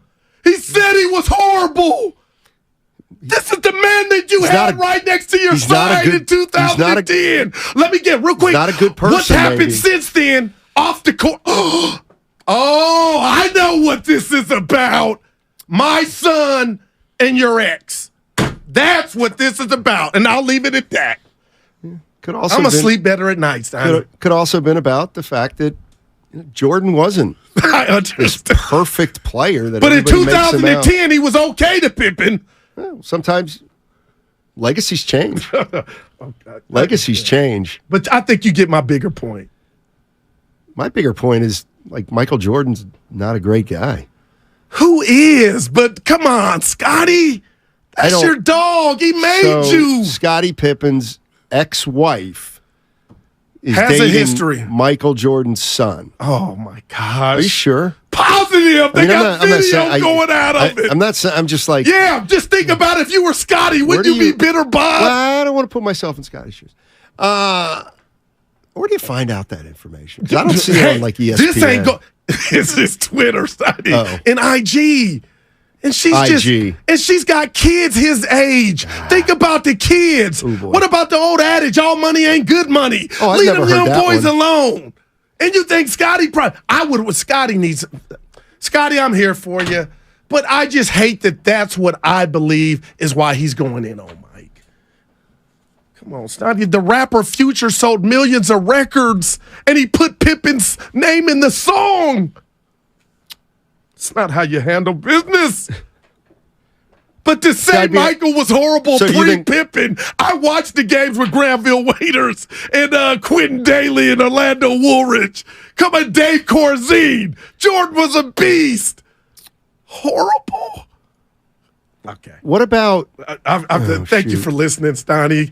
Thank you. No, well, you said you said something about... Infidelity? No, it was about robbing the cradle? No.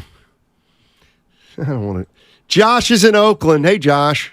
Boy, that's Scottie Pippen. Hey, guys. Thanks for taking my call. Sure. First off, man, shout out to Bob Myers. Appreciative for everything that he did for my hometown team. Never in a million years would I have thought that the Golden State Warriors would be involved with all these championships and be the center of the NBA. And, man, it's just great. But just getting into my take, man, Bob Myers leaving, I will put it at a 7 because it just kind of it signals the change of the Golden State Warriors, a real significant change. This is a major piece that we're losing.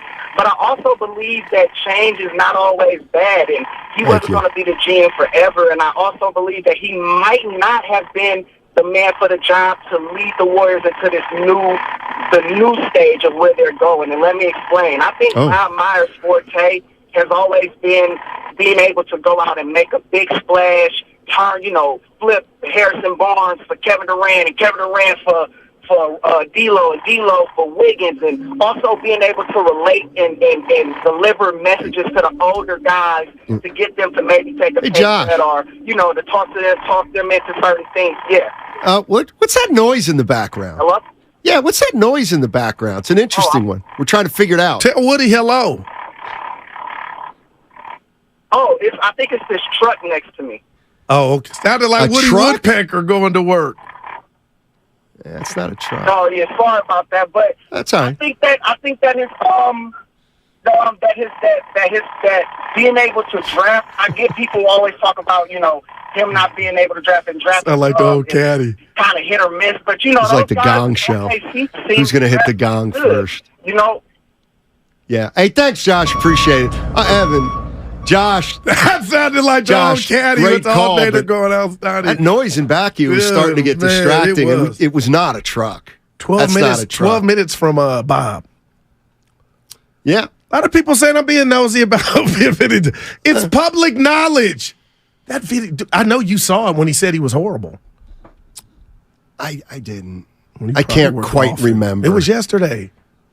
It's making its round. Yeah, I got it. You don't care. I got to stay off Twitter. Yeah, Gerald. You were at the theater, so you've been doing good. Yeah.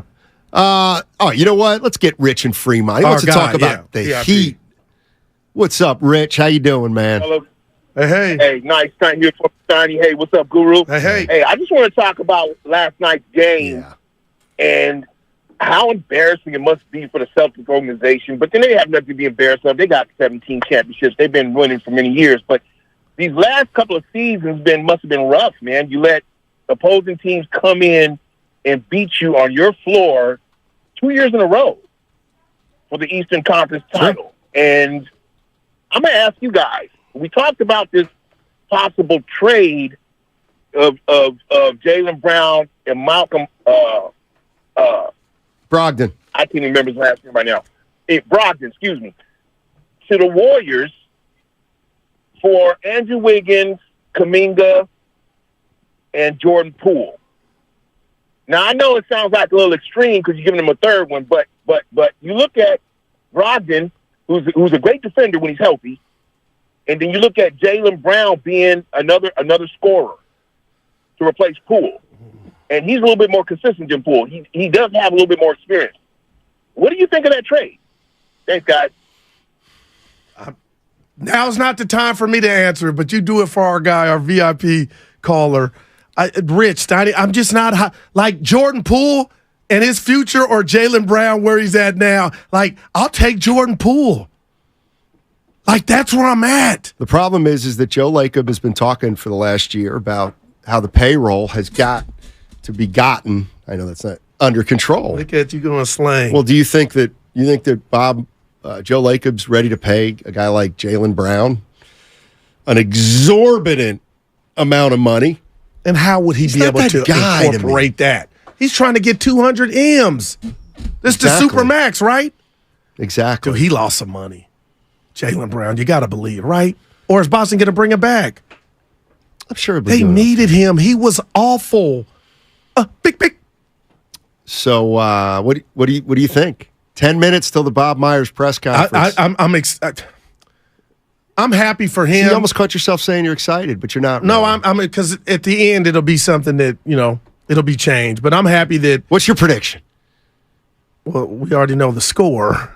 What he do you ain't mean? coming back. No, who's going to be the next GM? Oh, it's Kirk Lakeup. There's Kirk no doubt. Lake. Yeah, I'm gonna put that on. Dude, I did a poll over the weekend. Only got about 300 people vote. I need more. But why do I care how many people voted? Because that's what you're all about. Wow. You have an insatiable desire to be popular. I feel like you're talking about yourself. No. But how could you have that ready to go? It's like you told somebody before. It's okay. No. It's okay. Hey, real quick. Yeah. Lil Daryl came home. All right. I drove from Sacramento through 680 San Ramon, got gas at the Shell station. Okay. I'm on YouTube. John Rail says saw Guru hop out the caddy in San Ramon. That's what I mean. And I left before he could get out. But he let me know through YouTube. Small world. It is. What up, John, baby? I just said hello. Somebody recognized you. I wasn't saying it for that. I was saying it because it was No, you should be proud of that. You've come a long way. Wow. What? I'm being sincere. Bob Myers coming up in 8 minutes. Yeah, that's it.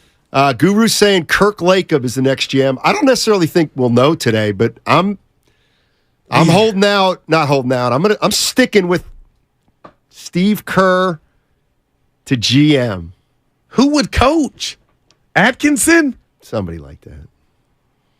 What about Iggy? And I know GM. No. I'll be there. He wanted Avery Bradley, too, probably. So I'm saying Steve Kerr. I'm saying the Warriors do the Celtics method. But Kerr told our guys that he's only. Well, he got a pay raise. What you're saying. You're right. What if he got goes from $5 to $10 million? Yeah. All right, Bob Myers on the other side. 888-957-9570 is the number, and it's all brought to you by SC Johnson. Off clean feel, so I can accessorize with studs and not with mosquitoes. I can wear my classic white crop and flag pin.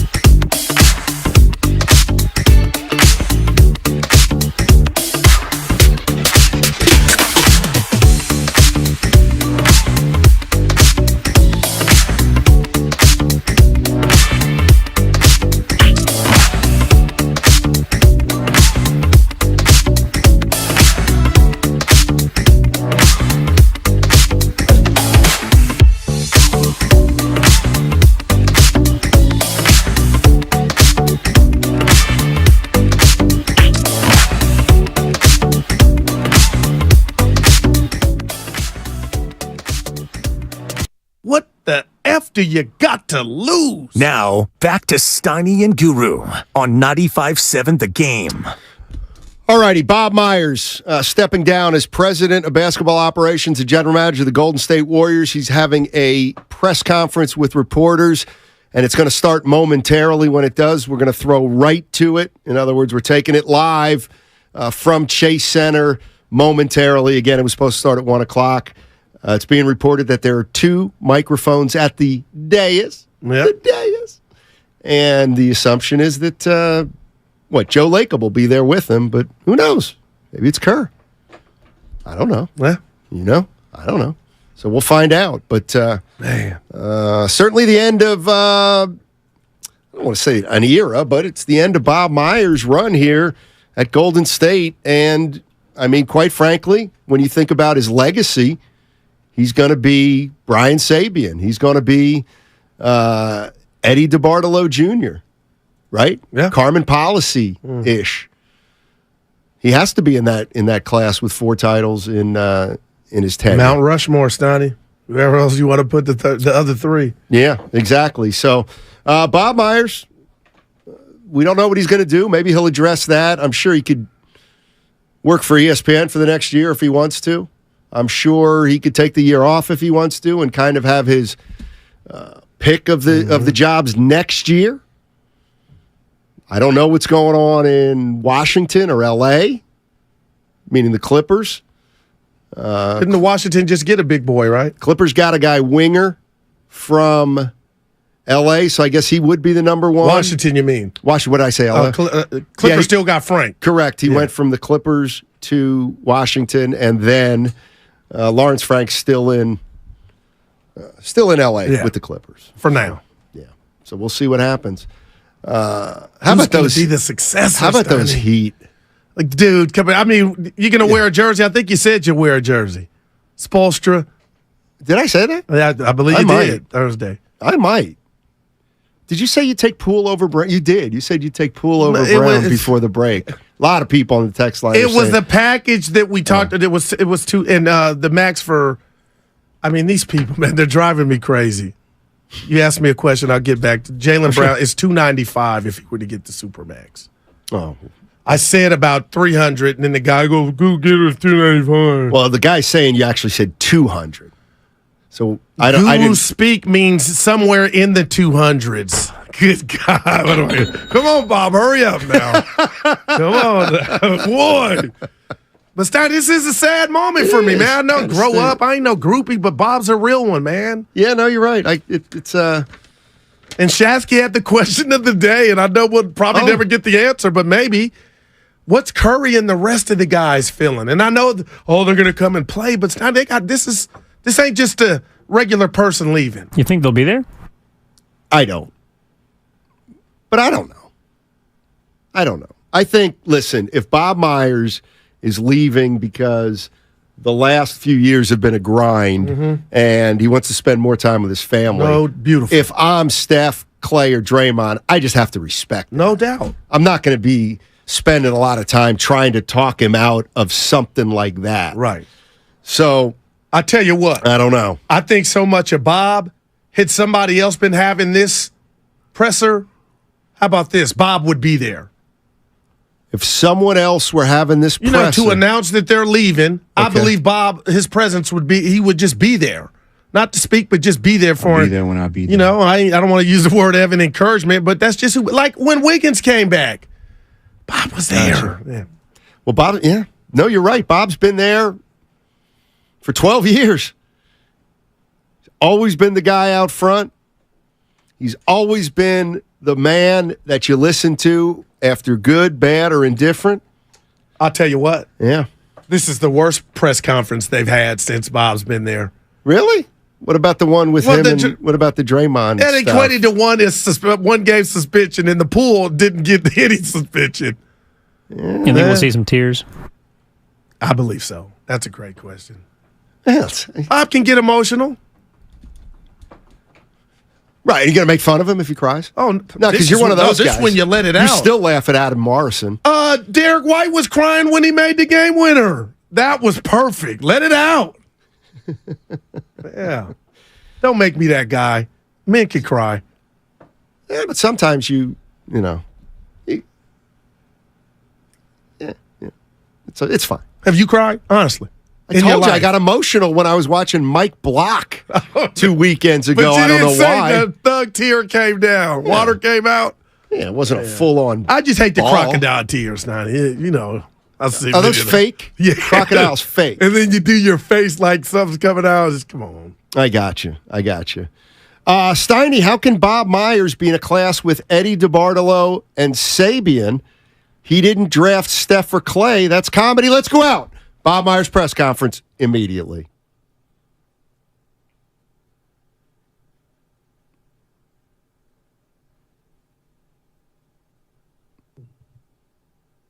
Well, you can't make it to a day like this anymore without everybody knowing what you're going to say.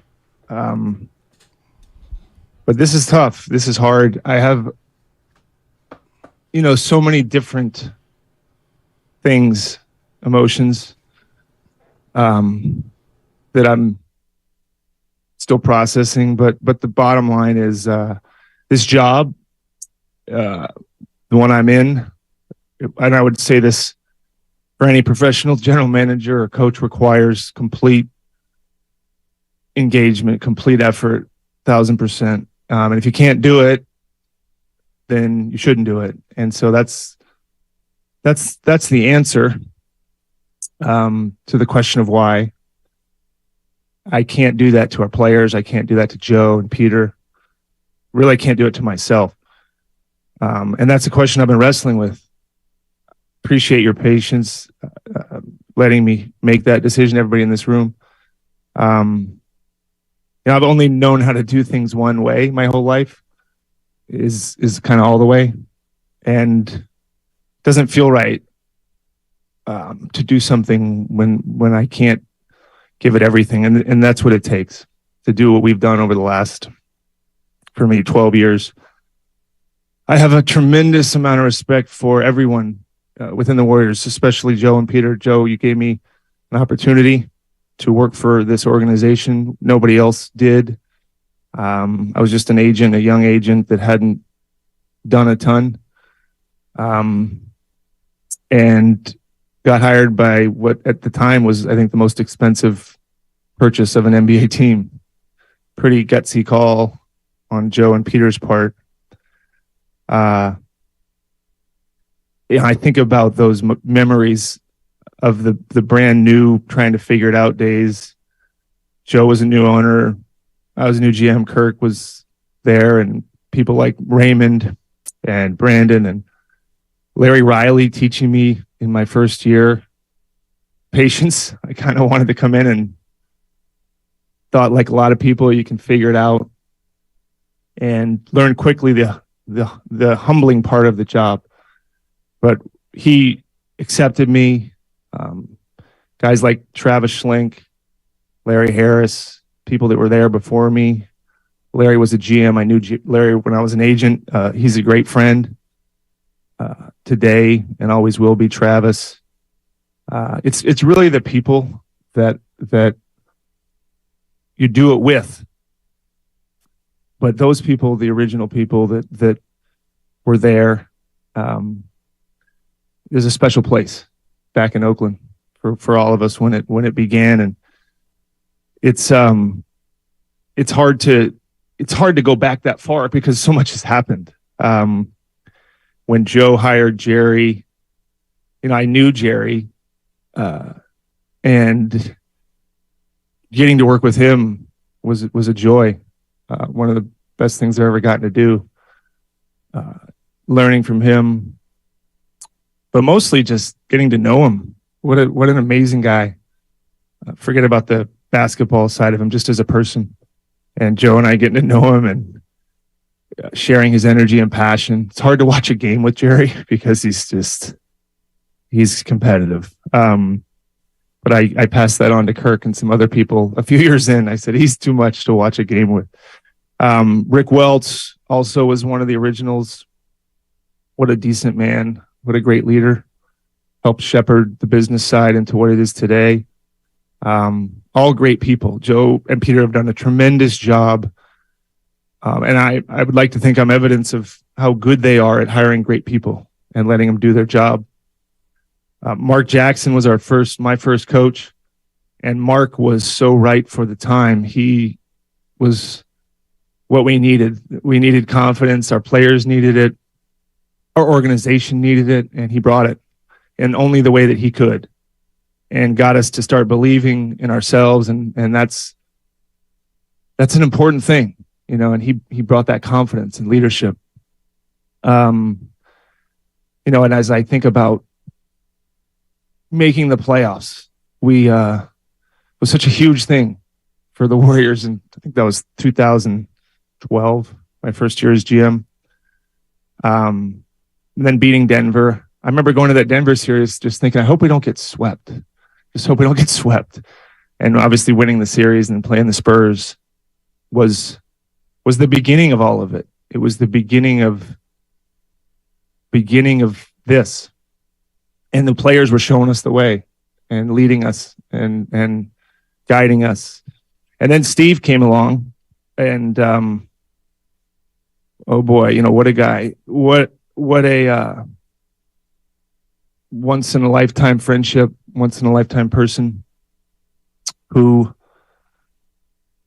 is he's a fantastic coach. He's an all-time top Hall of Fame coach, but you can go through a whole life and not meet people like that, not make friendships like that. It's super rare. Most GMs and coaches don't like each other.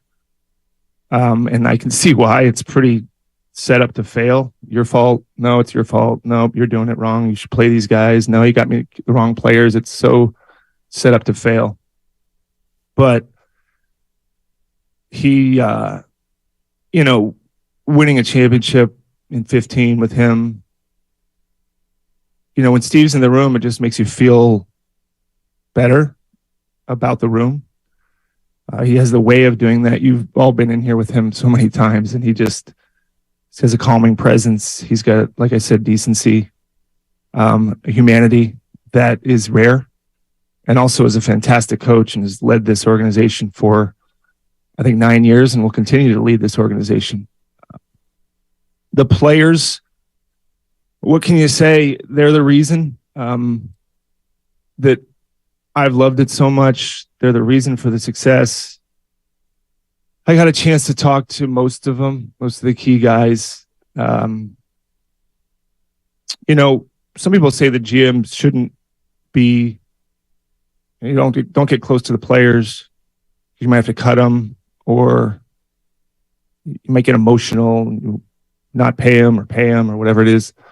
I kind of push back and go, what is the point of any job if you don't like and build relationships with who do you go to work with? What is the point? Some would say to win. Okay. But who are you doing that with? And what happens after that? And so, Steph Curry is just, you can't even begin to, can't overstate who he is. When I talked to him, it's so rare of somebody of his caliber to be who he is. And I think people know him for what he does, but how lucky is this organization to have him as its leader? And for me to get to watch him be that guy for my whole time here, what a gift to me. And that's one I could never repay, ever. But it's great that he's staying. It's great that he's here. Draymond, we've been through a lot too, from watching games with, the game in the finals, when he got suspended, to all the conversations that no one knows about. Clay, I remember with Larry Island, I met with him at Scott's Seafood over in Oakland, and he could barely talk in his rookie kind of get to know you tryout with us. And now look at him. He's very comfortable in his own skin, and 4 championships later. And Iguodala, who took about 3 years to get to know because he doesn't trust anybody. But what a unique leader he was a huge part of that first championship, and to watch Looney become who he is, just wonderful people that have graced this organization and will be remembered kind of forever. Durant called me today. He's in Monaco. What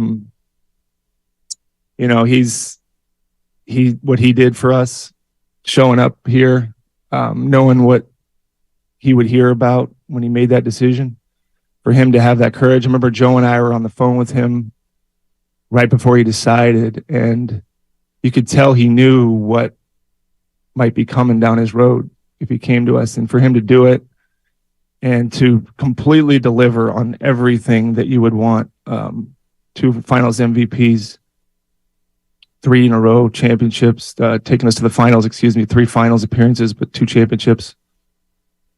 What a talent. What a great, if you like basketball, watching him and Steph and these guys play, I mean, that was, I'd do that for free.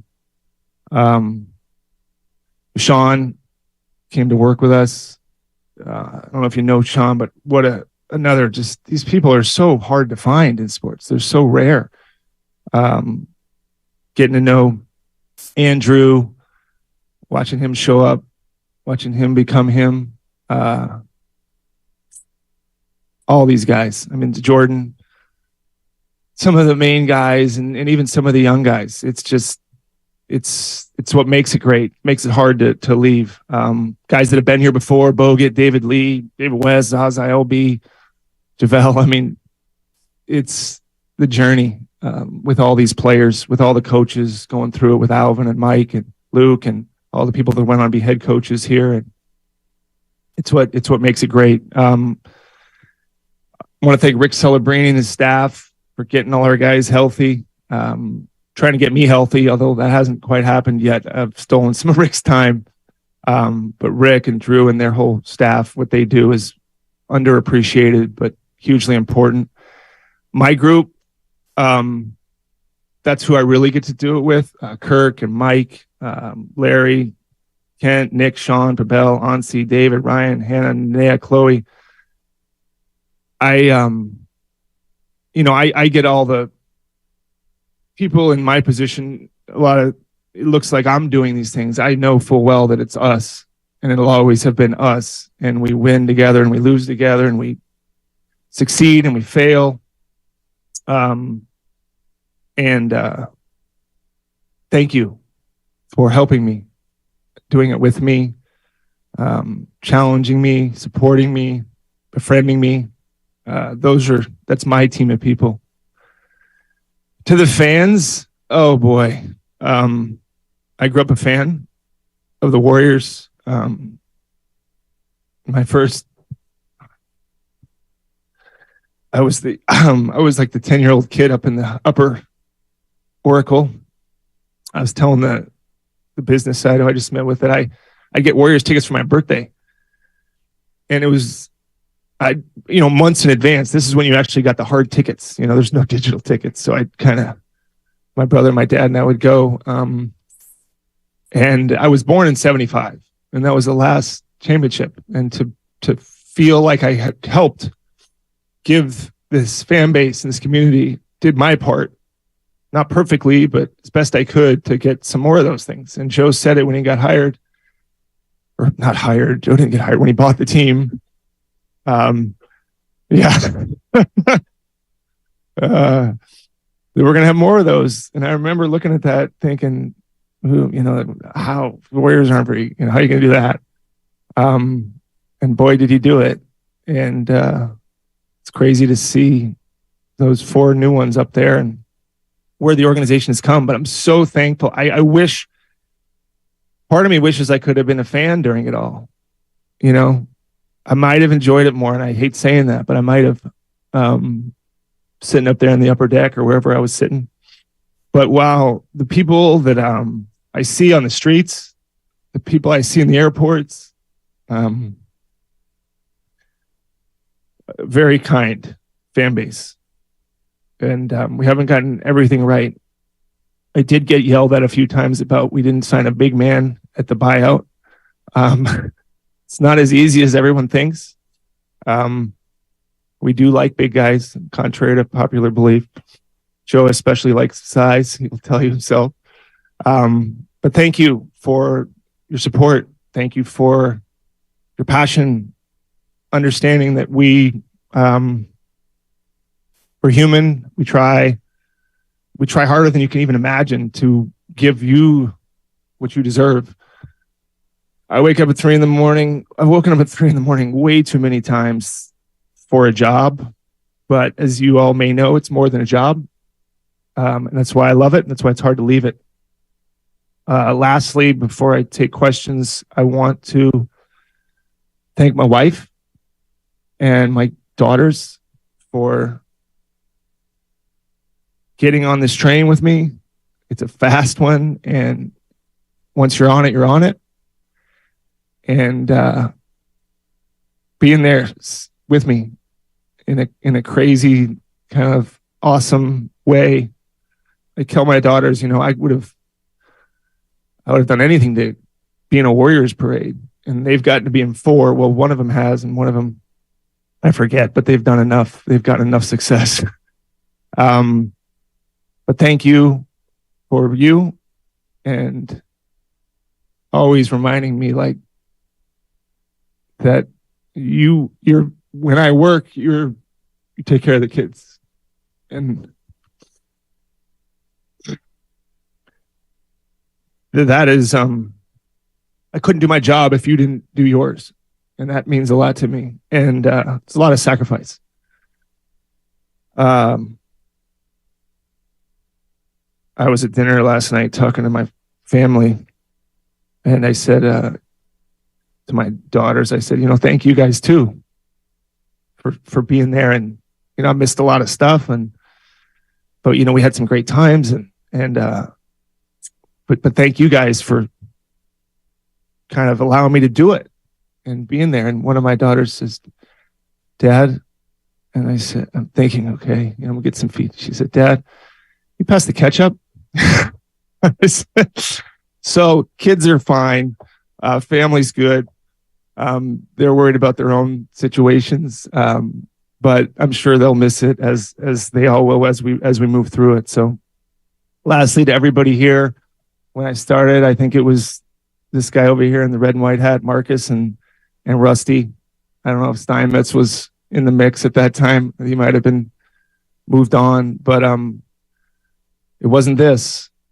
And it's been fun watching it become this. This is what you want. And it wasn't an internet and it wasn't social media. It was, I guess, the Chronicle and the Contra Costa Times. Simpler, but thank you for all of you. You covered me fairly. You cover us fairly. Getting to know some of you. I like all of you. You have hard jobs too. I have no idea how hard, but I know it's hard. And hopefully, I think Raymond's about as good as they come. And hopefully he's been a good partner for you as much as I think he has. This team, and then I'm going to take questions. This team is in great shape. It's in great shape. Joe's not going anywhere. He has supported me. He has given me. If there was a metric on cost per win, I don't know how good I'd be, because we've spent a lot of money because he's so competitive, because he cares so much, and to have an owner like that puts his heart and his will and his money into winning, you cannot ask for anything more, and that's not changing. Got a fantastic coach. You've got arguably one of the best players to ever play and one of the best people to ever play in Steph Curry.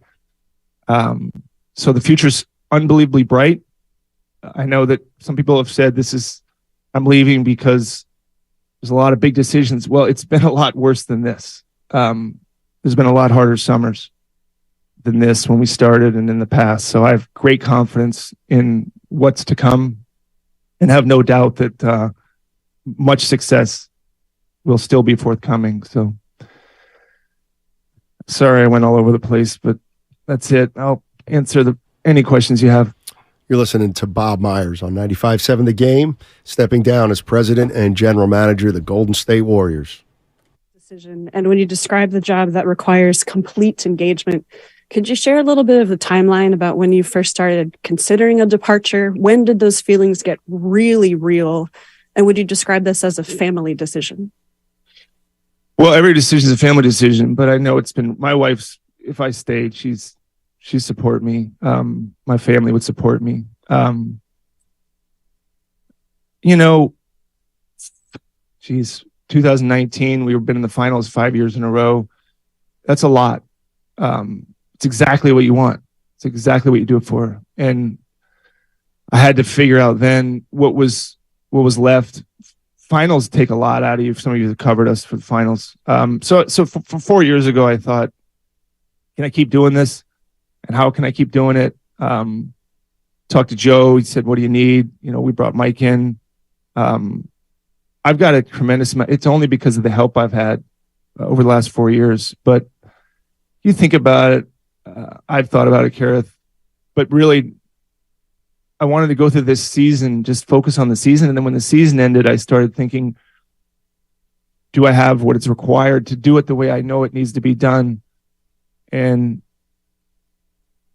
it's a personal thing, right? And so for me, it was just, it's hard because it's so public. I don't love that it's so public, but I get why it is. I would just wish you could leave a job like most people.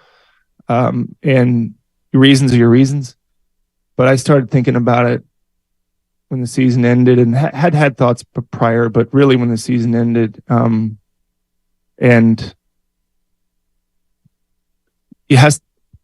people can do it however they want. I have great respect for every GM in any sport. They do it however they want. I know how I have to do it, and if I can't do it that way, I can't do it. Bob, you know how hard this is for you, but what's the hardest part of coming to this decision, knowing how close you are to the guys and everything? Well, the hardest part is I love the people at my work, and I won't get to see them as much, and I won't get to help them as much as I can. That's a tough thing, but I also know that they deserve the parts of me that I got to be able to give, but it'll be the people.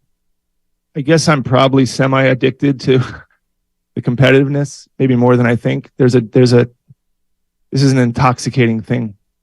I will probably have a hard time with it.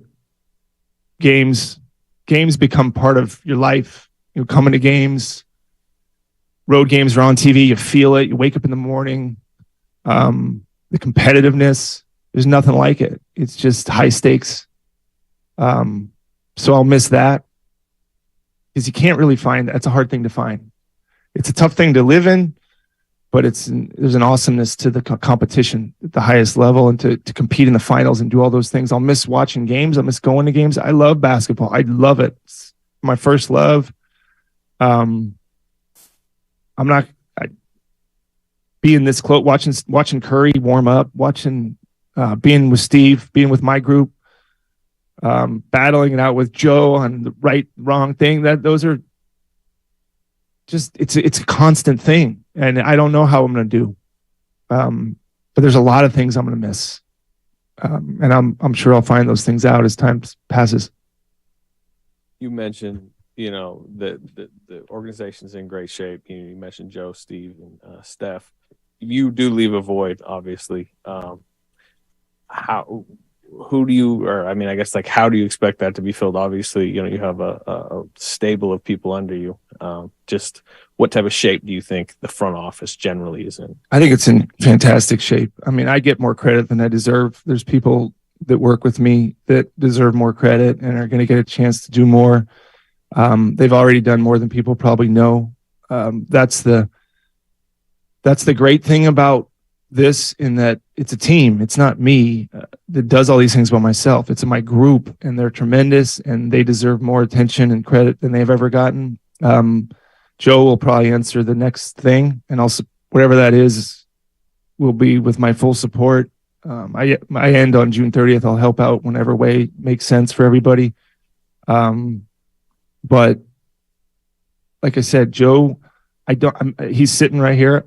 I wouldn't have hired me 12 years ago. Why would he hire me? I was an agent. He bought this big purchase. He could have hired probably anybody, and he hired me.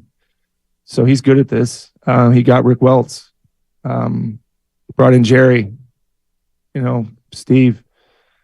This franchise it's one of the best franchises in the world, and he's his. So whatever decision he wants to go with will be a good one. It'll be a good one, but sure you can ask him. He'll address it.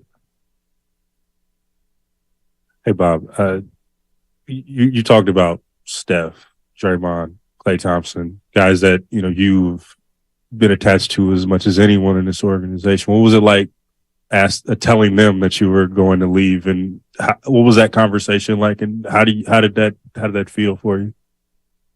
It's hard. Those guys are, you think about what you go through with people, and it's not all great. Most of it's been unbelievable, but I guess, Logan, on those things, it's easier because I think I'll still talk to those guys. I mean, I want to. I think those relationships are real. So it's not goodbye, but it's more like, you guys, they're going to keep going. This is just my stop. The train is powerful. This thing is moving, but it's just, I got to get off. It's hard. But it's funny. I was talking to Steph a little bit, and I go, I feel like you're not really trying to change my mind.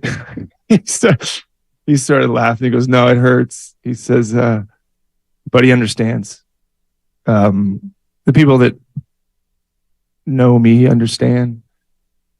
But you can't take away what we've done and what we've been through.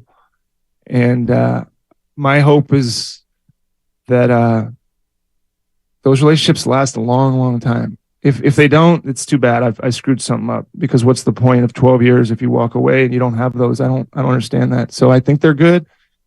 But it's always tough. The people that have been here, not that the people have been here short amount of time, it's hard too, but there's some people like those guys. That's a long time to work with someone and to accomplish what we did. So it's a bittersweet one. You're listening to the Bob Myers press conference. Bob stepping down from president and general manager of the Golden State Warriors. You're listening to 95.7 The Game. Preparing him to replace you, that he was a guy who could replace you, and I know it's Joe's and Peter's decision. Is he ready to replace you? Well, Mike's great. He's as good a GM as if he wants it. He'll be great if that's what he wants. But it's his call. It's Joe's call. It's not my call, but that's what he wants to do. He'll be great. He knows more about basketball than I do. He's grew up in it. He was born into it with his dad. He played in it.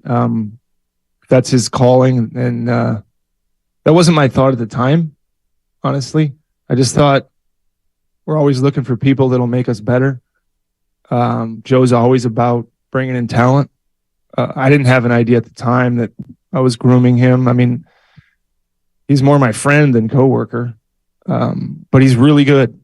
And he would be fantastic if that's the choice. But I'd be lying if I thought 4 years ago, let's bring in Mike and he can assume this thing. If I told him if that's what he wants, then I'm all fully supportive. I said I'll help with Draymond if he needs it. But yeah, just, you know what? I look at things like that, Tim, as who's part of the solution, and he's part of the solution in whatever role that is. If he stays in the role he's in, great. If he wants to do more and that's what the decision is, it'll be great. Bob, a couple of weeks ago at the season ender, Steve talked about just kind of the difficulties of this year in particular, and the lack of chemistry and the lack of trust issues that started obviously in October. I'm just wondering, you said you took a long time to think about this, but did this season in particular take a added emotional toll on you? Yeah, well, yes, but that's not why I'm leaving. This was a hard year. I don't know. I'd be lying if I said it wasn't. There has been hard years though, and there's been tough ones. Even when we were winning those years with Durant and those teams that just, there was no outcome that was acceptable except winning. I think we were favored in every game we played. It's just great, but pressure. This year, I don't know. It's hard to repeat, and there were some tough things this year. I'm not going to discount those, but some people asked me, you know, if the team wins the championship, would you leave? I think yes. You know, so if this was a perfect year, it might have still been the time. I don't know, but they all come with their own challenges. There's one happy GM at the end of the year. It's a hard one. You know, one happy coach, one happy team. Luckily, we got to be happy 4 times. Hey, Bob, first of all, congratulations on a great run. Aside from spending more time with your family, of course, do you know what's next for you? Do you know how you'll spend most of your time? Any projects on your mind? Just be a regular basketball fan? What does the next year or so look for you? Well, my wife said we're going to get a drink maybe on the way home.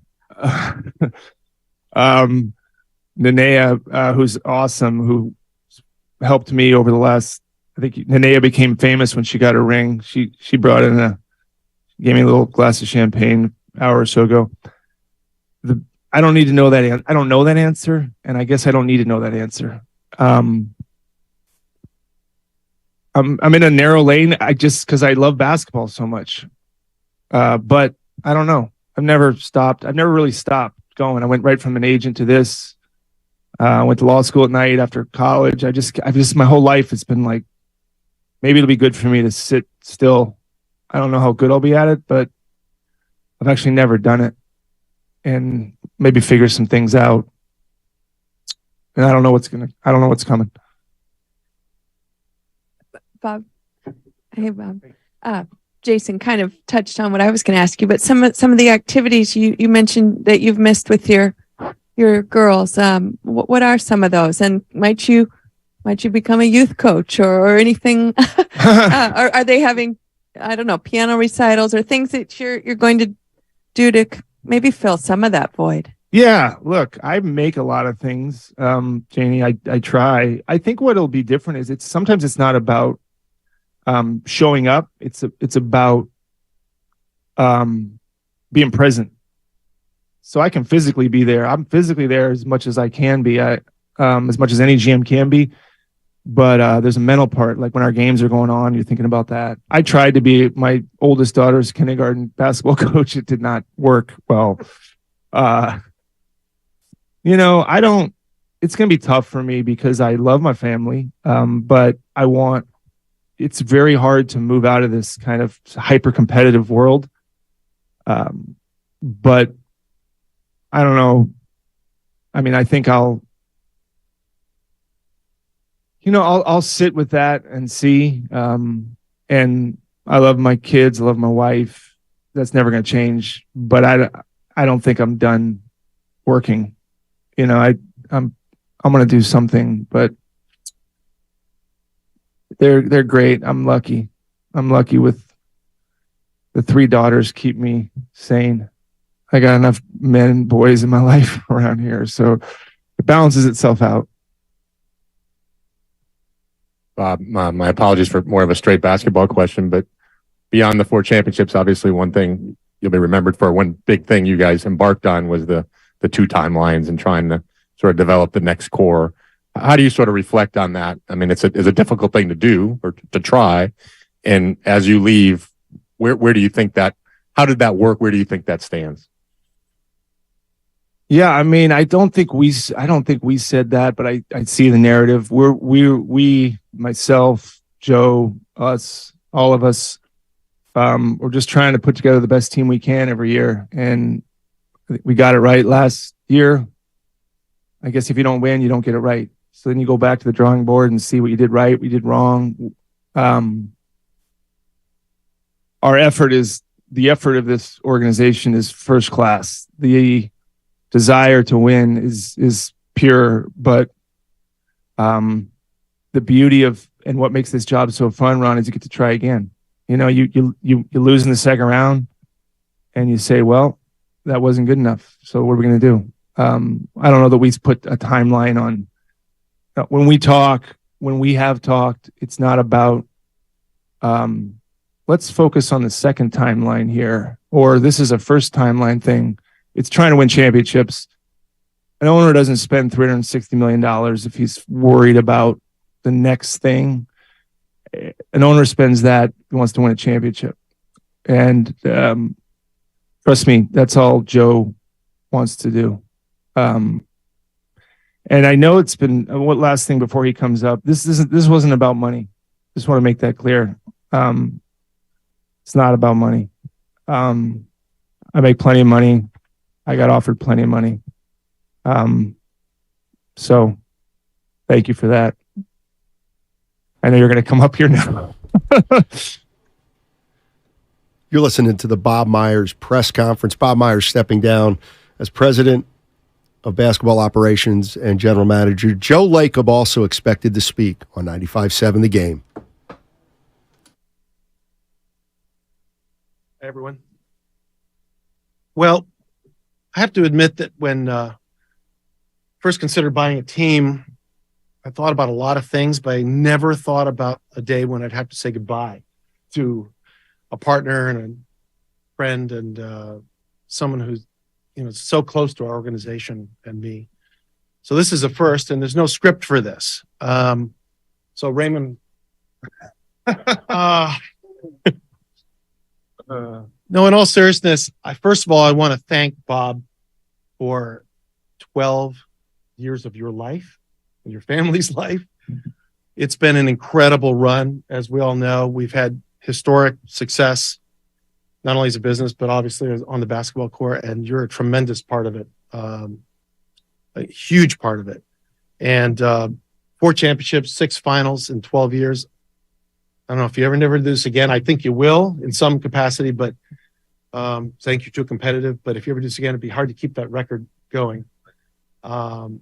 It's just an incredible accomplishment.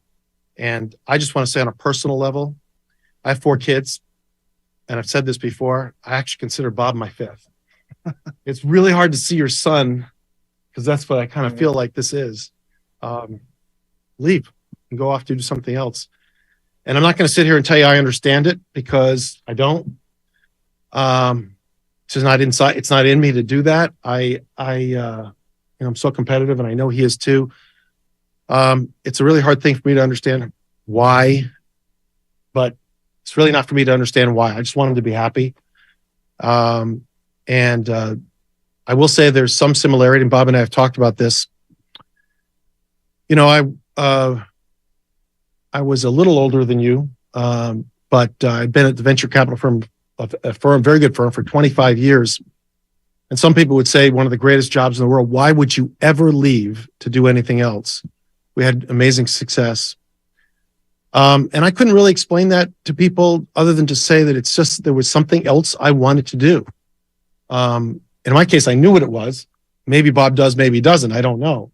But I dropped it all, told my partners I was leaving. It was a very hard thing to do, to go try something different and something new. And maybe that's what's in your future. I can't say, I don't know. But I wish him the best of luck. And I know he'll be successful at whatever he does.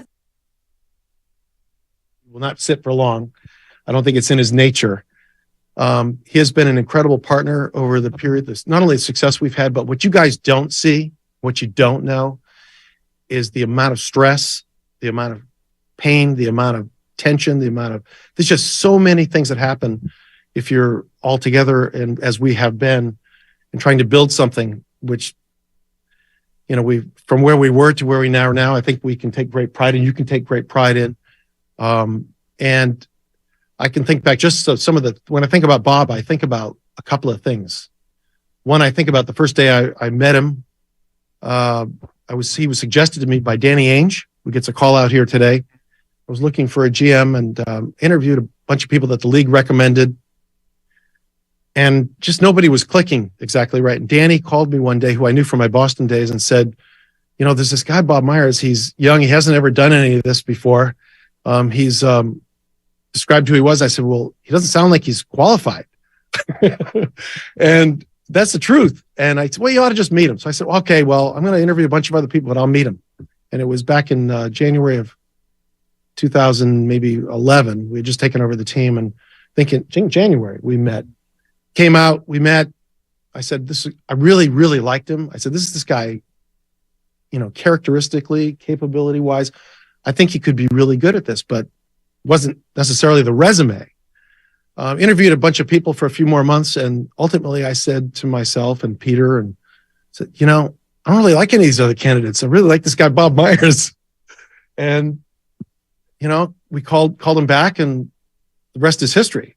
It's a pretty amazing story. So that's one thing I think about. Another thing I think about, which was an incredible thing, is when we were doing the Andre Iguodala acquisition, it was so hard because we had, as I recall, and I don't remember all the details now, we had to shed a bunch of money, and it was hard to be able to bring him on. And I remember I was on vacation, or I call it vacation, but up in Montana, and I was on with Bob all the time, like all day, all night, just constantly. How are we going to get this done? He worked so hard to get that deal. People could never understand how difficult that was. It didn't seem like a lot, right? But just to get that guy, turned out to be a very important person in the history of this franchise and the success we've had. So he's an incredibly diligent, hard worker, which I will always remember and respect. I mean, just insanely so. So I remember that. The next one I remember, the great moment, was Kevin Durant.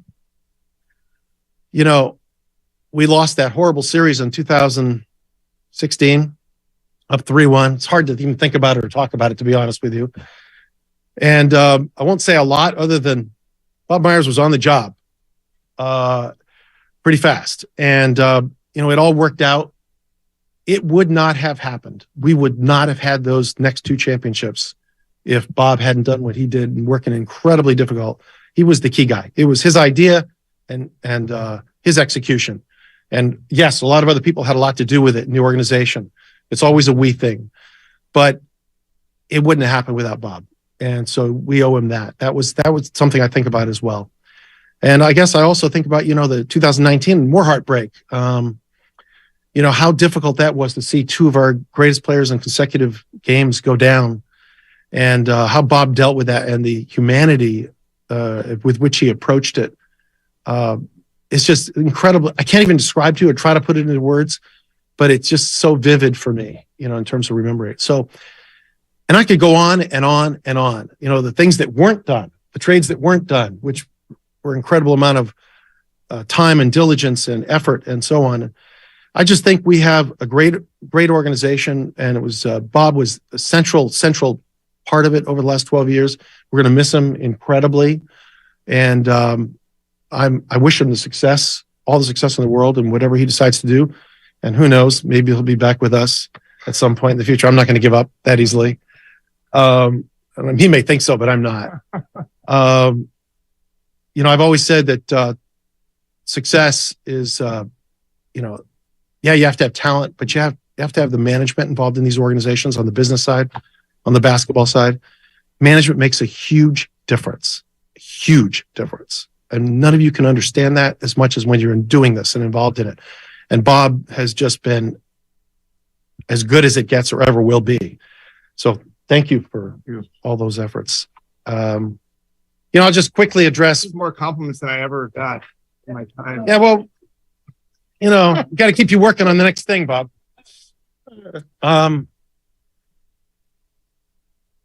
What's next? Bob addressed it, and I think he addressed it well, and I'm sure you'll ask a couple of questions, but look, we have a great organization. We believe in bench strength. Some may think we don't, based on they criticized our bench on the court sometimes, but we do believe in bench strength, and within this organization, we have a lot of bench strength, and we have a lot of people that are really good at their jobs, and that we're constantly training for situations like this. You can't always achieve it, but Bob has trained some great people in his organization, and I think they'll play a great role going forward. I'm not going to say what we're doing yet because I don't know what we're doing yet. I only learned of this decision this morning. And while we've been thinking about the possibility of it happening, certainly knew it was a possibility, although I didn't want to admit that was really a possibility to myself. It was a possibility. And so we've thought about it. but it's not going to be something that we rush into. We'll get it done when we get it done. We'll make the right decision for the organization, and hopefully move forward. I think we're preparing for the draft, free agency, all those things. And I know I'm going to work him to every last day till June 30th to be involved here, whether he knows it or not. Yeah. Oh. So he'll be here for that. And no, that's fine. Yeah. that's the way it's going to be. So I think we'll be prepared, and we'll go forward, and it'll be good. Anything else you want to say before I can take some questions too? But no, I that means you drive a hard bargain. So it was nice to hear those things. I do share those sentiments, and I guess I skipped over a lot of the things I'm proud of. There's a lot of things to be proud of. It's a hard job. It's hard to win. Somebody's going to win a championship in 2 weeks. It's not us, but we know what it feels like to win the championship and lose one. So proud. Well, I should have hit on that, but I'm proud of what I did, and I'm proud of what we did. But thank you for those things. It was really nice. All right, some questions. I'd be glad to take any questions. You mentioned that management can make a world of difference. How do you think Bob's decision of leaving might impact, other guys making decisions, including Steve, who only has 1 year left on his contract? They're coming right for you. Right now. It's okay. Look, I think Bob we've all, one thing that's great about this organization and all organizations that achieve greatness is that they have great continuity. You look at Miami, who's in the finals last night, great continuity over many years. Same thing with this organization. We have 3 players that have been here other than Udonis Haslem. I think the 3 longest tenured players in the league. Bob, 12 years, maybe the longest tenured GM ever in the Warriors. Is that true, Raymond? Yeah, we're tied. Steve Kerr's been here 9 years. We're all about continuity. We've been working together a long time. I mean, we kind of know how each of us think. I think it's going to be hard to adjust to know Bob, but we'll figure out a way to do it. And I don't know if that answers your question. Yeah. The new CBA has a lot of restrictive rules that may not be directly aimed at you guys, but will impact you guys pretty heavily. How do you view that changing or not changing your future plans on roster? I'm not going to comment on the roster very much because the truth is we have a lot of work to do, obviously, and we have time. We have until the draft and free agency, which is a month away or so. So we're going to win no matter what. I don't care what the rules are. We are going to figure out a way to do it. That's what good organizations do. They figure out a way to win the game. And our game is to win games and to win championships. And when we came here, this ownership group 13 years ago, we made a ridiculous proclamation about winning within 5 years. And of course, somehow we managed to do it, all of us, players and everybody involved. And we've continued to win. And look, the rules will change in the game, but we'll continue to do that. We're going to work really hard to do it. And I think we have really smart people, and we'll do it. As you consider a new GM and the culture fit and all those types of things, what should the new person know about your involvement with the team day to day, your enthusiasm for basketball, and what it's like to work with you? I guess they can go talk to Bob and see what that's like. I think there are a lot of misconceptions. I'm involved as an owner, and Peter's involved, but I think you should be involved if you want to be successful. I think this idea that somehow you should stay out of the way is ridiculous. No good business runs that way.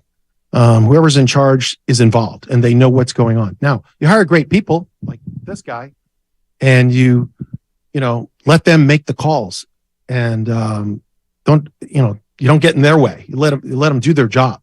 So that's a basic tenet of what we do. But as long as I'm involved in ownership, I'm going to be involved in the organization. Sometimes there are ultimate calls that have to be made, and the buck stops here, as they say, so you have to do that. But I haven't really had to do that very much because I've had great people like Bob Myers and Brandon Schneider and Rick Welts before that, and Steve Kerr, and these guys know what they're doing, and they're great. They've been great at their jobs. Joe, you just talked about continuity, but this is going to be the first draft that you've had under your tenure where you don't have a long-term GM in place. How do you approach the draft under those circumstances, and when do you think that you're going to make a decision on who is going to replace him?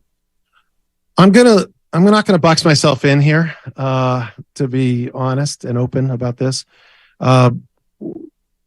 We really just learned about this when you learned about it this morning. I was always hopeful that Bob would continue on, that somehow he was joking, but he wasn't. So,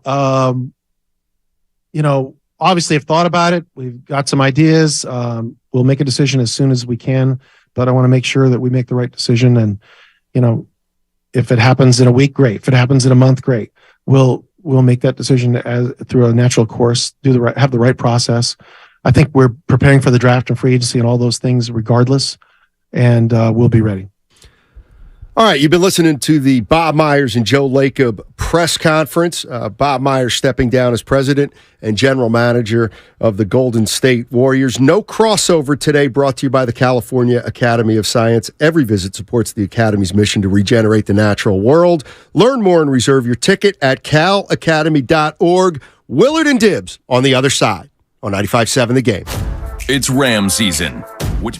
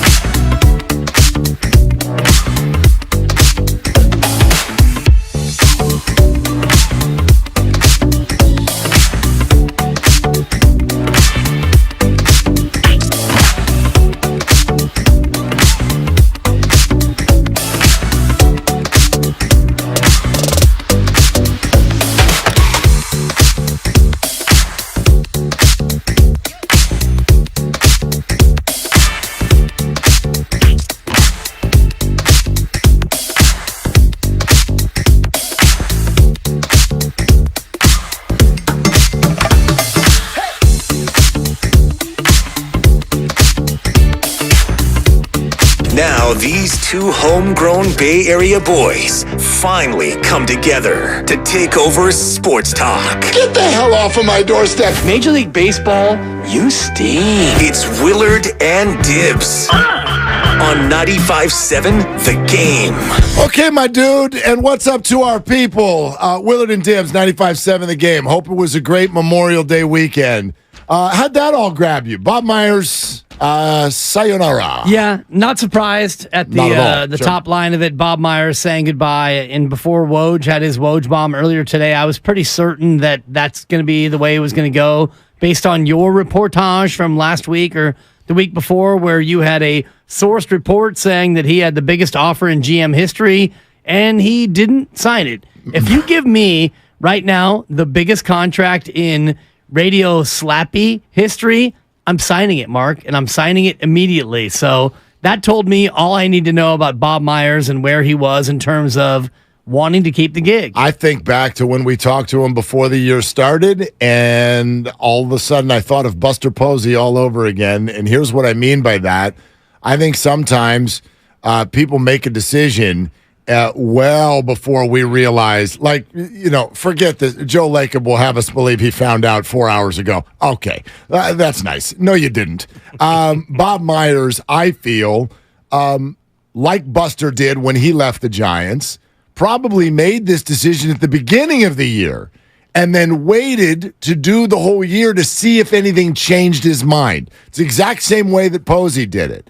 And apparently nothing did. Yeah. Apparently nothing changed his mind. Nothing did. And what he led off the entire press conference with was my big takeaway, which is you can't do it unless you're all in. And he said, I'm not going to do this job unless I'm all in. And he's not all in. And so he respects the job. He loves the team enough to where he's not going to do it. And, you get the 3 young daughters and you've got a chance to do something else. And he mentioned it as a part of his great opening statement where he went to UCLA and then he went to law school at night. He became an agent and he came right into this job. He hasn't done nothing ever. So wouldn't it be nice to have a year, to have the ability to have a year to just step back and do nothing? Maybe. I'm with him where it's like, I think certain people are wired certain ways. And that sounds great to every human, but not every human is good at it. And Bob might be one of those guys. But I tell you what, first of all, we got a very, very big audience today on our YouTube and Twitch feed. So first off, welcome and thank you. Keep the chat coming. We are reading it. We will respond when we can for sure. Get involved in it with you. The Comcast Business text line is there for you. We're checking that out. And the lines are open at 888-957-9570. An hour from now, Mitch Haniger is going to be on the show. But I tell you what, until then and after that, I really think this is a great day and a great time of the day now that it's official and we've heard from everybody involved for you to weigh in on what you think this means. I've heard everything in the build up to this moment, from this is the end, this is the first brick on the wall and now the wall will fall, to this is an executive, who cares? I've heard everything on both spectrums and everything in between. But I wonder, as you now watch Bob Myers leave, and that settles in with all of you Warriors fans, what does this mean? I will quickly state that for me, this is a very, very big deal.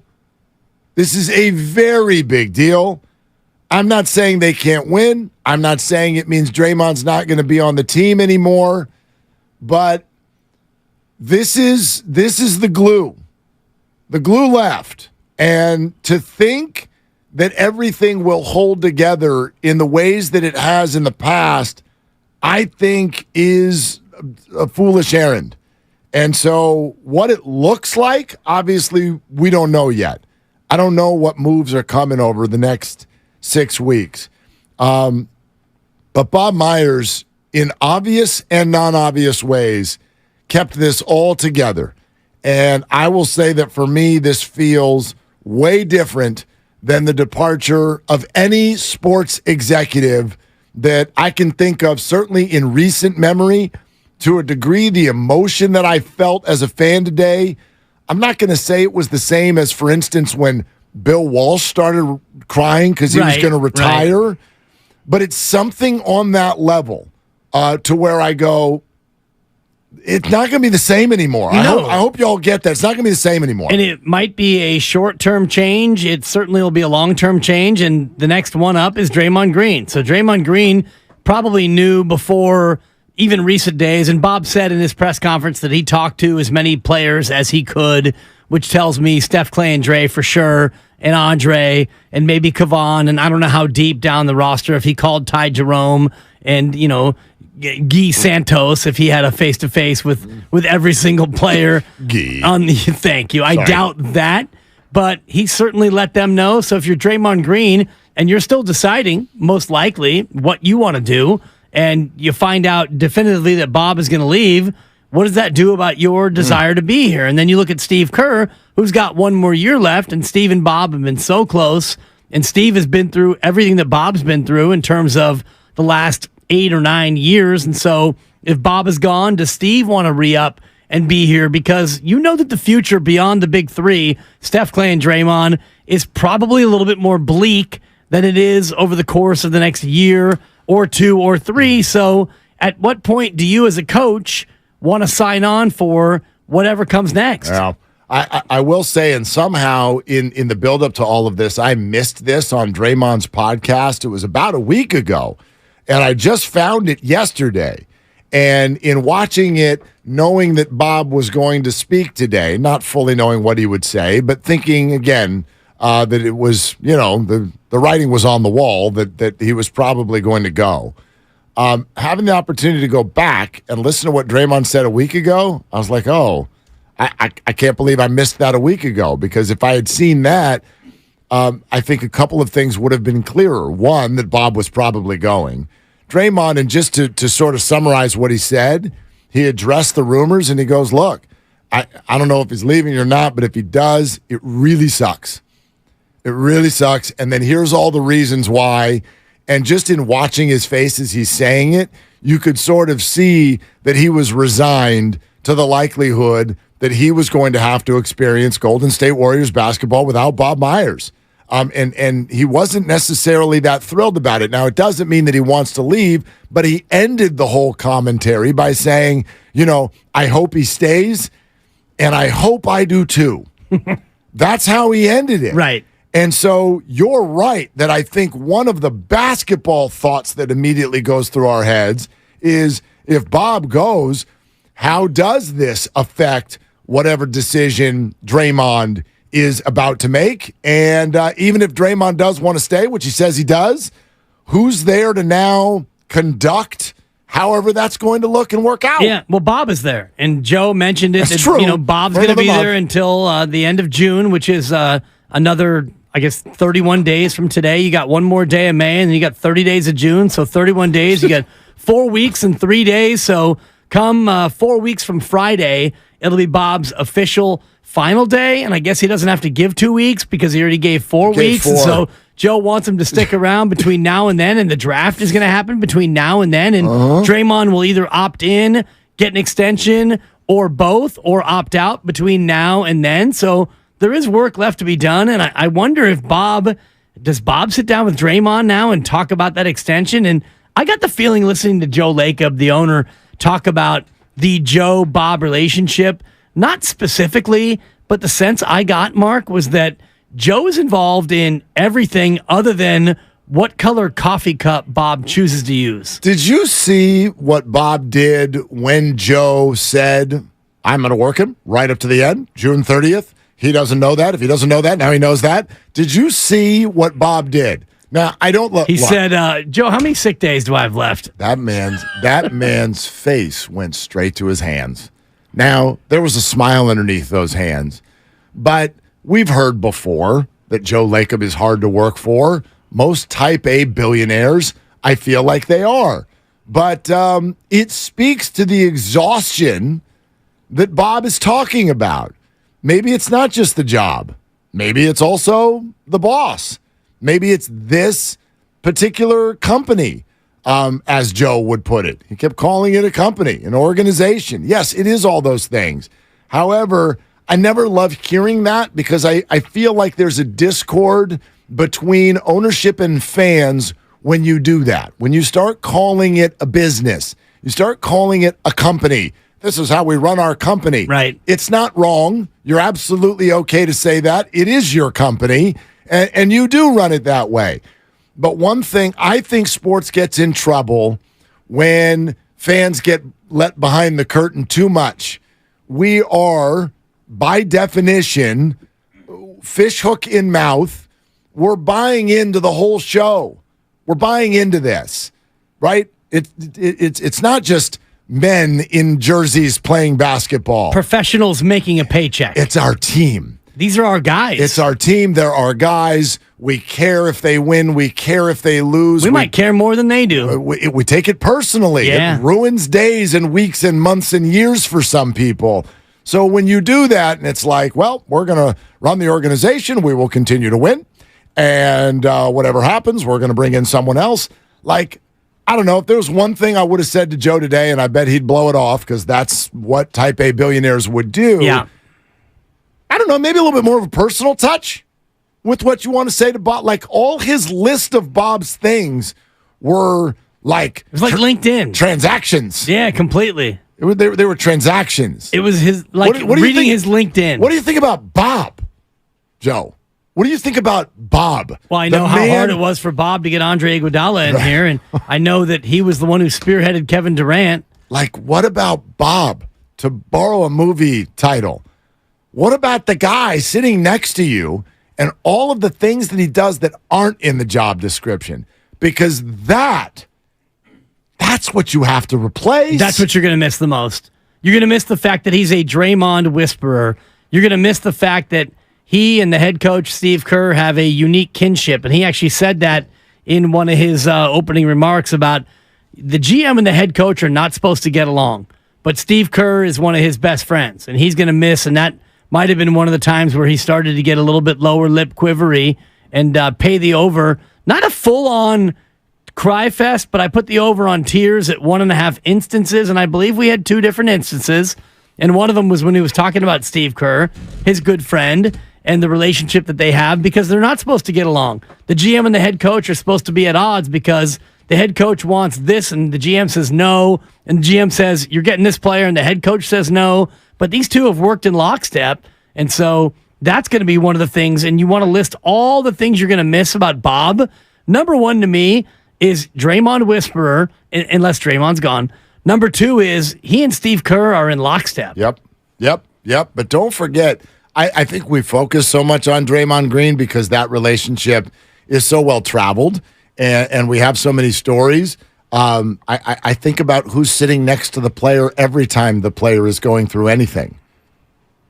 Kevin Durant, Andrew Wiggins, Steph Curry, Klay Thompson after the punch, Klay Thompson after the injury. It's always Bob. And so my concern for the Warriors is that they will go, oh, we have a GM opening, and we will find someone who will handle the draft, and we will find someone who will handle free agency. Yeah, everybody can find that. It doesn't mean you're going to do a great job, but everybody can find a basketball mind that understands the cap and player development and drafting and the situation and all that. But you can't find Bob.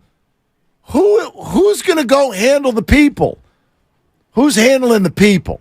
That's for me, that's the question, and I don't know if there's an answer to it.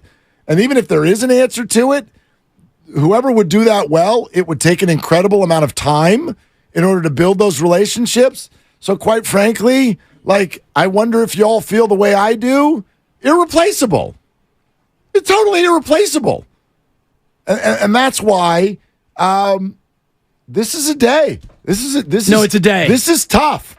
I wonder if Warriors fans, and I can see a lot of you, GM, fine, whatever. Bring in somebody else with a collar who's going to, Let's find somebody who can actually not squander the pick that resulted in James Wiseman. Yeah. I mean, thanks, Bob. This is so much more. There's a lot of Bob haters out there. Well, of course there are. I'm just saying.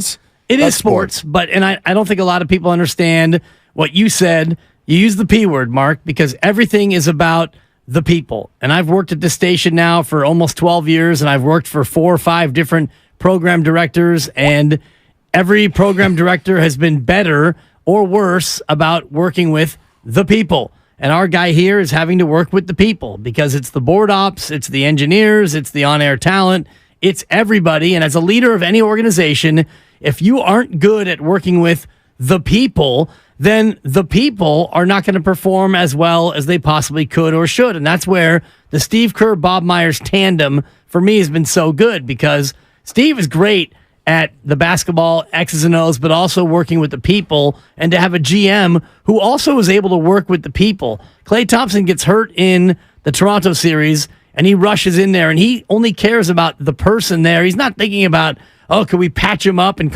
what can we do to still win the series? He's in tears because he's a people person, and Draymond Green needs to be checked in the middle of a game, so Bob leaves his seat and goes and checks Draymond Green, and Draymond, oh, thanks, Bob. Thank you for checking me. Are you going to find a GM who has that level of gravitas? No chance. No. Think about every championship that ever gets won, okay? Sometimes GMs will come in, start hugging players, and you can look at them, and you're almost like, do you guys even know each other? Or are you hugging this person because you have to? Do you actually hate them underneath your core? Because the general manager to player relationship is very unique, team to team. It can be very, very different, and I don't think it's set up for them to be all chummy and interwoven. That's not the way a general manager to player relationship is set up. Think about it, right? The general manager is the one who can cut you, trade you, send you down if this is baseball, right? Like, that's the way that relationship is set up. Remember the movie Moneyball, right? Right. Here comes Brad Pitt. He's playing Billy's character when he walks through the locker room and everybody's playing music after the loss, gyrating all over the place. He got a bat in his hands. He's like, that's the end of that. I'm the boss. Get the hell out of here. What are you guys doing? Bob figured out a way, and this is, I think, the job. This is the goal of every boss. Bob figured out a way to do both. He figured out a way to be the president and general manager and run basketball ops, but also be completely interwoven, respected, and needed by the players. And so to me, that's why, A, that's irreplaceable, and B, to sort of say that the Warriors, Joe Lacob had that part about continuity. I don't know, what's continuity mean here?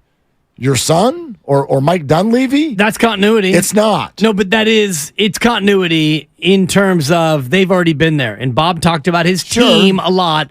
Bob said, we wouldn't have done what we did without our team. And he mentioned Mike, and he mentioned Kirk, and he mentioned a bunch of other names that I can't rattle off because I didn't type them all down because I don't know these people, because Bob was at the front of the organization. But in terms of the team, if you only lose Bob at the top, you still can have some continuity. Now, the continuity lies in whether or not the players can put their faith in either Mike Dunleavy Jr. or Kirk Lacob to be the guy, and they have faith in that person to be the head of the organization. Then continuity can be somewhat in place. It won't be the same because Bob's gone, but that's what Joe was talking about in terms of continuity. No, I understand that, but there were moments of what Joe said, and I'm not expecting him to do it any differently. What is it he can actually say right now?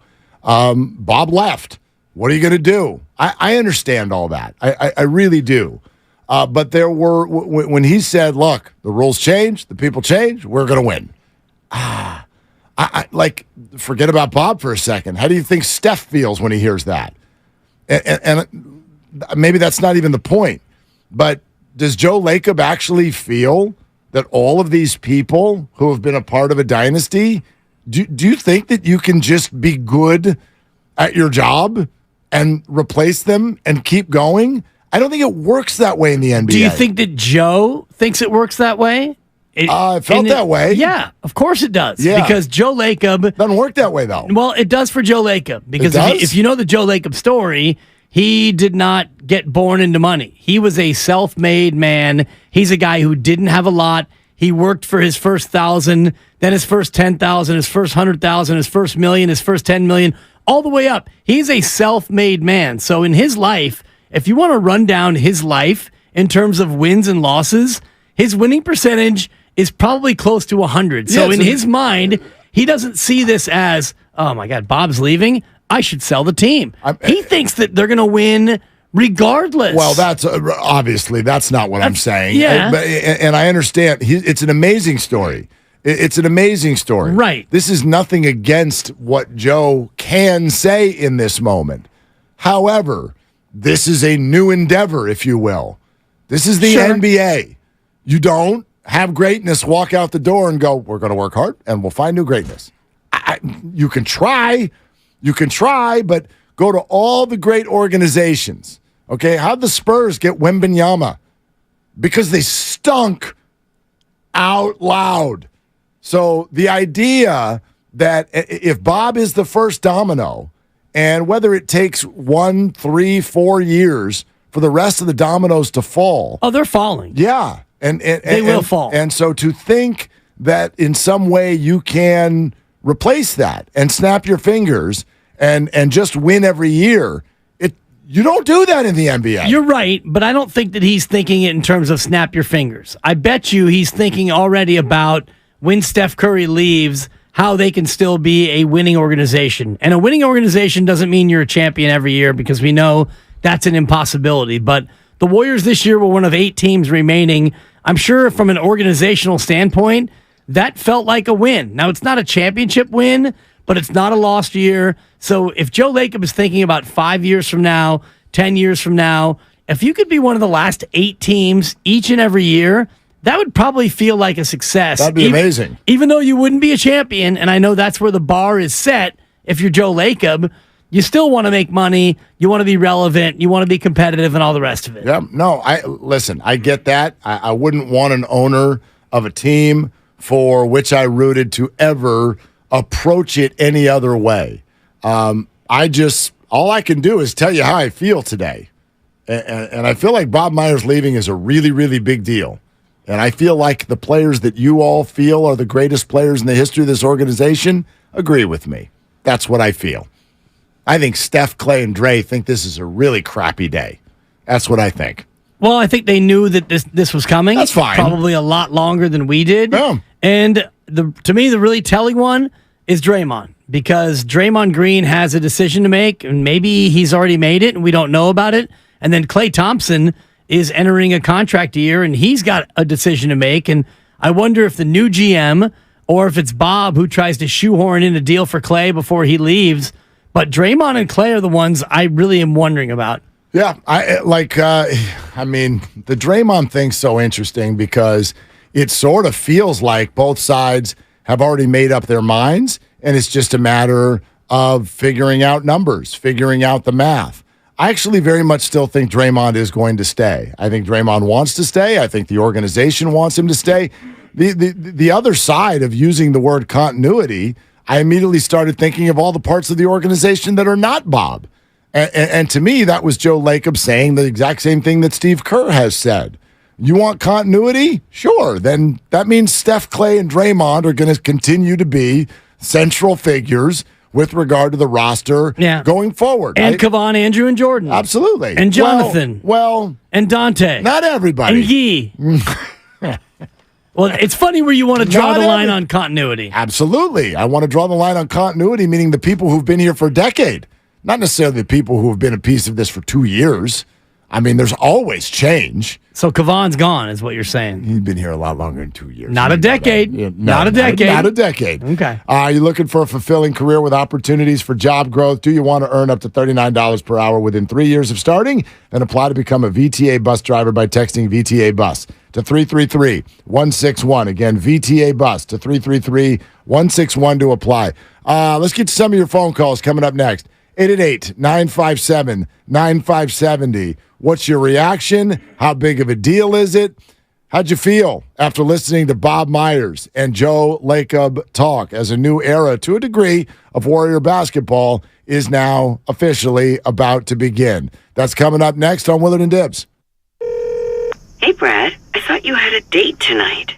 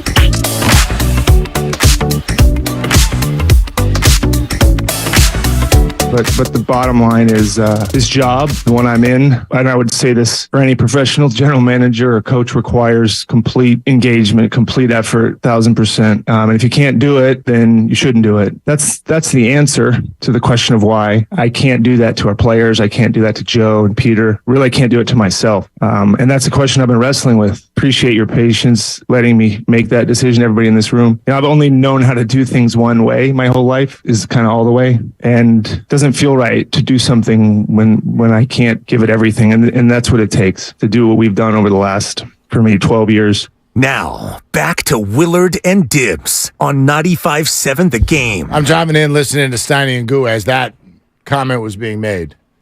And I kept going, gosh, I wanted to be in the room. And he essentially answered this. I think we know, but I wanted to hear him expand on it in a different way. Let's go to Mark. In the back. So when he goes, you don't do this job if you can't give 100%. I was like, why can't you give 100%? Are you telling me you gave 100% when you had Kevin Durant and you just sat back and watched him win by 17 every night, Bob? Well, can't. You mailing it in, Bob? Can't is just an interesting word here. And I know he uses can't because he doesn't want to use the word want. Or won't. Right. Can't, want, won't. Like, he can. He doesn't want to anymore. Right. So. Well, can you if Joe Lacob's your boss and Joe Lacob calls you for the 17th time and you send him to voicemail because you don't feel like giving 100%? I don't know. I mean, I don't want this to turn into like Joe Lacob's a bad guy or bad owner or bad boss. Not at all. He's a fantastic owner. He's the best one the Warriors have ever had. He's relentless. And I have no idea what it's like to work for him, but yeah, that's what it sounds like. Exacting. But is that such a bad thing when you're with an organization that is fantastic, successful, and you are well compensated for it? Do you know what I mean? I think most employees in this world, when they're disgruntled, it's because they're not being taken care of, not because they're being asked to work hard. I don't think people have a problem with being asked to work hard if they're being taken care of in the process. I think when you're asked, it's like the most relatable thing ever because there's not a person listening to us that hasn't had this happen, right? You got a company that downsizes and they go, okay, you over there, you'll do this job now too. And you're like, oh, cool. What's my raise? No, we're not doing a raise. You'll do more work for the exact same price. That's when people at jobs get upset. And I don't know that this is that.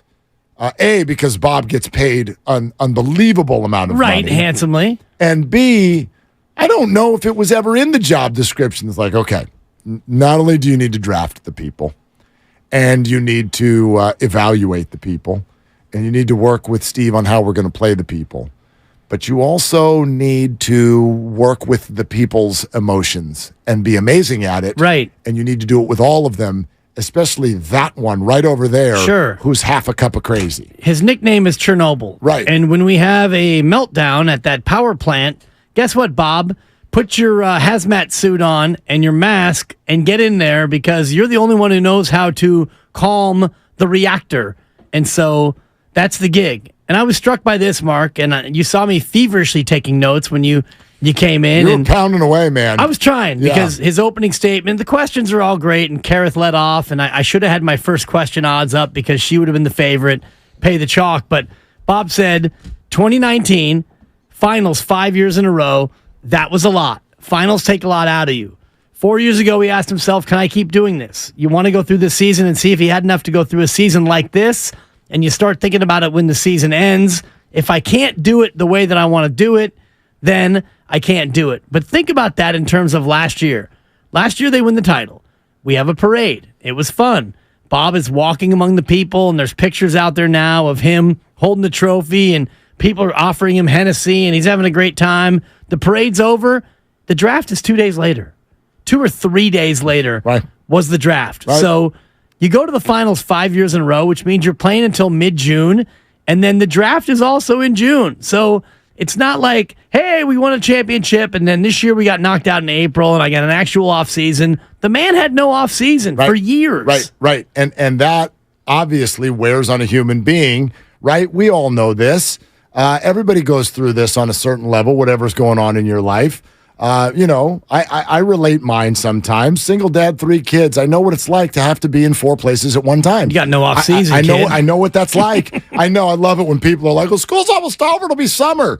Oh hell, what are we going to do then? It's even worse, right? So I get it. I get it, and I'm sure that when there's no off season and you're doing it under a microscope and you're doing it with big egos and big demands and big money and all that. All in one man. I tell you what, it must be a lot. But I guess I'll ask it to you this way, and all of you can throw in on this too. 888-957-9570. You take everything that you saw today and heard today at face value, like this is just Bob is tired. Bob is tired, and the Warriors just found out about it 6 hours ago. You buy it? No. I don't buy that they found out 6 hours ago. I think that they knew a long time ago that this was possible, and whether or not that Bob 6 hours ago actually came to them with the final, I think that they knew as far back as, well, you and I knew a year ago, or I guess it was about 9 months ago. We did a live show at Chase, and Bob said at the very end of an interview, which was, it was mostly casual, it was friendly, a couple of hard questions here and there, and at the very end he said, I just want Warriors fans to really focus on this year. Enjoy this year. Don't worry about what happens down the road with this player or that player or me or Steve or any of that. Just focus on this year, which told me that Bob was focused on this year. Yep. And as he got through this year, and it started in a very unfortunate way with Draymond punching Jordan Poole and the video get leaking, and now Bob has got to, before the preseason schedule even begins, Bob's got to go out there and address this issue and talk about this issue.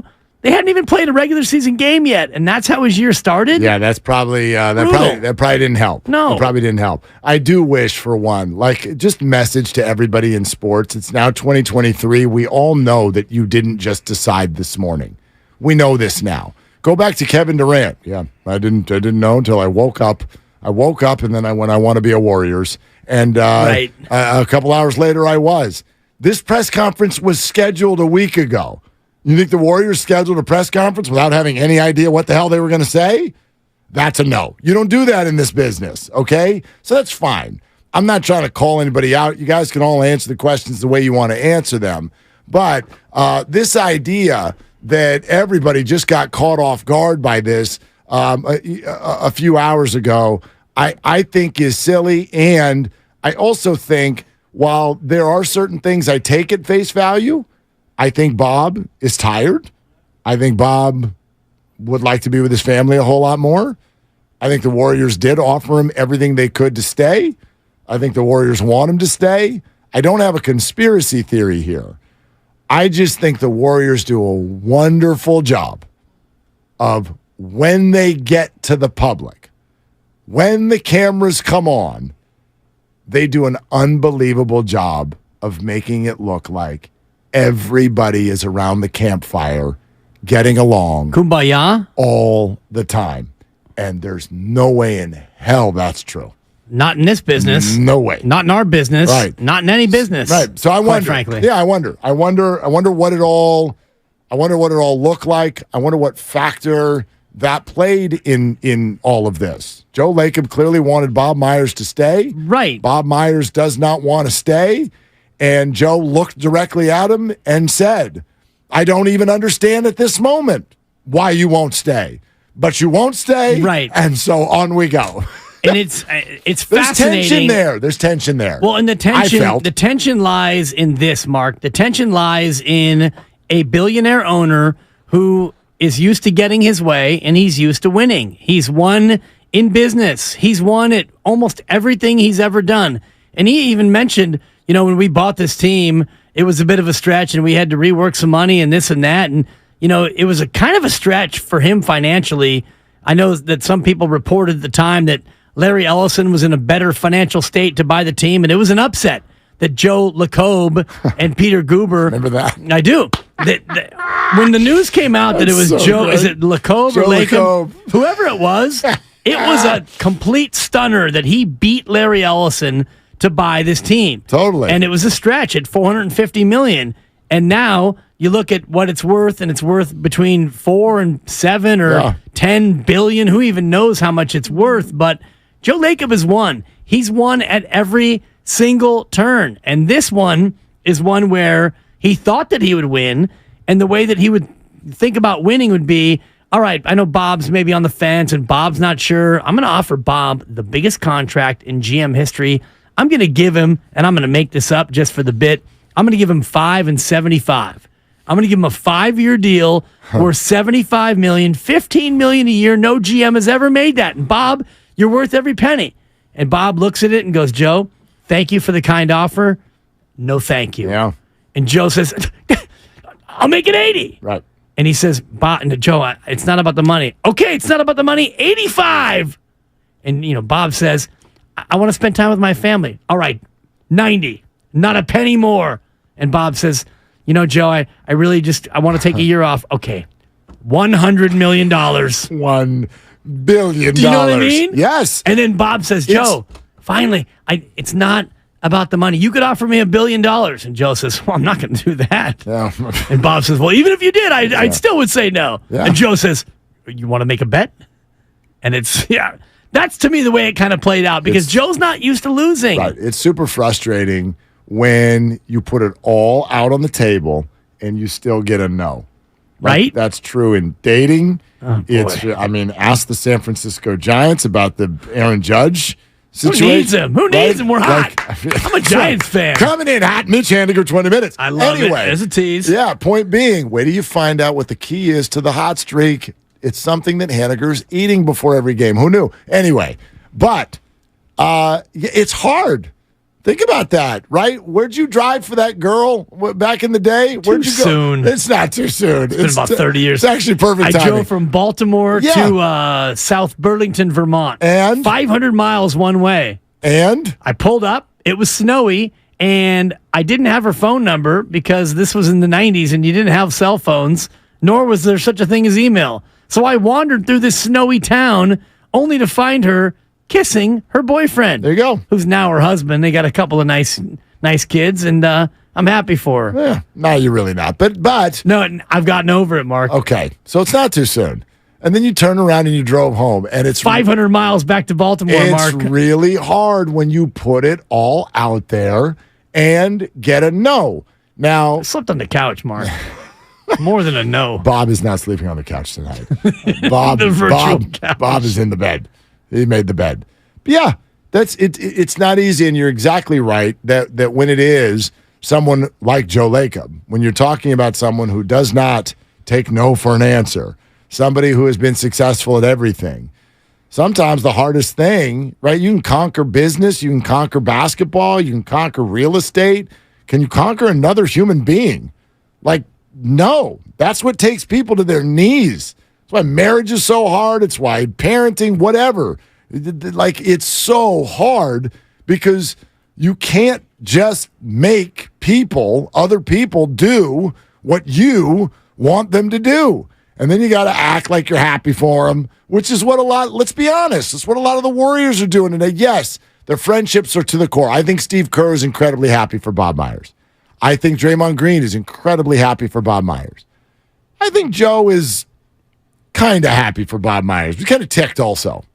That's what I think. I think you're right. Yeah. And I don't think he's used to taking the L, which is what this is. And you can't spell Lacob without an L. And normally you don't use the L in Lacob. Normally it's Joe Acob because he doesn't take a lot of L's. But this one is an L because if you're Joe Lacob and you think about it, okay, I'm happy for Bob with a lowercase h. Yes, I'm happy for you, Bob. You've been great. We got 4 titles because of you, or in part because of you, and all the rest of it. But if you're Joe, you're stuck between your son and a hard place, because if you elevate your kid, now you're putting your son Kirk out there naked to the world in terms of, okay, do what Bob did, or you're a failure. The other alternative is you go to Mike Dunleavy Jr. and say, okay, Mike, I know you've been pilloried by this organization and its fan base for the better part of 20 or 30 years, unfairly, but still, you've been scapegoated. Good luck, Mike. Do what Bob does, or else. So if you're Joe Lacob, what do you do? What do you do, hotshot? Well, he's already the report is already out that both of those people, Kirk Lacob and Mike Dunleavy Jr., will be elevated. I don't know what that means. You know what that becomes. I do. Yes, I do. It's an elevation sensation. Cha-ching! Yeah. That's the original. I know. So that has to be $2, right? That And has to be. you could have sold it in more Tim Roy fashion. Although I don't think you can hit the high notes. I like you I can. don't want to steal anything from Tim. Elevation sensation. Yeah, I'll let you do that. You're welcome. I only steal impersonations from Goo, not anybody else. And you know what that becomes? That's what I do. It's an impersonation sensation. It is. Hey, Larry in the city. You're on with Willard and Dibs. What are you doing, Larry? Larry! Hey, can you hear me? Yeah. Hey, Larry. Hey, what's happening, guys? Quick take on this whole Bob Myers. First of all, a lot of fans do not realize what he did behind the scenes. He was a huge, integral part of the Warriors' success. That being said, I think one of his biggest attributes was the relationships that he had with the players. And one of the more, I can't really say difficult because the guy does get a tough rap, although he brings a lot on himself, is his relationship with Mr. Draymond Green. So if you guys noticed during this exit speech, he was talking and he made a comment, and nobody has said anything about it. I don't know if I'm reading more into this or not, but he basically was saying, not so much good luck, like I'm the Draymond whisperer, nobody else can talk to him like I can. But there was a little bit of a nod to, yeah, you guys got to take care of Draymond now. I don't know. What was you guys' take on that? I think that's just true. Like I missed the specific part, or I don't know the specific part you're talking about. But if it goes along the lines of what you just said, like I don't know that it's true. That's all out there. The Warriors are not afraid to touch the idea that Draymond Green's a lot to deal with, and the Warriors just lost the guy who deals with him. So this is absolutely part of the Draymond discussion going forward. If he wants to stay, and you do want to sign Draymond to an extension, I think you don't just look at Draymond, the basketball player. You have to take a look at your organization's ability to deal with Draymond. And I think they do feel this way, but ask the question, do you feel like you can handle the crazy Draymond moments, because they're coming, without Bob? Right. I mean, they've never done it before. Well, and can Mike Dunleavy Jr. handle it? Wouldn't think so. Kirk Lacob handle it? No, you'd go to, Steve Kerr is the first person that would need to handle it. Well, and we talked to Steve. I asked Steve on this very program about an elevation to that job, and he said, no, I'm a coach, and I'm always going to be a coach. So just as we were having this discussion, I have found the next GM and president of basketball operations for the Golden State Warriors. It's as plain as the nose on your face, Mark Willard. And that person is? It's Tom Izzo. Oh, gosh. It's Izzo. Izzo has done everything he can do at Michigan State. Yep. Check. Does Izzo love the Warriors? Check. He does. Does he love Steve Kerr? Chickadee check. 1, 2. My mic sounds nice. Tom Izzo. Bring him in for the duration of the Draymond contract.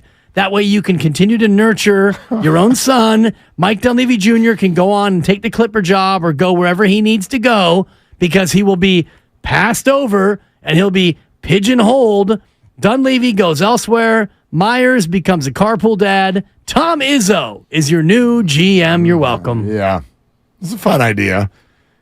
Don't you poo-poo my Izzo. I'm poo-pooing your Izzo. I was about to take a victory lap. That's right. No, I mean, he'd get to keep his voice at the end of the year for the first time. That would be a ton of fun. Fun idea. Fun idea. I don't know if that represents continuity, and we are about continuity with this business that we have run very well. Yeah, there you go. That's a 2 for his Lacob. Anyone? I'm not looking for anything over here. No, I'm not looking. Yeah. When you do Grady it, you doesn't get like rated. It. Well, you can That's rate the way that goes. You can rate me all you want. This is a one-day only impersonation. It's a one-day Lacob. This show, one night only. I was in need of a Lacob. Yeah, thank you. RNS Garage Doors. No, that's come on. They're not going outside, are they? I don't think so. I don't think they're going But if outside. they do, if you're looking for a Draymond whisperer, I think that's the guy you would go to. If LeBron James is not available, I would go to Tom Izzo.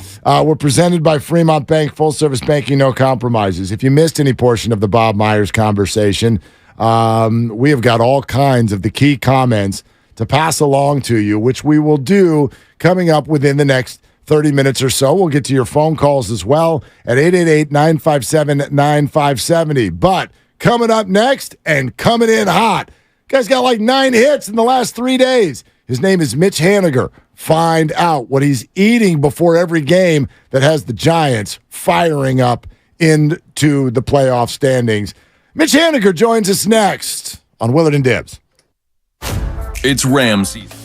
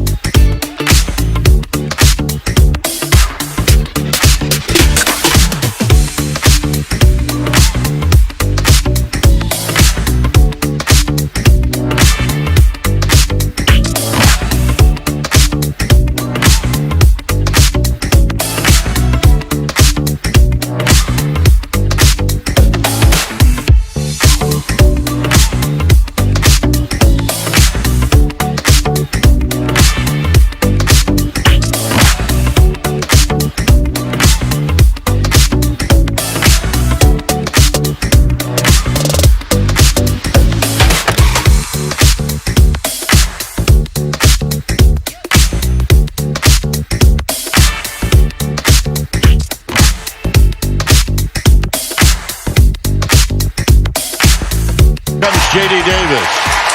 Wade is going to go to third. A strong throw to second. Not in time. And the Giants lead 7-3. Stay hot, Mitch Haniger. Now, back to Willard and Dibs on 95.7 The Game. Yeah, stay hot, Mitch Haniger. That's easy because Casey Schmidt has found the magic elixir to Mitch Haniger's game. He's fired his average all the way up above the 250 mark just in the last 3 days. All right, Mitch. And so now here he comes to join us for the first time on Willard and Dibs, and we are so excited to have him. Welcome him to the team. Mitch Haniger joins us. Hey, what's this Sour Patch action that's happening before these games right now, Mitch? Yeah, I mean, Casey's always eating food nonstop, so we're always on him. And then one day he brings in candy into the dugout, so I'm always on him, giving him good fun. But he's like, "You got to have one." I was like, "All right, fine." Like, candy is like my my vice. It's like, but I don't eat it often. But Sour Patch Kids are one of my favorites. So he gave me one, and I hit a home run. So the next day he did it again. I hit another one, and then when we need some hits, he feeds them to me. So it's all Casey. That's hilarious. Is this guy like a candy pusher or something? Like, what do you mean he's always right? Like, what's the deal with this guy? No, I think he's just pushing food on everyone. He brought a plate of food one time in the dugout, and I was like, "Hey, man, this got to end right here." It was before the game. Granted, I'm not saying it's during the game, but he's a character. He's been fun to play with, and obviously been great for us. How much is that a real thing? Because we on the outside hear, the infusion of youth and life in the clubhouse and all the rest of it. But his kid's like 8 years, 9 years younger than you, and man, 12 years younger than Crawl. Is this real infusion of youth a thing in Major League clubhouses?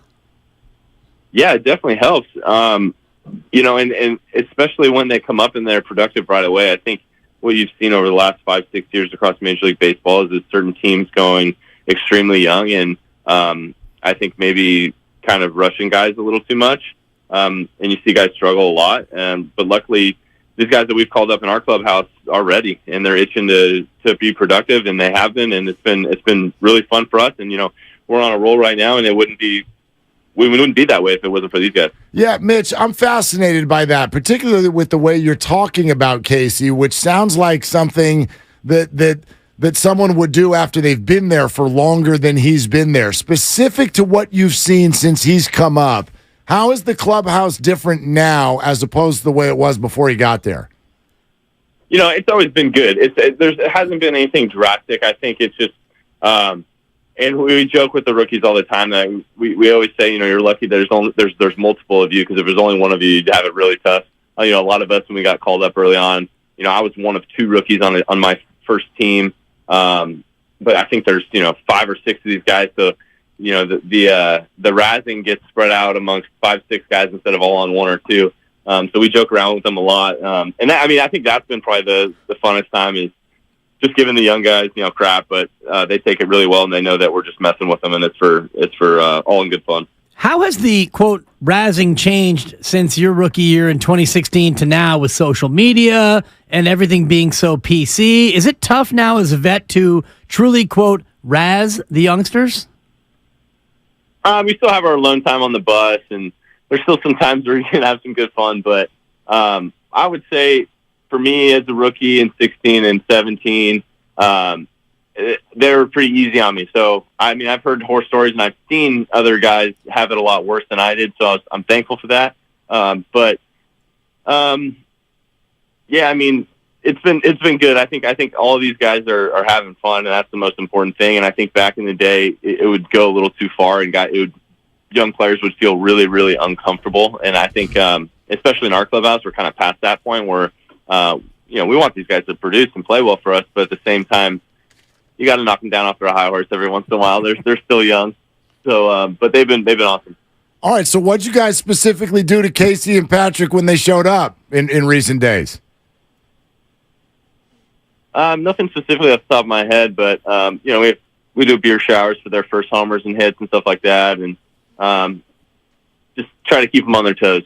That's all I'll give you. I know, and I appreciate it. There's a veteran answer right there. Yeah, those were some big pauses, yeah, Mitch. I can't recall. Because you're thinking about Mark, what to say there. Yeah. something you need to say in the clubhouse.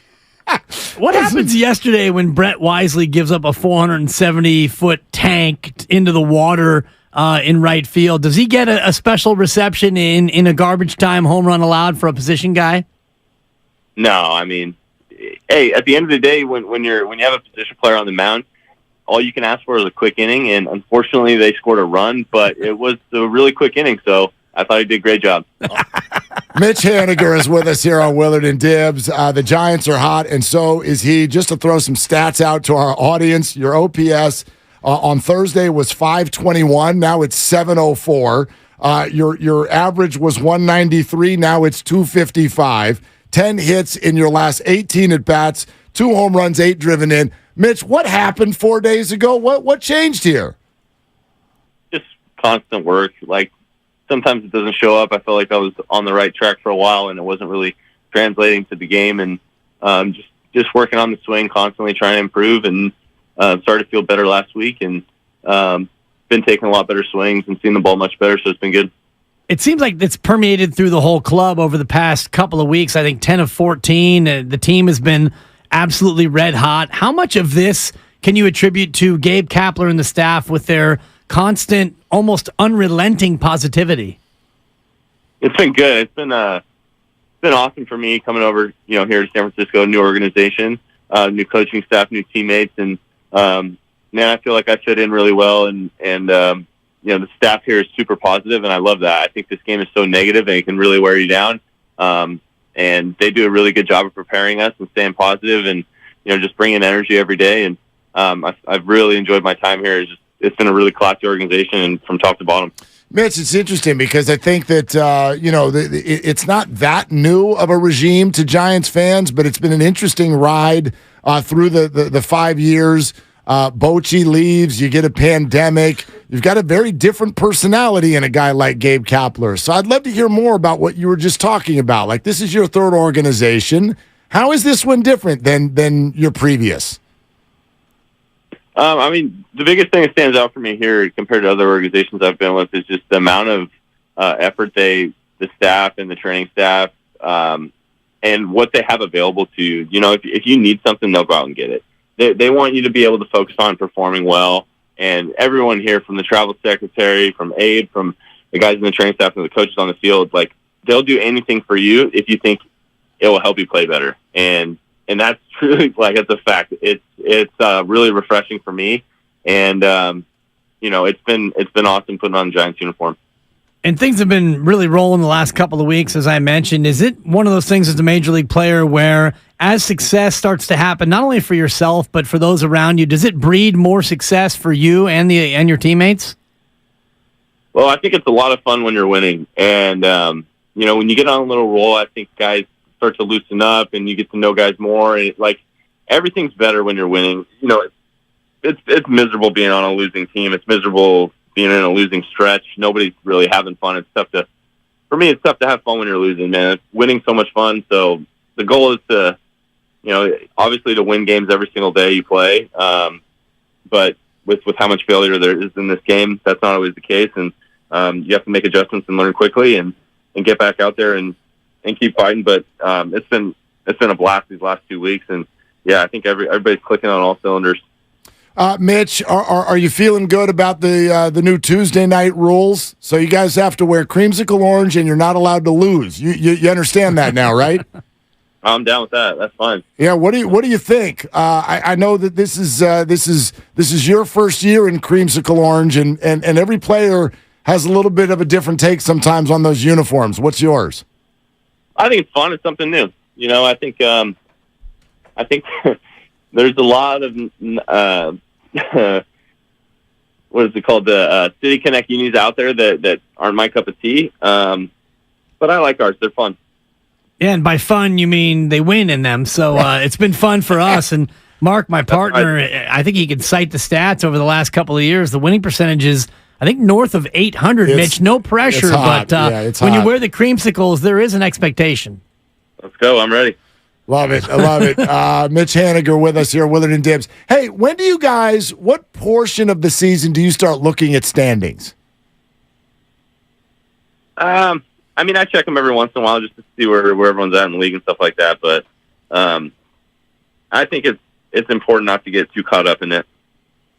And at the same time, to Mark's question, at what point in the year do you actually look at your own numbers? Is it not until you go on a really long, good streak that maybe you'll take a look at it? Honestly, I try to never look at my numbers. I always know how many home runs I hit just because usually that number doesn't get extremely high. It's easy to count. But as far as batting average, on base, OPS, all that, I never look. I don't want to know. It's the past. It's yesterday. It has nothing to do with today. So there's no point of knowing where you're hitting. You're either content or you're pissed off. So either of those mind frames for me is not takes you out from what you need to do that day. Okay, so home runs. Let's focus on that. Have you found that to be more difficult at Oracle Park as opposed to other places around the league? I haven't hit the ball too well here this last month, so I can't really give you an honest weigh-in on that. I think you put me in any ballpark this last month, my numbers probably wouldn't be drastically different. I wasn't swinging the bat all that great, so I give me some more time before I can answer that one. So if I ask you how many home runs you have, you'll probably get that one right. Yeah, I definitely know how many home runs I have. Yeah, 3, right? 4. I'm looking at his baseball Got him. right Yeah, now. Exactly. Didn't take him long to correct the radio guy there. Well done, Mitch. Well played. Hey, Mitch, you talk about how meticulous this staff is. What were you told when you were signed with regard to platooning, facing right-handers, that kind of thing? How'd that conversation go? I didn't even ask about platooning, and I figured I've always played every day, no matter what. So I didn't even ask. Like, I just assumed. And that's your expectation. You're going to be out there in left field every night. Yeah. I mean, I think there's going to be occasional days off, but I think body's feeling good. I should be out there every day in left or right if Mike needs a day. So. Yeah, and that's kind of the way it's gone. At the same time, you've got a teammate in Brandon Crawford who is kind of being asked to maybe take more days off than he normally would have earlier in his career. What does that do for younger players on a club where you see a veteran who, not that he's willing to sit down, but he handles it with the correct attitude and aplomb? Yeah, hats off to him. I mean, he's been incredible, especially with helping the young middle infielders. You have, I think, 4 or 5-time Gold Glover on our staff, on our roster, willing to help. That's huge, and he's had a really positive attitude the whole time, and he's done great this last week when his name's been called upon. So he's been really huge for us. Mitch, the last few days have been looking great. Obviously, I think people are really excited about this team and for your arrival because you are still relatively new. On the way out the door of this conversation, we'd love to get to know you a little bit better in something we call the big finish. You up and ready here? Yeah, sounds good. Okay, let's rock and roll. Okay, this is Mitch Haniger on the Big Finish. Mitch, 2 categories. You just pick one. Do you want to do Candyland or Bay Area Boy? Let's do Bay Area Boy. Bay Area Boy. Okay. Good answer. How many times have you been to Shoreline Amphitheater? Oh, actually, I have never been. What? Wait a minute. You were born in Mountain View. Stop the interview. Time Yeah, out. I've never been. What? How? Like what? What? I mean, you're a music guy, aren't you? Yeah, but I mean, in high school, I didn't go to any concerts, and then I haven't really. I came back a little bit in the off seasons, but I was gone after high school, and I only went to, I think, 1 concert all through high school. Man, Too busy playing sports. Yeah, pay the under on no doubt. concerts attended at Shoreline. There's a stunner to lead off here on Bay Area Boy. Question number 2, Mitch. What is the best South Bay taqueria? I think La Vic's. Where's it located? San Jose, downtown San Jose. I think there's a couple locations, though. And what's your go-to when you go to La Vic's? Burrito with a special sauce. Now, Mitch, I had my Cal Poly class in the dugout talking to you just a couple of weeks ago, and you talked about the burritos and tacos that you used to rock in San Luis Obispo. How do they compare with your South Bay spot? La Vic's is up there. I think it's a little better. All right. Man. I'll let them know. Down Couple of notches ahead of San Luis. They've still got a long way to go. Authentica in San Jose. All right. If you don't see the band live, what about just listen to them? We wanted to know, what is your favorite Bay Area band? I grew up listening to a lot of Bay Area hip hop, Mac Dre, E42 Short, but the most I listened to the most Andre Nicotina growing up. Nice. Joe Shasky, our morning show host, is a huge Nicotina fan. So you're scoring points with the morning roast right now, Mitch. Well played. Yeah, big fan. Yeah, and what's the walk-up song? Since '84 by Mac Dre. Okay, there it is. Yeah. Mitch Haniger. Mac Dre, rest in peace. Vallejo's in the building. Hey, man, thanks for spending some time with us. Great to talk to you and get to know you a little bit. Yeah, thank you guys. Appreciate you having me on. All right. Thanks, Mitch. Enjoy the candy. Yeah, 3 more hits tonight, okay? All right. All right, there it is. Done. That's easy. Yeah, Mitch Haniger. He's got us. 10 for his last 18. Scalding Mitch Haniger. And it's with 5 extra base hits. Right. And 2 big flies, 2 of his 4 this year and for the Gigante. They had to play around a little bit with that because I know how many homers I have. You got 3 right, 4. Didn't even let me, didn't even let me get it wrong for long, and he was quick to correct. He sounded like what's his name in Hoosiers, Gene Hackman. How many times are you going to pass the ball? 4. Right. I got 4. I got 4 Yeah, I got home 4 runs. homers. Dibs. Number 5 is coming. And I love your question about platooning. And he's like, well, I never really thought about it because, dude, I play every day. Good for him. Right? Good for him. And you know what? One thing I think we're in an interesting spot with that whole story with the Giants. And then we're going to rock back to your phone calls on Bob Myers and more here in just a moment on Willard and Dibs. But I feel like it's not a clap back if it's done in a healthy way. I bet that even the Giants themselves would tell you that they want players who want to be out there every day. These are the kinds of things people say in a press conference. But do you know what I mean? Like Farhan said that last year. We want everyday players. We just don't happen to have any right now. Right. Right? Like Thairo Estrada gets to play second base no matter who's pitching. That's the deal. And you want to find those people. And Casey Schmidt is going to be in no matter who's pitching, the way it looks going forward. Mitch Haniger is going to be in no matter what. Conforto is likely mostly going to be in. And the hope is that you keep building more and more of those. You can still be spotty with days off, obviously, but it's twofold. It doesn't just mean that you've got good players.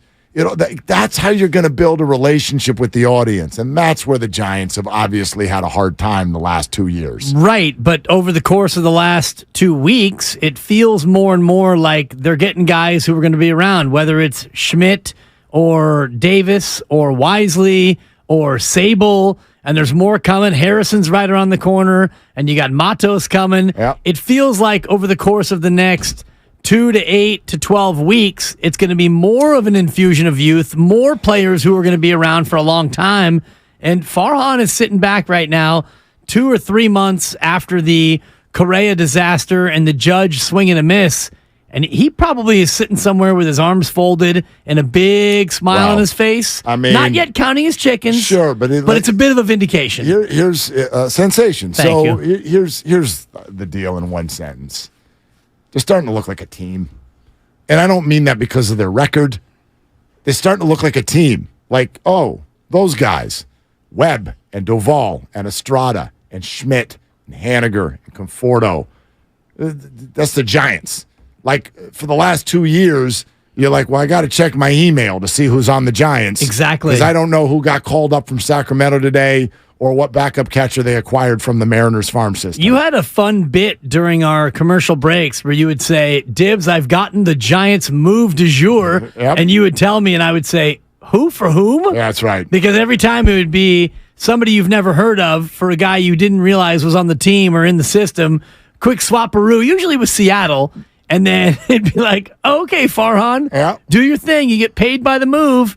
But now you've got players that you can actually name and picture and care about. Yeah, now you don't want to see those emails because it usually means someone got put on the IL. True. Like it did over the weekend with Thairo Estrada. But tell you what, man, it's been good-looking baseball for the last couple of weeks, no doubt about it. John in the city joins us on Willard and Dibs. Hey, John, what are you doing? Hey, what's up, guys? Nothing much. Just chilling, trying to enjoy this beautiful day today. Finally, y'all talking baseball, man. The Giants hot enough, you know what I mean? Nobody wants to touch that subject. But I just want to say, man, if the Giants fans are excited right now about what's going on, man, this is nothing. We got so much more coming up. We got Kyle Harrison coming out. We got Marco Luciano coming out. I mean, Patrick Bailey wasn't even supposed to come up this year. He was supposed to be coming up next year. Correct me if I'm wrong, right? Like, that was his projected come-up time. But the Giants right now, man, they figured it out. There's no more of Brandon Belt, waiting for Brandon Belt to have that MVP year for 6 years straight. There was no stability, and they kind of tested our loyalty for quite a while with Brandon Belt, Brandon Crawford, and Evan Longoria, and it was a real test. But right now, I'm starting to get the real 2010 vibes all over again. You know what I mean?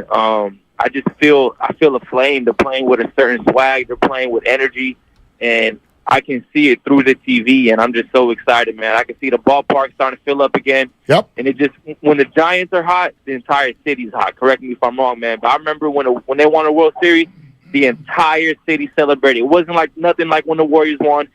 It was nothing. There's nothing that compares to a Giants winning a World Series in this city. That's something I'm looking forward to. Thank y'all, and I hope y'all keep talking about it. John, thanks for the call. Do you know what? People might take this the wrong way because we have had between the 49ers, the Giants, and the Warriors, whether you want to go back 10 years or 25 or 30 or whatever, even the 49ers, who haven't won a Super Bowl in a long time, have been to a couple and are perennial contenders right now. It feels like we're one of those markets that's like, we demand greatness. Do you know what? I'd actually say this the other way around. We don't ask for much. We really don't. We don't ask for much. It's not a city that's going to come with pitchforks.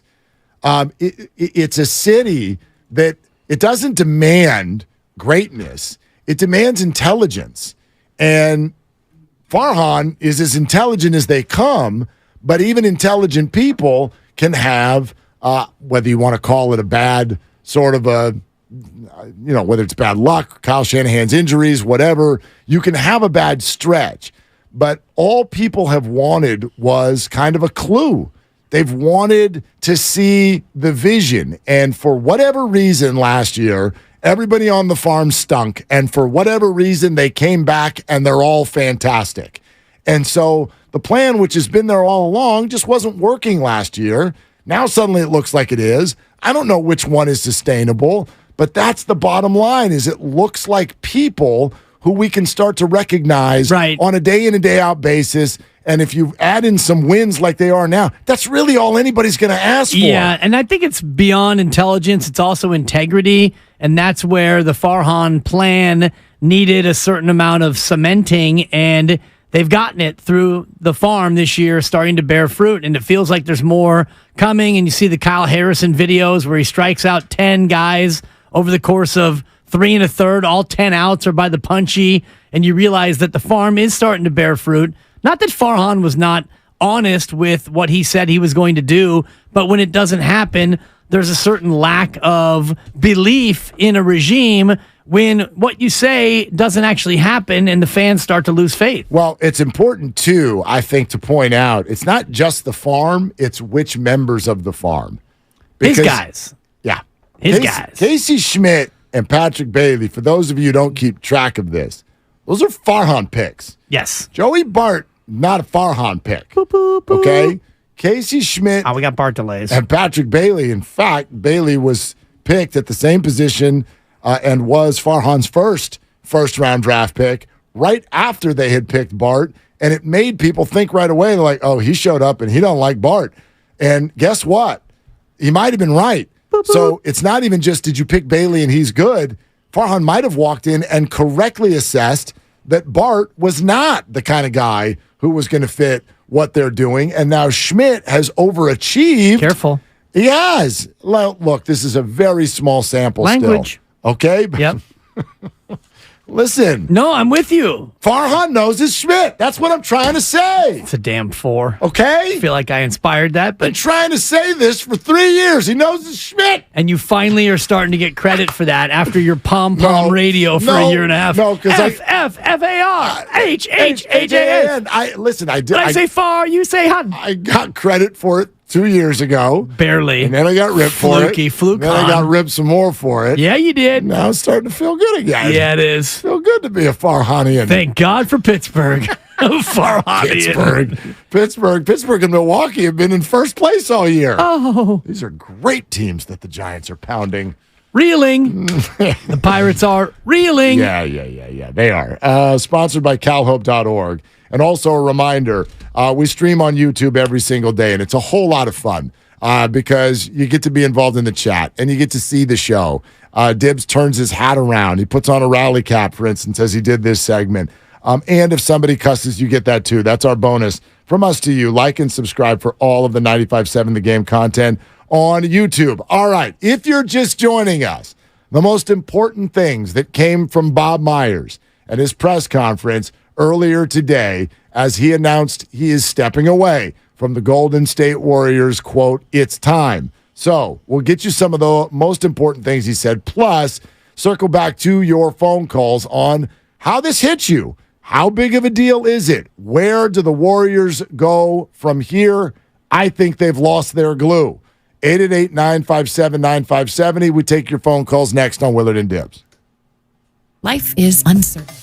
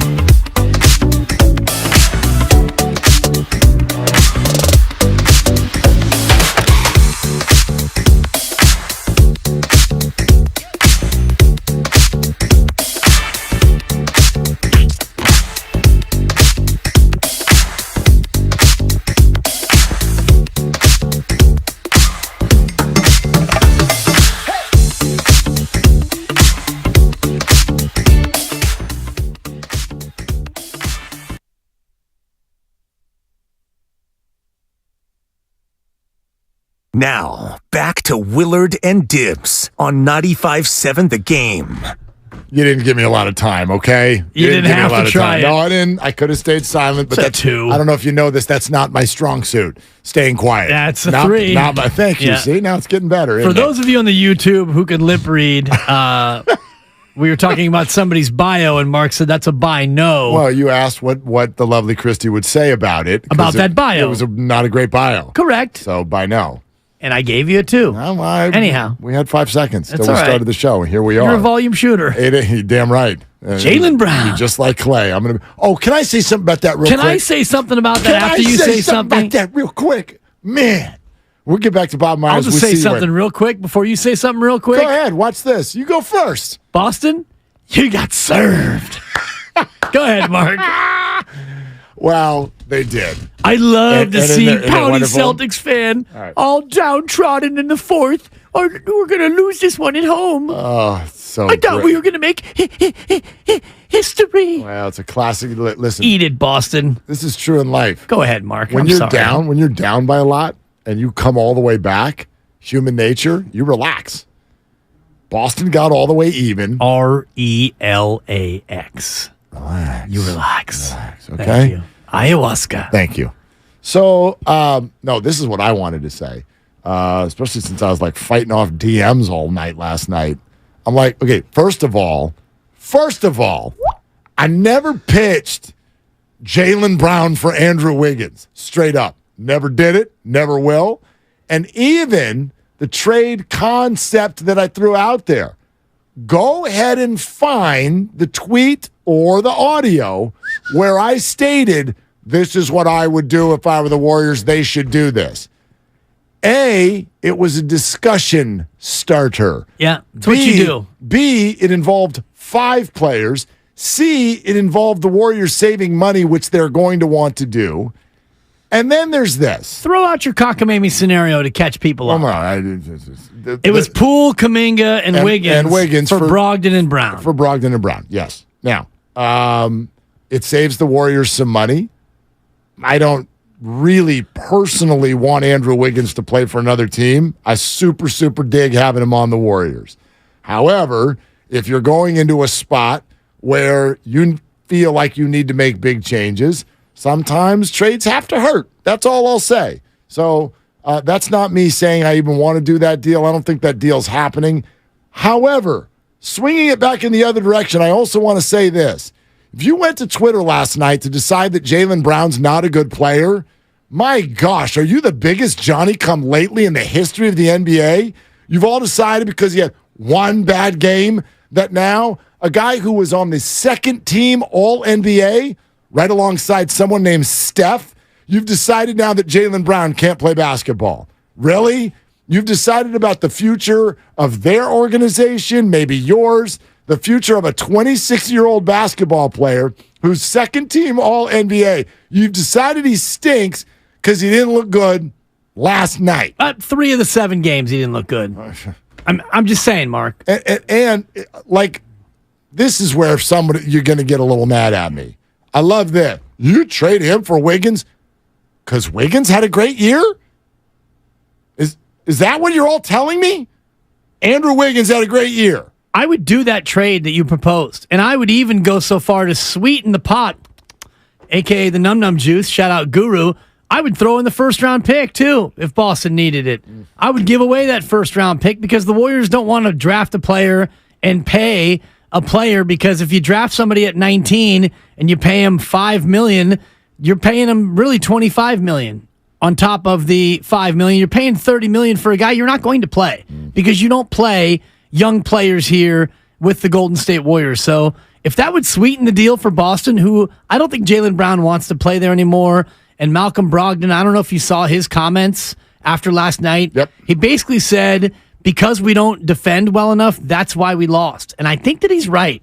So if the Warriors want to become champions again, forget the offense. The offense is going to be there with or without Jordan Poole. You need to be a better defensive team. Yep. And I think you could be that even if you give up Wiggins. Kuminga's not there yet, and Poole's a turnstile. I mean, I understand where people are at. Jalen, I guess, is going to command a supermax. So people are like, you want Jalen Brown for $290 million or whatever the hell it will be. I don't even know what it is. You want him for that instead of Wiggins at 24 a year? Well, no. If you're comparing just player to player, but that's not the discussion that started. And the Warriors are in a bind. So if everybody wants everything to just stay the same, I don't know what to tell you. Like, literally, the message of today is that everything's not going to stay the same. Bob Myers not the GM anymore. No. So everything's not going to stay the same. So you got to prepare yourself for, I think, you got to prepare yourself for some things that might hurt. And I know for some of you, because he wears a suit to work, today didn't hurt. For me, it did. I think that is a very, very big piece of the Warriors puzzle. Who walked out the door today? I was braced for it, so my pain is not quite. Me too, but I mean, it's in a larger sense, yes. Yeah, I feel like Roman Roy from the show Succession. Please, I'm still 3 episodes behind. Don't spoil it for me. But he pre-grieved when they had a loss in their family, so that's kind of where I am with Bob Myers. I pre-grieve. I didn't know you could do that. They kind of made fun of him in the show. Like, can't pre-grieve. He's like, I'm okay. They're like, are you okay with the loss? And I don't want to spoil what the loss was in case you're further behind than me. But he's like, oh, I'm fine. I pre-grieved. So I pre-grieved when it came to Bob Myers. So I'm okay today, Mark. Can we all do that with the older members of our family? Can we just grieve now? I didn't know we could do that. Yeah, you gotta plan for it. Huh. And okay. I don't want you to think in those terms with Tom and Ellen because they have a good 20 apiece each remaining on the big board. I would like to think. That's it's aggressive. Because they're both north of 70. That would get them into triple digits, but neither one of them's 80. Tom just turned, right? Tom just turned. So and Ellen 79 last month. She's knocking on that door. Damn Not right. heaven's door, but 80's door. Yeah. I mean, I love them, but if they get to 99 and 100 respectively, I'd be mildly surprised. I mean, if that happens, you will pre-grieve. Sure. You'll be pre-grieving. All right. And just like with Bob Myers, I was pre-grieving not only when you had the sourced report, and I appreciate your reportage, even though you don't consider yourself a journalist, you were in that moment because you had the report, a sourced report that Bob had a lucrative deal, in fact, the most lucrative deal that could be possibly in front of him, and he hadn't signed it. So when I knew that, and he hadn't inked it, sure, I was starting to pre-grieve. Well, Mark. I mean, like, I was pre-grieving. How do you get to the end of the season and not like, oh, we haven't got it figured out yet? I got 3 more episodes. Right. Well. Oh, no, I thought you were talking about Succession still. Yeah. Great show. You have the perfect radio partner if you want to be behind on shows. Okay. I will never spoil anything. You watch nothing. For anyone. I'm over here going, somebody tell me how to find Breaking Bad. Was it good? What the hell is a Ted Lasso? Yeah, like I'm going to start the Sopranos. Was it good? I don't see it. You can't. I don't see it. You got 3 kids and a bunch of jobs. I'm telling you, man, 2023? 2035 is going to be amazing. I'm watching all of it. You got some catching up to do. I'm watching all of it. Yeah. I don't know. And I'll tell you then if it still holds. I'll be like, yeah, Lasso doesn't hold. Sorry. Yeah. It was a 2023 thing. But I'm not getting to it till then. So Good. Don't you worry about me. You worry about everybody else, but don't worry about me. And I had to actually get off the YouTube page because I'm sure people are already chiming in with Succession spoilers because that's what people like to do. Let's see. Don't even mention it, please. Jason Tatum, Jalen Brown, Steve Kerr. Willard's an idiot. There's a couple of those in there. I tried to send. I can handle the spoilers for you, Dibs, if you want. Grandy, just go ahead and push some buttons back there, okay? Okay. Thank you. And thanks. All right, Marvin in the city. Hey, Marvin, you're on Willard and Dibs. What are you doing, Marvin? I'm spending the afternoon going through my wallet and all that stuff and getting all those receipts you save, and then you have no idea what you have, but you have a big lump in your wallet. I'm getting rid of that. Anyway. Oh, my gosh, I wanted to ask you guys a question, and I know you're going to have fun with this, because I have never heard exactly who is the number one talent evaluator in the Golden State Warrior organization, or exactly what is their system for evaluating talent? Because where does Myers fit into that? I hear about Myers as, Draymond's friend and all that, but who is the guy who has picked these players that we've developed? And I think the Warriors have developed some great players, Poole included. Number one. Number two, there is going to be, think about this, in the playoffs, the top teams all sucked. the best teams, the teams with the best record, Milwaukee and so forth, they all went down the tubes. So their fans and their organizations and their season ticket holders and everybody else is really upset. They all want to dump Jalen Brown at bargain basement discount. Of course, Marvin, we could go to every team and get you this year's scapegoat. Might be fun actually to do it. Marvin, thank you. Jalen Brown is Boston's scapegoat. Joel Embiid was Philadelphia's scapegoat. Julius Randle was the New York Knicks scapegoat. Jordan Poole, Golden State Warriors. Klay Thompson was the scapegoat. No, I think that was in the moment of that game and that series. But very few, I should say, have come out of the back end of the season and said, we're demanding that Klay Thompson get traded. But if you want to blame, why did they lose to the Lakers? I think that Klay gets more blame than Jordan Poole. What if I ask the question a different way? Why did the season go awry? Draymond Green. Okay, but that's your perspective on a situation that involves Jordan Poole. Correct. But like very, very few people, when we put that, and again, I know small sample, Warrior Summit, but when we ask who wants Jordan Poole on the team next year, it sounded like the beginning of a teen movie, slow clap. You know what I mean? Yeah. It's like, tough sample. There's Bob over there in the corner, and he's clapping. Everybody else wants Jordan Poole gone. He's higher on the list of get him out of here than Klay Thompson and Draymond Green. Because Klay is more of a made man. And Draymond.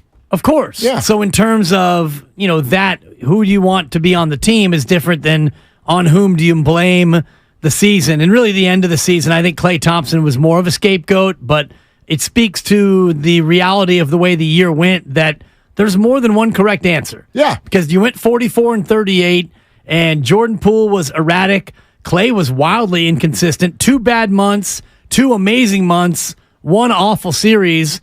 Draymond Green played very well for the majority of the year. He was healthy. He played well on both ends of the floor. If it wasn't for the preseason punch to the face, we wouldn't be talking about him at all. I agree. I also just think in general, it's never as bad as you think it is the day or two after you lose. Like Jalen Brown is going to go through 48 to 72 hours of hell. Maybe because it's the city of Boston, it's going to be a lot more than that. Jason Tatum got hurt. He got compromised. All of a sudden, things are sideways. Jalen Brown has a few turnovers, and all of a sudden, he's the worst thing that's ever happened to the NBA. Come on. We're all better than that. Yeah, you're smarter than that. We're all smarter than that. He's better than that, and that will die out. Might take a little longer because it's Boston and they're nuts, but that will die out. So this has nothing to do with acquiring him. This has nothing to do with comparing him or his contract to Andrew Wiggins. But if you're all over Twitter today screaming about how awful of a basketball player Jalen Brown is, come on, get a grip. Get a grip. This guy is second team All-NBA. He's 26, and he's fantastic. And his team, largely because of his play, has been to the NBA Finals and on the doorstep of the NBA Finals twice in the last 2 years. And he's a big part of the reason why. So I remain a big Jalen Brown fan, ... That has nothing to do with my thoughts on Andrew Wiggins. Okay. There you go. That's what I would say. I continue to be a big Jalen Brown fan, ... They're going to blow it up.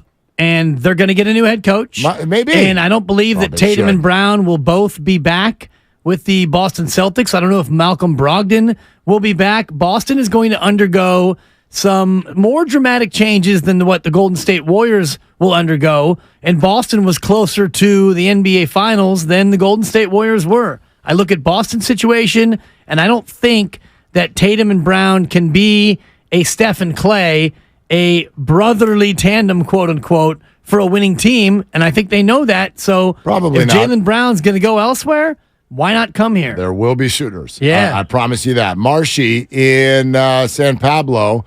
You're on with Willard and Dibbs. Hey, Marshy, what are you doing? Hi, guys. I'm actually on my way home. I just picked up my mom. She's right here with me on. Oh, what's your mom's name? Her name's Grace. Hi, Grace. Are you on Bluetooth? Can you all hear us now? Hi. Okay, hi, We Grace. can hear you. Okay, Warrior takes for everybody. What do you ladies think? What do you think, Shell? Go ahead. I think he's shy. But for me, I would have to agree with Mark earlier when he said that, Bob is the glue that is holding us together. I am absolutely heartbroken about this decision, but I feel like it's a decision that we've had coming for a while now. And same with Dibs. I pre-grieved this,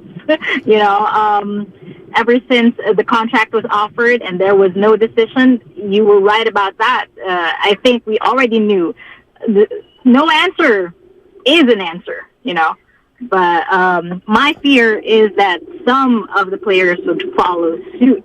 What happens to Green? Oh, there you go. Exactly my point. Yeah. I feel like, Draymond might be. All right, yeah. So let's talk Great about tag that. team call. Thank you, ladies. Yeah, and Marcia, it sounds like your mom was Let's very rack proud of them your both. Warrior Rack six. those ladies. That was awesome. And I love hearing this. You go pick up mom. Get mom to where she needs to go. You know what I'm saying? Sure. Yeah, so that's beautiful. But what is the trickle down to the players here? I know that Draymond Green is going to be bummed that he's not around. Maybe he's more of a live wire because he's not around, because he's the calming influence. Maybe Steph Curry is bummed about it. Klay Thompson is bummed about it. But what does that all equal? Do they just, okay, I'm bummed, let's go back to work? Is it that simple? Or could this be the first brick on the wall? It's tough to say as we sit here today, but I got to be honest with just how it felt when we first got the official report a couple hours before the press conference that Bob was leaving. It just feels like the organization gets forced into an openness for major change, because one major change often begets another major change. I don't know if they've got one picked out. I don't know if they feel the need to do one, but Lacob made it clear, come hell or high water, we're going to try to win no matter what the rules are, no matter what our salary situation is. So they're going to force it. But without Bob there, I don't know what that move is. Put it this way. If I'm Draymond, are you more or less open to putting on another jersey today? Way open. Way more open, yeah. My mind's wide open. I agree. Way more open. I still think he absolutely wants to stay, but more open. I think that he wants to stay also, but I think that more than that, he wants to get one last piece of financial security. And if you look at what you've done here for championships, and you look at what is going to be in place here, Steph, Klay, and Steve Kerr, and an owner, Joe Lacob, who's done right by you to the extent that he could, in a nice contract, 4 years, $99 and change $1 million. But now you're in a spot where you opt in for 27, fine, you want a multi-year deal. And you reportedly, Draymond, wanted a max last offseason, and you were met with a mix of crickets and laughter. And so now you're in a spot where you want a deal. You want a multi-year deal. Who is going to be the one to sign on that deal? How much will it be for? How long will it be for? Or is that deal out there elsewhere? It's interesting. You've brought this up a couple times, and I always just kind of shrug it off, but maybe I'm wrong on this. Like these reports that come out, Draymond wants a max. Klay wants a max. Great. Some agent called somebody and says they want a max. You know what I mean? I want a new car. Doesn't mean like I'm going to draw some line in the sand and not show up to work if I don't get one. You know what I mean? They're not max players at this point in their career, at least for looking forward, especially because they're not even up yet. They're not up yet. Who gets 4 and 5 year super max contracts once they're in the neighborhood of 35 years old? Even LeBron is only getting 2-year deals, right? And a part of that is because of the way he wants it. But they can want a max all they want. They're not getting max contracts from anyone. Right. So whatever. So you float that trial balloon, whether you do, your agent does, those things don't come out of nowhere. And this is something that I borrow from you upon when we get reports from various people in various sectors of the media. these reports come from somewhere, either an agent or a team. That's usually the two biggest areas where a source will be from. And in this case, it feels like it'd be the agent. Let's go ahead and float this and see what the fan reaction would be and the team reaction and whatnot. I'm sure the team already knew that want was out there. Of course he wants a max. I want a max. We all want a max. So Draymond Green wanted something that he didn't get in the offseason last year, and so now he's in a spot where he can opt out. And if you want to opt out, then go ahead and opt out. If he can get more money elsewhere, if he can get more happiness elsewhere, if he can maybe check whatever box he wants to check elsewhere, then go ahead. Now would be the time with Bob Myers leaving. All right, we got time for plenty more of your phone calls coming up here shortly. We are presented by Fremont Bank, full-service banking, no compromises. Bob Myers is on his way out. He is leaving the Golden State Warriors. We've got some of the clips from today's press conference to pass along to you. Also, coming up in about 5 minutes, a quick visit with Doc Pandia, and we can get to some of the Giants' injuries. But you know which injury we got to ask him about. Oh, this got crazy. Oh, hear the Jimmy Garoppolo story over the weekend? Were you away on holiday and you missed this? Yeah. We've learned here in the Bay Area, you're never done talking about Jimmy. It doesn't matter if you think you're done talking about Jimmy. You're not done talking about Jimmy. And if you don't know what we're talking about, wait until you hear this coming up next. Then we'll get to more of your Myers calls on Willard and Dibs. Why do we knock on doors?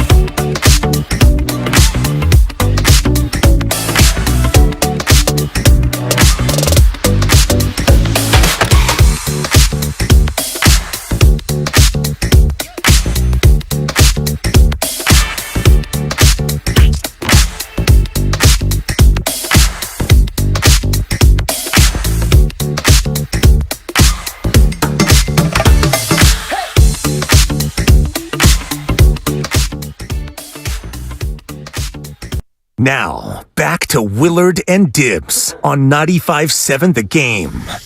All right, we're talking Bob.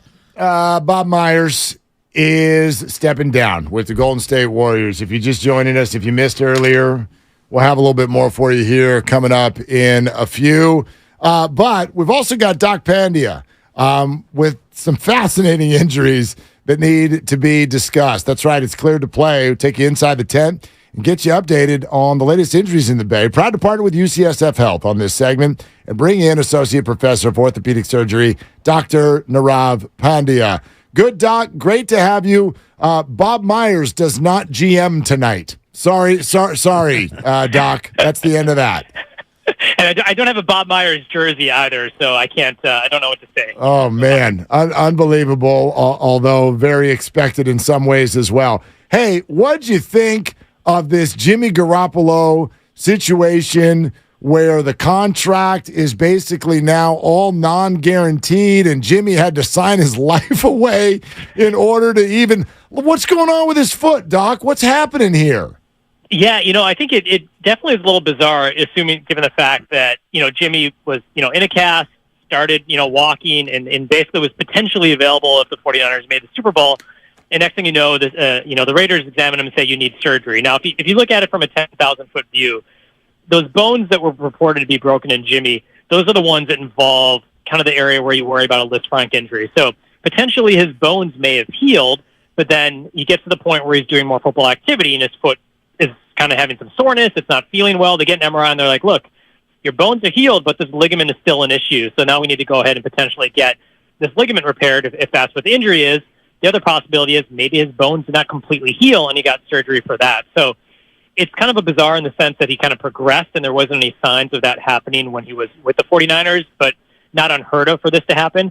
I think Jimmy is kind of like the rest of us. Unlike professional athletes who jump right to surgery, just like with the shoulder, he may just be like, look, let me see if I can get this to heal on conservatively, and if it doesn't work, then I'll get surgery down the road. It's just a little bit different for professional athletes. Most of them would err on the side of, let me get this fixed so I can get back on the field and perform out there. So definitely a little bit of a bizarre situation. And based on the nature of the injury, what was the likelihood of it actually getting better without surgery versus perhaps him needing surgery right from the get-go and therefore missing a chance to play in a potential Super Bowl? Yeah, it probably was one of these gray zone type injuries because when you have, if this was a Lisfranc injury, obviously none of us know for sure. But typically, if it just involves the ligament and the bones look okay, then typically you say, look, this thing needs surgery because soft tissue is not going to heal. You get in this gray zone where the bones may be fractured and the ligament kind of looks okay. So they were saying, look, it's probably just bony. Let's give it a shot and go for it. And if it doesn't work or you have symptoms, let's go ahead and get it fixed down the road. So I think it probably was in this gray zone and they saw that, look, this just isn't working out and we're concerned about your long-term ability to play for the Raiders as opposed to potentially the short-term risk that the 49ers had. So a lot of it's just kind of risk-benefit, and Jimmy felt that maybe he could get out there and play in the Super Bowl, and now the Raiders are like, look, we don't know if you're going to be ready for a full season. Get this fixed. Doc, a couple of thoughts from you with regard to the Brock Purdy situation in that he's starting his throwing program this week. In your opinion, that means what in terms of timing, and what are we looking for once that throwing program starts? Yeah, so I think this is exactly right on schedule, 3 months after surgery. So that's a very positive sign that mobility, kind of strength, all those things have lined up for him to start throwing. Now, these first couple weeks of throwing are not typically what we'd assume. He's not going to be out there training camp throwing 40, 50-yard passes. It's, initially start out with throwing, a football that's not necessarily the same weight as normal football, a little bit lighter. Then you're throwing short distances and slowly ramping up. So I think the next couple weeks are going to be like, let's really test this ligament. Let's see how your velocity looks, how your mechanics look. I would assume that probably in a couple weeks you'll see him throwing more like you'd expect at training camp. But I think there's obviously going to be a lot of eyes on 49ers fans breaking down videos of Brock throwing. What does he look like? Or his mechanics difference? I really think you can't make a determination of how his arm really looks and what his throwing motion really looks like until 6 to 8 weeks from now. But the fact that he's throwing, very positive. Seems like things are on track for him to be ready at whatever point the 49ers want him to, whether that be 6 months or 7 months after the surgery. Hopefully sooner rather than later. One more, Doc, and it's about last night, and it's Jason Tatum and the ankle. You saw the game, you saw the injury. How much do you think that truly hampered him throughout the ball game? I think it probably hampered him quite a bit. I mean, the tough thing with dealing with ankle injuries during the game, is that there's very little you can do besides taping it, potentially icing it, but then you also want to get mobility. I think it's a lot easier to deal with these injuries the day afterwards, where you can get swelling down, you can do all the treatment. But in game, obviously, if you're putting ice on it, then it's going to make you stiff. If you put heat on it, it's going to cause more swelling to occur. Taping can sometimes be, impactful in terms of giving stability, but that joint itself just gets so irritated and painful. It's very, very difficult. So the fact that he tried to play, obviously, give him credit for that, but he clearly was limited. But going back from an in-game ankle injury like that could be very, very difficult, and it clearly impacted his play. Doc, great stuff. And I know we'll be following along, obviously, with the Purdy story, and now the Garoppolo one as well, which is never, ever, ever going to be over. Absolutely. You have a good one, guys. Yeah, thanks, Doc. There he goes. Doc Pandia. The proceeding was sponsored by UCSF Health. Okay, if you're just joining us, Bob Myers is no longer the president and general manager of the Warriors, or at least he will not be once the contract expires in exactly a month. You, the fans, he wanted to thank you directly. Part of me wishes I could have been a fan during it all. I might have enjoyed it more, and I hate saying that, but I might have sitting up there in the upper deck or wherever I was sitting. But wow, the people that I see on the streets, the people I see in the airports, very kind fan base. And we haven't gotten everything right. I did get yelled at a few times about we didn't sign a big man at the buyout. It's not as easy as everyone thinks. We do like big guys, contrary to popular belief. Joe especially likes size. He'll tell you himself. But thank you for your support. Thank you for your passion, understanding that we're human. We try harder than you can even imagine to give you what you deserve. I wake up at 3 a.m. I've woken up at 3 a.m. way too many times for a job. But as you all may know, it's more than a job. And that's why I love it. And that's why it's hard to leave it. I got so many things off of just that cut. First off, can we talk about 3 a.m? Is he saying because he can't sleep, or is he doing that on purpose?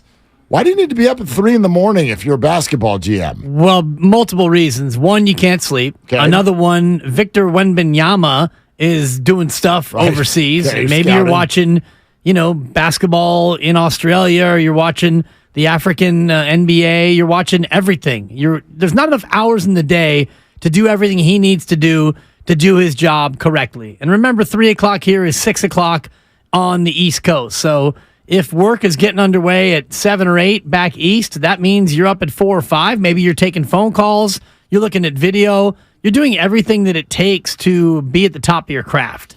Okay. And you can't sleep. Okay. Among the other things, size matters, first of all. Thank you, Fitz. Important to say that. But he slides in there about how much Joe loves size. And you just wonder, because there was also a reference in this press conference about Bob Myers and Joe Lacob, quote, battling it out. And there have been these perceptions that we've all had in recent years, yet we don't really know how true they are because we're just out here being fans and watching and whatnot. But this idea that Lacob loved James Wiseman, and maybe Lacob was the one who kind of pushed that, or wanted James Wiseman to be the future piece. Like, I listened to today, and it very much created a visual that there have been shouting matches behind closed doors between Joe Bob and others about the Warriors' size or lack thereof. And so, I don't know, you just start to put puzzle pieces together that here are Wiseman and Myers, and now they're both gone. And the Warriors are sitting here like 6'7" is their tallest player. Right. And the Lakers just sized them right out of the playoffs.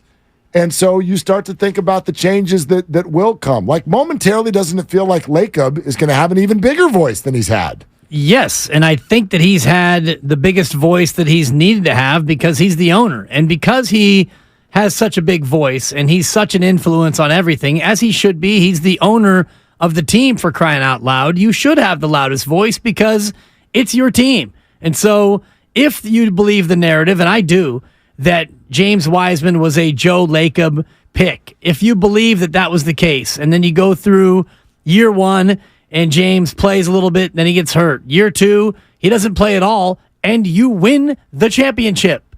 And then you get to year three, and I'm sure the pressure was, on Steve and on Bob, like, okay, He's healthy. He's my pick. Time to play James Wiseman. And so they acquiesce, and they play James Wiseman. And through the first 13, 15, 17, I'm not sure the exact number, but it was a stretch of games, and James was not great. And the team was losing basketball games. And then you get to a point where one of those famous shouting matches maybe occurs where they say to the owner, look, this was not a guy we wanted anyway. Right. We're done playing him.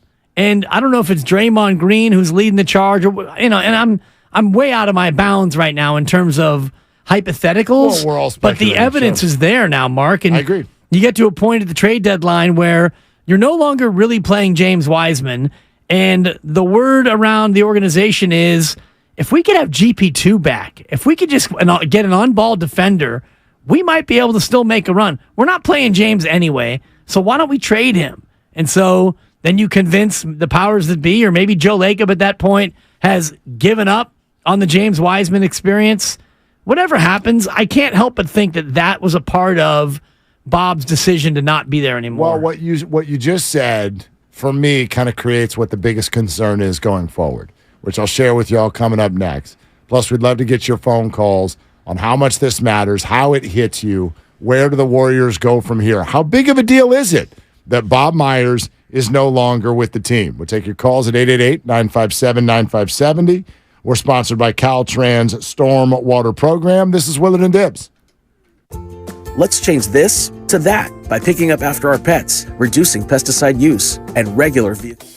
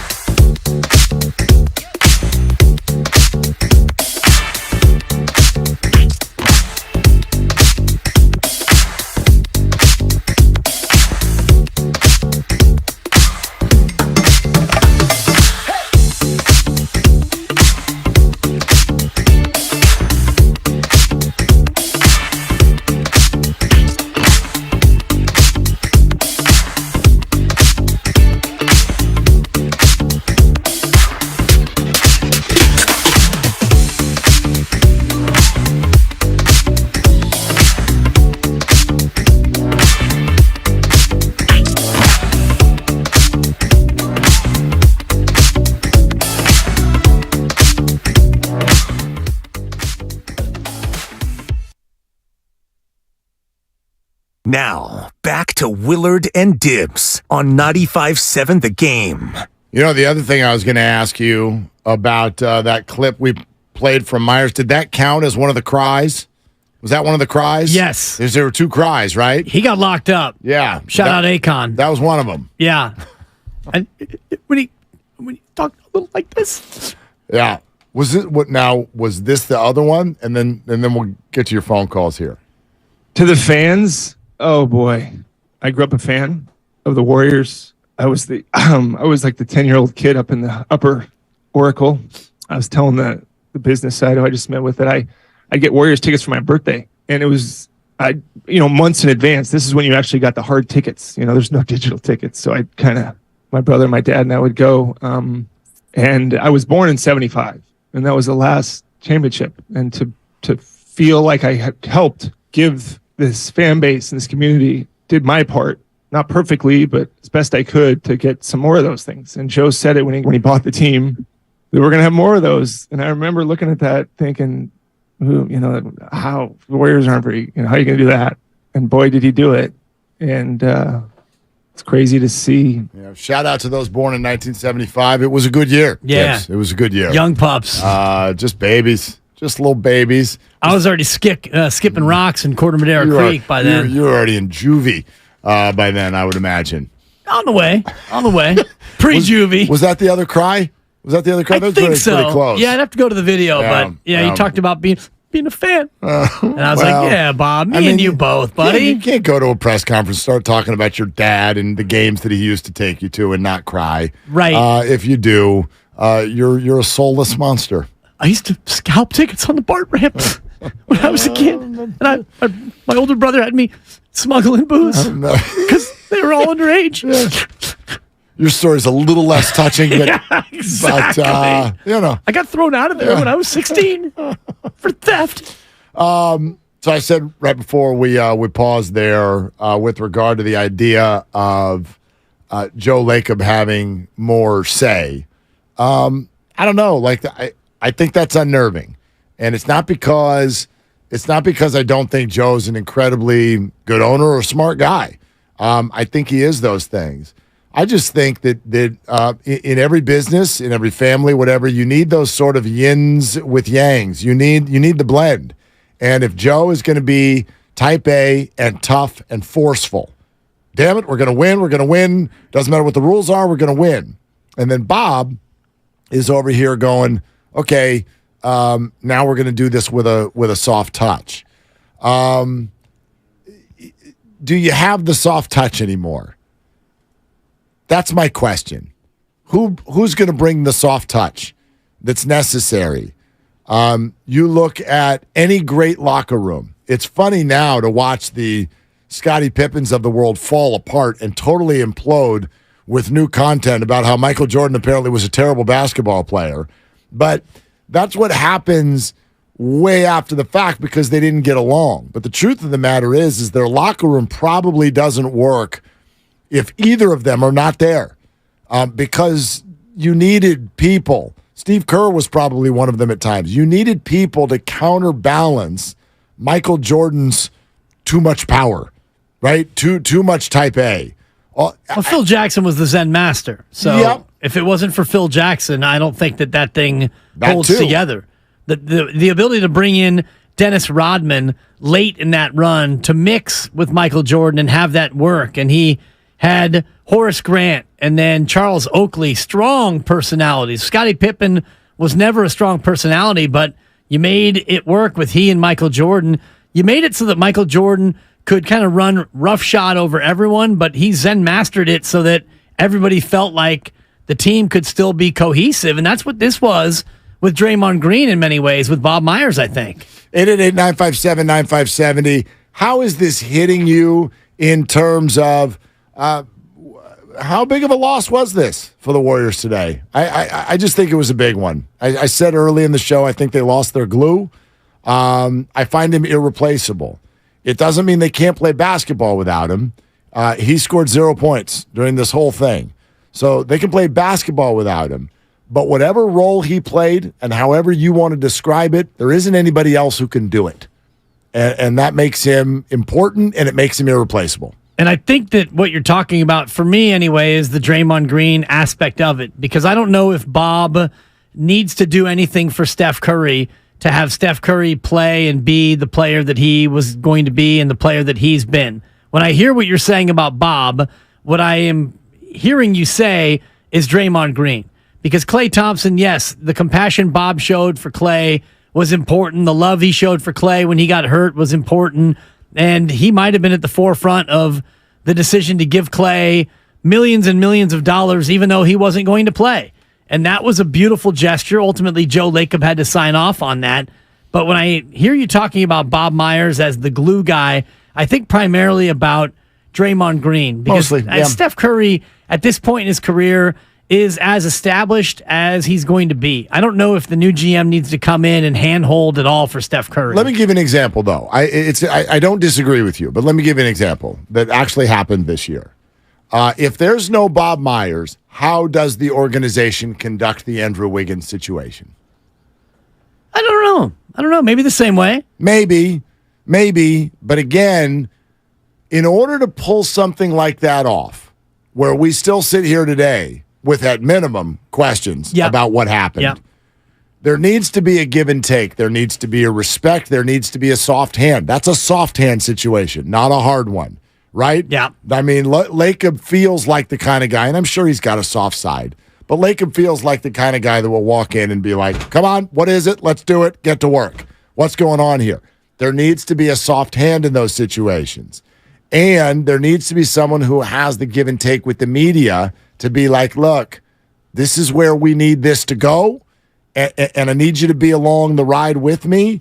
I give you something down the road. If not, you give me something down the road. Like, there needs to be that relationship, or else somebody's going to find something out and roll with it. And now the whole thing falls apart because Andrew didn't want it public. Yeah. All right? That's a good point. I think that Bob plays a huge role in moments like that, and I don't know who's going to do it now. Well, Bob has the ability to do that because he won 4 championships. If he didn't have 4 championships under his belt, I don't think that he gets the same leniency, and I'll use the word leniency from the media, because in other markets, 4 championships wouldn't have mattered. He wouldn't have gotten that level of leniency that this media showed, and the grace and the class that the media showed, and the grace and class that Bob showed in telling you basically what Andrew was doing without telling you what he was doing. All Bob was saying is, Andrew's dealing with something very personal, and we support him during this time, and I hope that you'll support the fact that we are supporting him, and that's really all I can say, and that's all you need to know. And he was given that grace by the media because he's been so forthright over the years. So your description of a soft hand is a good one, and a soft hand was needed in that situation, but at the same time, the soft hand that he used in the Draymond Green situation at the start of the year, maybe that's where you needed a hard hand. Yeah, that's a good point, too. Like, were the Warriors compromised in moments where tough love was needed? You can make that case.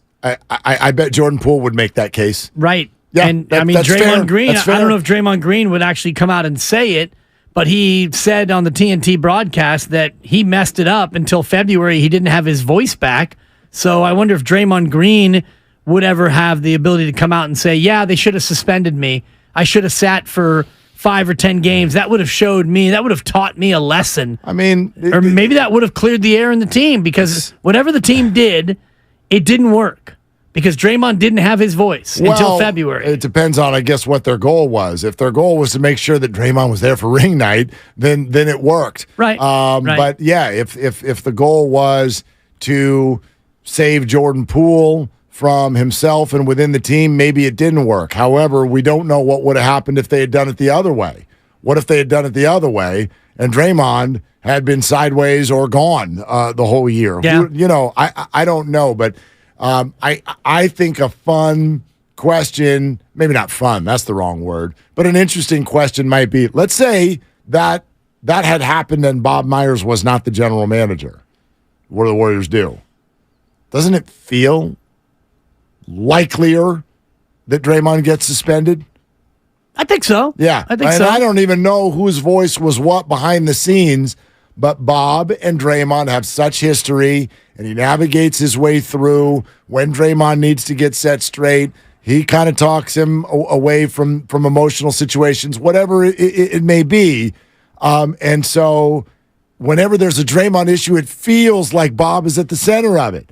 And so when they come out and they're like, yeah, he's going to be away from the team for a week or whatever, and then we're just going to move forward, it feels like Bob had a heavy voice in that. He was the one who passed that news along to everybody. Right.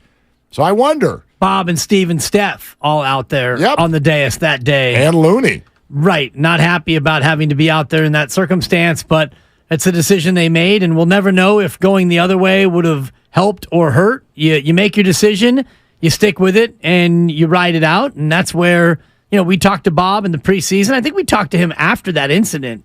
In fact, it must have been. Oh, no doubt. After that, when we were down there at Chase Center. Absolutely, it was. This was right before the season started. Right, and that happened a few weeks before the season. Yeah. So, and Bob was already circumspect over, focus on this year, don't worry about the future. So I wonder how much having to start his year with that played into his reluctance to return. I'm sure it was plenty stressful. Bobby in Los Altos here on Willard and Dibs. Hey, Bobby, what are you doing?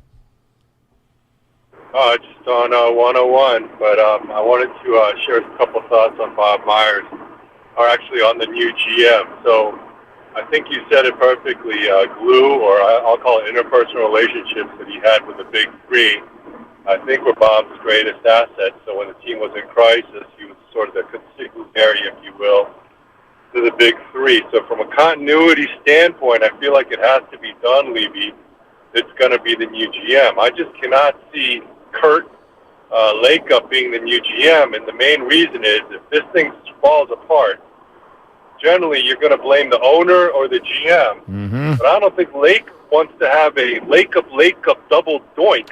So you need to have someone outside of the Lakeup family maybe take a hit. I mean, we always talk about who's the next point guard going to be for the Warriors. Who wants that role after Steph retires or leaves or whatever the case may be. The same thing is, like, you're not going to be able to equal what Bob has done. So it's almost like this next, whoever takes that spot is really in a no-win situation, and I wouldn't want my son to have that. Now, once I hope things go awry and everyone blames Dunleavy, then maybe, you can bring in Lakeup if that's his aspiration to be the GM, but otherwise, I just can't see them going outside the organization for continuity purposes, at least until, the big three are done. And then, again, I would never put my son in that situation. Well, Bobby, I think, you make a fair point. And a better call than what you offered on Steiny and Guru, too. Why, well done. I didn't hear what he said. A little bit more negative on Bob. It was a call that came in before the press conference. Bobby running it back, okay, which I appreciate. That's fine. You call on your way somewhere and then call on your way back. No doubt. You can do that. Much better call. A little bit more of a looking ahead tone. I think he's right in terms of you don't want to be the guy after the guy. You want to be the guy after the guy after the guy. I agree with you. However, I also think there's a secondary point to this. It is not setting up Kirk to fail. Maybe put in someone who you've already said is unpopular with the fan base to begin with. I'm not disagreeing. I just don't think I think enough time has passed and it's a different gig. So I just don't think it's that big of a deal. But here's the other side. The bottom line is it's not a good look to replace a beloved figure with your family member. It just isn't. It doesn't even matter if what I'm saying is unfair. Kirk, we've talked to him. I think Kirk's delightful. I think he's had a voice in all of this, so he gets credit too. No question about that. But if there's anybody moving out of this going, man, Bob and Joe battled, and then Joe gave the job to his son, there's no way that some people aren't going to be cynical. There's just you can't do it. It doesn't matter if it's fair or not. The bottom line is you're going to hear people scream nepotism. You just are. And even if he was the most qualified guy in the pool. Doesn't matter. Even if he had 15 years as an NBA GM elsewhere and you were bringing him home, you still would feel criticism. I mean, okay, let's play with this just for a second, and this can be completely fake. Mike Shanahan is the head coach of a football team, right? He's got an offensive coordinator, and they go on off they go, man. They go on 10 years of really, really good football. And then that offensive coordinator is like, man, I think I'm a step away. I'm going to retire. But there are rumors underneath the surface that Mike Shanahan and said offensive coordinator also at times battled, right? And they just, didn't always get along. It wasn't perfect. They don't necessarily see eye to eye, but he's beloved. We made him an offer. He didn't want it. He moved on. Okay. Said beloved offensive coordinator whose team has led the league in scoring 5 out of the last 7 years moves on, and Mike Shanahan goes, here's our new offensive coordinator. This is Kyle Shanahan. Come on. It's nepotism. Nobody's going to like that. Again, he could do a great job. Nobody's going to like that. This is a little different because you're the owner and you can do whatever you want. And he has been in the front office. He has been in a role. He's been on the team. And so he's qualified. Right. He's been sitting there in the GM's office doing stuff. Correct. For years. Doing GM stuff. Yes. He's GMing. Totally qualified. So from that standpoint, there is less backlash, but the very fact that he carries the last name Lacob, there will be major backlash, especially in light of, not that Bob Myers got forced out. I think that's a misportrayal of this situation, but Bob Myers is leaving and he's been popular and successful. And if the replacement is somebody from your family tree who ostensibly steps over somebody who was the assistant in that spot and should have the first crack at the gig, that's a bad look. People are always going to sort of look for things. And I think people will backtrack if it's Kirk Lacob. People will backtrack and go, Joe kind of forced Bob out. Even though he had the lucrative offer on the table and all of that stuff. The phrase you just used there at the end is kind of what I was thinking. In other words, I look at this the same way I look at Draymond hugging LeBron. You didn't like it. I don't necessarily care. I don't think it's inappropriate. I don't think hiring Kirk Lacob would be, quote, inappropriate. But sometimes, whether it's fair or not, things come off to many people as a bad look. I would put this in that category. Yeah, agreed. Yeah. Agreed. And it's always going to be a bad look when you're trying to replace somebody like Bob Myers. And some people will look at Mike Dunleavy Jr. and say, oh, this is a bad look. The guy, he didn't do anything but sit around and say, Bob, you're right. Yes, sir, Bob. And he had an NBA career that was a bust because he was a number 3 pick, and he didn't do anything as a Warrior. And I hated him as a player, and I hate him now. Hate. So there's going to be that faction of people no matter what. I don't know if there's a person out there you could hire short of Steve Kerr, who told us on this very program, I don't want the gig. But if you elevated Steve and then moved Kenny Atkinson into the head coaching spot, or, whatever you did, if you matriculated it that way, I think that would be the best way to avoid it being a bad look. I think it's going to be Dunleavy. That would be my guess. But let's take a moment, instead of thinking about who is going to fill the job, what is the job? And this is why it's a prickly spot. And why, you had some fun. You brought up Izzo. Like, to me, if you're someone who actually has GM experience, if you're someone who would be a candidate for many GM jobs around the league, you don't want this gig right now. How can you win? First of all, you walk in, and anything good that happens next year or two, you're not getting credit for it. That's not on your watch. You didn't draft Steph. You didn't draft Draymond. You didn't draft Clay. You didn't re-sign them. You didn't navigate that. You're just coattailing it. Now, the other half of the job, this next GM will be judged on how quickly they can prepare the Warriors for the post-Steph, Clay, Dre era. That's how the next GM is going to be judged. And that's a really hard job. Because let's be honest, in the NBA, there's some luck. There's luck involved in being good in the NBA. Minnesota. I mean, you have to hit on the number 11 pick in the draft, or the number 7 pick in the draft. Other people have to make the wrong selection. Sure. Johnny Flynn. And then you get Steph Curry. Ricky Rubio. And off you go.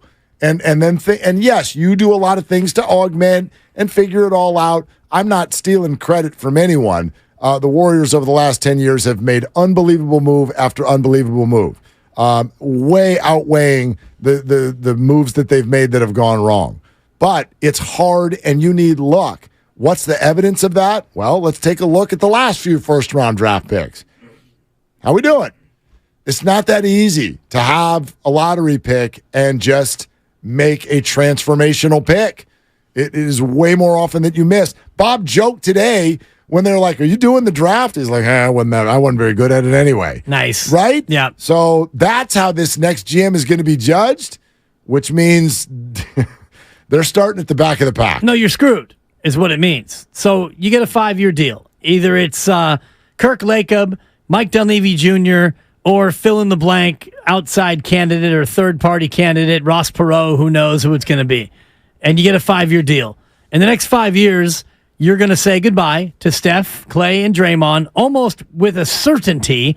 Steph has 3 more years. Clay's got 1. Draymond with a player option. Who knows how long those 3 are there. So you say goodbye to the big 3 that you didn't have any part of bringing in, and you either hold on to Poole, Kuminga, Moody, and the other youngsters and hope they turn into something. And even if they do, well, you didn't draft them.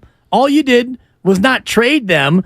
So what happens in the next 5 years that you can do? The only thing that saves you is you find the next Steph or Clay or Dre, or maybe you find all 3. Wow. If you don't do that, Mark, in 5 years when your contract is up, and even if those guys are all good players, Rollins and PBJ and all the rest of them, well, you didn't draft them anyway. Yeah, if the baton gets passed somehow, then you're going to get mad credit, right? If you can somehow keep this train moving in the post era, then you're going to get unbelievable credit. Or if you can bring in like a Giannis via a trade or something crazy. I just remind people how hard that is to do and how rare that is, that after a run of greatness, you seamlessly hand a baton. In fact, we started the year talking about 2 timelines, and now most people laugh it off because it is incredibly hard. We're presented by Fremont Bank, full-service banking, no compromises.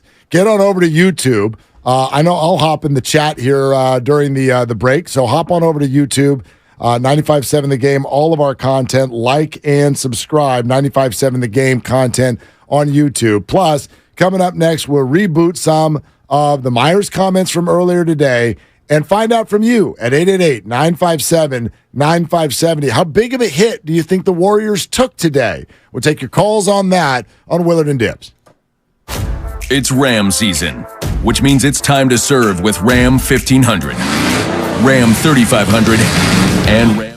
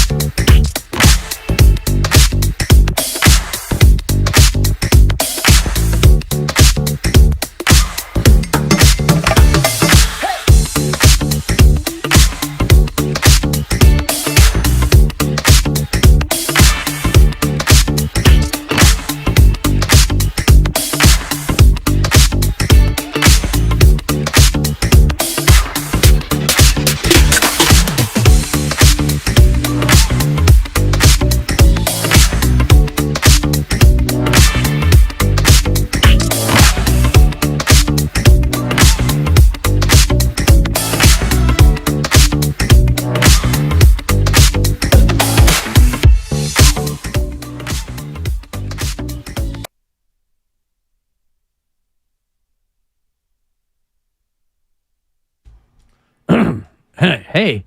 Now, back to Willard and Dibs on 95.7 The Game.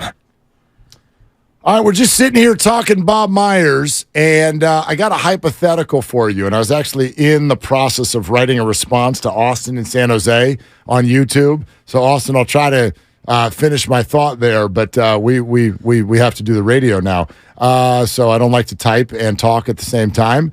But I'll just bring up what we were talking about on YouTube and bring that to the airwaves, because I also got a text from a good buddy that's talking about kind of the same subject. And so that in a second, more of your phone calls, 888-957-9570. And in exactly 20 minutes, if you missed any portion of what Bob Myers said earlier today, we've got a good key chunk of it that we will play for you in exactly 20 minutes. It's a key chunk. Right here on Willie and Dibby. I like it. I like a key chunk. I'd like to hear the whole thing. I heard the whole thing already.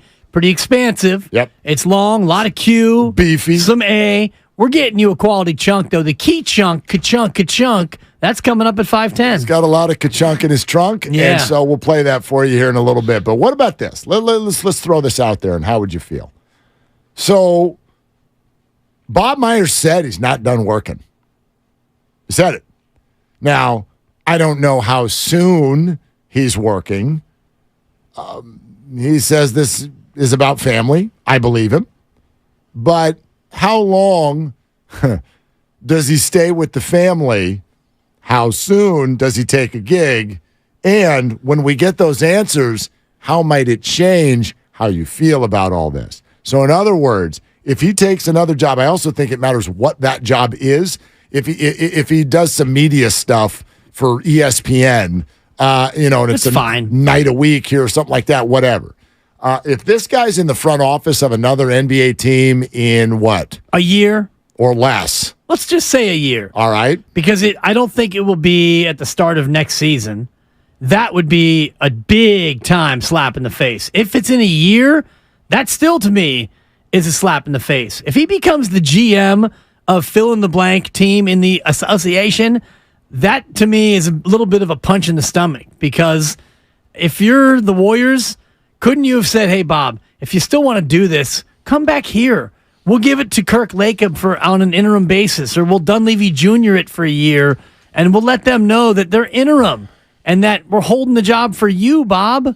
I mean, a lot of people, when they feel like they've mastered something, and you do that for a little while, you get bored. I don't think Bob was bored. I didn't get that sense. I think he was tired. But in this case, they might be a little bit attached, right?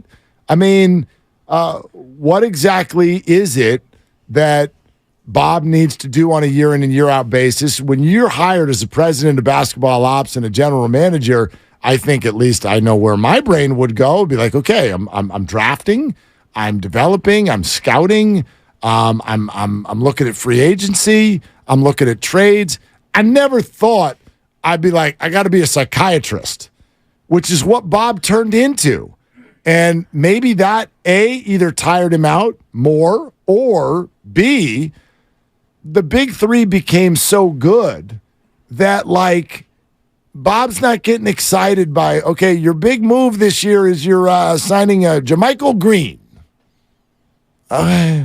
Yeah. Right? Like, maybe he wants to knock the Jenga tower over and start over. Maybe. I don't know. But the problem with doing that is you would have to do that in a new location. And I don't know if he wants to move to another location. I don't know Bob well enough to know how married he is to living in the area in which he grew up. He reportedly lives near his parents, and seems like he's got a pretty good life in the Bay Area. And if you're born in the Bay Area and you live in the Bay Area and you can work there, as I have my entire life, I don't necessarily want to leave. I'm not pining to go to a startup radio station in a fill-in-the-blank city. And, I know that my family would be reluctant to want to move as well. So there's that real life part of all this. Because even if, and I'll humor you, Bob has gotten to the mountaintop, 4 championships, and really, Jermichael Green, my big offseason move, and you get to the trade deadline, and you can't do anything, and you get to the offseason, well, you can't do anything.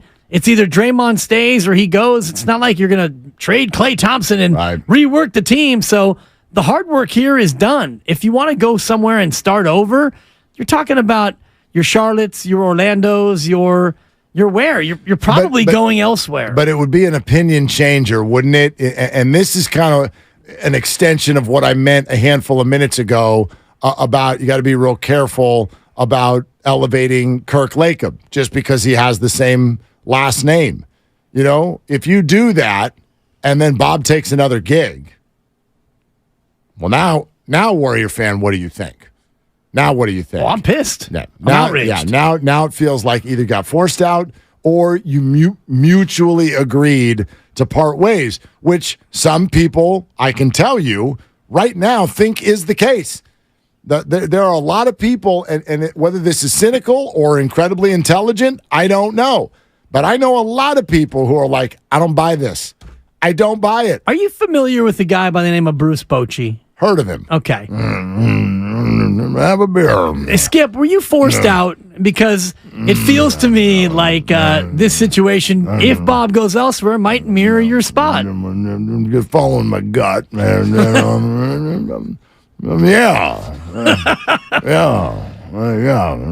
Go Rangers. Thank you. And you're having a good year, Skip. And we're going to let you go with that. Thanks. That's a solid 4. Might be a 5. The grumbling was incredible.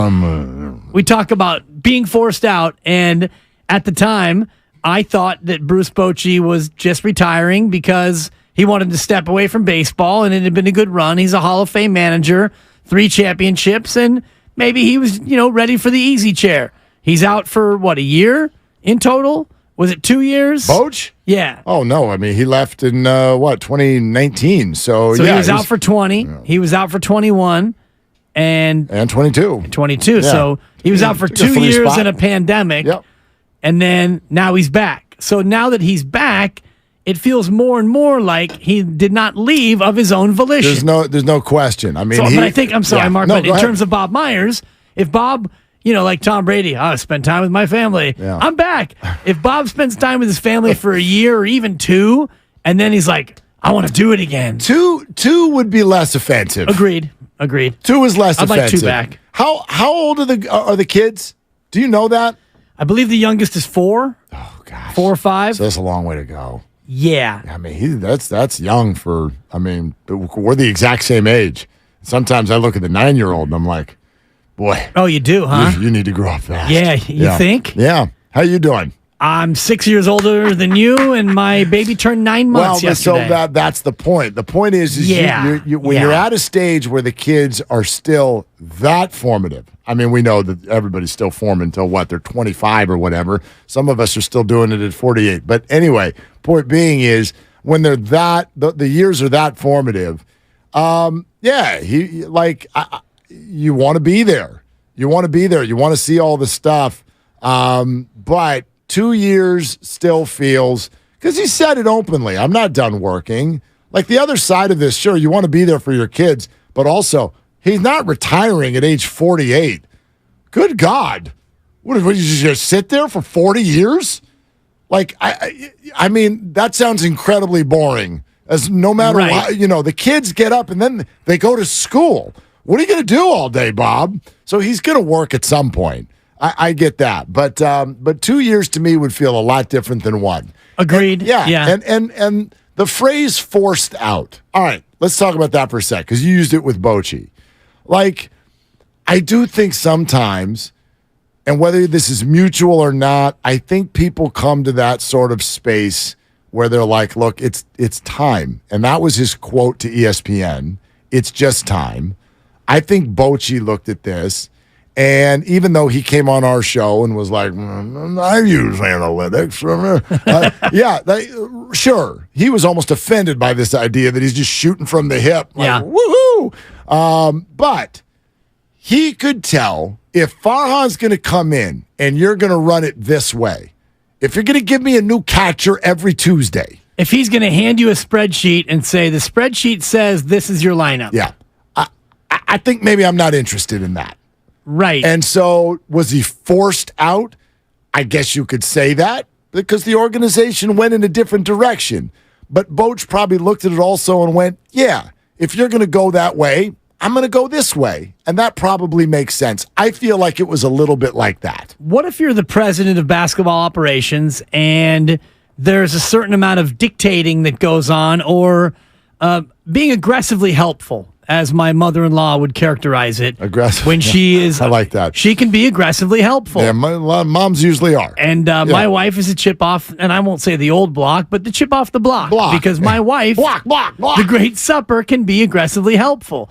And what if you're the president of basketball ops and your boss is, as Joe Lacob might be, aggressively helpful? And you get to a spot where maybe you've about had it with the amount of input that comes in, and you're thinking, I'm going to take a year, and then you spend that year with the family, and you realize, I still love this. I'm a hoop head, and there are job openings, and maybe you can go somewhere where your boss is not as aggressively helpful. Okay, so 8 minutes, we'll play some of Bob for you. You're listening to 95.7 The Game, KGMZ FM and HD1 San Francisco, always live on Twitch, YouTube, and the free Odyssey app. I love this subject, okay? I like that. Aggressively helpful.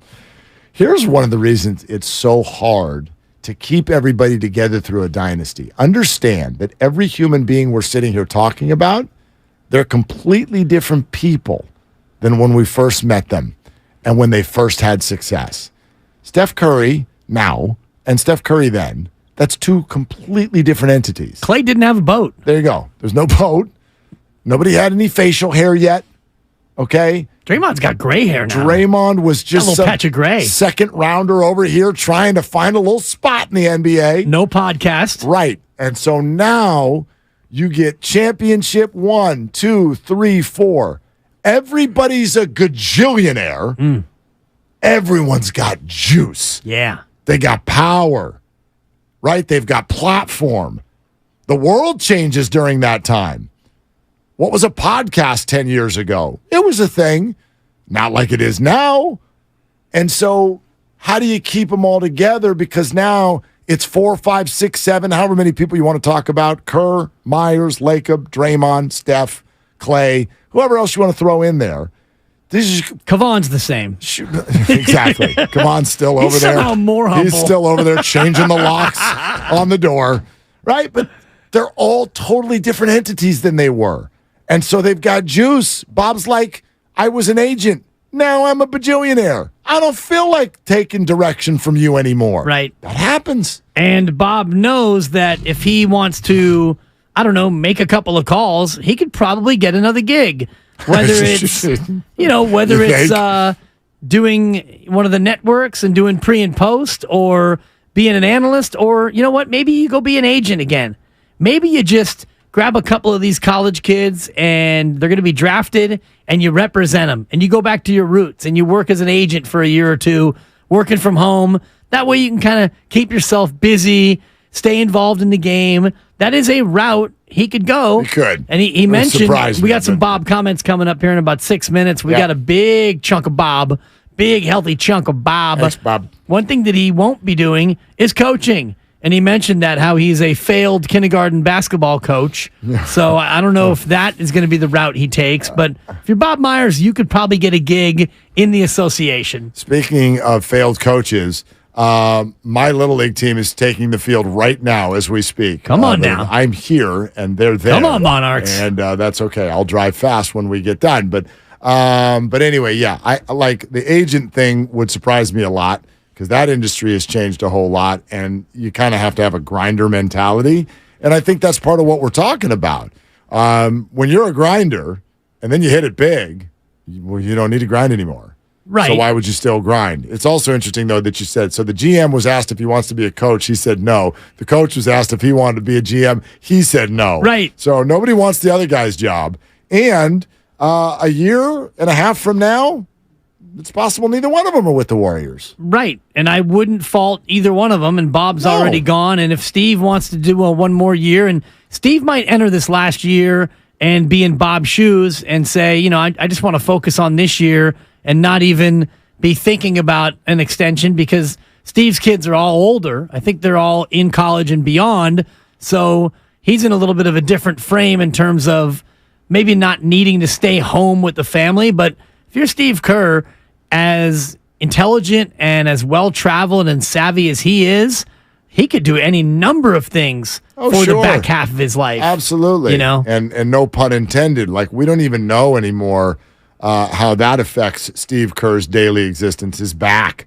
We never talk about it anymore. I wonder if it's still, I would be surprised if it still didn't give him some trouble. Yeah, maybe he doesn't want to be on a plane anymore. I don't know.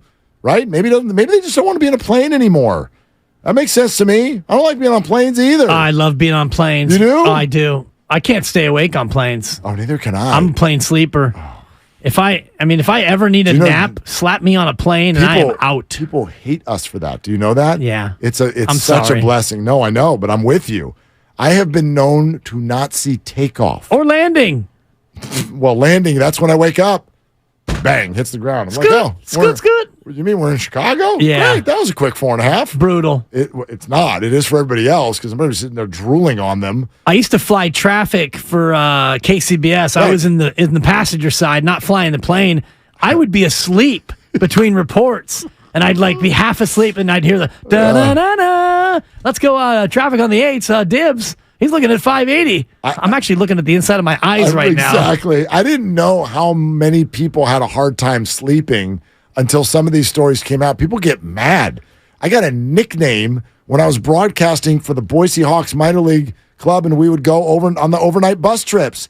They called me Grandma. They gave me a nickname. I thought it was going to be something about narcolepsy. No, because that would have been way better. Thank you. If only we had a dibs on that team, but we didn't. We had a bunch of country bumpkin 20-year-olds. I'm gonna call you Grandma. You're Grandma. Anyway, yeah, because not only could I sleep on the bus, I didn't even need to lay down. I didn't even need to lean over. I would just sit there, sitting straight up like I was knitting something. And they're laying sleeping bags out on the ground and trying to find a comfortable spot. I'm like, good night. I'm gone. Out in 2 minutes. Austin in San Jose. We just mentioned him from YouTube, and now here he is on the phone. Hi, Austin. What are you doing? Hey, fellas. Hey, Dibs. Listen, Dibs, just so the clean record, man, I kid because I care, man. I go way back with you, so I know you can take it, man. Austin, I'm just going to say this for the YouTube audience, and because I love you, but you can mix in a positive every now and again. You come down on your boy a little too much. Hey, man, I'm with you, man. I actually have a lot of respect for you, man. Believe it or not, so I'll leave it at that. All right. Hey, listen, guys, I have a different take, Mark, on this. I think that it was mutual. It appeared to me, just watching it on the feed, watching the body language, it looked like it was mutual parting to me between Lacob and Myers. Not saying that negative apart. I think it was mutual to kind of separate. I also think that there was some hints dropped by Myers during the presser that said, hey, he kind of joked about the big man. He says, hey, Joe really likes big man, and he kind of said something about handling Draymond. He says, yeah, I had to say something to Dunleavy about I'll handle Draymond. So I think there's some subtle hints there as to how things might develop. I'm worried about Dunleavy. I'm not sure if he's the guy for this job, guys. And Dibley, one last thing. What about outside the organization? You guys aren't talking about potential candidates outside of the Warriors organization. How about some discussion about that? I mean, Brandon Williams, Kings assistant general manager, would be a candidate potentially for that job. Well, Austin, Thanks, okay, Austin. I think there's some interesting points here. I'm not talking much about outside the organization because, A, I cannot claim to have a great list of who would be candidates, and B, I don't think any of them are coming. I don't think any of them are coming. I think that the Warriors are going to promote from within. I think that they pretty much almost said that to you. And do you really believe they made it sound like they're so flat-footed? Oh, we haven't even thought about who's coming in here next because this just surprised the hell out of us, and they've known for 8 months. So this didn't surprise anybody. The Warriors are not flat-footed. They know exactly what they're going to do, and the reason they're not freaking out about it is I think they're just going to promote from within. Now, as far as whether or not any of us read some sort of discord or mutual parting of ways, I don't know how you felt about that. I think that's a leap that we don't have an answer to, but we sat together and watched that. I found a lot of it uncomfortable. I'll give you one example. Didn't seem warm and fuzzy. When Joe was asked about his top Bob Myers moments, everything was transactional. If you ask Steve Kerr and Draymond Green and all these people about Bob, they get personal. It's about the man. It's not about the transactions. Maybe that's just a billionaire being a billionaire. Yeah. But sure, I saw that. Yeah, I didn't see the warmth of, a 10-plus year employee saying goodbye to his boss. And it doesn't have to be in public for all of us to see. But some of that I thought would have bled over naturally. If that was Steve Kerr up there with Bob Myers, I think the nonverbal in exchanges would have been a lot different. It doesn't mean that there was discord. I just don't necessarily think that there's a ton of warmth. And you and I both were watching, and it didn't really seem that touchy-feely, warm and fuzzy. I think if Kerr was up there, he'd have been crying too. That's what I think. Who brought the onions? Exactly. I'll get back to your calls in just a second at 888-957-9570. But for those of you who are just hitting the afternoon drive after a day of work, and maybe you missed some of the key things that Bob Myers had to say in his press conference earlier today, announcing that he is stepping down from the Golden State Warriors, here is a very healthy portion of that conversation. You can't make it to a day like this anymore without everybody knowing what you're going to say. But this is tough. This is hard. I have, so many different things, emotions, that I'm still processing. But the bottom line is this job, the one I'm in, and I would say this for any professional general manager, is kind of all the way, and doesn't feel right to do something when I can't give it everything, and that's what it takes to do what we've done over the last, for me, 12 years. I have a tremendous amount of respect for everyone within the Warriors, especially Joe and Peter. Joe, you gave me an opportunity to work for this organization. Nobody else did.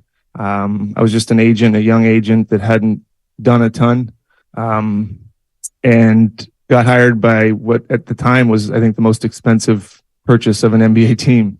Pretty gutsy call on Joe and Peter's part. I think about those memories of the brand new, trying to figure it out days. Joe was a new owner. I was a new GM. Kirk was there, and people like Raymond and Brandon and Larry Riley teaching me in my first year patience. I kind of wanted to come in and thought, like a lot of people, you can figure it out, and learn quickly the humbling part of the job. But he accepted me. Guys like Travis Schlenk, Larry Harris, people that were there before me. Larry was a GM. I knew Larry when I was an agent. He's a great friend today, and always will be. Travis. It's really the people that you do it with.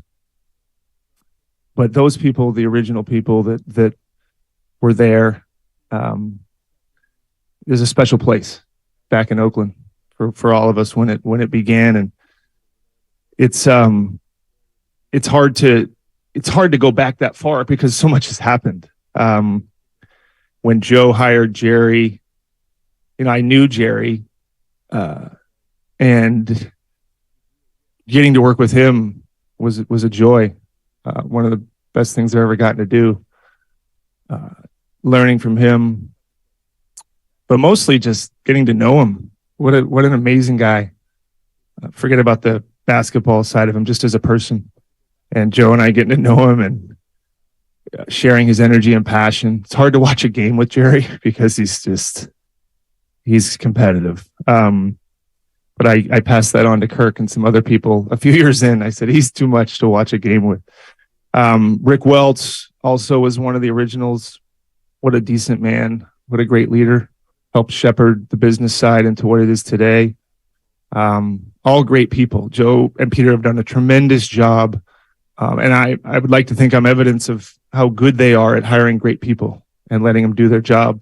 Mark Jackson was my first coach.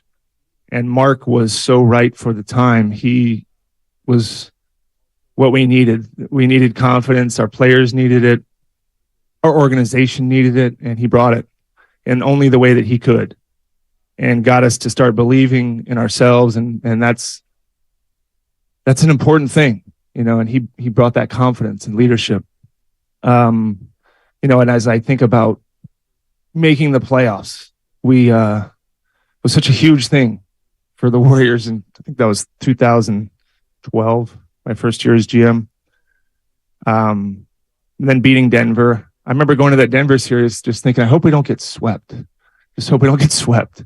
And obviously winning the series and playing the Spurs was the beginning of all of it. It was the beginning of this. And the players were showing us the way and leading us and guiding us.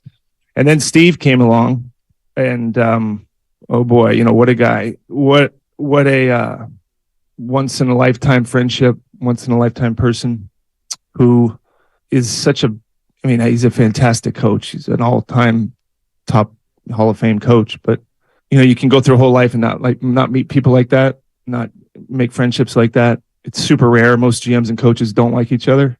And I can see why. It's pretty set up to fail. Your fault. No, it's your fault. No, you're doing it wrong. You should play these guys. No, you got me the wrong players. It's so set up to fail. But he, winning a championship in 15 with him, you know, when Steve's in the room, it just makes you feel better about the room. He has the way of doing that. You've all been in here with him so many times, and he just has a calming presence. He's got, like I said, decency, humanity that is rare, and also is a fantastic coach and has led this organization for, I think, 9 years and will continue to lead this organization. The players, what can you say? They're the reason that I've loved it so much. They're the reason for the success. I got a chance to talk to most of them, most of the key guys. You know, some people say the GM shouldn't be, you don't get close to the players. You might have to cut them, or you might get emotional and not pay them or whatever it is. I kind of push back and go, what is the point of any job if you don't like and build relationships with who do you go to work with? What is the point? Some would say to win. Okay, but who are you doing that with? And what happens after that? And so, I mean, Steph Curry is just, you can't even can't overstate who he is. When I talked to him, it's so rare of somebody of his caliber to be who he is. And I think people know him for what he does, but how lucky is this organization to have him as its leader? And for me to get to watch him be that guy for my whole time here, what a gift to me. And that's one I could never repay ever. But it's great that he's staying. It's great that he's here. I mean, Draymond, you know, we've been through a lot too, from watching games with, you know, the game in the finals when he got suspended, to all the conversations that no one knows about. Clay, I remember with Larry Island, I met with him at Scott's Seafood over in Oakland, and he could barely talk in his rookie kind of get to know you tryout with us. And now look at him. He's very comfortable in his own skin, and 4 championships later. And Iguodala, who took about 3 years to get to know because he doesn't trust anybody.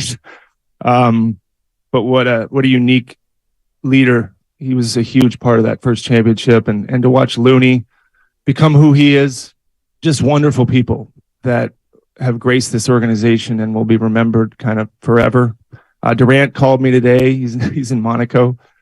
You know, what he did for us, showing up here, knowing what he would hear about when he made that decision, for him to have that courage. I remember Joe and I were on the phone with him right before he decided, and you could tell he knew what might be coming down his road if he came to us, and for him to do it and to completely deliver on everything that you would want. 2 finals MVPs, 3 in a row championships, taking us to the finals, 3 finals appearances, but 2 championships.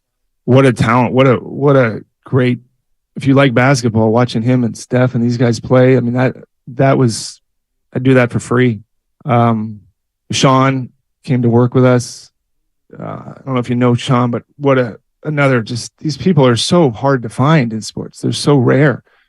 Getting to know Andrew, watching him show up, watching him become him, all these guys. I mean, Jordan, some of the main guys, and even some of the young guys. It's just, it's what makes it great, makes it hard to leave. Guys that have been here before, Bogut, David Lee, David West, Zaz, ILB, JaVale. I mean, it's the journey with all these players, with all the coaches going through it, with Alvin and Mike and Luke and all the people that went on to be head coaches here. And it's what makes it great. I want to thank Rick Celebrini and his staff for getting all our guys healthy, trying to get me healthy, although that hasn't quite happened yet. I've stolen some of Rick's time.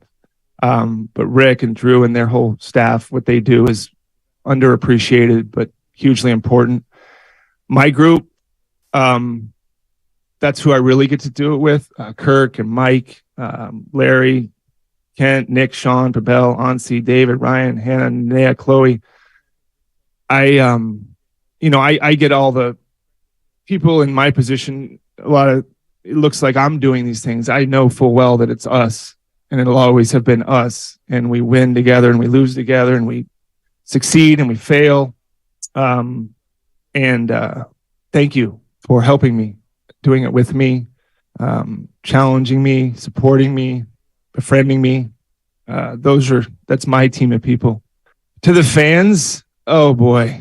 I grew up a fan of the Warriors. I was like the 10-year-old kid up in the upper Oracle. I was telling the business side who I just met with that I get Warriors tickets for my birthday. And it was, months in advance. This is when you actually got the hard tickets. There's no digital tickets. So my brother, my dad, and I would go. And I was born in 75, and that was the last championship. And to feel like I helped give this fan base and this community, did my part, not perfectly, but as best I could to get some more of those things. And Joe said it when he got hired, or not hired. Joe didn't get hired when he bought the team. Yeah. They were going to have more of those. And I remember looking at that thinking, how the Warriors aren't very, how are you going to do that? And boy, did he do it. And it's crazy to see those 4 new ones up there and where the organization has come. But I'm so thankful. I wish, part of me wishes I could have been a fan during it all. I might have enjoyed it more, and I hate saying that, but I might have sitting up there in the upper deck or wherever I was sitting. But wow, the people that I see on the streets, the people I see in the airports, very kind fan base. And we haven't gotten everything right. I did get yelled at a few times about we didn't sign a big man at the buyout. It's not as easy as everyone thinks. We do like big guys, contrary to popular belief. Joe especially likes size. He'll tell you himself. But thank you for your support. Thank you for your passion, understanding that we're human. We try harder than you can even imagine to give you what you deserve. I wake up at 3 a.m. I've woken up at 3 a.m. way too many times for a job. But as you all may know, it's more than a job. And that's why I love it. And that's why it's hard to leave it. Lastly, before I take questions, I want to thank my wife and my daughters for getting on this train with me. It's a fast one. And once you're on it, you're on it. And being there with me in a crazy kind of awesome way. I tell my daughters, I would have done anything to be in a Warriors parade, and they've gotten to be in 4. Well, one of them has, and one of them I forget, but they've done enough. They've gotten enough success. But thank you for you, and always reminding me like that you're when I work, you take care of the kids. That is I couldn't do my job if you didn't do yours. And that means a lot to me. And it's a lot of sacrifice. I was at dinner last night talking to my family. And I said to my daughters, I said, thank you guys too for being there. And, I missed a lot of stuff. But we had some great times. But thank you guys for kind of allowing me to do it and being there. And one of my daughters says, Dad, and I said, I'm thinking, okay, we'll get some feet. She said, Dad, you pass the ketchup? So kids are fine. Family's good.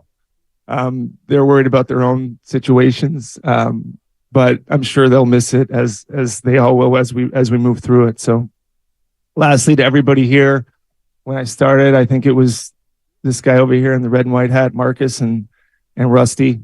I don't know if Steinmetz was in the mix at that time. He might have been moved on, but it wasn't this.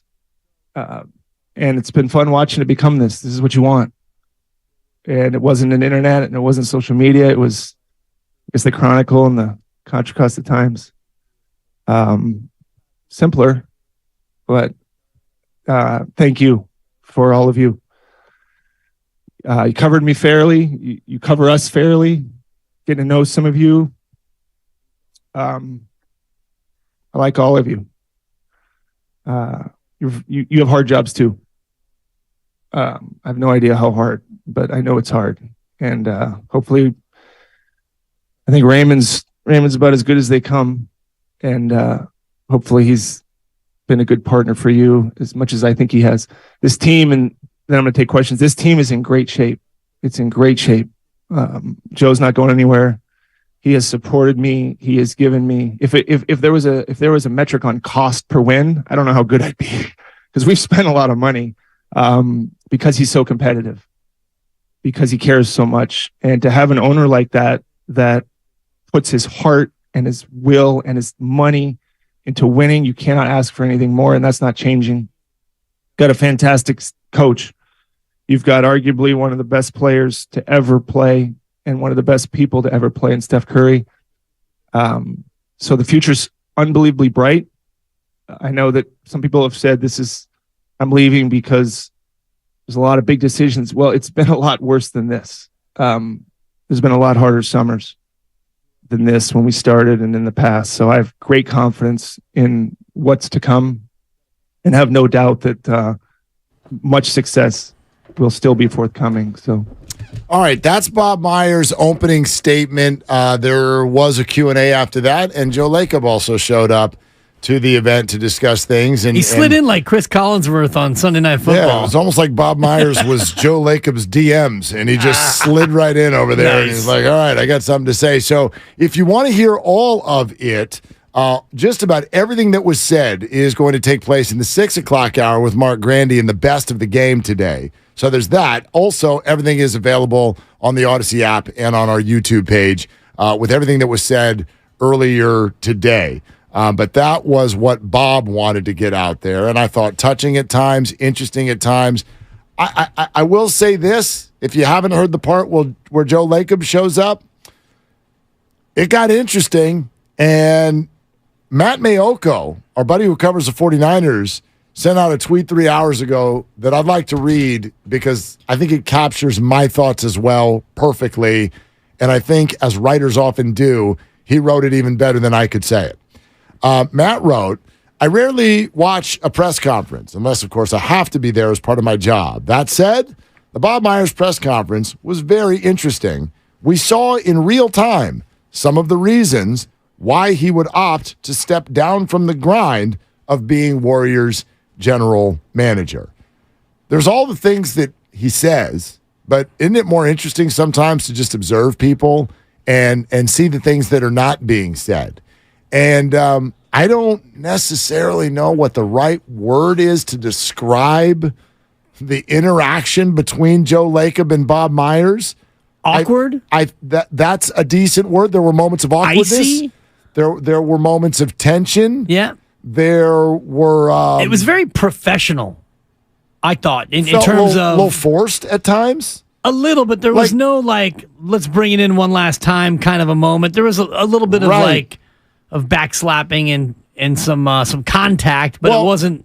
yeah, and I mean, our buddy Steve Berman with The Athletic pointed out, he goes, this idea that Lacob found out this morning, he goes, look at the joking, the laughing, the ways that he would protect the idea of who's next, then talking about the draft a little bit. He goes, the idea that Joe was unprepared for this press conference is crazy.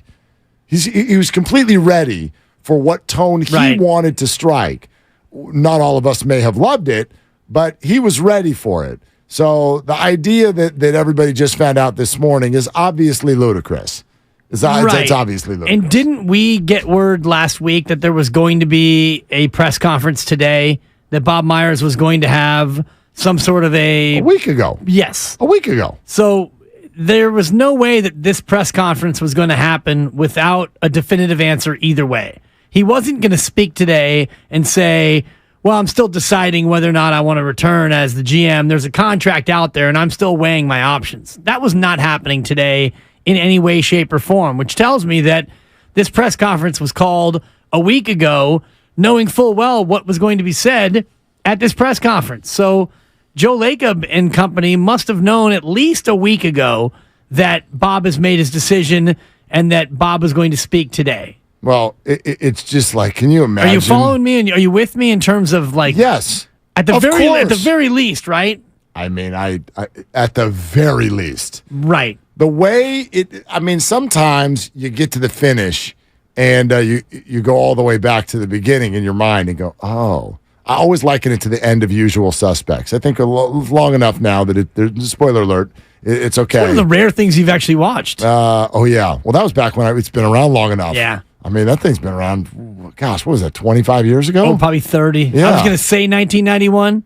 You talk, I'll Google. Okay, yeah, you do it. I think it was pretty new when I was in college, which was 95, 93 to 97. So 28. Yeah, 28 years. There you go. Right, so, you get to the end, and there's the big unveiling, right? Kevin Spacey's in there with Chaz Palminteri, and as Spacey walks out and he realizes he's been had, all of a sudden his mind goes backward, and he sees all of the things that happened in this conversation where he'd been had. I don't feel like we've been had. That's not what I'm saying. What I'm saying is the way that this is played out, now you go back, conversation you and I had back in the beginning of the year, even things that we've talked about with Bob Myers this year, answers he's had to Steiny and Goo through all the conversations through the year. You just put it all together, and I sort of feel right now, I feel like this decision was made months ago.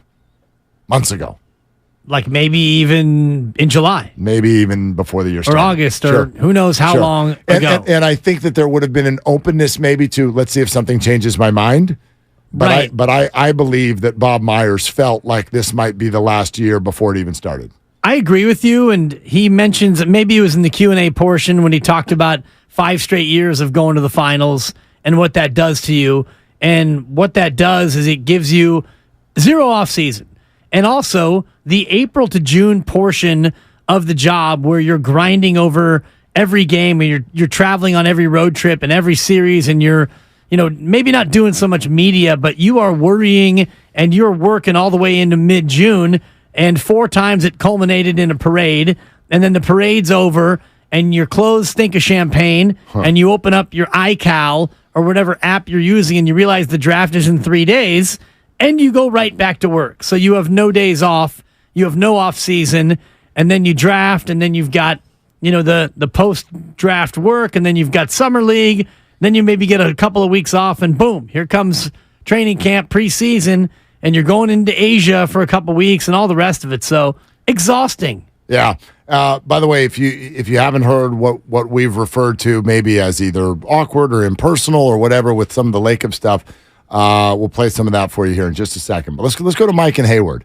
Hey, Mike, you're on with Willie and Dibby. What are you doing? I'm sitting there thinking about that. Bob's a good guy. It sounded like when I retired 2 years ago when I was working probation, and I was there 32 years, and nobody wanted me to leave, and you're doing such a good job. Why are you leaving? Well, it comes a time when the journey's over, right? And it's just time, and then, but also the circumstances around the journey, right, had something to do with me leaving, right? In other words, that you can't say it had nothing to do with Lacob, it had nothing to do with all the stuff on the team. It had all that, it had all that what to do, right? And I listen to Lacob, and I think, Bob is really a person, nice, really good guy, but he's a better guy than Lacob, okay? Lacob's about making money, he's a businessman, he's supporting the team, but I think he reached a point with him where, there wasn't enough understanding between him and Lacob for him to stay. And I think and that was the only thing that was going to probably keep him there. And he figured, well, it was time to move on anyway. But Lacob never had that really, and I don't think he really understood what Bob was about as a person, right? And so I think that's part of the problem why I think I think Bob decided a long time ago that he was going to leave, okay? And because he just probably had enough of the type of ownership that was there. I mean, maybe, Mike. I mean, we look at this right now, and we're going to, and this is what we do. This is the point I was making about Jordan Poole speaking publicly weeks ago, because in the absence of the answer, we will fill in the gaps ourselves. And so now I can already hear it. We're just building this whole, like, Joe Lacob and Bob Myers don't like each other. I don't know that to be true. They have clearly stated that they've sparred. That happens in high-level business, of course. Are they very different people also? Well, of course. Bob Myers, and if you've ever listened to him talk on the radio once, Bob Myers is maybe the most genuine human being that anybody could find anywhere. And Joe Lacob is a billionaire. But I also think that Joe Lacob is genuine. He's unabashed in his I will win, not at all costs, but I think he's singular in his focus. But you know what I mean. Like that. Bob is a good guy. Right. Like when someone speaks to you, do they make you feel like you're the only person in the room? Do they make you feel like they understand you better than you understand you? Joe Lacob, and this is nothing against billionaires, all 12 of them or whatever there is. More than you think. I know. But the point is there usually takes a certain kind of personality to get to that point. And Joe has that. It's very nuts and bolts. It can feel black and white. It can feel very hard. It's aggressive. Rough exterior. Absolutely. Bob has none of that. Bob makes you feel like it's Christmas morning every time you're talking to him. And you got slippers on and you're sitting on the couch and you're just like, oh my gosh, let's just sit here and have a real, like, friend-to-friend conversation right now. Right. Joe is intimidating. And when I was doing Jolo and Dibs, we had Mr. Lacob in the studio, and you called him Mr., which right there is funny. I actually didn't, but I'm only saying this out of deference. I actually got in a zinger at the buzzer, which I'm super proud of, because this was right before the disgrace at Chase, me versus Lowe, one-on-one basketball. Fortenbaugh asked him for a prediction, and Lacob, in typical analytical billionaire fashion, said, well, I mean, I got to side with the former professional athlete, quite frankly. Size-wise, I don't like your chances over there. And I said, well, I've always been more of a goober guy anyway. And kind of brought the house down. He was offended for a half a second. Was he? He was laughing. Yeah. He was absolutely laughing. He appreciated that I shoot my shot. That's all I got, as you've taught me. That's all I had. I'm glad you finished with the last two words and didn't just said, I've always been more of a goober. I'm glad you finished But the sentence. Just being in the room with him for 45 or an hour or whatever it was, he has that commanding, intimidating presence. He wasn't out to make us feel like we were buddies and, oh, shucks, let's have a beer, like Bob Myers, his natural demeanor. So if you're Bob and you work for 10 years for this man, you've won with this man, and you realize how exacting it is to work for this man, you get to a point where, take a year and, not begrudgingly, but it's like, I just want some time. I want some time where you're not calling me all the time and I'm not feeling like there's something I should be doing. Well, that functional brain you're talking about, like that nuts and bolts, this was one of those moments we're talking. Listen to this now, where Joe Lacob is talking about Bob leaving all of that money on the table and why he's doing it. I'm not going to sit here and tell you I understand it, because I don't. It's not in me to do that. I'm so competitive, and I know he is too. It's a really hard thing for me to understand why, but it's really not for me to understand why. I just want him to be happy. Okay, that was a weird moment. Someone is literally saying to you, I need to be with my family more. And Joe's response is, I don't understand that. Well, he doesn't understand how Bob can say no to the money, because he started his answer with talking about money, the money. Yeah. And he doesn't understand how Bob Myers can say no to the money. But he's also talking about competition. Listen to it one more time. I'm not going to sit here and tell you I understand it, because I don't. It's not in me to do that. I'm so competitive, and I know he is too. It's a really hard thing for me to understand why, but it's really not for me to understand why. I just want him to be happy. Like, he's talking about giving up on the competition, right? The competitive nature of what it is we're trying to do, which I guess my response would be, well, Joe, when does that end? When does that end? Never. Okay. In fact, he said exactly what you just said later. We're going to win no matter what. I don't care what the rules are. We are going to figure out a way to do it. That's what good organizations do. They figure out a way to win the game. And our game is to win games and to win championships. When we came here, this ownership group 13 years ago, we made a ridiculous proclamation about winning within 5 years. And of course, somehow we managed to do it, all of us, players and everybody involved. And we've continued to win. And look, the rules will change in the game, but we'll continue to do that. We're going to work really hard to do it. And I think we have really smart people, and we'll do it. Okay, so let's put these two together. We're never not going to win. We're going to win. We're going to figure out how to win. No matter what the rules are. That's our job. No matter what the rules are, we're going to win because that's what we do. We win. And in the previous statement, I mean, I don't understand why he's leaving. Right. I'm competitive. He's competitive. The answer at a certain point, Joe, is, so what are you saying? I'm supposed to die here? Like, he doesn't understand why. When does this competition stop? When do you get to the finish line? I've wondered about this. People wired like that. The Tom Brady's, even from the players, the Kobe's, the Tigers, the Michaels. It's like, my dude, you proved it. You won. Everyone's calling you the GOAT. And they're like, must win next year. Of course. Must save the queen. And I mean, he like, decides when do you relax? He decides when Bob can relax. Yeah.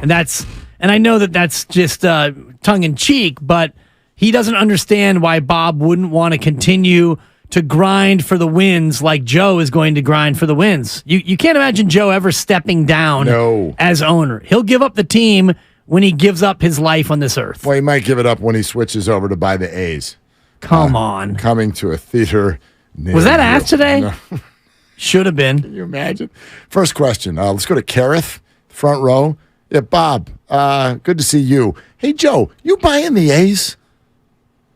Would you please? I mean, would have been funny. As a favor? Joe probably wouldn't have found it funny. CalHope.org. Plenty of time for your phone calls next, and the one Joe Lacob thing that you have not heard yet. 888-957-9570 on Willard and Dibs. Life is uncertain. It's okay to feel stressed, anxious, worried, or frustrated. CalHope can help. Access CalHope's free and secure mental health resources. Call 833-317-4673 or live chat at calhope.com.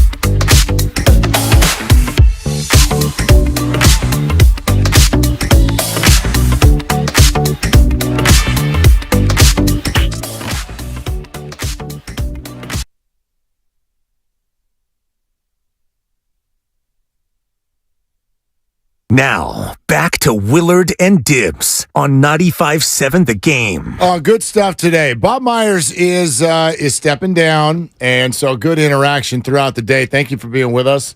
Radio, Twitch, YouTube, what have you, all of the calls, the texts, and the comments.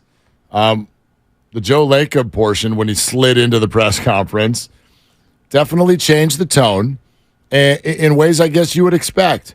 Bob Myers struck a Bob Myers sort of tone, and then Joe Lacob came in and struck sort of a Joe Lacob sort of a tone, which is a room changer, right? Yeah, and I wonder why it was deemed necessary to have him there. Because he said so. Right, my team, my narrative, and I guess you could have just had Bob be up there, and I guess Bob couldn't answer certain questions, and so Joe was there to take the what happens next portion of the press conference, I suppose. Right, except for what he said was, I'm not really ready to say much yet about that, is kind of what he said. In fact, that led to this awkward moment with regard to who's handling the draft.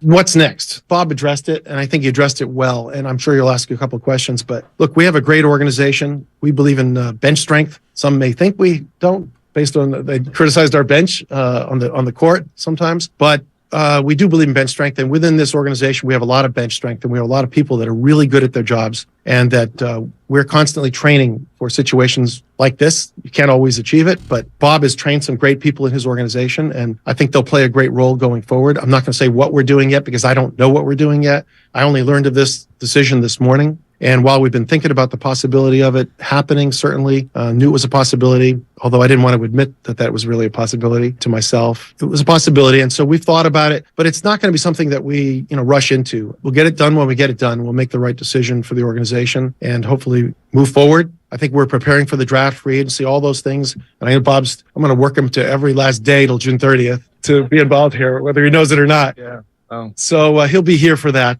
And I didn't know. That's fine. Yeah. That's the way it's going to be. So I think we'll be prepared, and we'll go forward, and it'll be good. It literally looked like news to Bob. Like, he's holding a press conference being like, I'm out. And Joe's like, okay, but not yet. See you tomorrow, 8 a.m. You're working 8 to 5. Yeah.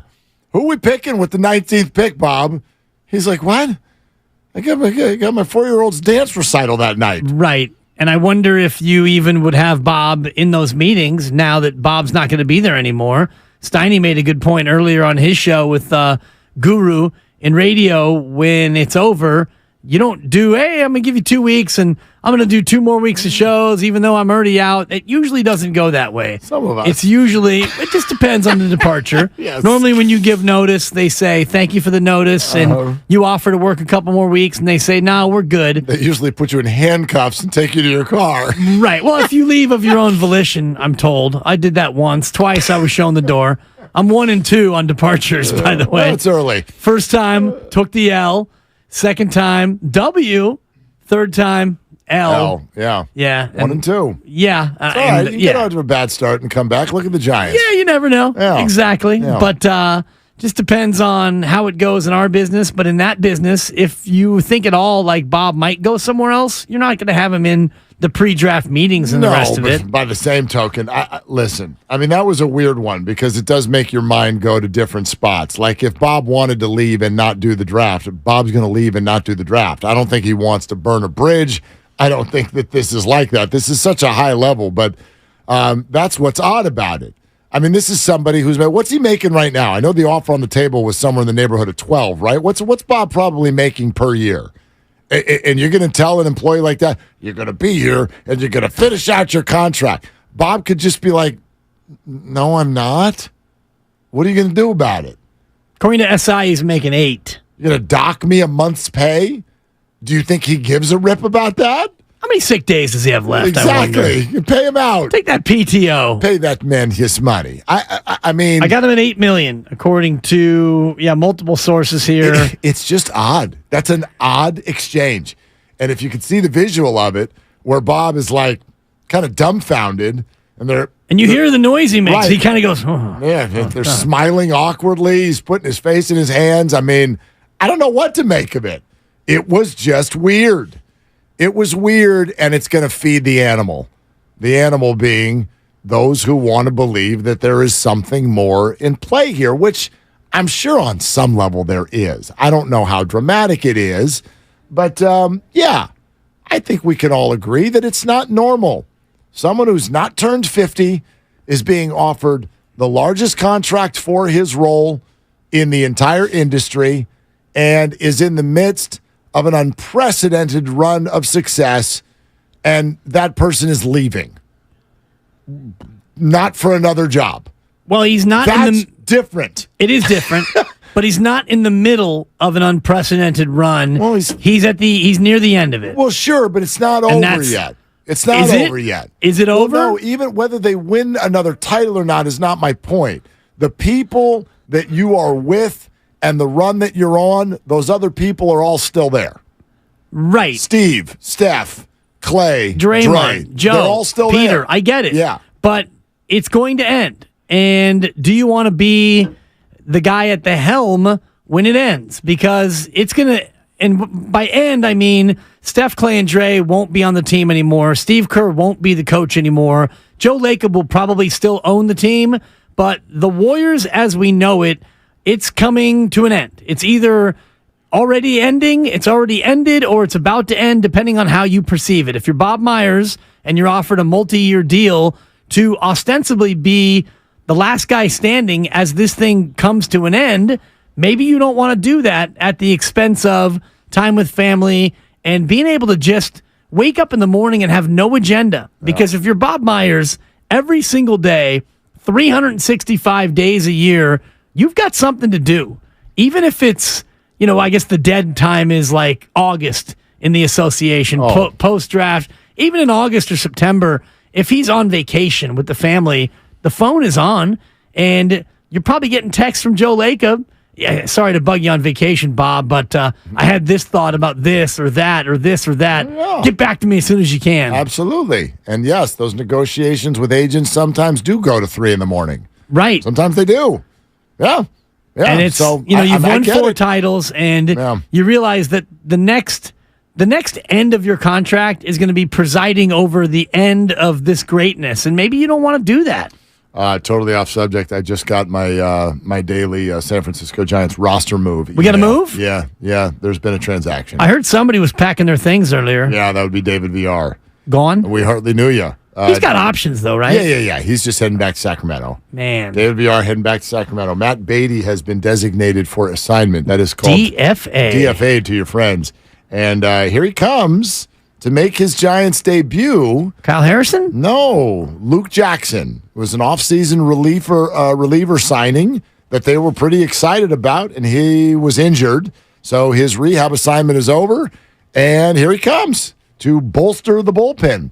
I mean, if you look at what the Giants have been doing lately, it feels like they've kind of plugged a lot of the holes for right now. I guess the one that still exists is it does feel like they do the opener thing a little bit too much, but you bolster the bullpen. Maybe Junis moves into the rotation. Maybe Mania can be trusted a little bit more. He's starting to pitch well. Or maybe Kyle Harrison does show up pretty soon, and maybe you're feeling a little bit more complete sometime here within the next month or two. Luke, you complete me. Yeah. All right, Luke. Even though you're not his father. No. That's what you're supposed to do with people named Luke. Yeah. I get that. All right. Well, congrats, Luke. Yeah. And the move du jour has been made, and David VR, just another person stuck in traffic heading eastbound on 80. Just relax. He'll probably be called back before he even gets to Sacramento. You want to do it again tomorrow? Sure, I'd love to, Mark. Okay, we're going to do it again tomorrow, everybody. What's coming up next in the game is brought to you by Fremont Bank. Full-service banking, no compromises. It's the best of the game. Full hour of 95.7 The Game's best content. And today that will be Bob Myers and Joe Lacob, very heavy, hosted by our own Mark Grandy. So for Dibs and Grandy and Lucas, I'm Mark. Remember to shoot your shot. It's all you got. It's Jeep 4x4 season. Make your next adventure epic and hurry in now for great deals. And now get 0% financing for 60 months plus $3,000 total bonus cash allowance on the 2022 Jeep Grand Cherokee 4xe. Excludes Grand Cherokee Trailhawk, Overland, and Summit 4xe models. 0% APR financing for 60 months equals $1,667 per month per $1,000 finance for qualified buyers through Crestor Capital regardless of down payment. Not all buyers will qualify. Residency restrictions apply. Offer ends 5/31/23. Jeep is a registered trademark. U.S. Bank is ranked #1 in customer satisfaction with retail banking in California. And since California is home to most award shows, we've prepared a thank you speech for such an occasion. To the people of California, we've been proud to help you plan, budget, and save smarter in a way that works for you. Our tools and friendly advisors would have no place to really shine if it weren't for you, and we can't thank you enough for that. We wouldn't be here if it weren't for our many branches and ATMs that are always a helpful hub for U.S. Bank customers. And of course, a huge thank you to our real-life humans because they really go above and beyond for our customers every day. J.D. Power wouldn't have named us best in customer satisfaction without you. To the person recording this right now, even though we just met, you feel important to this journey too. Oh, and to our moms. Hi, moms. This award isn't just for U.S. Bank, it's for you all. For J.D. Power 2023 award information, visit jdpower.com/awards. Member FDIC. Discover credit cards automatically double all the cash back you earn at the end of your first year, which means... Wait, hold up. Question for the audio engineer. Go ahead. Did I read that right? Discover automatically doubles all your cash back? Yeah, that's what the script says. So if I get a Discover card right now, I can earn twice the cash back. Apparently. Wait! Unlimited first-year cash back match. Only from Discover. See terms and learn more at discover.com/match. Come shop Memorial Day deals now at Lowe's. This summer, make your outdoor oasis flourish for less with 4 for $10 Stay Green garden soil. And save on appliances with up to an additional $1,000 off select major kitchen appliances. Find savings across the store today. Lowe's knows home improvement. Valid through 5/31. Soil offer excludes Alaska and Hawaii while supplies last. Appliance savings vary based on purchase amount. Exclusions apply. See store Lowe's.com for details. Do you have neuropathy? Are you experiencing numbness, tingling, and pain that just won't stop? Are you taking dangerous drugs that have serious side effects and never fix the pain? If so, please listen to this message. Neuropathy is a serious progressive condition that only gets worse if not treated properly. Call SF Bay Wellness at 844-94-NERVE to get back to doing the things you want to do. There is no drug, exercise, or surgery that can heal nerves. Don't wait until your condition gets worse.